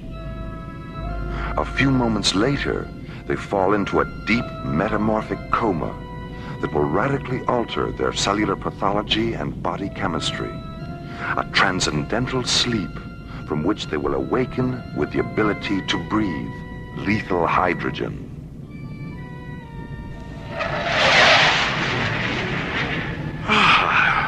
What year is it? It's still 2026, buddy. How do you feel? Well, that's the best news I've ever had. Echo, why have you made it possible for us to breathe hydrogen? So you can survive aboard the draconian vampire ship. Oh, yeah? And me without my wooden stake. And me without my Christopher Lee outfit. Echo, what do you want us to do? The very thing you all want to do. Go aboard their vessel and meet them face to face. Well, that sounds very dangerous. The draconians had planned to withdraw all the hydrogen from the oceans of Earth. It's a final desperate attempt at survival. They're not an aggressive race. They only use their armada as a bluff toward hostile intruders. If their system weren't so divided by the reactionary pressures of civil war, Warp, Mosk, and Vina wouldn't be, I think, so silly. Warp, Musk, and Vina? Who are they? Warp is head of the Draconian Coalition.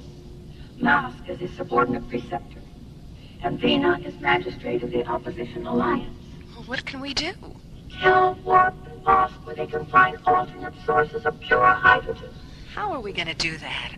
I know where the sources are, Mora. And I'll tell you where they are before you see Warp and Mosk. Well, wouldn't it be easier if you just told them yourself? Yes, it would. But if I did, Draconia and Earth would still be strangers to each other. You see, I arrange circumstances wherein strangers become friends. Now, how do you suppose they'll feel about Earthlings if you guarantee their survival for centuries to come? Are you sure we'll be safe? Buddy, you already are. Right, we already are. You're intruding into a draconian defense perimeter. I believe there's a call for you, John. Yeah.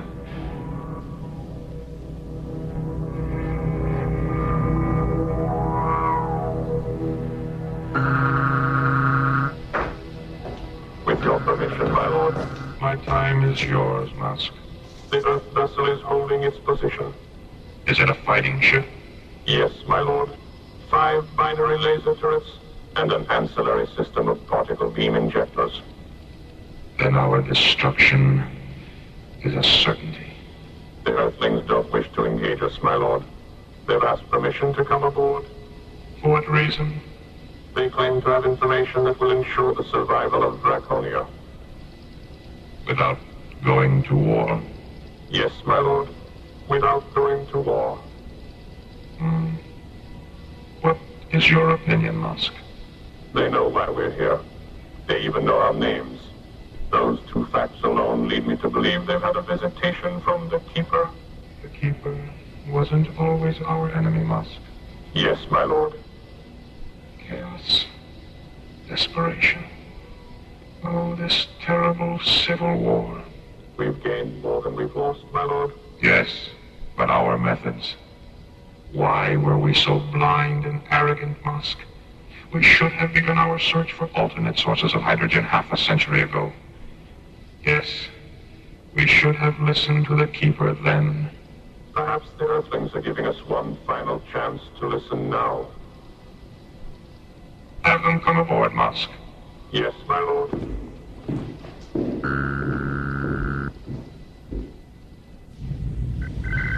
They're certainly taking their time about it, aren't they? Take it easy, Valerie. Echo wouldn't have left us alone out here if it wasn't safe. Attention, Solaris. You have been granted permission to come aboard. Guide your vessel under ours and enter through the illuminated docking bay. Will you require survival costumes? No, we're able to survive in your atmosphere. Proceed.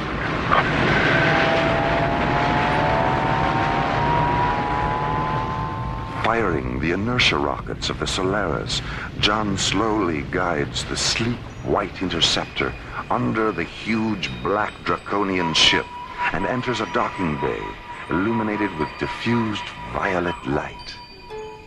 As the shadow sentries stand silent, Mora, Buddy, John, and Valerie move into the airlock of the Solaris. Warp, head of the Draconian Coalition regime, has decided to reconsider his attack on Earth's hydrogen-rich oceans. A decision based on a mysterious series of star charts Mora has given him. Forgive my skepticism, Mora. Are you absolutely certain these star charts are accurate? I'm positive, Warp. Well, we'll know soon enough. I didn't realize there were so many sources of hydrogen within our own galaxy. This planet here, it's uninhabited. Its atmosphere is hydrogen pure, and it's only a fractional light year away from Draconia. With your permission, my lord. Yes, Blur. What is it? I've just received a report from our equatorial observatory. The 3 planets are there, just as the star charts indicate. Thank you, Blur. Why didn't we notice them before? Well, to be perfectly honest, Warp, they weren't there before. You confuse me. The Keeper of 8. So, the creation of these planets is his work. He didn't create them, Warp. They already existed. He simply, borrowed them from the Terrellian system. With your permission, my lord. Come in, Master.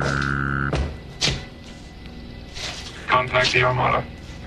There will be no war with Terra or any other planet.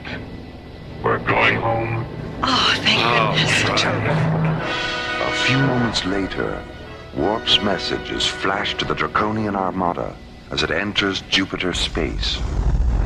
200 multi-atmosphere assault cruisers, 1,800 siege raiders, 600 defense penetrators, and 1,000 armed hydrogen tankers slowly break formation, turn 180 degrees, and regroup near Callisto, one of Jupiter's 9 moons. The Armada's new course? Draconia, by way of the Twilight Meridian. Meanwhile, in the launch bay of Warp's command ship, Mora, John, Buddy, and Valerie prepare to board the Solaris for their return flight to Starlab. It's unfortunate that we couldn't have spent more time together, Mora. Well, we'll have plenty of time together at the beginning of Terra's new solar year, Warp. I don't understand. 6 months from now, an intergalactic congress will convene on Starlab. I'm going to arrange for Draconia to be represented. Thank you, Mora. I only hope, my lord. Mask, what's wrong? A communique from the Armada. As it was leaving Jupiter space, it passed a flight of Opposition Alliance tankers and siege raiders. Vina is proceeding with the assault on Terra. Wasn't she told the Keeper has provided? She dismissed the information as a deceit tactic to prevent her from reaching Terra before we do. Then it looks like we're right back where we started. Buddy, where are you going? To use the radio in the Solaris. Somebody has to tell Stargazer to scramble those interceptors. That's my boy. Pilots and crews, attention. This is a priority combat alert. Launch factor, red. Rendezvous with Solaris at THX coordinates 1138, subvector 2001. As as 3 squadrons of SET interceptors bank away from Stargazer and jet toward the dark side of the moon, John, Buddy, and Warp board the Solaris and blast out of the Draconian command ship's launch bay. The guidance thrusters on all our ships are located in outboard wing pods. By disabling any 2 pods on either wing, the ship will be unable to maneuver and will be forced to withdraw from combat. SET leader to Solaris, we have you inside, over. Max, is that you? Interested, John? What's happening? There's a flight of Draconian ships between Jupiter and Mars. Subvector coordinates 047. Target grid Alpha 9 or 6. Attack pattern Omega Blue. Now this is a non-lethal engagement, Max. Direct your fire at their wing pods only. Roger, wing pods only. Okay, let's go.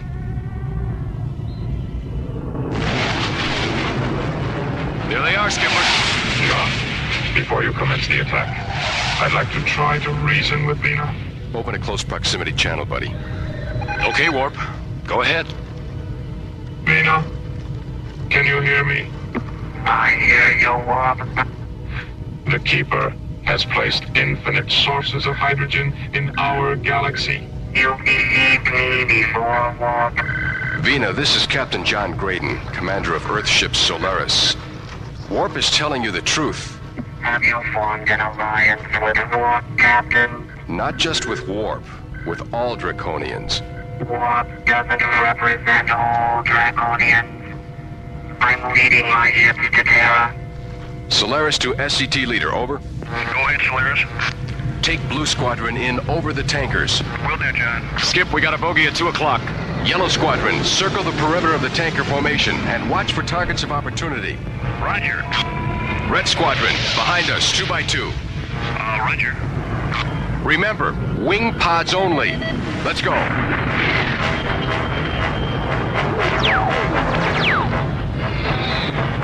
Dive out of there, Blue 4. I'll take the other pod.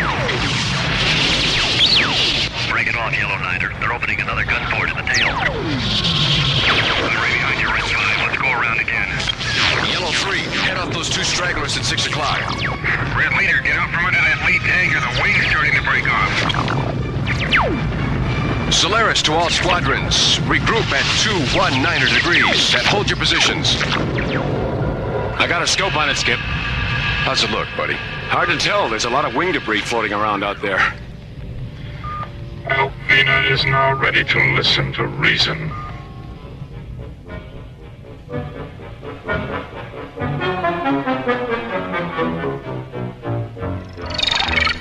Vox, have you a casualty report? There are no casualties, Vina. Neither death nor injury. It appears that the attack objective was to disable our ships, not take lives. I don't understand. You haven't understood for a long time, Vina. Echo. Vina. Vina, whatever am I going to do with you? You're such a fool. Am I? Yes. And a stubborn one at that. The Earthship attack wasn't calculated to destroy you. Only your belief in armed force, and your conceit that you are right and Warp is wrong. War never determines who's right, Vina. Only who's left. Now, if you really care about the future of Draconia, you'll return to Warp's ship with Captain Graydon, and stay there until you and Warp resolve your differences. I'll go, Echo, but no buts about it, Vina. Remember, those 3 hydrogen planets are a gift. And what the Keeper give us, the Keeper can darn well remove it.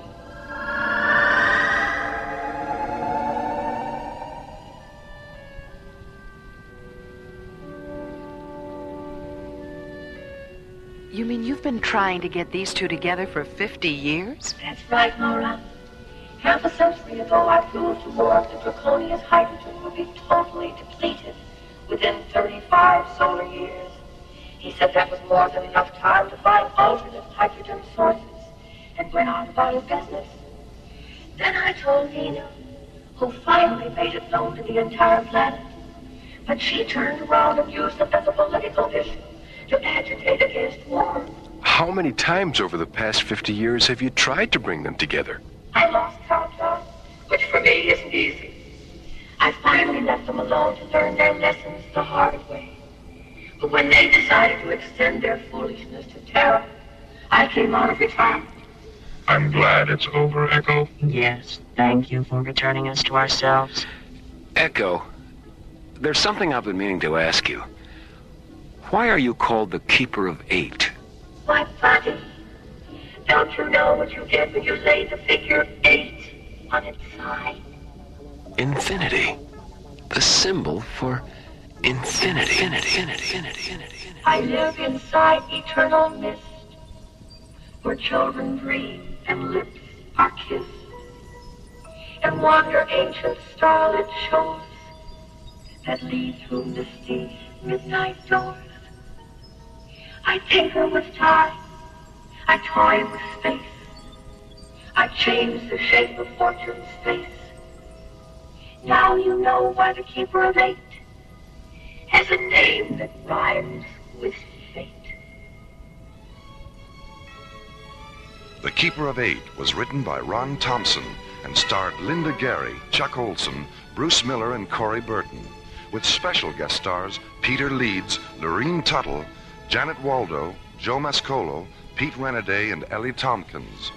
Alien Worlds was created, produced, and directed by Lee Hansen. This is Roger Dressler, inviting you to join us for another adventure on Alien Worlds.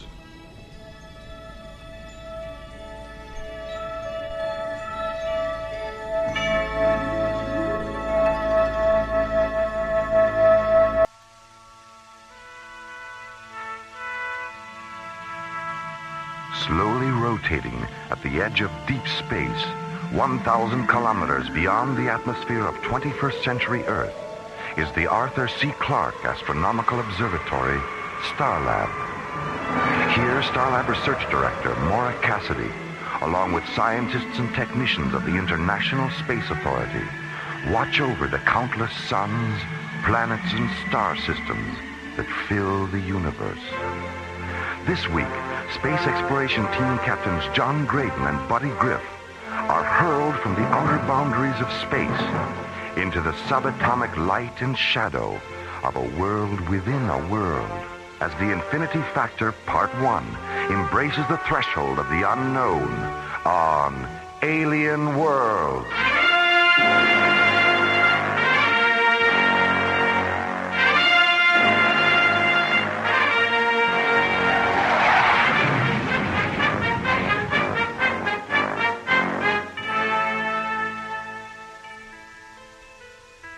Astrophysicist Tom Liu Ping has been performing experimental tests in supralight travel, moving at velocities beyond the speed of light.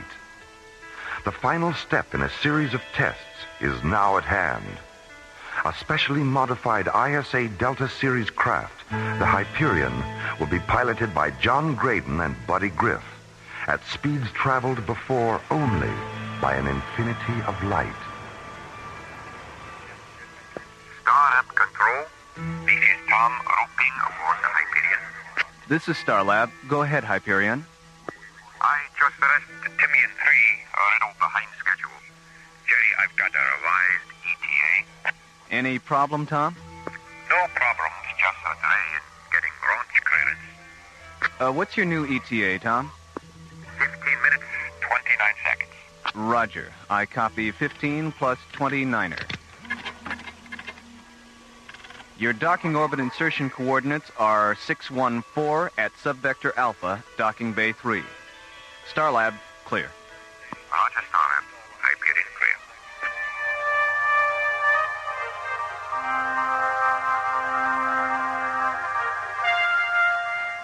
clear. When did Tom Liu Ping arrive, Maura? He got in at 0300, John. He was late leaving Timmy and 3. That's why we rescheduled the briefing. Here's his room. He should be ready by now.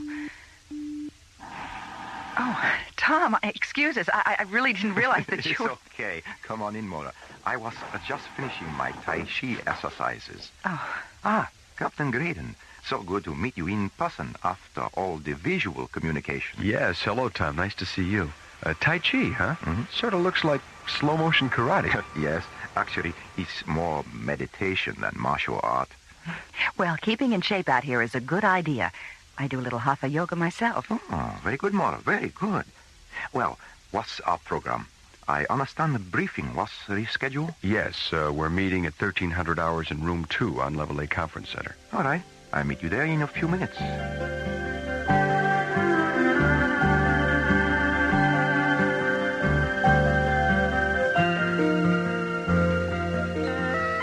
Now this diagram on screen 6 shows the final modifications we've made on the Hyperion's drive system.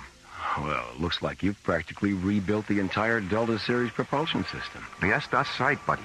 But the key to super right veracity is the ion drive we've installed just behind the Starsmith Parsec accelerator. What effect will superlight warp through have on our communication systems? In my preliminary tests, I experienced plasma sheath buildup that caused a temporary communications blackout. Is there any way we can avoid the blackout? No. But even though our telemetry signals will be delayed, when we reach super light speed, you'll be able to monitor our shadow image on the screen. But remember, the scanning brief will show where we were, not where we are.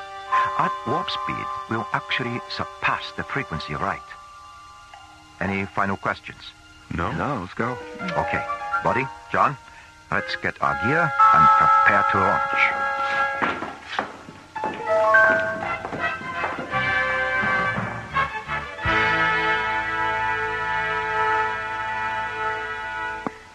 Starlab Control to Hyperion. This is the Hyperion. Go ahead, Mora. Microwave confirms your calculation for reaching supralight critical at vector 098. 098. Roger. Thanks, Mora. Good luck with the test, and try not to lose touch. Don't worry, we won't, Mora. Okay, buddy, let's do it. Interface all computer functions. We have a positive decoder interlock on all data terminals. Manual launch functions are canceled. Real-time launch status, 15 seconds and counting. Okay, Hyperion, you're cleared for launch. Roger, Starlab. Okay, let's see what this baby can do.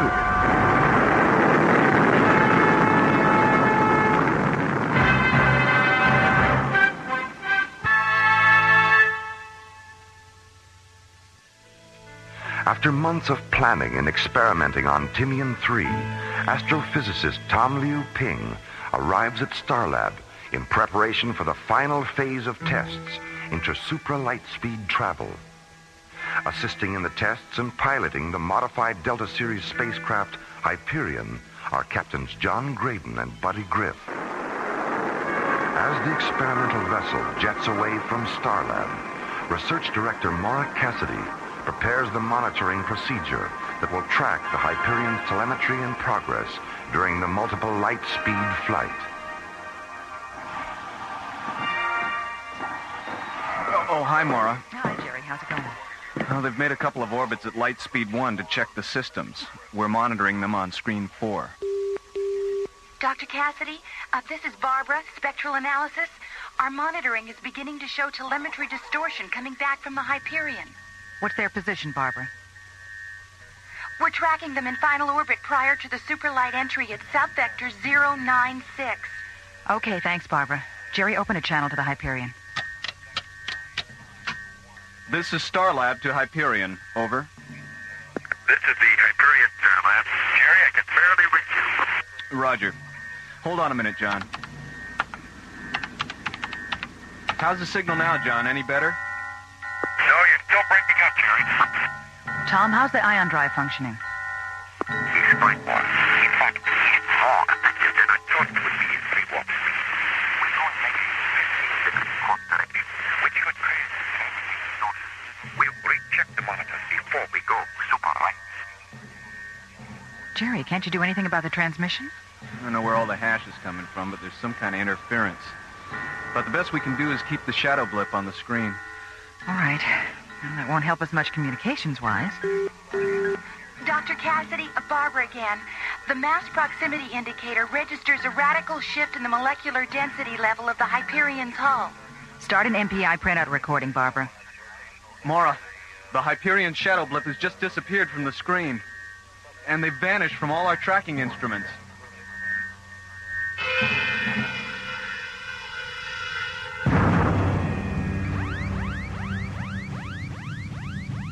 Geez, what kind of light show was that? Scanners indicate we've walked through some kind of photon barrier. Damage report, buddy.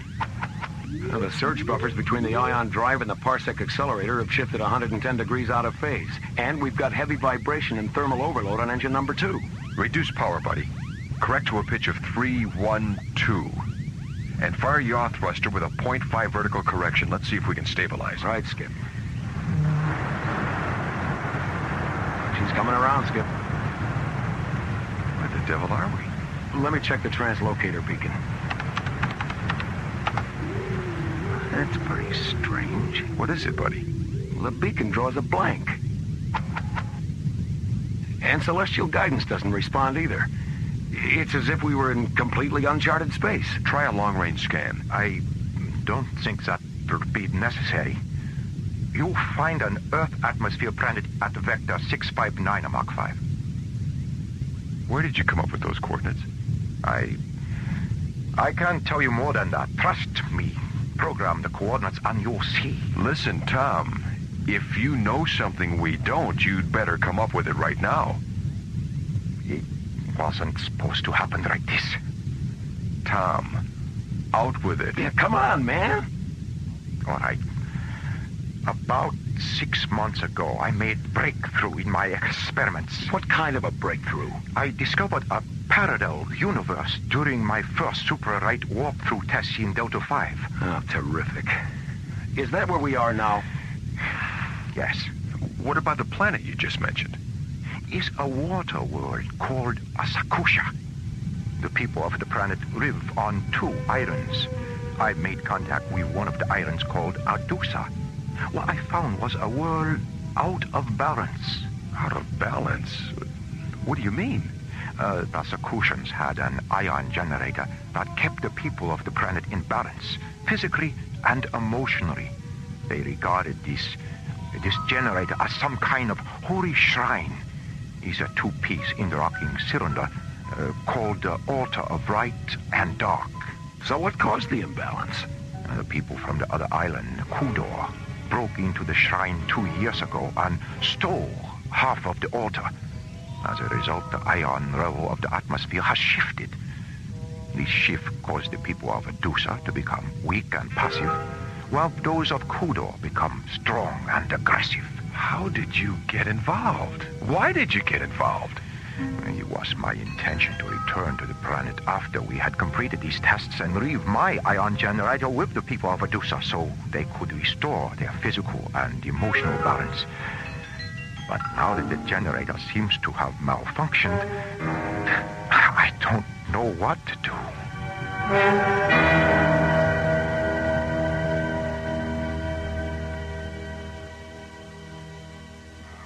Jerry, start cross-checking the Hyperion's last known coordinates from the MPI graph. Okay, Mora. Starlab, this is Echo Leader. Roger, Echo Leader. Go ahead. We've completed our Phase 2 search and reconnaissance. There's not a trace of the Hyperion anywhere. No debris? No sign of wreckage? No, apparently she didn't break up. There's nothing here. All right, Echo Leader, thanks. Return to base. Roger, Starlab, Echo Leader on the return. Out. Starlab, clear. What could have happened to them? Even at light speed, spacecraft don't just disappear.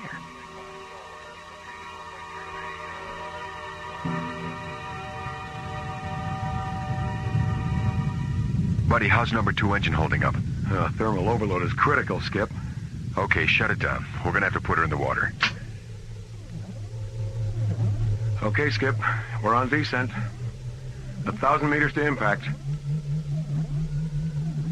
500 meters. Okay, hold on. Here we go.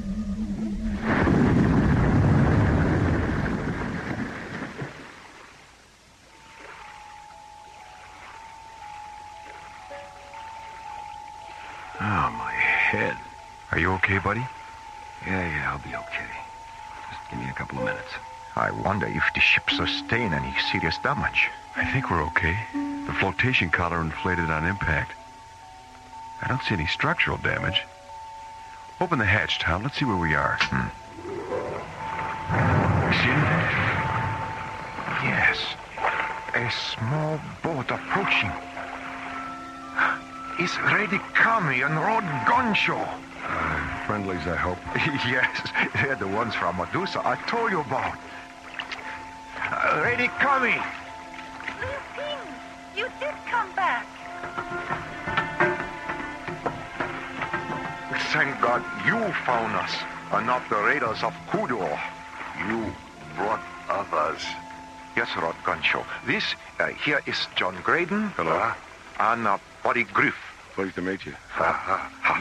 You come with us. We take you to Adusa.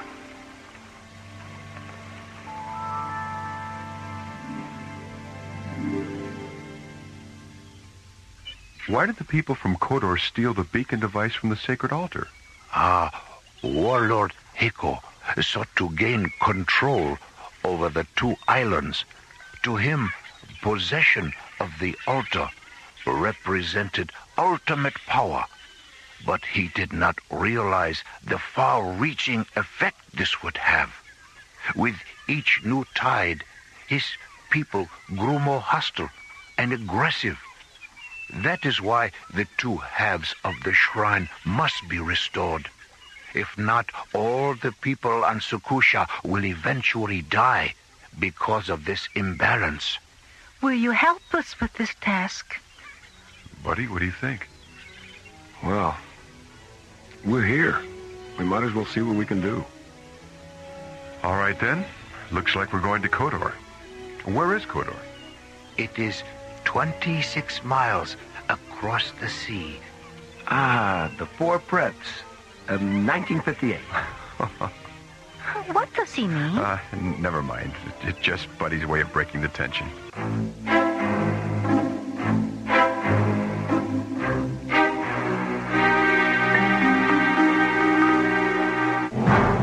Orbiting above the emerald green water world of Sukusha, the Hyperion develops an engine malfunction, forcing John Graydon to ditch the ship in the sea.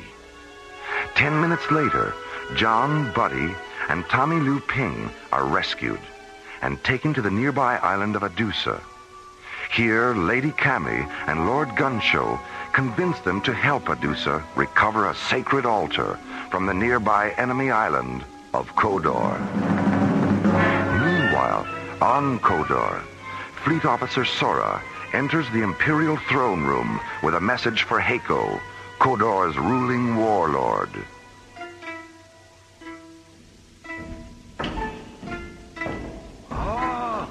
Lord Heko, alien skyship, fallen waters near Adusa. Skyship? Come now, Sora. You know that such things exist only in legend. Perhaps you have had a vision. Then it is vision I not see alone. Every watchtower on windward side of Kodor see also. Shared visions are not uncommon, Sora.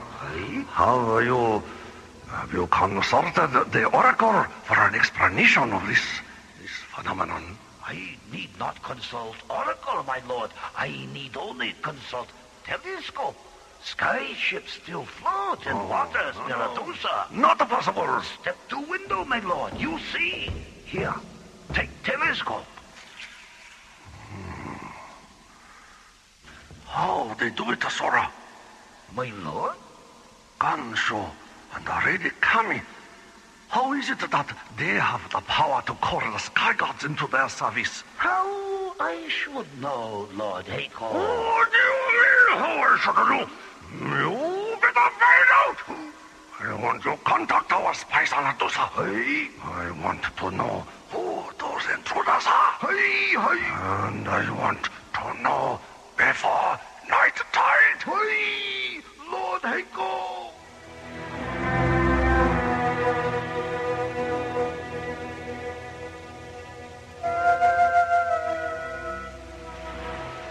Mora must be going crazy wondering what's happened to us. Yeah. Dear Mora, we're somewhere in a parallel universe. The weather is overcast, And so are we. Your pals, Buddy and John. P.S. Help. Where's the post office, Gunshaw? I want to get this off right away. What is your friend talking about, Tom?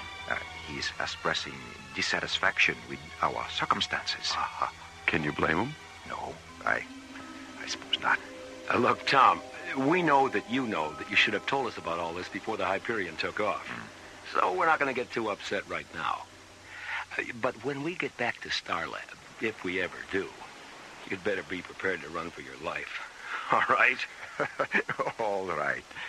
And thanks. Our ship is ready, my lord Gunshaw. Wait a minute. I don't mind sailing into the Valley of the Shadow of Death, but not in broad daylight. The sun sets quickly on twilight afternoons like these, Buddy. It will be dark long before we sail. Cross your heart? My heart? That's just Buddy's way of asking for reassurance, Cammy. Oh. Yes, Buddy. Cross my heart. Tom, where's the equipment you brought ashore from the Hyperion? Over here, John.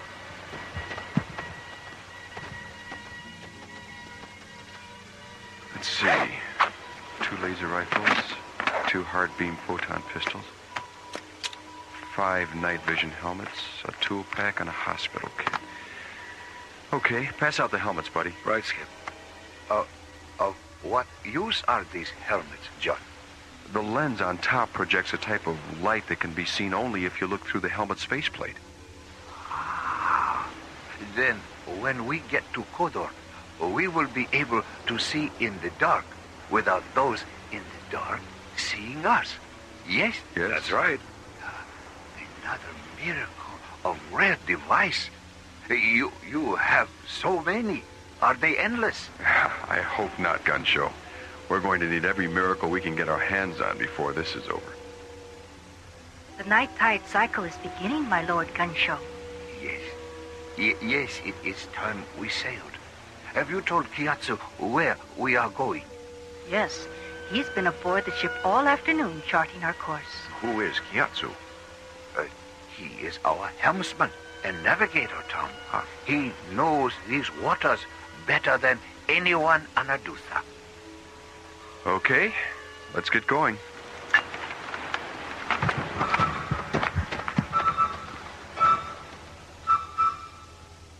Sora, do you still have the message the carrier brought this afternoon? Hey, Lord Echo? Read it to me again. But Lord Echo, I already read to you dozen times. Please, Sora, if you wish to remain in the good graces of your Imperial Warlord, you will indulge him, not question him. Excellent point, Lord Echo. My Lord Echo, Gonshu, Kami, and 3 sky gods depart for Kodar on night tide. Course I have charted will take ship within 100 leagues of Pagoda Tower, between islands. Your faithful servant, Kiatsu. Good old Kiatsu. He certainly does epitomize the word spy, doesn't he? He does indeed, my lord. And what arrangements have been made to welcome our visitors from Adusa? But, Lord Echo... Tell me again, Sora. I love the image it conjures up. 15 Kodorian siege galleys positioned in semicircle round Pagoda Tower.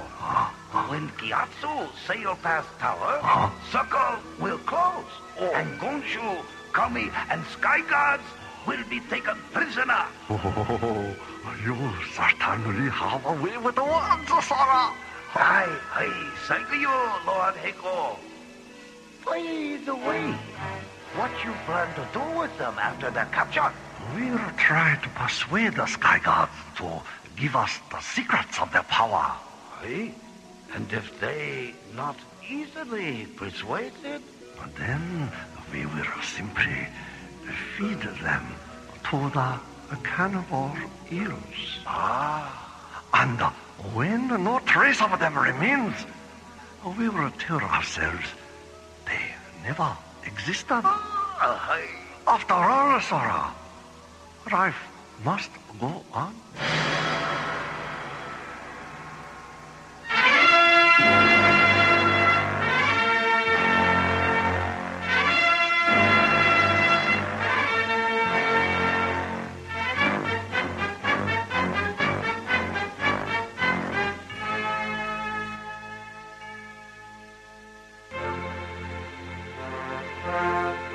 Last week's episode, astrophysicist Tom Liu Ping arrived at Starlab for a final phase of tests in the development of supralight travel.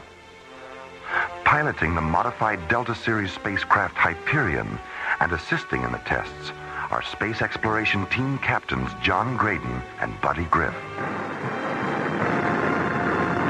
As the experimental vessel jets away from Starlab, Mora monitors the progress of the multiple light speed flight. Dr. Cassidy, the mass proximity indicator registers a radical shift in the molecular density level of the Hyperion's hull. Start an MPI printout recording, Barbara. Mora, the Hyperion shadow blip has just disappeared from the screen. And they've vanished from all our tracking instruments.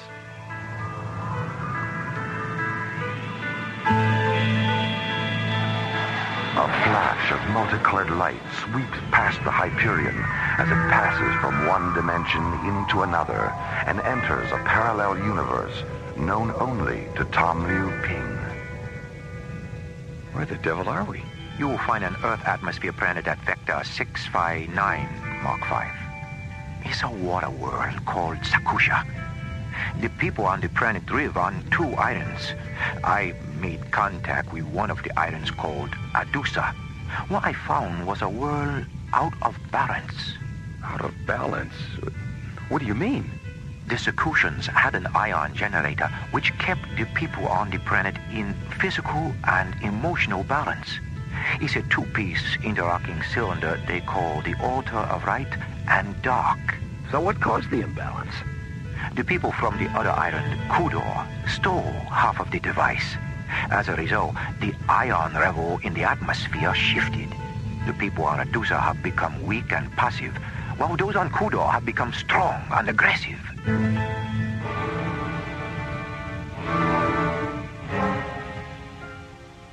Orbiting above the emerald green water world of Sakusha, the Hyperion suddenly develops an engine malfunction and is forced to ditch in the sea.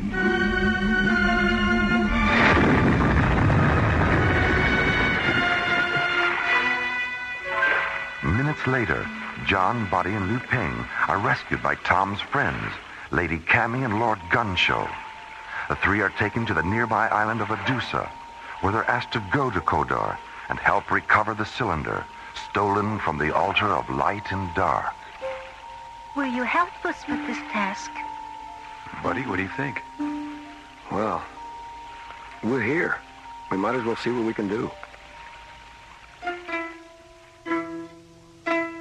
Meanwhile, on Kodor, Fleet Officer Sora and ruling warlord Heiko, now aware of the plot to regain the cylinder, discuss a counterplan.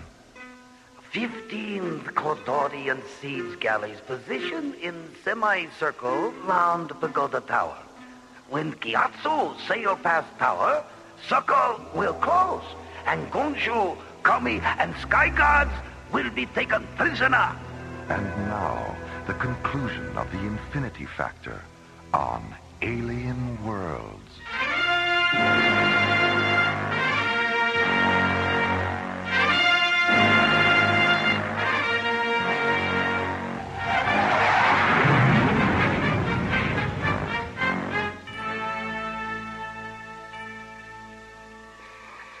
Jerry, let me see the last telemetry printout on the Hyperion. There you go, Mora. Thanks. Jerry, has all this data been cross-checked? As far as I know. Why? Well, according to this, the Hyperion is still right where it was when it disappeared. What? And then why aren't the scanners picking it up? They can't, Jerry. The MPI data indicates the Hyperion has been reduced to the size of a subatomic particle.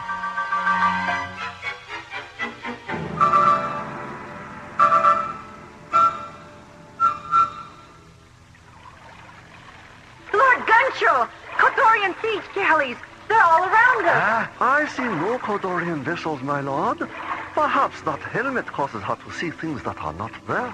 No, Kiatsu. The helmets allow her to see through darkness. Lord Gunshow! Let me light this lantern so I might see. Kiatsu, what are you doing? Skipper, he's signaling those ships. Stop it. I can see many boats closing in on us. What are we going to do? We're gonna take them out, that's what. Skip? Right, buddy. Fire! By the gods! A right-wing shooter. Good work. They break formation. Look! There's Kodor! I can see the island! Tom, take the helm. I know a cove just beyond those cliffs.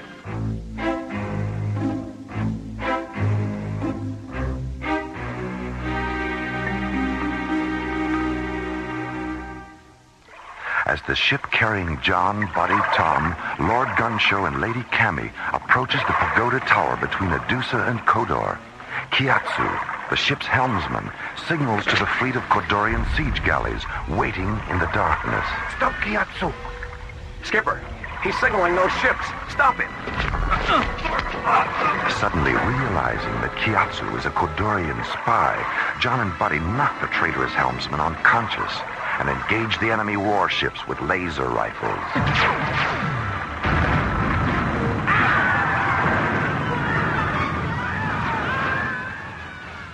Half an hour later, Fleet Officer Sora reports the outcome of the battle to Warlord Heiko.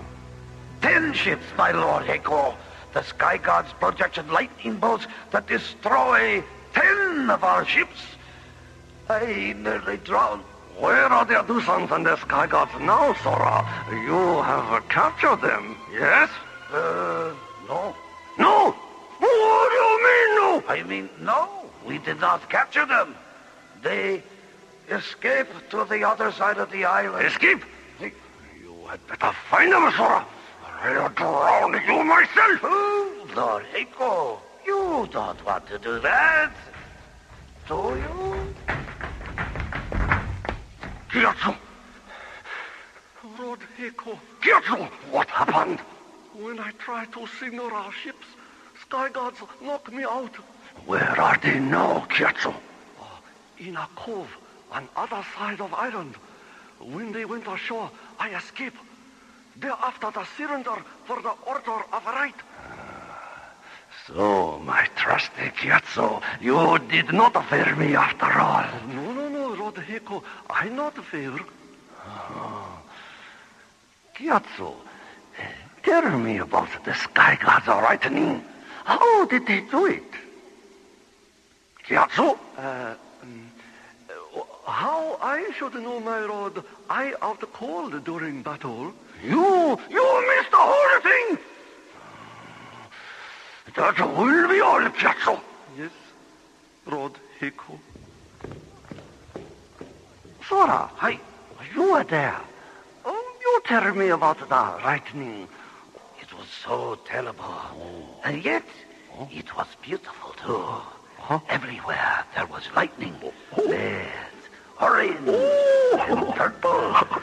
There was fire and smoke and the clack of wooden masts splitting, falling and burning. It was as if the night itself had turned to fire. Oh, Sora! Such a way with the words you have!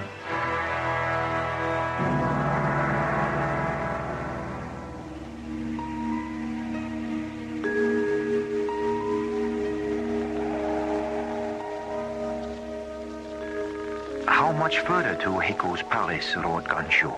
Up ahead on the ridge. Do you know where Heiko keep the cylinder? Yes, in his throne room. Do you remember how to get into the palace, Lord Gunshow? Yes, lady. I remember. How long's it been? He was brought here 200 moontides ago and nearly tortured to death by Heiko's warriors as a demonstration of Kodor power. I used to come here often. Kodor was once the trade center for the two islands. Of course, that was before Lord Heiko became so obsessed. Yes. But we do have one advantage. Heiko must certainly know by now that we are in the company of sky gods. Everyone on Sakusha fears the sky god legends, even Heiko. Oh, I'm sure we can make that work for us. What do you mean, buddy? We'll use our lasers to make them dance a little. I mean, we don't want to hurt them. It is good you do not wish to harm anyone. We also believe this to be right. To hear you speak makes me feel, for the first time since the theft of the cylinder, that all is not lost. Don't worry, Gunshow. We'll get your cylinder back. And I will do my best to understand the manner in which to restore the altar. But I will need your help, Lord Gunshow. Yes, Tom. Can you tell me if there are any insignias, markings, colors, or anything like that which connect the two halves of the altar? Yes. The markings on the two halves of each disc fit together to form the law of the word symbol. Stop a moment. Just a moment. Please show me the symbol. Here, draw it for me on the ground. Oh, yes. For the court of gods, you idiot! Gods! Lord Heiko! Gods, where are they? But Lord Heiko! Where are my gods? I already called guards, my lord. They ran away, frightened by sky gods. Lightning shot us. Run! My gods ran away! Sora, quickly! The cylinder. Take it! Lord Heiko! Lord Heiko, stop! Oh, you will be killed! Where?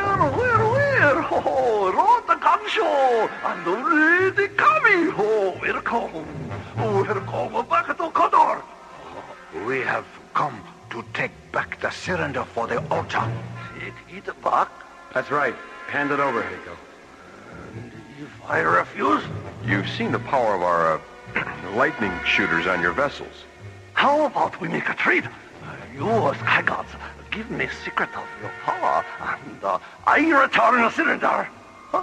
Lord Heiko, see that vase over there? Oh, that's very beautiful, yes? It is my favorite. Oh, you destroy my Condorian pagoda! Sora, attack! Lord me, Lord Heiko, Sora not want to end up like a vase. All right, Heiko, that's it. Tell us where the cylinder is, now. Sora, sky gods have us in tight spot. Give it to them. Please. All right. Cylinder is over there. Behind curtain. Yes, it is here. Surrender, Lord Gunshow. Oh, Lord Gunshow. All right, everyone, come on. It's nearly daylight. Let's head back to the boat and set sail for the shrine. Confronted at last by what Heiko believes to be sky gods, John, Buddy, and Tom Liu Ping convince him to surrender the cylinder, which will restore Sakusha's ion generator. Meanwhile, Commissioner White arrives on Starlab to confer with Mora about the mysterious disappearance of the Hyperion. There's a strong possibility that whatever happened to them isn't alien to Tom Liu Ping at all. What do you mean? As soon as we heard about the Hyperion's disappearance, we pulled all of Tom's research tapes and retraced his experiments. We discovered through the fuel inventories that he'd taken some earlier test flights that no one knew about. Well, how does this tie in with his research? Well, from what we could decipher, he discovered some kind of parallel universe. There's also an emotional involvement. We found his diary. Personal motivation? Yes. He intended to return to this sphere of existence all along.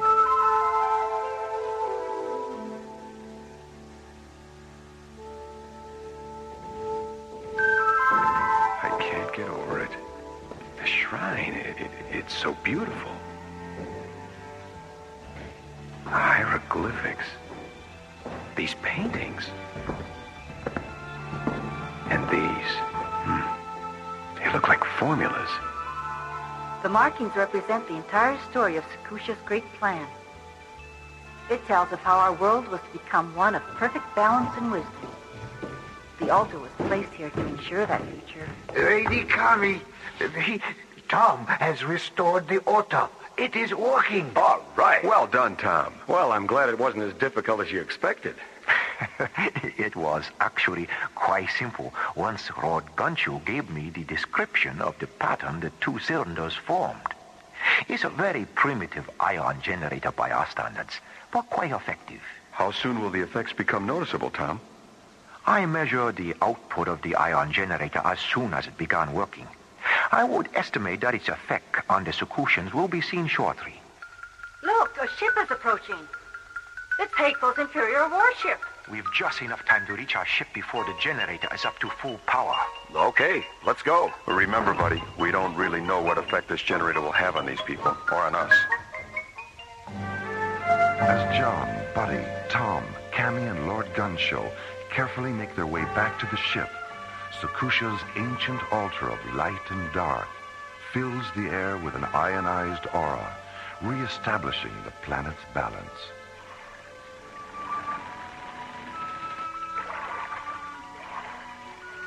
Meanwhile, aboard Lord Heiko's Imperial flagship. Ah, Sora, isn't it a wonderful day for a sailboat ride? Water smooth and the wind just right. Hey, my lord. Sailboat, very relaxing. Lord Heiko, huh? Didn't we have something we were going to do today? Ah, yes, Sora. I believe you're right. Did it have anything to do with Lord Gunshoe? There's his vessel off the window at the side. Hi. It must be we were to sail with him. Shall we go alongside? By all means, Sora. By all means. Let us greet our old friend, the good and kindly Lord Vatusa. Lord Gunshoe! Lady Kami! How are you? Excellent, Lord Heiko. Excellent. Who are your three friends? They are friendly visitors from another world. Another world? You hear that, Zora? Visitors from another world? What other world, Lord Gunshoe? Earth? What a funny name for a world. You must bring your friends to Koda for a visit. Thank you, Lord Heiko. Glad to see that you're feeling better. Thank you. We will look forward to that. Be seeing you. Goodbye. Goodbye, Lord Heiko. Sora, what did a visitor from other world mean? Now that I'm feeling better. Have I been ill? Perhaps he was just wondering about your health. Where I never felt better. So good to be feeling so good. Eh, Sora? Hey.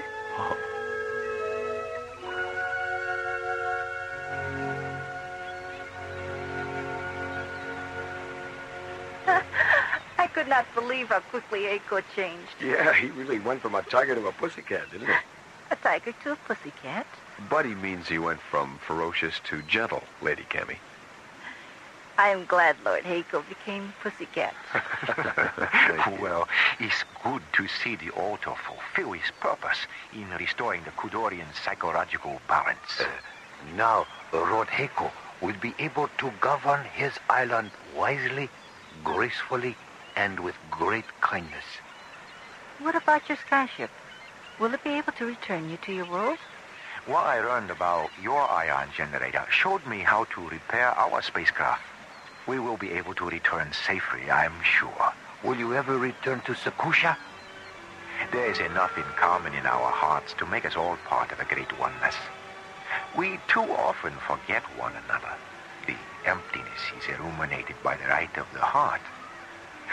I must accept full responsibility for what I have done in our world first. Then perhaps I may return and go forth with what I have helped you create and give you greater understanding of what you have yet to create. We will always remember your presence and what you have brought to us. Goodbye. Goodbye, Lady Cammy. Lord Gunshow. Goodbye, buddy. John. So long. Remember to keep clear of the ship when we lift off. All right. You have a safe journey.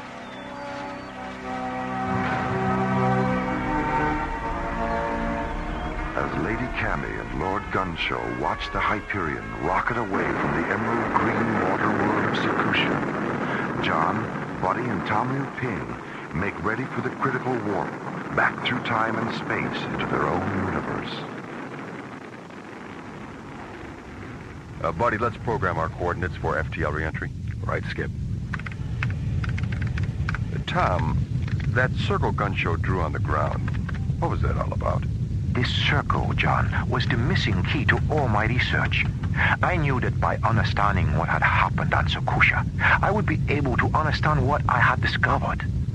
We were reduced in time and space to an infinity where balance is restored through the cohesiveness of philosophy and science together. And the moon circle on the cylinders united the two. The moon circle?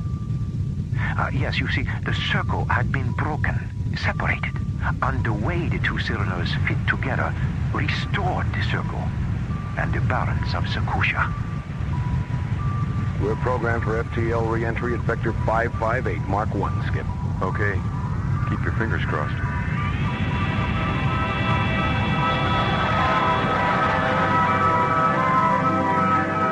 Maura, Commissioner White, look. The Hyperion's back on the screen. At least I think it's the Hyperion. Wow. Looks like your theory may have been well-founded, Commissioner. Yes, it looks that way, doesn't it? Hyperion to Starlab, over. All right. It is them. We read you, Hyperion. Welcome back. Thanks, Jerry.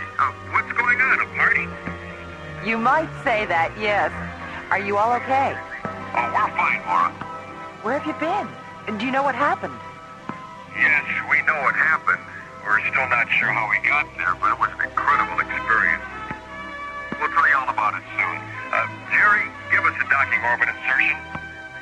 And break out the Beaujolais. We're on our way home.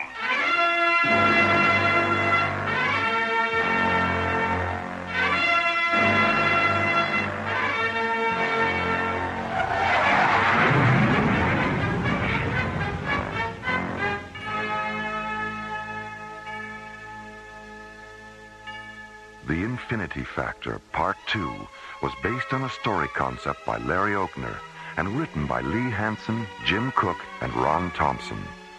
Our stars included Linda Gary, Chuck Olson, Bruce Philip Miller, and Corey Burton, with special guest stars Clark Warren, Larry Moss, Herb Ellis, Joe Young, and Helen Funai. Associate producer Ron Thompson. Music director Tom Rounds. Engineer Stu Jacobs. Assistant to the producer Jim Cook. Alien Worlds was created, produced, and directed by Lee Hansen. And so until next week, this is Roger Dressler inviting you to join us for our next adventure, Earthlight, on Alien Worlds.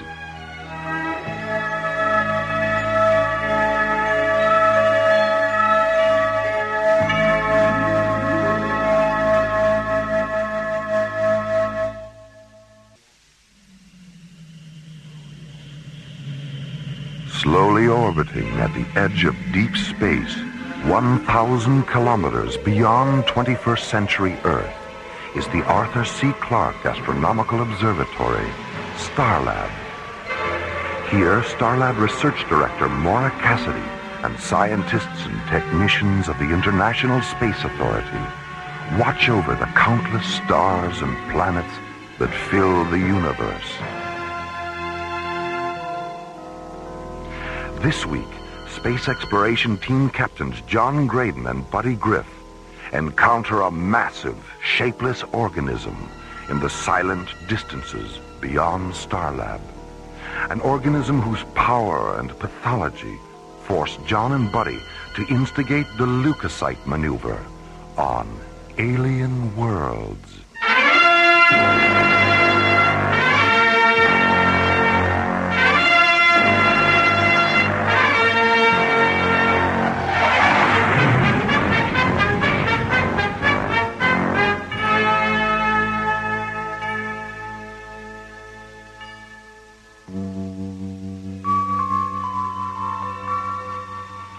Starlab's Jodrell Mackenzie radio telescope has detected an unidentified energy mass slowly moving to the constellation of Cygnus, the Northern Cross.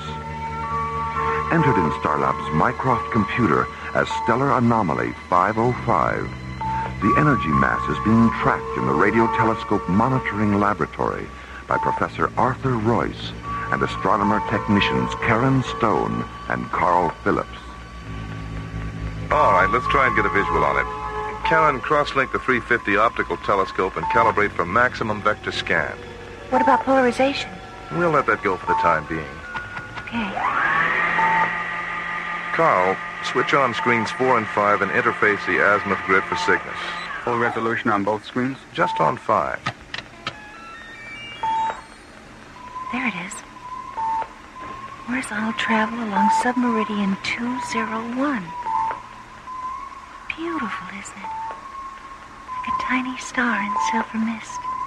You think everything out there is beautiful? Yeah. Yeah, I do. Interface the DRS, Carl. Let's get a radial velocity on this thing. This can't be right. What's the problem, Carl? The radial velocity. I'm getting a synchronous redshift and blue shift. The anomaly is approaching and receding simultaneously. Yeah, not to mention that it's still moving sideways. Look at that. It's starting to cartwheel. Maybe we should... What?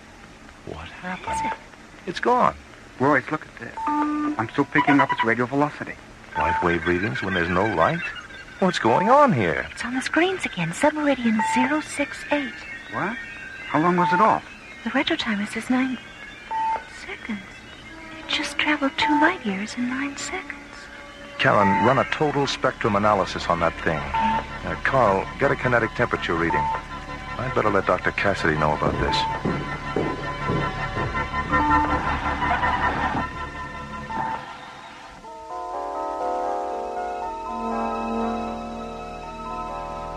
After a 20-minute conference with Professor Royce, Dr. Maura Cassidy decides to have the anomaly investigated at close range by Space Exploration Team Captains John Graydon and Buddy Griff.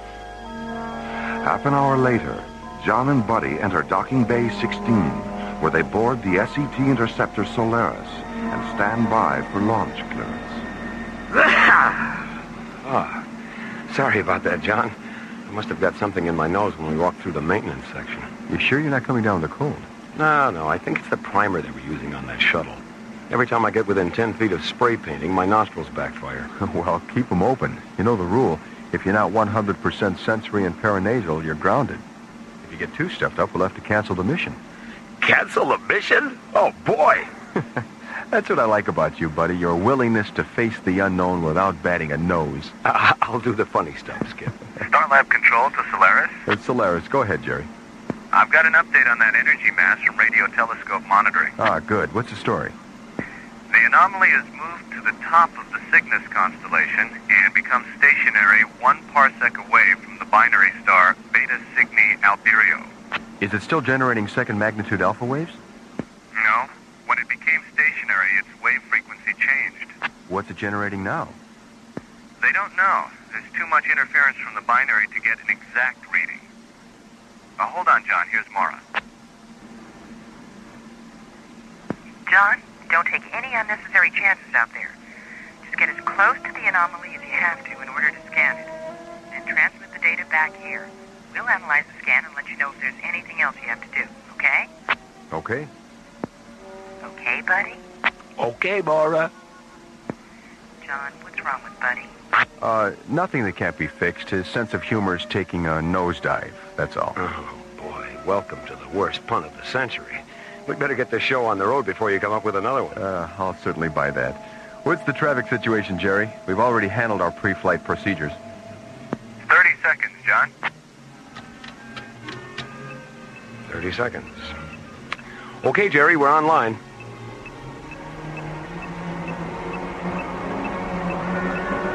Launch vector 09er Alpha, John. I'm opening the bay doors now.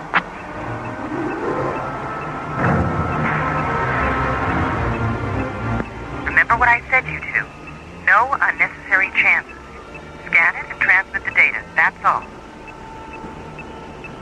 about that, buddy. I've created a monster.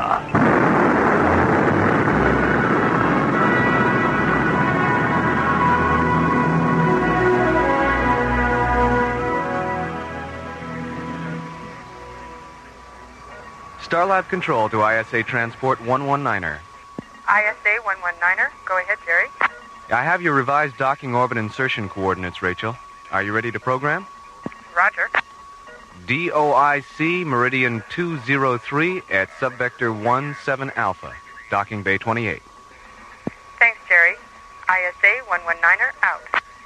Starlab clear on ITS frequency 19.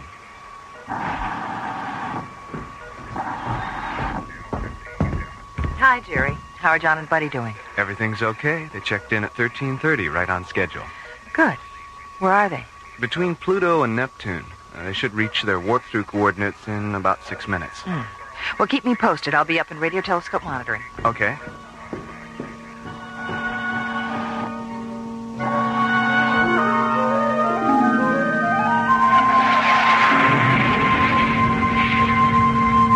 Okay, buddy, let's start the switch over to hyperdrive. Initiate sidereal surge buffer overlap. SSB terminals are online. Parallel sequential links to substatus screen.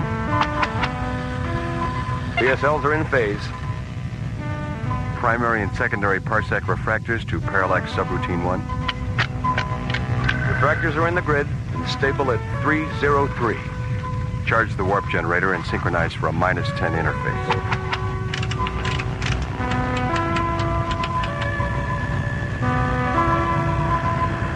Here we go. You sure you're not coming down with something? I'm all right. See you in Cygnus.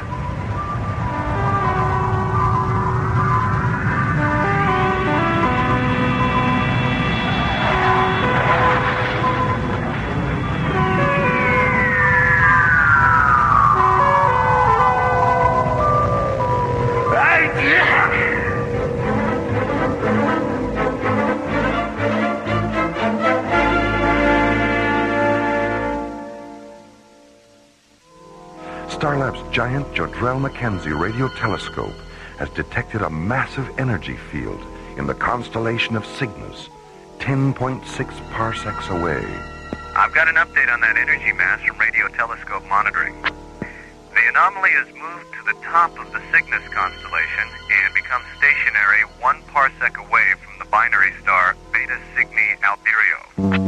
3 hours after the anomaly's discovery, Space Exploration Team Captains John Graydon and Buddy Griff board the SET interceptor Solaris and rocket into deep space to investigate.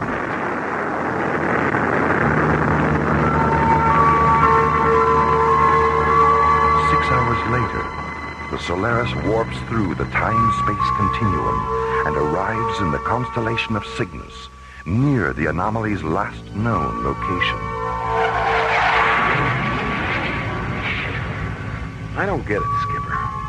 Nothing on the spectrometer, nothing on the gas amplification sensors, and nothing on the radiation scanners. Maybe it moved up into the Veiled Nebula. Open the parsec frequency. Let's see if they're still tracking it on Starlab. Solaris to Starlab Control. This is Starlab. Is it you, buddy? Yeah, it's you, all right. I'd recognize that sneeze anywhere. What's happening out there? Well, that's just it, Jerry. Nothing's happening. There's no sign of that, whatever it was. Are they still tracking it up in radio telescope monitoring? Stand by. I'll check.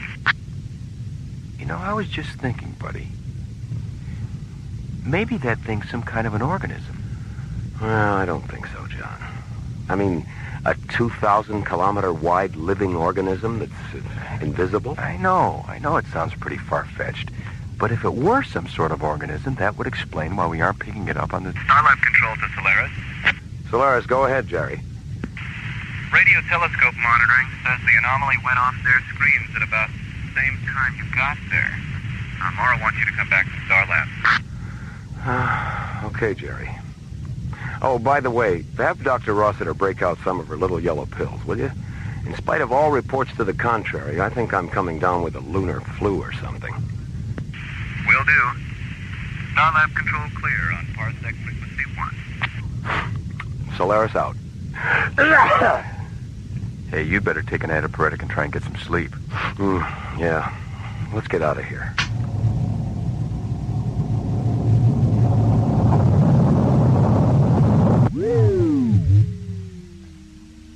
What's wrong, Skipper? I don't know. Give me a status read on the ignition generator. The computer says it's okay. Try it again. Thruster malfunction. Shut down the system, buddy. Let's have a status readout on the thrusters. Physical obstruction. Something's blocking the nozzles. It's got us. Something's got us. Hull integrity subcritical. It's crushing us.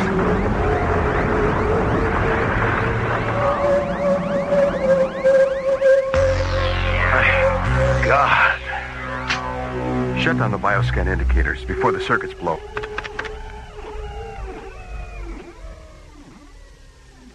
Don't be afraid.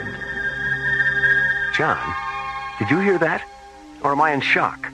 No, you're all right. I heard it too. What are you? Where are you? I am undifferentiated potential, a galactic wanderer. You are inside of me. What? Inside of you? I am the anomaly you were searching for. How do you know we were searching for an anomaly? The universe echoes with life, intelligence, voices. Yours, others. I sense it all. Our bioscanners. You're not an energy field anymore, are you? No. I am now a leukocyte, a white blood cell, a corpuscle, identical in many respects to those in your own bodies. Why a leukocyte? Why not an enzyme, or hemoglobin, or an amino acid molecule? I mean, is a white blood cell hipper than a red one? Hipper? And smarter. More fun to be around. You're very amusing, buddy. Well, what do you know about that? A corpuscle with a sense of humor. Yeah, well, don't get too carried away. Remember, he's 2,000 kilometers wide. If he laughs, we're finished. You are sick, buddy. Oh, you mean I'm not amusing? I mean you're ill. Physically ill. Yeah, I know. And because you are, the leukocytes in your immune system have energized to resist the illness. I sensed this when your vehicle penetrated my other form. And because I have great compassion for suffering, I effected a sympathetic metamorphosis. You're communicating with us through our immune systems, aren't you? Yes. But I'm the one who's sick. Why is John able to hear you? Does that answer your question? Yeah. Sorry, Skipper. Oh, that's okay. There's nothing like a cold in the heat of an emergency. Emergency? Look at the life support annunciators, buddy. Uh-oh. What's wrong? Well, the shaking we took when you materialized around the ship damaged the primary oxygen flow matrix. The backup system's on, but there's only enough oxygen in that for 7 hours. And after we warp back to our original parsec coordinates, it's going to take at least 6 hours to reach our home base. I think you'd better release us. I can't release you. Why not? Why don't you just reconvert yourself to energy? I was devitalized when you encountered me. And because I was born in this star region, I had come back to rest, perhaps to die. What's the problem? Maybe we can help. The leukocyte transformation process has depleted certain light wave frequencies necessary for my reconversion to energy. Well, then why did you transform yourself in the first place? I've never encountered beings like yourselves. I wanted to know you. Are you angry with me? No, I guess not. You may lose your lives because of me. Well, getting mad about it isn't going to help. Do you share Buddy's feelings, John? Yes, I do. What remarkable creatures you are. Open the parsec channel, buddy. We'd better let them know it's Starlab. Yeah. Solaris to Starlab control. Starlab, go ahead, John. Patch this transmission through tomorrow, Jerry. Roger. Stand by.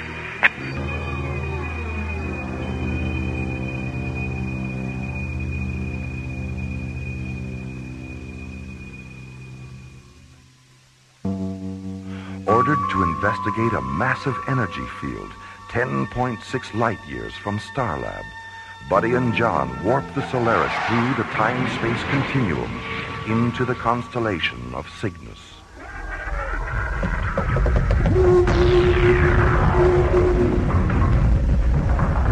Suddenly, the energy field transforms itself into an enormous intelligent organism, a 2,000-kilometer-wide leukocyte that envelops the Solaris and damages its primary oxygen flow matrix.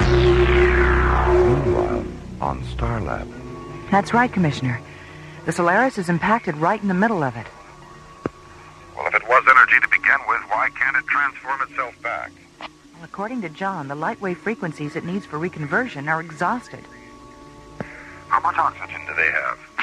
Less than 7 hours. I just had a thought, Nora. The Solaris is outfitted with a whole arsenal of military and scientific lasers. Maybe they could use them to restore the light wave frequencies the organism needs to reconvert. You must have read their minds, Commissioner. That's exactly what they're going to try.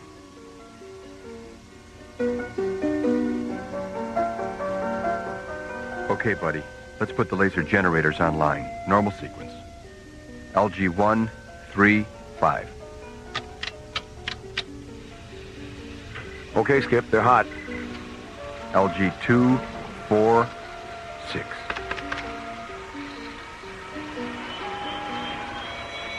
Malfunction on number 6. Shut it down.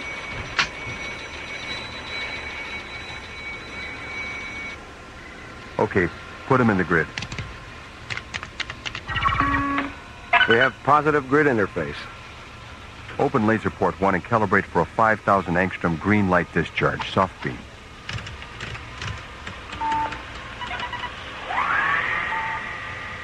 I'm sorry, I can't be more specific concerning the color or intensity of the light. Well, that's all right. We'll figure that out by trial and error. The only thing I'm worried about is if our lasers have enough saturation potential. Well, fire number 1, buddy. I feel it, but it's not having any effect. Well, maybe green isn't your color. Can we show you something nice in red? Why not? Open laser port number 2, buddy, and calibrate for a 6,000 angstrom red light discharge. Right. Fire. I'm sorry, but red isn't my color either.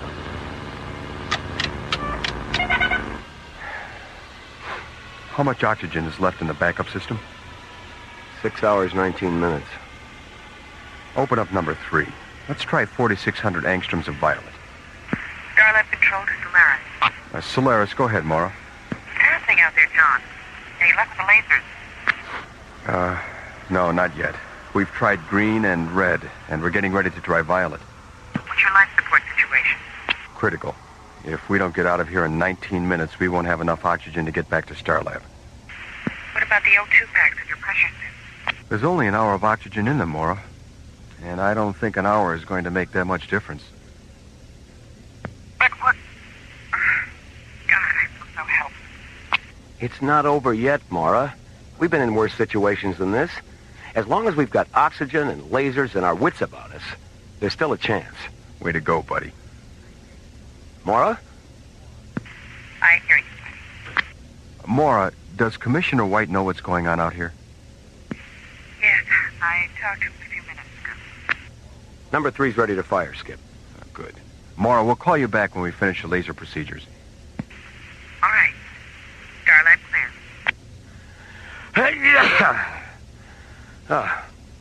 Now, let's see. Right. 4,600 angstroms of violet. Wait a minute, buddy. Come on, Skip. Minutes are at a premium. I was just thinking about Commissioner White. So? White, buddy. White. I still don't follow. What happens when you spin a color wheel?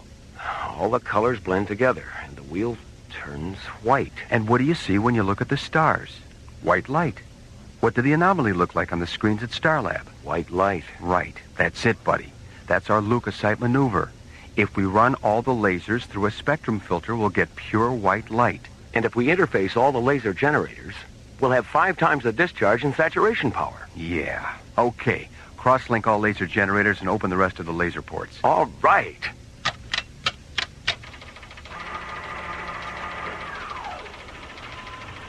If this attempt succeeds, we'll no longer be able to communicate. I've enjoyed our encounter. And because you've made no attempt to destroy me, I will leave you with something you won't know you have till I'm gone. Shall we begin? Sure. All right, buddy. Fire.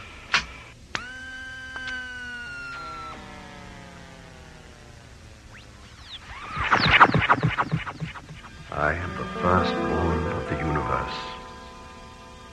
I am matter and antimatter, singularity and synchronicity, the force that holds a bird in the air, the sounds you hear when androids dream of men. I am all.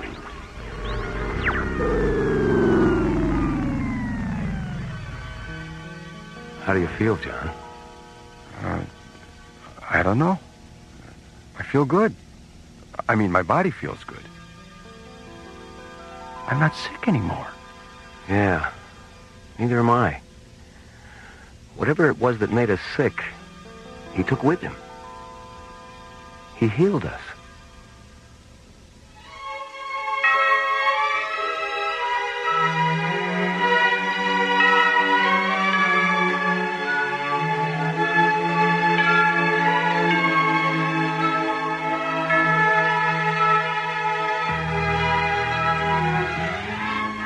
The leukocyte maneuver was based on a story by Anthony DeWitt and was written by Ron Thompson and starred Linda Gary, Chuck Olson, Bruce Philip Miller, Corey Burton, and the Watermark Players, with special guest star Larry Moss. Associate producer Ron Thompson. Music director Tom Rounds. Engineer Stu Jacobs. Assistant to the producer Jim Cook. Technical consultant Peter Sky. Alien Worlds was created, produced, and directed by Lee Hansen.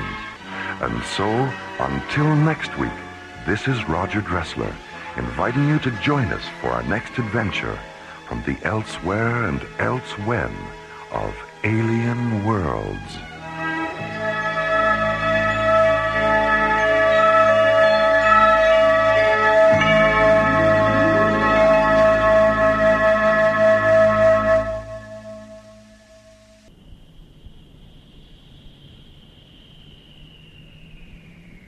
High above Earth's windy skies, slowly rotating through the silent voids of space, is the Arthur C. Clarke Astronomical Observatory, Starlab.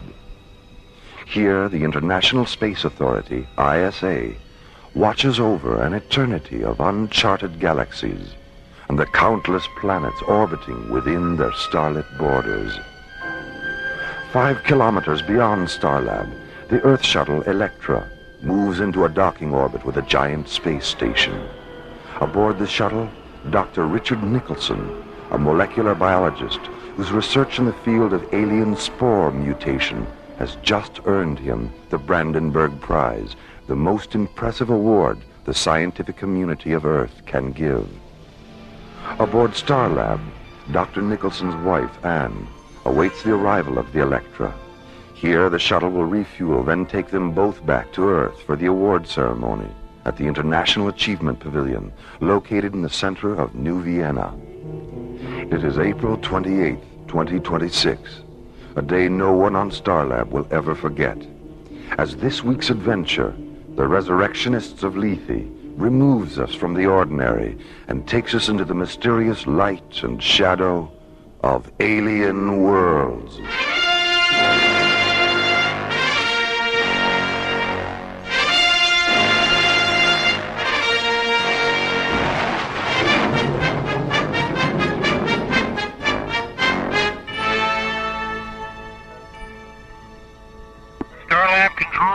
Electra on docking vector approach 558 ETA 3 minutes, 10 seconds.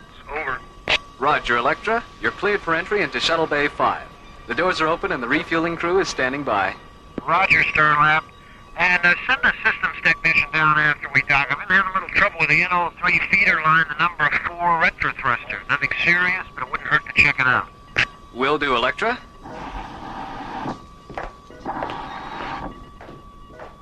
Well, hi, Jerry. How's it going? Oh, hi, Mara. This is Nicholson. Hi. Is that my husband's shuttle on the screen? Sure is. He'll be docking in less than 2 minutes. Oh, gee, I don't know if I can wait 2 minutes. Oh, Anne, he's only been gone 2 weeks. I know. That's why I can't wait 2 minutes. Oh, I see. Jerry? Right. Electra, could we please have Dr. Nicholson on screen 12? Roger, Starlab. Hello, Anne. Oh, welcome back. You look terrific. Oh, you look pretty terrific yourself. How does it feel to be so famous? Not the same as when I wasn't. I don't believe you. Neither do I. It feels fantastic. Oh, you should have seen the looks on their faces when I... Richard? My God, what's happening? Starlight, we have a feeder line blown. NO3 level is subcritical rate. Seal off the flight deck. Initiate emergency venting procedures. The escape pod. Get to the escape pod. Electra! Electra, can you hear me? It's too late. Starlab control to Stargazer 1. This is an emergency rescue alert. Dispatch paramedic ships to triangulator coordinates 558. Repeat, this is an emergency rescue alert. Board, at least on this bed, could you describe what you're looking at over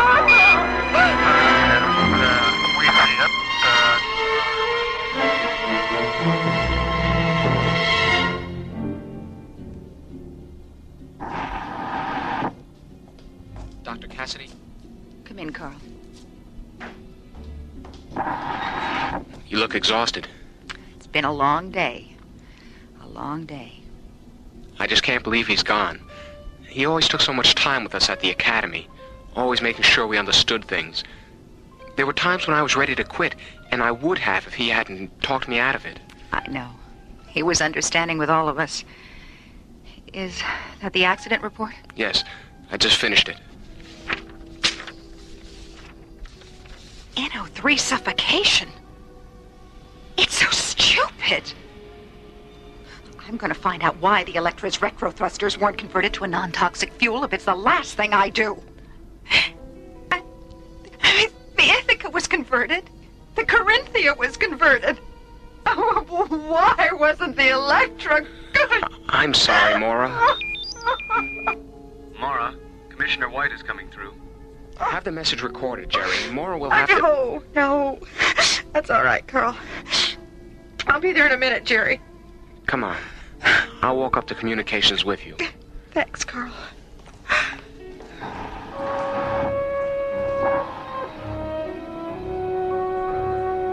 Yes, Commissioner, that's all been taken care of. Here's Dr. Cassidy now. Hello, Commissioner. Hello, Maura. Are you coming up to Starlab? I'll be up there tomorrow. I just wanted to let you know that the ISA Council has ordered an honorary internment for Richard on Lethe. Supervisor Toadmaster has already been notified, and one of his mortuary ships will be there tomorrow afternoon. Toadmaster? Simon Toadmaster? I thought you knew. He's been Lethe's supervisor for nearly 2 years now. How did a man like that ever end up on a satellite for the dead? Meanwhile, preparations are underway to transfer the body of Dr. Nicholson to Lethe, an artificial burial satellite 1,000 kilometers in diameter, created for the internment of Earth's honored dead. The casket's just arrived, Master. Good, Berkey. Very good. Let's get on with it. Lethe's supervisor, Simon Toadmaster, a man from Mara Cassidy's past, a master of the dead to whom no undertaking is insignificant. Number 6, Professor Joseph Digby Allen. Number 7, General Arnold Boom Boom Bernstein. Number 8, Prime Minister Ichiro Suzuki. My, what expensive caskets. Is this the entire manifest, Berkey? All except this one, Master. Oh, it's an interesting casket. Who's inside? Richard M. Nixon. Well, I thought he'd never pass on. Neither did anyone else. And did he leave any incriminating documents?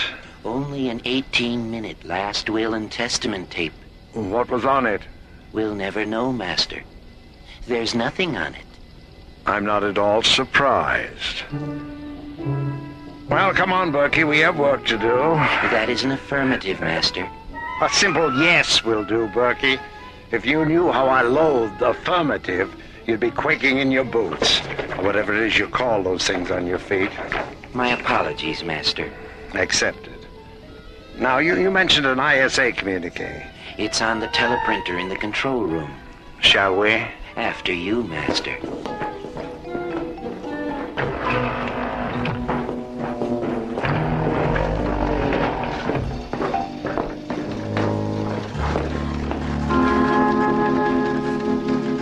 Here it is, Master.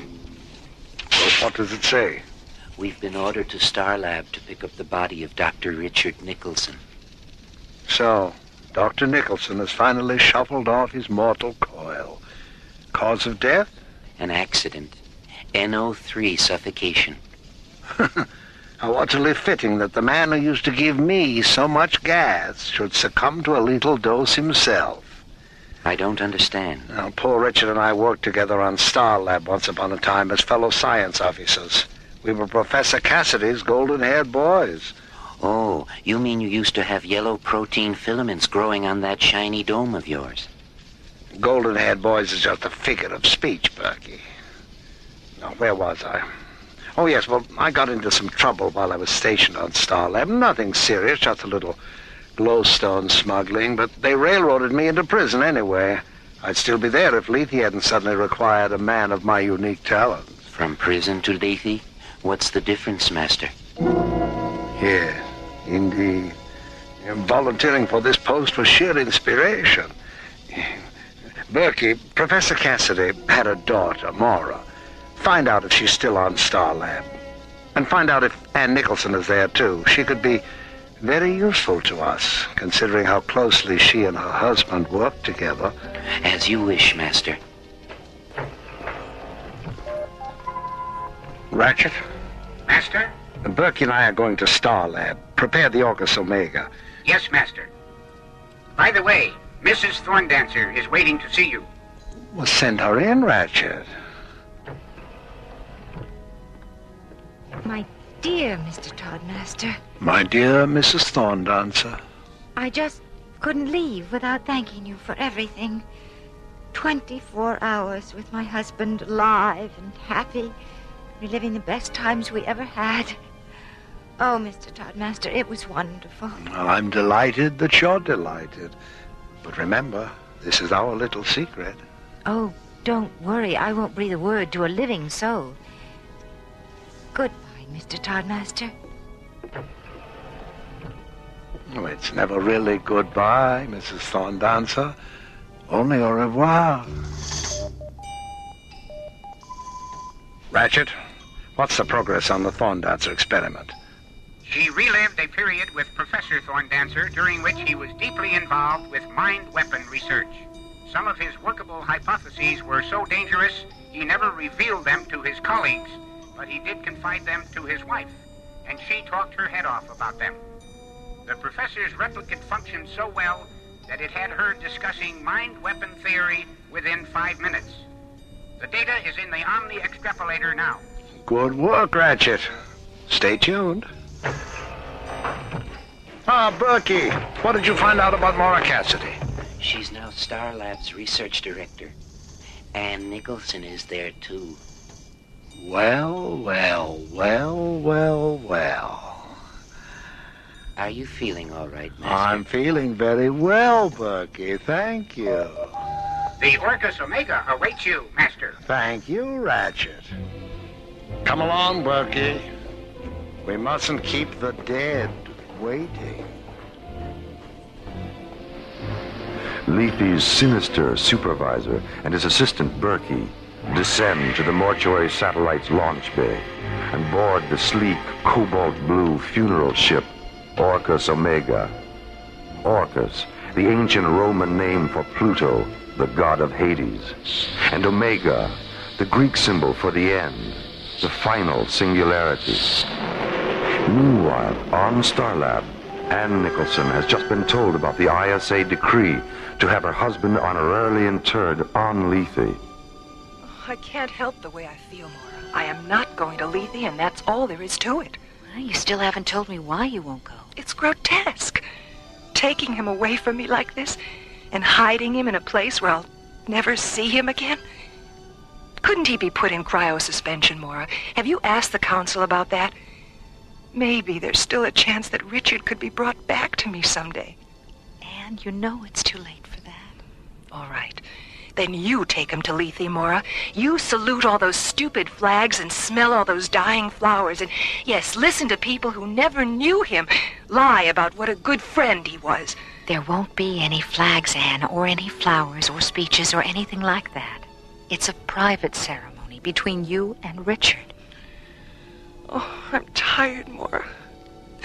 Will you please leave me alone? All right. I'll be on the control bridge if you need me.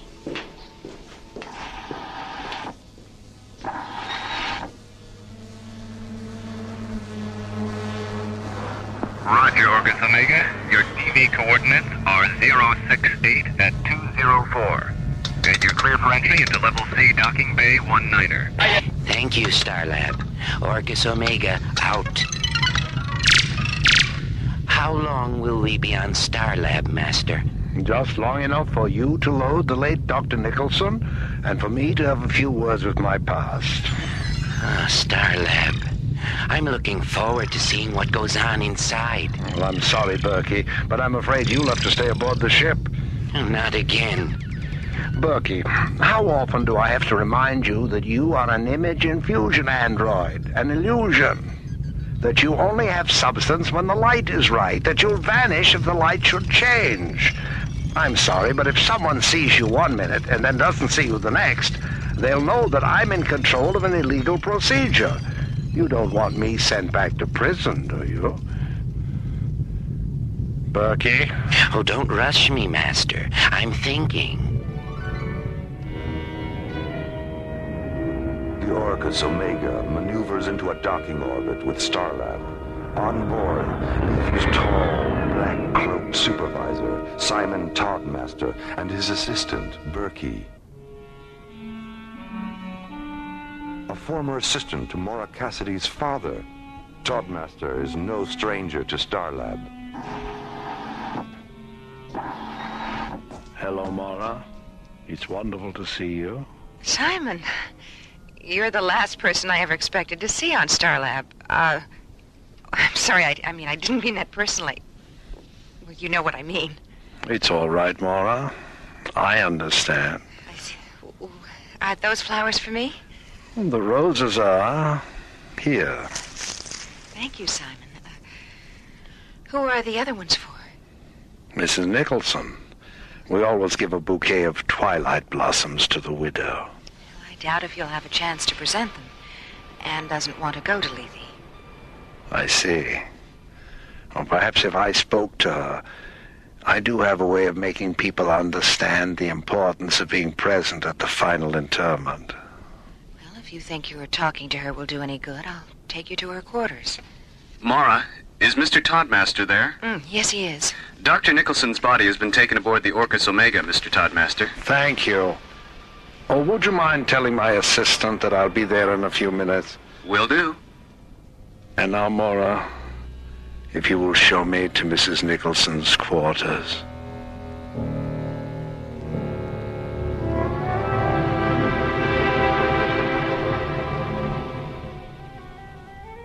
Yes, Mr. Toddmaster. The flowers are beautiful. What did you call them again? Twilight blossoms? That's right, Anne. Twilight blossoms. You know, when you first came in, I thought they were ugly. But there's something about their fragrance now that makes them seem so alive. Anne. Yes. Would you like to see Richard again? Alive? Oh, yes. Oh, yes, I want to see Richard. I want to hold him and touch him and talk to him. Then come with me to Lethe and have Richard back again. Oh, Richard, back again. Yes. Take my hand, Mr. Toddmaster. Lead me.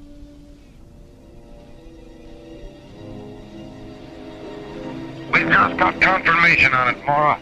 Codemaster's in control of image infusion, and he's using it to create the illusion of bringing the dead back to life. The dead? But why? So he can extract classified military and scientific information from those who were at one time associated with the men and women now interred on Lethe. In some cases, it's a husband and wife would work together. In other cases, colleagues or fellow officers. I still don't understand, Commissioner. What exactly does he do? Well, he creates an image infusion replicate of the man or woman whose secrets he wants. Then he invites the husband or wife or former colleague to Lethe, drugs them, and puts them in the room with the replicate. The illusion is so perfect and the drug so effective that the people actually believe they're face-to-face with someone they once knew and loved. And the replicate is programmed to ask questions designed to make people reveal what Toddmaster wants to know. It's insane. Commissioner, he's with Anne right now. Get on the intercom and tell her to stay put. I'll stand by. Anne! Anne, it's Mara. Hello, Mora. I'm feeling much better, thank you. Oh, thank heavens that you're still here. You were right about Mr. Toddmaster. He's persuaded me to go to Lethe after all. Anne, listen to me. And since I'll be back in a few days and didn't really feel like seeing anyone, Mr. Toddmaster suggested I leave this recording. Recording? Jerry! Yes, Mora. Shut the doors on the Orcus Omega's launch bay. Mora, the Orcus Omega took off 3 minutes ago. Oh, God, no. Was Ann Nicholson aboard? Yes, she was. Mora, what's wrong? Jerry, what's the Delta 1's ETA? 14 minutes, 50 seconds? Contact them right now. Give them the flight plan of the Orcus Omega and tell them to intercept it. Right. I was too late, Commissioner. They're gone. Gone? Damn. Is there anything you can do? Delta 1 is 14 minutes out. I've ordered John and Buddy to divert it and try to intercept the Orcus Omega. Stay with it, Mora. I'm coming up in a priority shuttle. I'll do my best, Commissioner. Mora, I just talked to Buddy and John. They can't do it. Delta 1 doesn't have enough fuel. All right. Contact the Stargazer security station. Tell them to scramble a pursuit cruiser.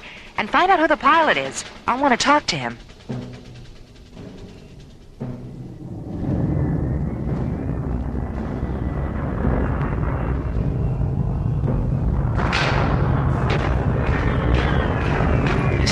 Is asleep, Master. To sleep. A chance to dream, eh, Bertie? Dream? What's a dream, Master? An expedition to the interior of the subconscious. Something humans do when they sleep. What's the subconscious, Master? A place where secrets live. In Mrs. Thorndance's case, thought weapon secrets. In Anne's case, bacteriological warfare secrets.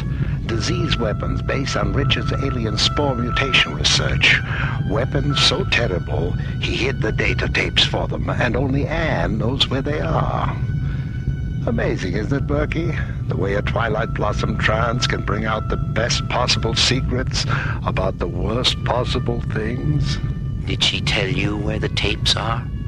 Not yet, but she will, when her dead husband rises from the grave and takes her in his arms again. Oh.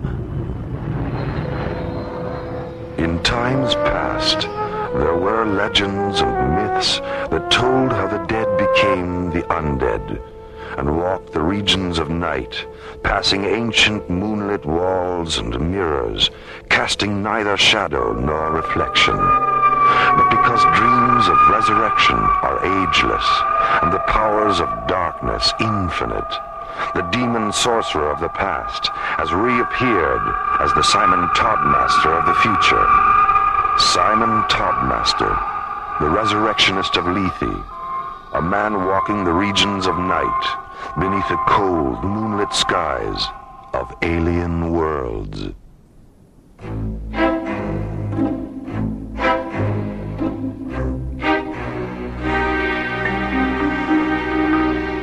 Alien Worlds continues.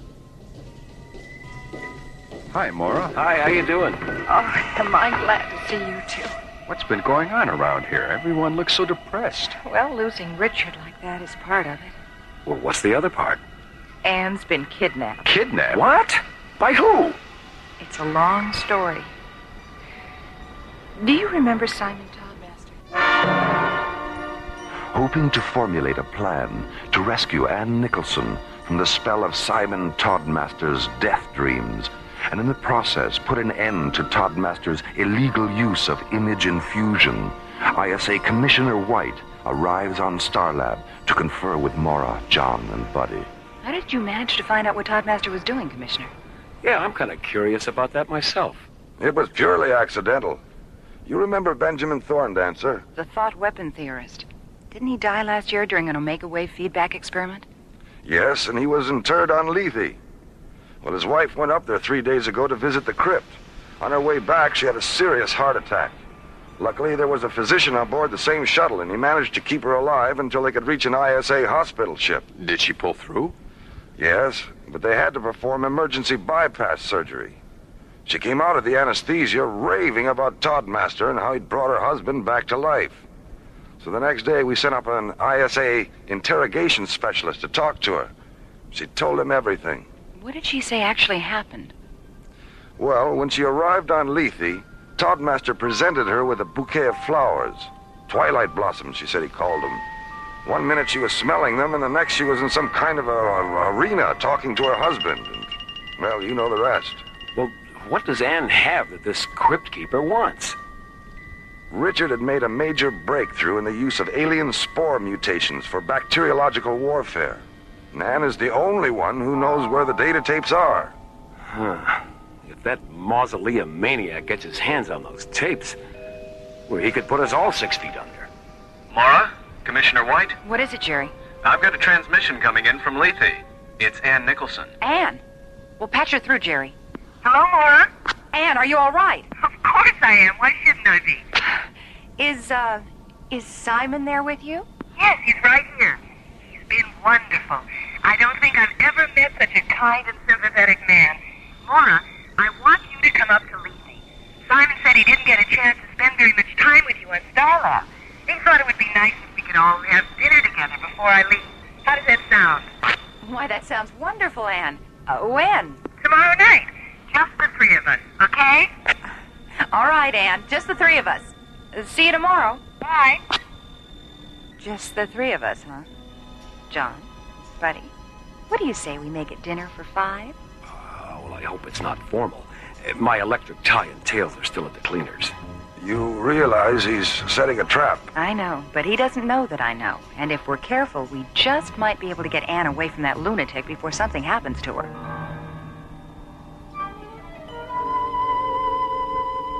Old wine, sweet music, candlelight, delicious food, good friends. It will certainly be an evening to remember, won't it, Anne? Yes, it certainly will, Master. 18 hours later, Delta One blasts off from Starlab and streaks toward Lethe. Maura alone at the controls, John and Buddy hidden in a portside storage locker, which has been lined with scanner shielding, a precaution taken before blast-off to prevent Toddmaster from detecting more than one life form aboard the Delta One. Hey, Skipper, how about us getting out of here for a few minutes? I'm starting to feel like a cross between a pretzel and the Hunchback of Notre Dame. Relax, Buddy.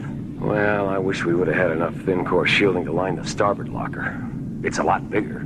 Sorry, Buddy. What do you think Toddmaster would do if he detected more than one life form aboard? Oh, please, don't tell me. He'd probably kill Anne and blow the Delta One into the next galaxy. Oh, Skip, I told you not to tell me. Berkey, would you mind stepping in here, please? Not at all, Master. Here I am, Master. Where? Right here in front of you. Berkey, you've gone transparent again. Step back into the light a little bit. Thank you. Sorry I disappeared like that. That's all right, Berkey. It wasn't my fault. I didn't say it was. You built me. I can't help it if I'm here today and gone tomorrow. Berkey, if you don't pay attention, you're going to be gone tonight. Oh, my. How is Mrs. Nicholson? Who? Berkey, I'm warning you. I put fresh bouquets of twilight blossoms around her bed, just as you ordered. She's sound asleep. And by asleep, to say we end the heartache and the 1,000 natural shocks that flesh is heir to. 'Tis a consummation devoutly to be wished. Has Dr. Nicholson's replicate been programmed? Yes, Master. It knows exactly what to ask her. And the Illusion Theater is ready for your inspection. Ah, the Illusion Theater. The play certainly is the thing, eh, Berkey? The play is the thing. Certainly. The thing certainly is. The certainly. Oh, I knew he wouldn't get that one. Ratchet. You called, Master? Put Imagerina 4 on the screen. Coming up. Well, my dear Ratchet, you've certainly outdone yourself this time. If I didn't know better, I'd swear I was looking at old Cape Cod. Is that the Nicholson summer house there in the background? Yes, Master. Could you bring it in where it belongs, Ratchet? It doesn't look quite right sitting out there in the ocean. Oh, sorry, Master. One of the hologram mirrors must have shifted. Yes. Now let me see Dr. Nicholson's replicate. Oh. Richard, are you excited about seeing Anne? Yes, Simon. I am excited. Thank you, Richard. Ratchet, he doesn't seem all that thrilled. Can you pep him up a little? I'll give it my best, Master. I'll see that you do. And by the way, how is our replicate of Maura Cassidy's father coming along? It will be ready for programming by morning. Well, thank you, Ratchet. Keep up the good work. Delta 1 has entered Lethe control, Master. ETA 5 minutes. Very well. Prepare to guide Maura Cassidy down. Berkey, scan the ship and make certain she's alone. Oh, yes, Master. Only one life form on board. Lethe control to Delta 1. Retro to descent. Maura orbits the Delta 1 into a descent vector above Lethe. John and Buddy hidden in a shielded storage locker to prevent detection by Lethe's life form scanners. Their safe arrival, the first stage of a plan to rescue Anne Nicholson from Lethe's mysterious mortician, Simon Todmaster. An undertaking which will soon continue with a quiet dinner between Maura, Anne, and Todmaster, and hopefully end with Todmaster getting his just desserts. Roger, Lethe Control. I'm on the pad. Stay where you are, Dr. Cassidy. I'll be right over to pick you up. Delta 1, out.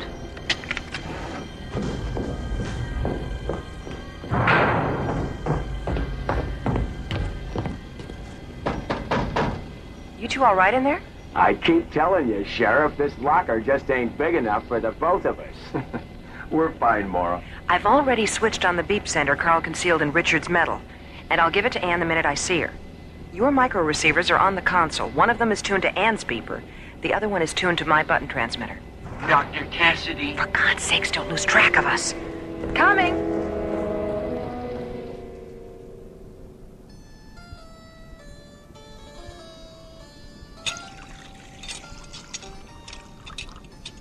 Well, Simon, I see that you've managed to maintain your taste for exotic foods in spite of everything. In spite of everything? What do you mean? You know, 2 years in Jastro prison and nearly 2 years here on Lethe. Not exactly the kind of places that encourage the aesthetic sensibility. No, but that's where you're wrong, Maura. Monotony, isolation, and darkness happen to be our greatest gifts, and I respect them because they eventually make one realize that we are truly alone in this highly overrated dimension we call life. And it's only by being alone that we can come to terms with our soul and our senses. And is that all there is, ultimately? The soul and the senses? Ultimately, yes. They know each other better than we can ever know ourselves. They complement each other perfectly, and they reassure each other in times of imbalance. Do you know the works of Oscar Wilde? No, I don't. Well, you should familiarize yourself with them, Maura. There's a particularly beautiful passage in one of his novels, The Picture of Dorian Gray. Dorian is out in the garden drinking in the sweet perfume of the lilac blossoms, and Lord Henry walks to him and says, "You're quite right to do that, for nothing can cure the soul but the senses, just as nothing can cure the senses but the soul." You've been very quiet this evening, Anne. Yes, I know. I'm sorry. I'm very tired. Well, if you'll please excuse me, I want to spend some time in the chapel before I go to bed. Don't forget Richard's medal, Anne. What? Oh, yes, Richard's medal. Thank you for bringing it to me, Maura. Good night. Good night. Sleep well. I think I'll go to bed too, Simon. Oh. Well, thank you for a marvelous evening. I'll see you in the morning. Good night, Laura. Good night. Pleasant dreams. Oh, pleasant dream, that lousy crypt keeper. Hold it down, buddy. Come on, let's get to the chapel. Lead on, Skipper. This corridor has more turns than a labyrinth. I don't remember where the chapel was. I do. It's right over there. Get back, Skipper. Someone's coming. It's Anne. Shut off the beeper. She'll hear him. Okay, let's... It's Toddmaster.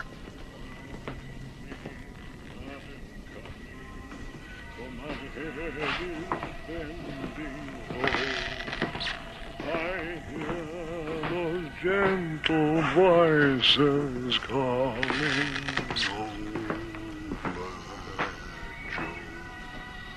He was a little off-key, wasn't he?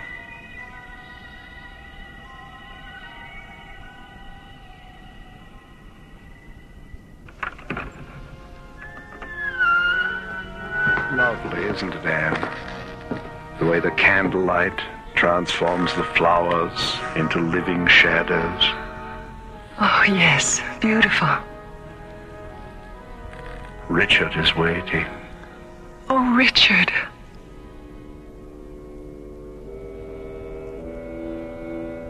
I'm not saying this place is cold, Skipper, but if I had any brass monkeys, this is the last place I'd keep them. Take it easy. Here comes Maura. Maura, over here. Where's Anne? She and Toddmaster went into the chapel a half hour ago. Half an hour ago. Well, come on. Ready? Let's go. They're gone. John, the beep scanner. Over here. She's behind the wall. Well, feel around for a lever or something. Here, behind the tapestry. Hey, get this. A real-life secret panel.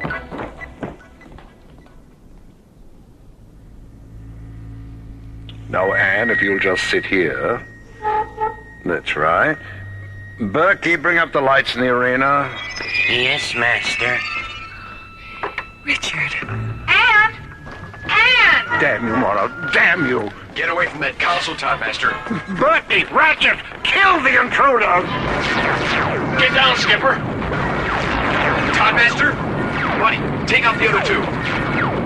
Master, help us. Help us, please help us. John, blast the control panel. Berkey, Ratchet, my children. You're killing my beautiful children. Maura, what's happening? I am the resurrectionist of Lethe, master of the dead, master of the dead, master of the dead. He's melting. Toddmaster is melting. My God. They're all androids.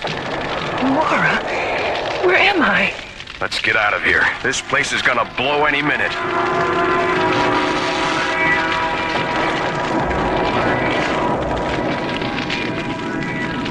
For Anne Nicholson, a narrow escape from the machineries of deception and death. For Maura, John, and Buddy, another experience to be filed away under the heading of attempted immortality.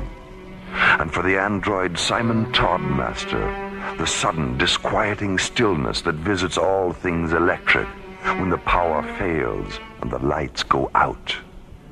An artificial man with a synthetic mind, incapable of knowing creation's most perfect flesh and blood law.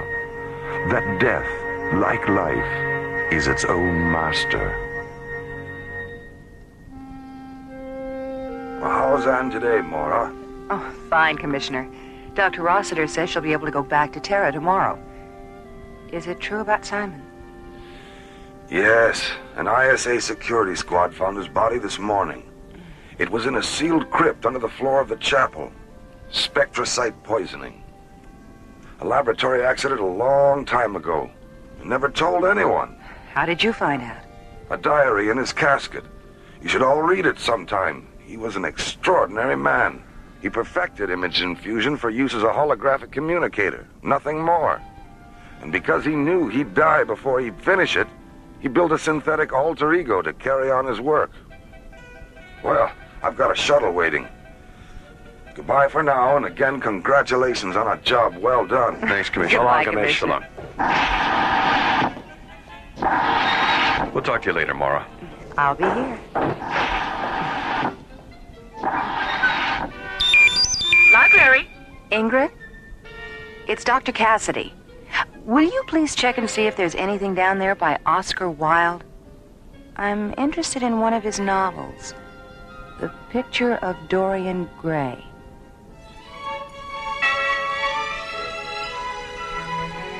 The Resurrectionists of Lethe starred Chuck Olson, Linda Gary, Bruce Philip Miller, and Corey Burton, with guest stars Hans Conried, Susan Brown, George DiCenzo, Cliff Norton, Jack Lukes, Joseph Sakari, and Sally Smaller. Alien Worlds was created, produced, and directed by Lee Hansen. And so, until next time, this is Roger Dressler, inviting you to join us for another adventure on Alien Worlds.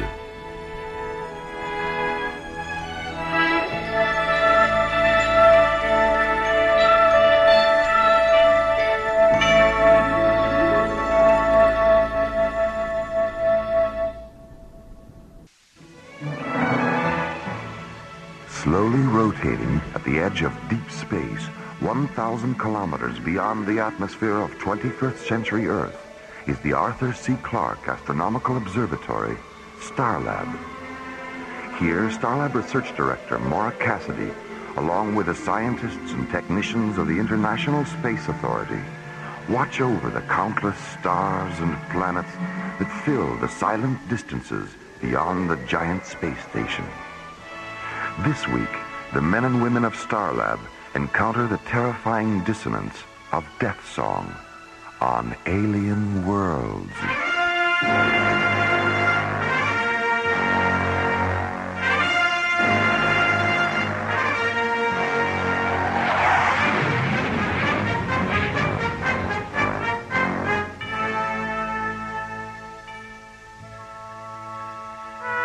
After spending 5 days at the Sealab 7 underwater research station in the South Pacific, ISA Commissioner White arrives at Starlab aboard Earth Shuttle 1.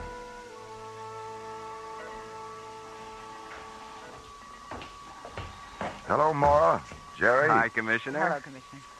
How are John and Buddy doing with their aquanaut training? They'll be in Sealab 7 until Friday. Then they move to the Baltic for 10 days in the Soviet Aqualab complex at Chilenka. They like being underwater so much you'll probably have to keep them in your aquarium when they get back. Figures. Starlab, can you hear me? This is Starlab. Please identify yourself. We are Zeta and Lizzie, two Optimon physicians from the planet Aragon. Please give us sanctuary. What's your situation? We are being pursued by a hostile renegade spacecraft, which has already damaged our ship. If you don't give us sanctuary, the renegade will destroy us. Get a visual scan on them, Jerry. Right. There it is. My God, it's enormous. Starlab, this is Whitney again. Did you understand our last transmission? Be careful, Jerry. That ship doesn't look damaged to me. Withy, we have your spacecraft on visual as a large corrugated black disc with red, yellow, and green markings. And we see no sign of damage. That's all, Starlab. That's the renegade. Our ship is barrel-shaped and silver. There it is. Lower left-hand corner of the screen. It's so small. No wonder we didn't see it. Magnify it, Jerry. Jeez, look at that. The hull's full of cracks all the way down to the tail fins. Open the emergency docking bay, Jerry. Right. Withy, guide your ship toward the docking bay that's surrounded with flashing red lights, and we'll take you aboard. Thank you, Starlab. Thank you. Starlab, you will soon regret having given them sanctuary. Who are you? Identify yourself. I am Helon, Withy and Zena's pursuer. Is it true that you intend to kill them? Of course it's true. But why? What have they done? It isn't a question of what they've done, Starlab. It's what they haven't done.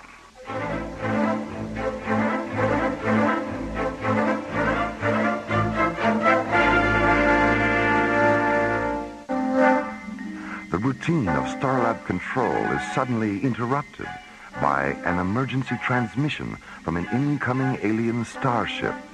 Aboard the ship, Withy and Zena, two Octagon physicians from the planet Aragon. We are being pursued by a hostile renegade spacecraft, which has already damaged our ship. If you don't give us sanctuary, the renegade will destroy us. As the bell-shaped Aragonian starship moves into visual scanner range, Mora, Jerry, and Commissioner White see another spacecraft. Huge, black, and disc-shaped. I am Helon, Withy and Zena's pursuer. Open a close proximity channel, Jerry. Go ahead, Commissioner. Helon, this is Commissioner White of the International Space Authority. I represent the scientific and military forces in this solar system. Do you understand that? I understand. Any hostile action against this space station will be construed as an act of war against the Earth and will be dealt with accordingly. Do you understand that? I understand. What's your planet of origin? Aragon. I see. Well, are you a legal officer of some kind? Have the two Octagon physicians committed a crime? To my way of thinking, they have. Dr. Cassidy, this is Simon down in the emergency docking bay. The alien ship is secure. All right, Simon, thank you. Commissioner, I think we've heard enough from Helon to know where he's at. Let's put him on a hold and see what the two physicians have to say about, whatever this is about. Helon, stay on this frequency and I'll get back to you. I need some time to think about what you've said. Of course you do, Commissioner. And then you'll need time to conspire with Withy and Zena against me. And then there will be no more time, Commissioner. And the last thing you'll hear is the sound of your own screaming.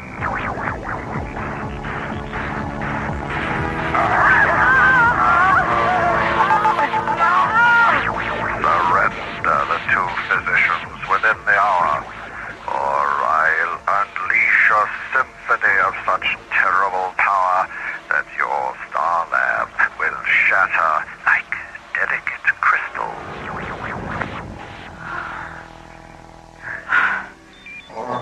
Dr. Cassidy, Simon again.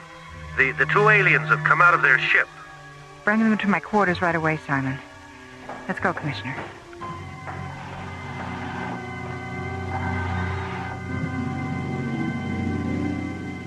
I don't know, Mora. Except for Stygos and the Trell, we've never had to deal with this kind of hostile alien power before. Dr. Cassidy? Hello, Simon. Where are the two aliens? Well, they're kind of shy. Have them come in, Simon. We won't bite. Withy? Zena? It's all right. You can go in. Gosh, they're elves. little blue elves. It's obvious what a surprise we are, all because of the size we are. But just because you're tall and thick and we are short and blue, the fact is you are as strange to us as the two of us are to you. The two of us are to you.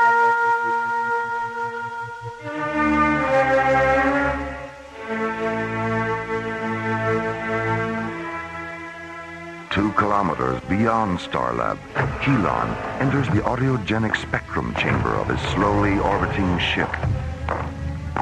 He touches a bright red jewel near the entryway. The gleaming black metal floor slides open. Then something begins to rise up out of the opening.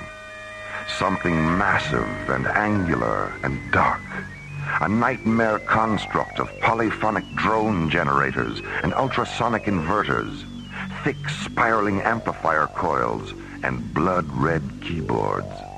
Helon's death song synthesizer, the Cathedron. My beautiful Cathedron, my phantom self, my soul. Soon we will hear their voices dying amid the music of an unexpected destiny. Elon, it's time. Time? Time for what, Cataract? My infusion. It's time for my infusion. I just gave you a death song infusion, Cataract, a few moments ago, up in the communications chamber. No, you didn't, Elon. That wasn't my infusion. That was the premonition adagio you transmitted to Starlab. It was? Yes, of course it was. Forgive me, Cataract. Perhaps we should share an infusion. Memory distortion is one of the primal symptoms of death song withdrawal. Yeah, yes, of course. An infusion. Here, Cataract. Help me with the anthem injectors. With pleasure.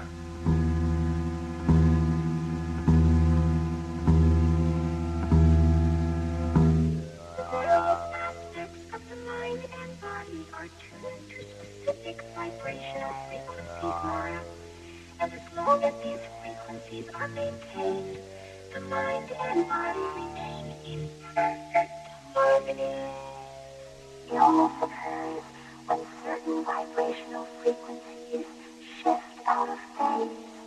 When that happens, we use these octavons to reharmonize the retrograde frequencies. This restores the mind and body to their proper balance. We don't treat the disease that has no body. We treat the body that has the disease. I wish Dr. Rossiter were back from Kronos. She'd love this. Zaina, you said that Helon was once an octavon physician. What changed him? There was a thermal accident at one of our laboratory outposts. Helon was sent to treat the injured. His sky machine malfunctioned and crashed in an ice forest on the edge of Aragon's polar frontier. He succumbed to the lethal temperature and fell into a pre-death trance. Before the trance paralyzed him, he set the infusion level on his octagon at maximum. But as a result of being subjected to maximum infusion for 2 days, the frequencies of Helon's mind and body became terribly distorted. When the rescue expedition reached him, he was in a state of total vibrational mutation. We attempted to reharmonize him at the Octagon Laboratory, but we were too late. He was completely addicted to his hyper-vibrational condition. One night, he forced his way into the Octagon vault and took all but 2 of the instruments. Then he went to one of our spacecraft installations, abducted a technician named into a deep space laboratory ship and disappeared.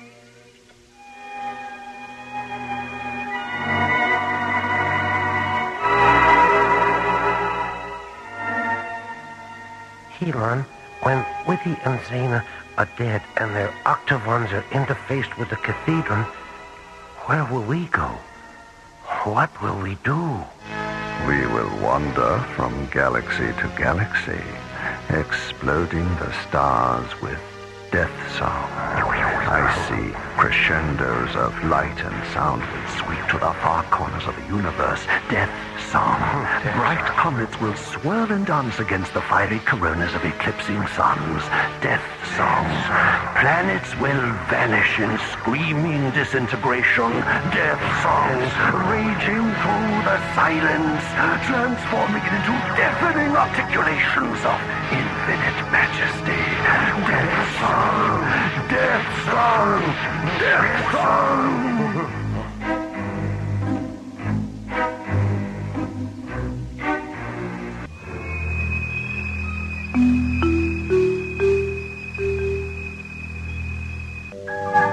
2 kilometers beyond Starlab, Helon's huge, black, ovaloid spacecraft continues its slow, concentric parking orbit. In the ship's autogenic spectrum chamber, Helon sits before the blood-red multiple keyboards of the Death Song Cathedron. Cataract, go into the communications chamber, contact Commissioner White, and say this. My ship will orbit 6 more times. If at the beginning of the 7th orbit, Withy and Zena have not surrendered, Death Song will take the lives of every multi-vibrational organism aboard Starlab. Yes, Helon.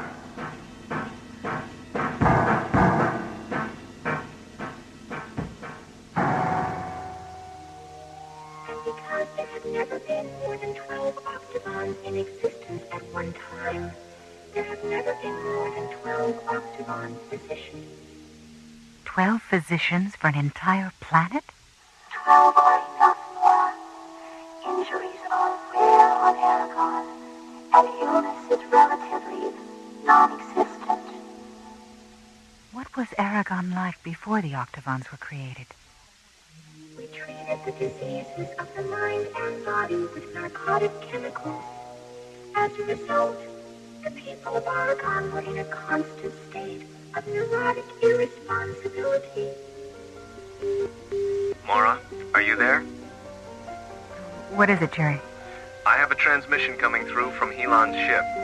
We'll be right there.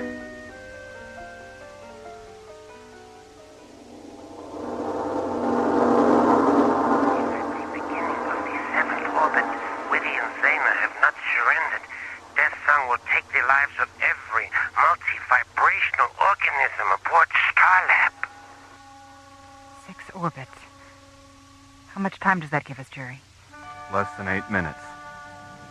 Zena, suppose you and Withy give Helon your Octavons. What then? With the 10 he already has. And his cathedron will become a weapon of irresistible power. So here we are with a 250-megawatt solar reactor and no way to use it against Helon. No weapon system, no communications, no shielding generators. Laura, didn't you say Helon's Death Song burst had terminated Starlab's primary power matrix? No, our reactor wasn't affected at all.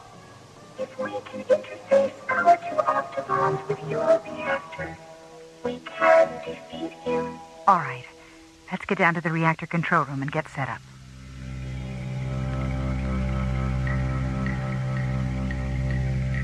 How much time do we have, Jerry? 1 minute, 30 seconds. Helon just started his 5th orbit. Withy, what effect will this have on Helon? He will die. Die? But you said you wanted to help him. Taking his life is the only way that we can recall him to life, Laura. Our Octavons will terminate him and then infuse him with the frequencies of his earlier life. How will you know if you've been successful? His voice, Commissioner. You will hear it in his voice. Harmonize the octavon Zena and tune for maximum pulse inflection. Harmony achieved. Engage the primary and ancillary subarticulations. Multiphonic articulations are in cadence. Cross-link reactor output subterminals, Jerry. Subterminals are in phase. Maximum quantum injection now.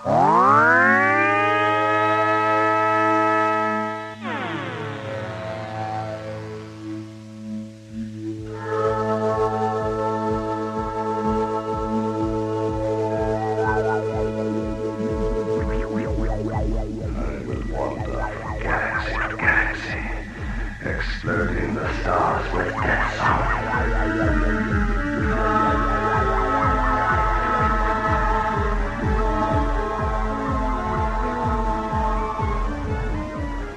I say pressure, news, and light and sound will penetrate to the far corners of the universe. Death song.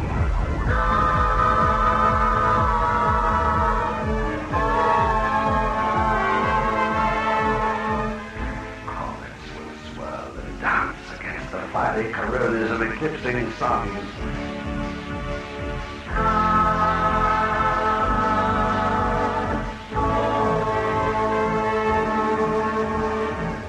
Death song. Death song. Death song.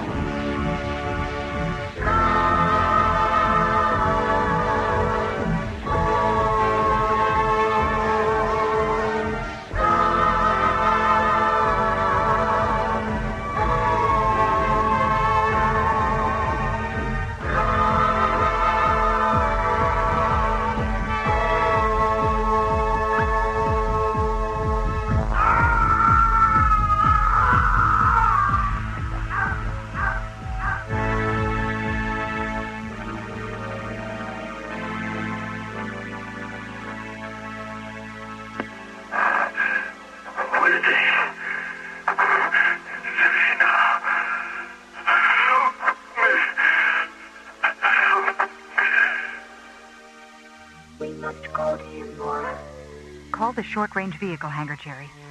Tell them to get a shuttle ready. Elon. Elon. Cataract, my friend. Forgive me. Please forgive me.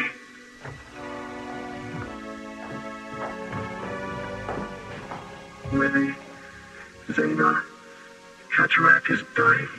Attend to him, Zena. Don't try to stand, Elon. Lie still. Rest. Cataract will live with you. But we must reharmonize him quickly. Is there anything we can do, Zena? Go to the shuttle and get our octavons. Come on, Mora. I'll give you a hand.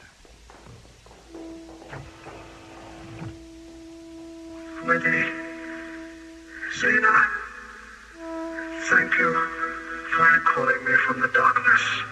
We are your brothers, Elon. We are your friends.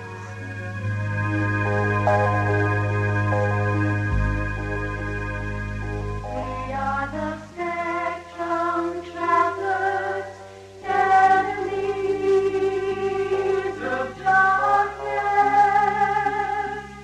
seeking ourselves in the many-colored winds that lies between the twilight and the wind.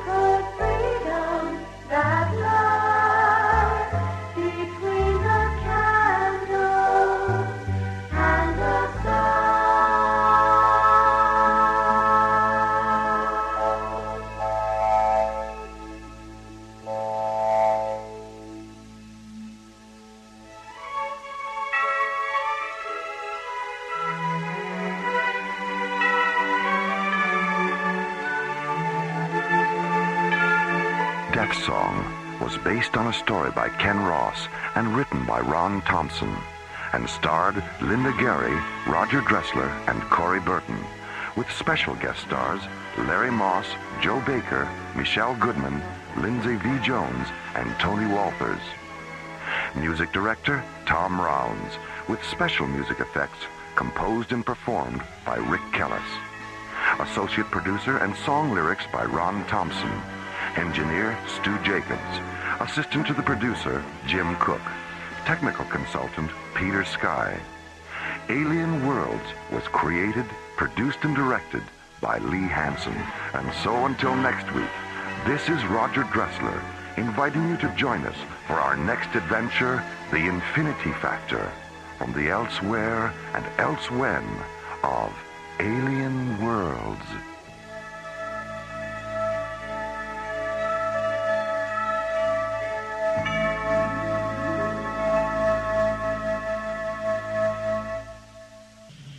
Slowly rotating at the edge of deep space, 1,000 kilometers beyond the atmosphere of 21st century Earth, is the Arthur C. Clarke Astronomical Observatory, Starlab. Here, Starlab Research Director Maura Cassidy, along with scientists and technicians of the International Space Authority, watch over the countless suns, planets, and star systems that fill the universe. This week, Space Exploration Team Captains John Graydon and Buddy Griff experience the dislocating shock of time clash and discover how suddenly the here and now can be transformed into the now and then on Alien Worlds.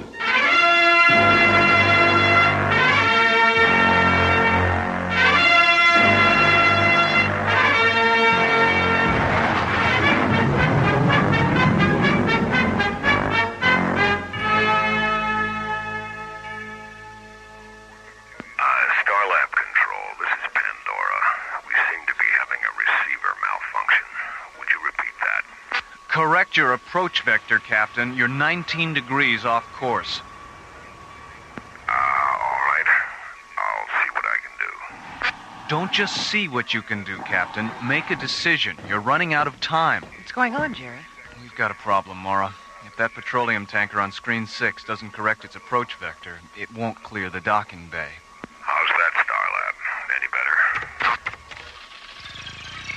Pandora, you're still 14 degrees off course. Abort your approach. Return to your original position and stand by for new docking coordinates. Roger. Why are you guiding him in, Jerry? Is there something wrong with your navigational computer? It blew a decoder module 5 minutes into the approach. And that guy is the worst pilot I've ever... There's no way we can abort our approach, Starlab. We've got a retro malfunction. Hit the collision alert, Maura.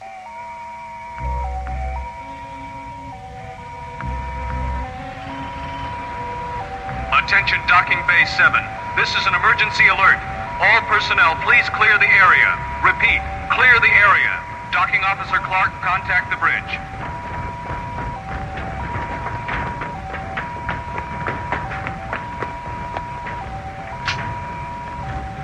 Jerry, it's Bill Clark. Any chance you might make it? Not unless you believe in miracles. Okay, Bill, get out of there.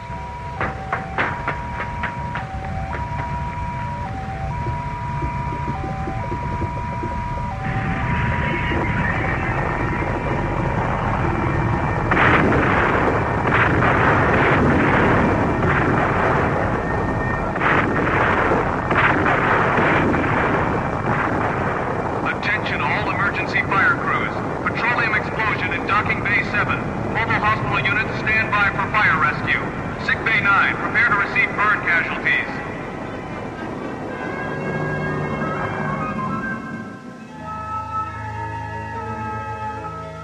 That's right, Commissioner. The Pandora's guidance computer and retro system hadn't been serviced in over 2 years. And the crew couldn't get out because the explosive bolts on the emergency hatch malfunctioned. If our EFC crew hadn't put out the fire so fast, everyone aboard the Pandora would have burned alive. Commissioner, when is the Xeon Corporation going to forget about petroleum and wake up to the fact that this is the 21st century? They can't afford to wake up, Maura. Their 20th century petroleum investments still account for 60% of their assets. The only way they can make a profit on that petroleum is by selling it on Stella Vista. But Xeon owns Stella Vista. What are they doing, selling it to themselves? No, they're selling it to the independent mining companies out there. Xeon has it all figured out, Mora. If a company wants to lease mineral rights on Stella Vista, they can do it. But only if they agree to use obsolete fossil fuel equipment.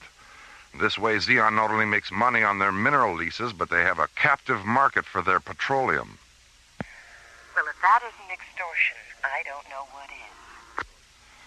Ethically, it is extortion, Mora. Legally, it's known as taking care of business. The good news is that Xeon will have to keep its tanker fleet grounded until we finish our investigation of what happened today. Don't worry. Xeon won't be putting up any more tankers like the Pandora. Do you know about the original Pandora, Commissioner? The one in Greek mythology? Well, my Greek mythology is a little rusty, but I believe Pandora was sent to Earth to punish mankind.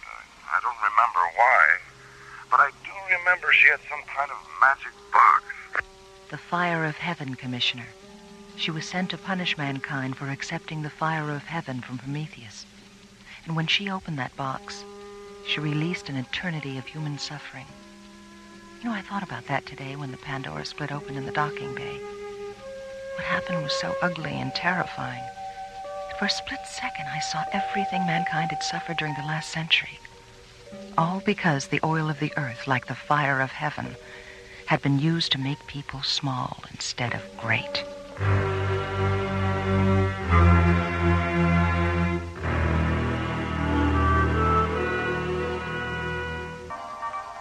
18 hours after the oil tanker Pandora has split open and exploded in Docking Bay 7, an ISA disaster investigation team and a Xeon Corporation space tug arrive at Starlab from Earth. 10 hours later, the crew of the Pandora is taken to the nearby Stargazer security station for interrogation. And as the Xeon Corporation tug prepares to tow the burned-out hull of the Pandora back to Earth, Starlab scientists, technicians, and space exploration team officers begin a new day.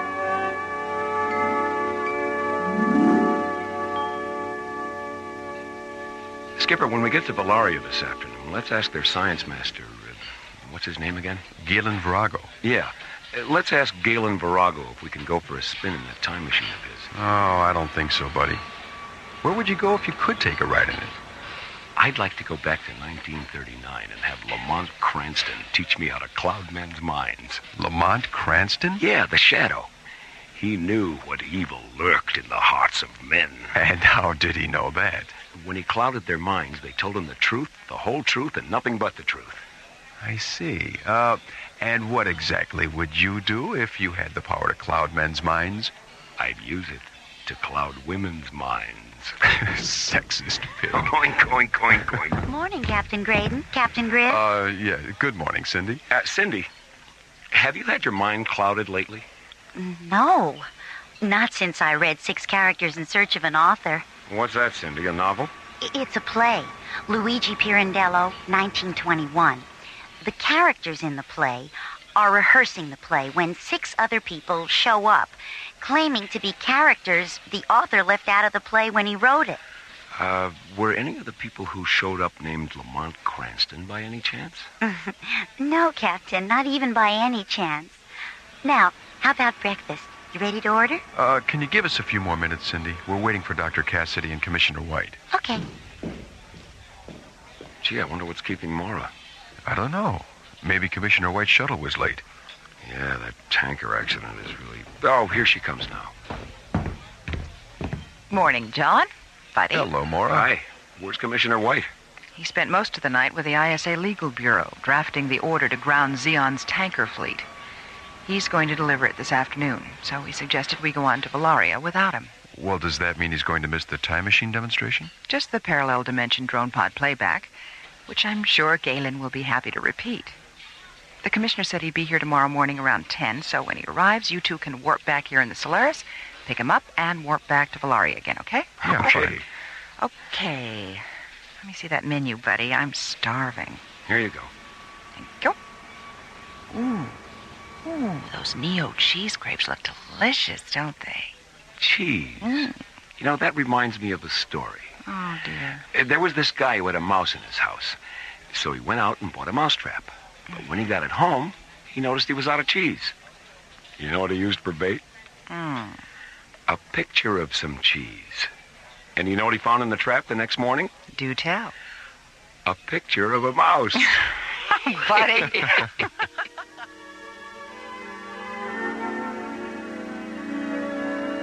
Meanwhile, on Valaria, science master Galen Virago and his apprentice Marika Zarnos enter the chronology pavilion of Valaria's Magnitude 5 research complex. Standing in the center of the pavilion, illuminated by the cool white light of 200 free-floating microlamps, is the experimental time machine. A large 20-sided chamber made of semi-opaque metal. Suspended above the chamber is the penetrator capsule, a teardrop-shaped pod made of bright, seamless metal, which Galen and Marika have used to record fragments of the Earth's past.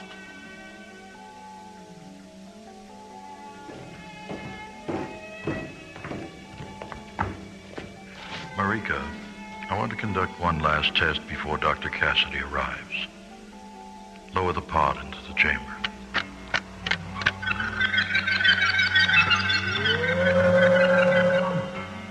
Are the chamber seals secure? Yes, Galen. The REM scale indicators read 0 point blue. Rotate the chamber until its decoders interlock with the pod's Yerushalayim data. Yerushalayim interlock. Confirmed.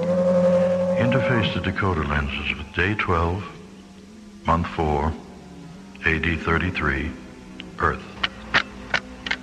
Decoder lenses stable at subcycle 9-point yellow. Focus them on the subspan 303 and isolate the dimension. Dimensional isolation confirmed. I have the execution site on the screen. Is the deciphering terminal translating into Anglophonic? Yes. Cross-link the audio sensors.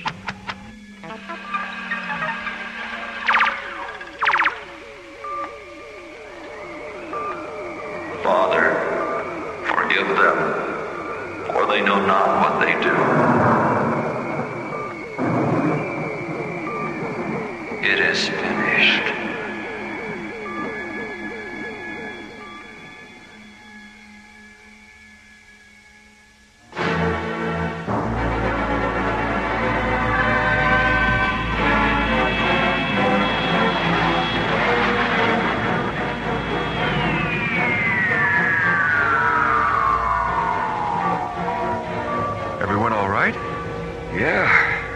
You, Maura? Fine, buddy. Fine, buddy. Fine, John. Fine, John. What's the problem, Maura? I still have double vision from the warp-through. Oh, so do we, Maura. Terrific. So, here we are. 6 characters in search of Valaria. Oh, speaking of Valaria, there it is. Screen 9, Skip. Solaris to Valaria Comm Center. We're tracking you, Solaris. Reduce speed to 1,200 kilometers per hour and maintain present course for 3 minutes, 16 seconds. At 0 plus 316, terminate your engines and lock your controls. One of our pilot drones will guide you down. Roger. Take it down to 1,200 kph, buddy.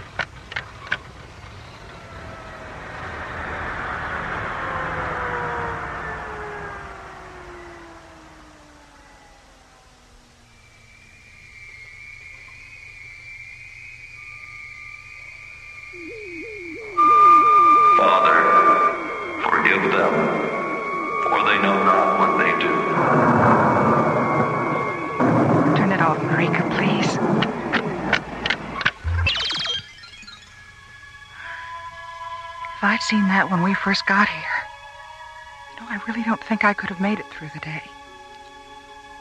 They all just stood there and watched him die. Someday you must tell me about that holy man and why he was submitted to such torture and pain. We will, Galen. May I be permitted to say something about the 3 of you? Of course.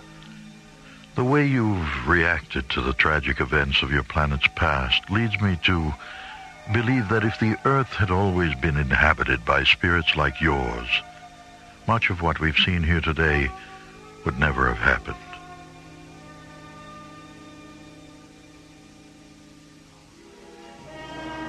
"16 hours later, as Valaria's twin suns tint the morning sky a pale, crystalline yellow, the Valarian Comm Center receives a transmission from Starlab. Please inform Dr. Cassidy that Commissioner White has arrived and that he'll meet Captain Graydon and Captain Griff in Docking Bay 31. Half an hour later, Buddy and John board the Solaris, and as Mora and Galen watch from the Valeria Tracking Center, the sleek white SET interceptor blasts off for Starlab.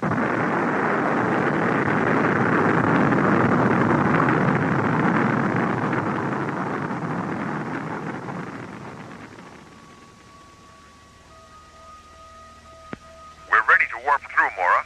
Can you still see us? Affirmative, John. The resolution on this screen is so good I can practically see into the cockpit.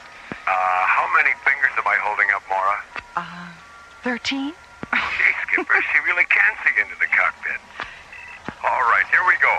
Warp through in 5 seconds.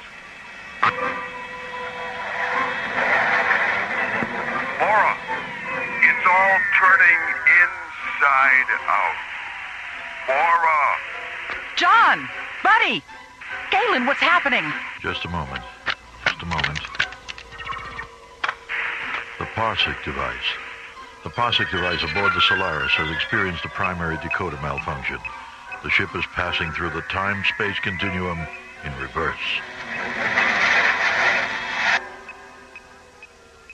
Galen, the ship's back on the screen. John, Buddy, do you read me? Yes, Mara. I read you. John?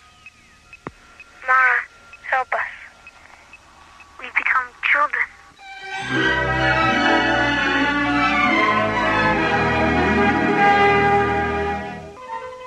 During a routine time-space continuum warp-through, John and Buddy are sent 30 years into the past when the Starsmith Parsec accelerator aboard the Solaris malfunctions. Mora, it's all turning inside out. And when the Solaris finally emerges from its dimensional inversion, Mara, help us. We become children. Science Master Galen Virago immediately orders the launch of a pilot drone, which locks onto the Solaris and returns it to Valaria.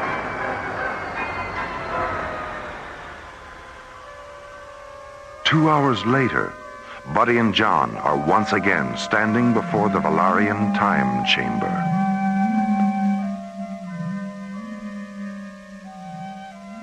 Well, buddy, looks like you're gonna get that right after all. Yeah.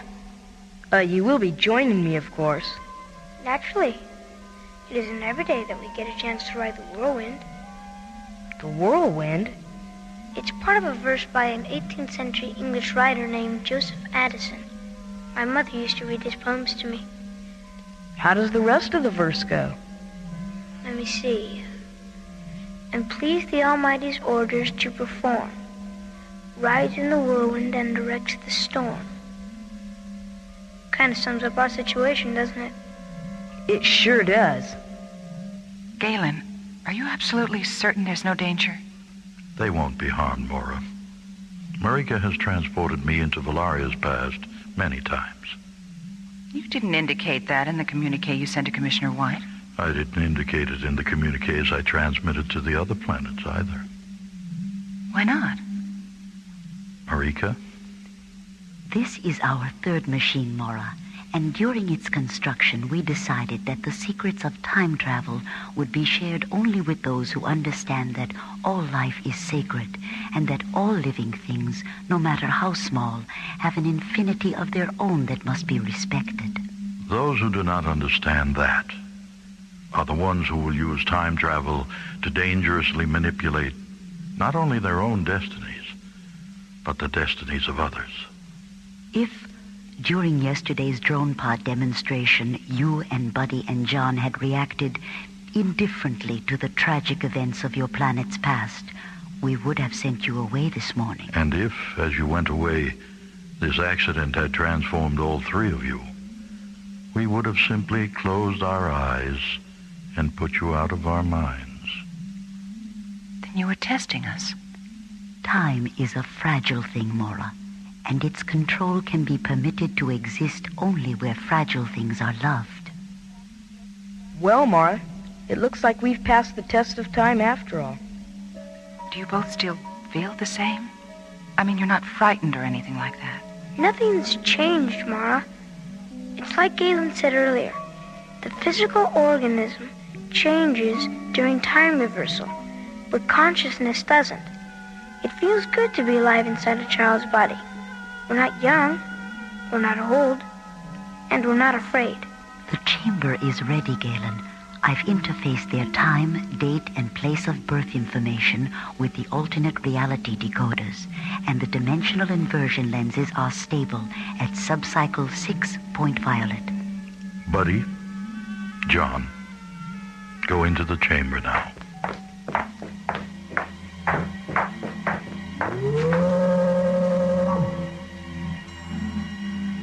Cross-link the audio sensors, Marika.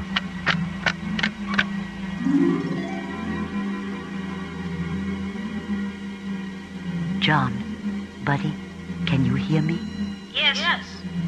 Do you want us to lie down on these recliners, Marika? Yes. Now, close your eyes and relax. During the reversal, you will both be transported back to the separate moments of your birth, and then return to the here and now. You will be unconscious when you return, and you will have no memory of what happened to you aboard the Solaris. Okay, Galen. See you later, Mara. Goodbye. See you soon. Begin the cycle, Marika.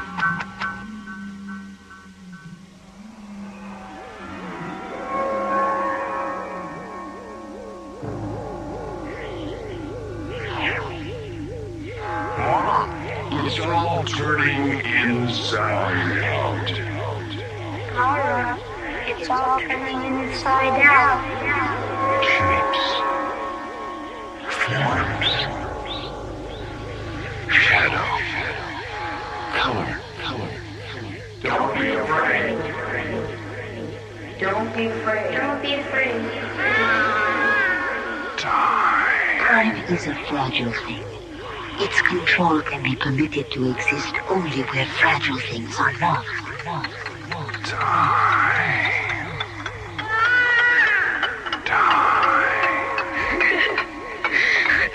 Time is an illusion. We're not passing through it. It's passing through us. I am physical. I am dying. I am divine. Shall we return to the sea without you? I've never missed you as much as I do now. Mara, it's all turning.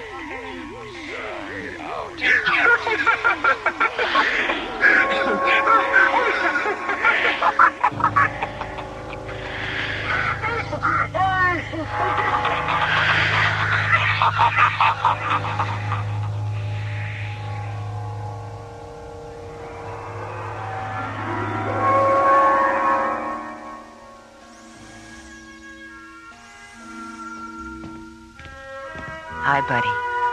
Mora, what happened? It's nearly 4 in the afternoon. Have I been asleep all this time? More or less. Well, where's John? What about Commissioner White? John just woke up, too. And Commissioner White decided to take his own ship. He'll be here in about half an hour. How do you feel? Like Rip Van Winkle must have felt when he woke up. Spaced out and hungry enough to eat a kangaroo. Well, that's funny. What? What's the date today, Mora? November 14th. Why? Well, the calendar on my watch. I just noticed it. It says May 23rd. My birthday.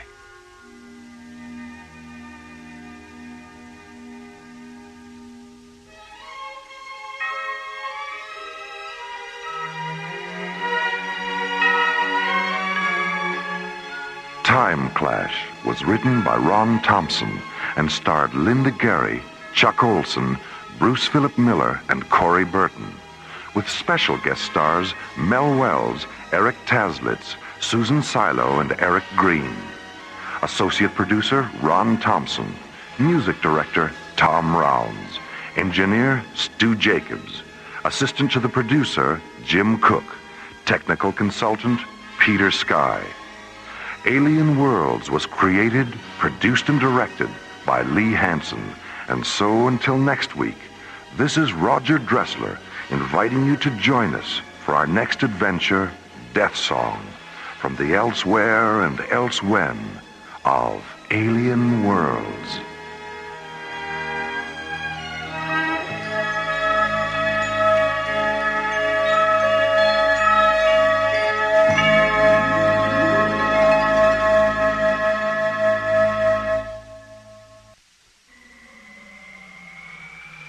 Slowly rotating at the edge of deep space, 1,000 kilometers beyond the atmosphere of 21st century Earth, is the Arthur C. Clarke Astronomical Observatory Starlab. Here, Starlab Research Director Dr. Maura Cassidy and scientists and technicians of the International Space Authority, ISA, watch over the countless stars and planets that fill the silent distances beyond the giant space station. It is November 3rd, 2028, as this week's episode, The Kilohertz War, reminds us how suddenly and mysteriously one man's science fiction can become another man's science fact on the threshold of Alien Worlds.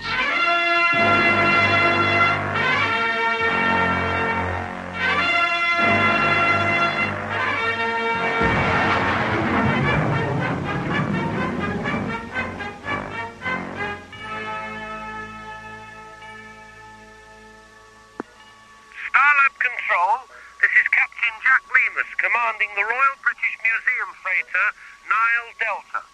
Registry number 98078. This is Starlab. Go ahead, Nile Delta.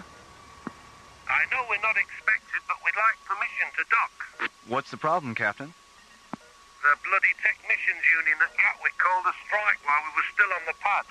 Our line crew walked up before they finished refueling us. We'd like to top off our liquid oxygen tanks. Another strike at Gatwick. Third time this year, isn't it? It's the fifth. How about it, mate? Can you spare a drop or two of the old LOX? What's your destination, Captain? We're transporting the King Tut exhibit to Thanatos, part of a cultural exchange program. Stand by. All right, Nile Delta. I have you on the screen. What's your Starlab ETA? 6 minutes, 18 seconds. 6 plus 18. Roger. Nile Delta, your docking orbit insertion coordinates are 9er 6 at 207 degrees, docking bay 16. A refueling crew will be standing by. We'll try to keep them from going on strike before we get there, okay? Don't worry, Captain. Starlab is a non-union shop. Well, thank God for that. Nile Delta, out. Bay 16, there's a British freighter coming in for refueling. ETA 6 minutes. Roger. Hi, Maura. Hi, Jerry. Have you heard from Major Corbin yet? Yeah, about a half an hour ago. He was just leaving Jupiter space. What's going on out there, Maura? Some unidentifieds have been shadowing the freighters taking Zellium ore off Callisto. The ISA thinks they're mineral pirates. Commissioner White sent Corbin's space exploration team to check it out. You want to hear his transmission? I have the recording right here. All right, let's give it a listen. Zodiac 1 to Starlab Control. This is Starlab. Go ahead, Zodiac 1. This is Major Ben Corbin commanding a flight of 3 SET Mirage-class interceptors. Pirate suspects identified as Labinthian renegades. Engaged 2 of them. 1 destroyed, 1 damaged. No casualties our side. Half of the squadron remaining on patrol in the vicinity of Callisto, other half now departing Jupiter space. ETA at Stargate and Security Station 2130 hours. This is Major Corbin, Zodiac 1 out. Well, he certainly comes right to the point, doesn't he? You know him? But I've heard John and Buddy mention him a couple of times. I can't remember why, but I do remember they weren't smiling. Here, let me have the cassette, Jerry. I'll be talking to Commissioner White in a few minutes. I may as well play it for him. There you go. Thanks, Jerry. See you later. So long, Mora.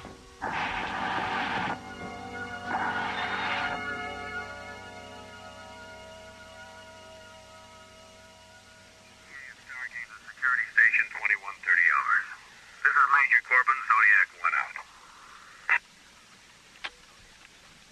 That's it, Commissioner. Well, thanks for getting it to me so fast, Mora. Is there anything else we should talk about? The tape you sent up concerning the Tyrillian military exercises on Mars. I thought Tyrillia was anti-military. Well, she is, Mora, but two planets in their system have declared war on each other. And Tyrillia's sitting right in the middle. They're working up a tactical space force to protect themselves. They hate to do it, but they have no choice. Why are they testing on Mars?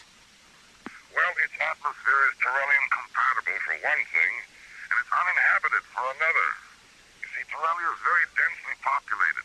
They didn't want to take the chance of hurting any of their people if an experimental weapon malfunctioned or one of their prototype ships crashed. Sounds like they've got a lot of soul as well as a lot of sense. Yes. Well, I'd better sign off now, Mora, and try to get home. There's a lot of wind and snow blowing around outside, and you know what New Chicago's like during a blizzard. All right, Commissioner, bundle up. And beware of little boys chucking snowballs. Starlight Communications, out.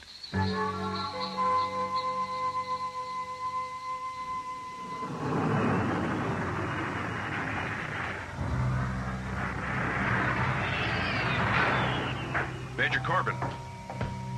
It's coming through on the Earth disaster frequency now, and it just tripped the override on the fail-safe attack circuit. Punch it up in here. The vanguard of an invading army from the planet Mars. An emergency. San Diego burned into the explosive military operation Mars. 2,000 feet. Engines to get report. After unleashing their deadly assault. This is Captain Lansing of the evacuation. Blackout communication. I told the ISA not to allow those aliens to run loose on Mars.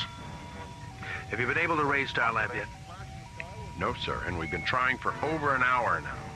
The Tyrillians probably took out Starlab on their way to Earth. All right, Captain. Flash the pre-combat alert to the other ships. We're going to Mars.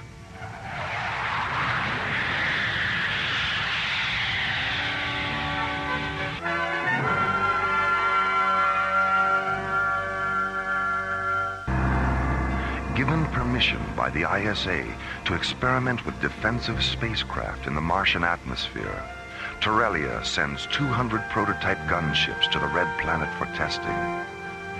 10 days later, 3 Mirage-class SET interceptors receive a powerful radio transmission as they leave Jupiter space. The transmission overrides their Earth disaster frequency and fail-safe attack circuits, and is filled with the confusion of voices describing an attack on Earth from Mars. On the planet Mars, between the hours of coloring white, destruction of cities and cars. 5 minutes after the transmission is received, Major Ben Corbin, who commands the interceptors, orders his executive officer to contact Starlab for confirmation of the attack. Have you been able to raise Starlab yet? No, sir, and we've been trying for over an hour now. The Tyrillians probably took out Starlab on their way to Earth. All right, Captain, flash the pre-combat alert to the other ships. We're going to Mars. Open a close proximity channel. I want to talk to the other ships. Yes, sir. Go ahead, Major. This is Major Corbin. You all know what the situation is and what our choices are. You also know that it's the responsibility of a commanding officer to decide which choice is best. But these are extraordinary circumstances. So I believe the decision to either continue on to Mars or to return to base should be shared by all of us. So when I finish this transmission, take a vote. Flight crews and officers alike. It's up to you. Zodiac 1 out. You're looking unusually tense, Captain. What's the problem? I'll go see how our crew feels about your pep talk, Major. Pep talk? Is that what it was? I'll be back in a few minutes. Captain Captain O'Neill, Major. We're ready whenever you are. Thanks, Bill. This is Captain Dan Sager. We're with you all the way, Major. I knew I could count on you, Ray.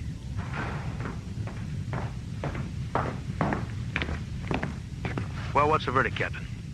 Pearson thinks we should return to base and wait for orders. Mm-hmm. What about the others? They're willing to go for it. Fine. What about you?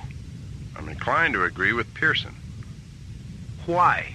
Well, on a strictly legal level, any kind of military action without direct orders is a violation of the ISA Charter. Mm-hmm. With the exception of self-defense. What else? I don't think we have enough evidence to prove that the Earth is actually under attack. Let's hold off until we can authenticate the transmission. That transmission's been coming through for 2 hours now. And during those 2 hours, we haven't been able to contact Starlab or get a single response from the ISA on Earth. That is authenticity enough for me. All right. Suppose the Earth is under attack. 70 to 1 odds isn't retaliation. It's suicide. Come on now, Captain. You can be critical without being insubordinate. I don't know. Maybe I can't. Where's the line? It would help if you try to be a little more objective, Captain.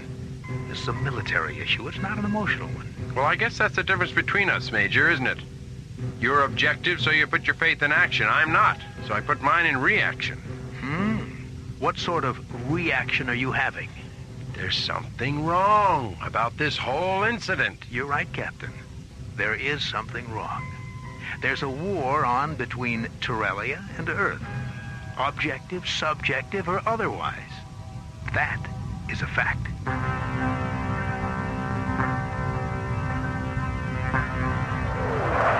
Flying in a tight triangular formation, the tips of their delta-shaped wings nearly touching, the 3 sleek white interceptors of Major Corbin's Zodiac flight execute a 360-degree roll and rocket away toward Mars.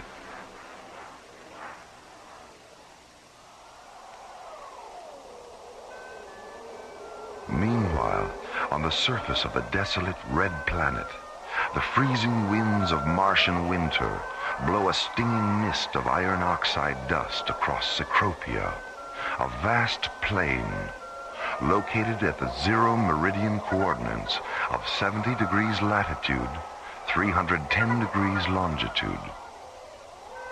In the middle of the windswept plain lies the Terrellian Command Center, 7 transparent green domes whose faceted emerald surfaces fracture the pink light of the late afternoon sun. Standing near the domes, on legs that seem too fragile to support them, are 60 Terrellian gunships in the shape of huge chromium dragonflies.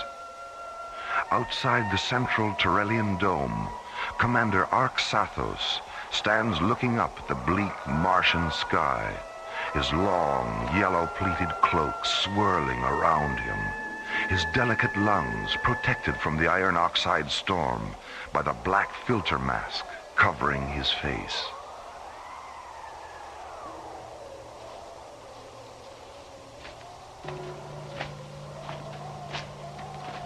Arxathos, the purification elements in our masks are nearly saturated. It's time we return to the dome. The 2nd and 3rd air garrisons, where are they, Sinparva? They should have returned by now. The planet is larger than we thought, and the targets we selected are in a night region. Our ships have never flown in darkness before. Have you seen to the one that fell onto the ice cap? 3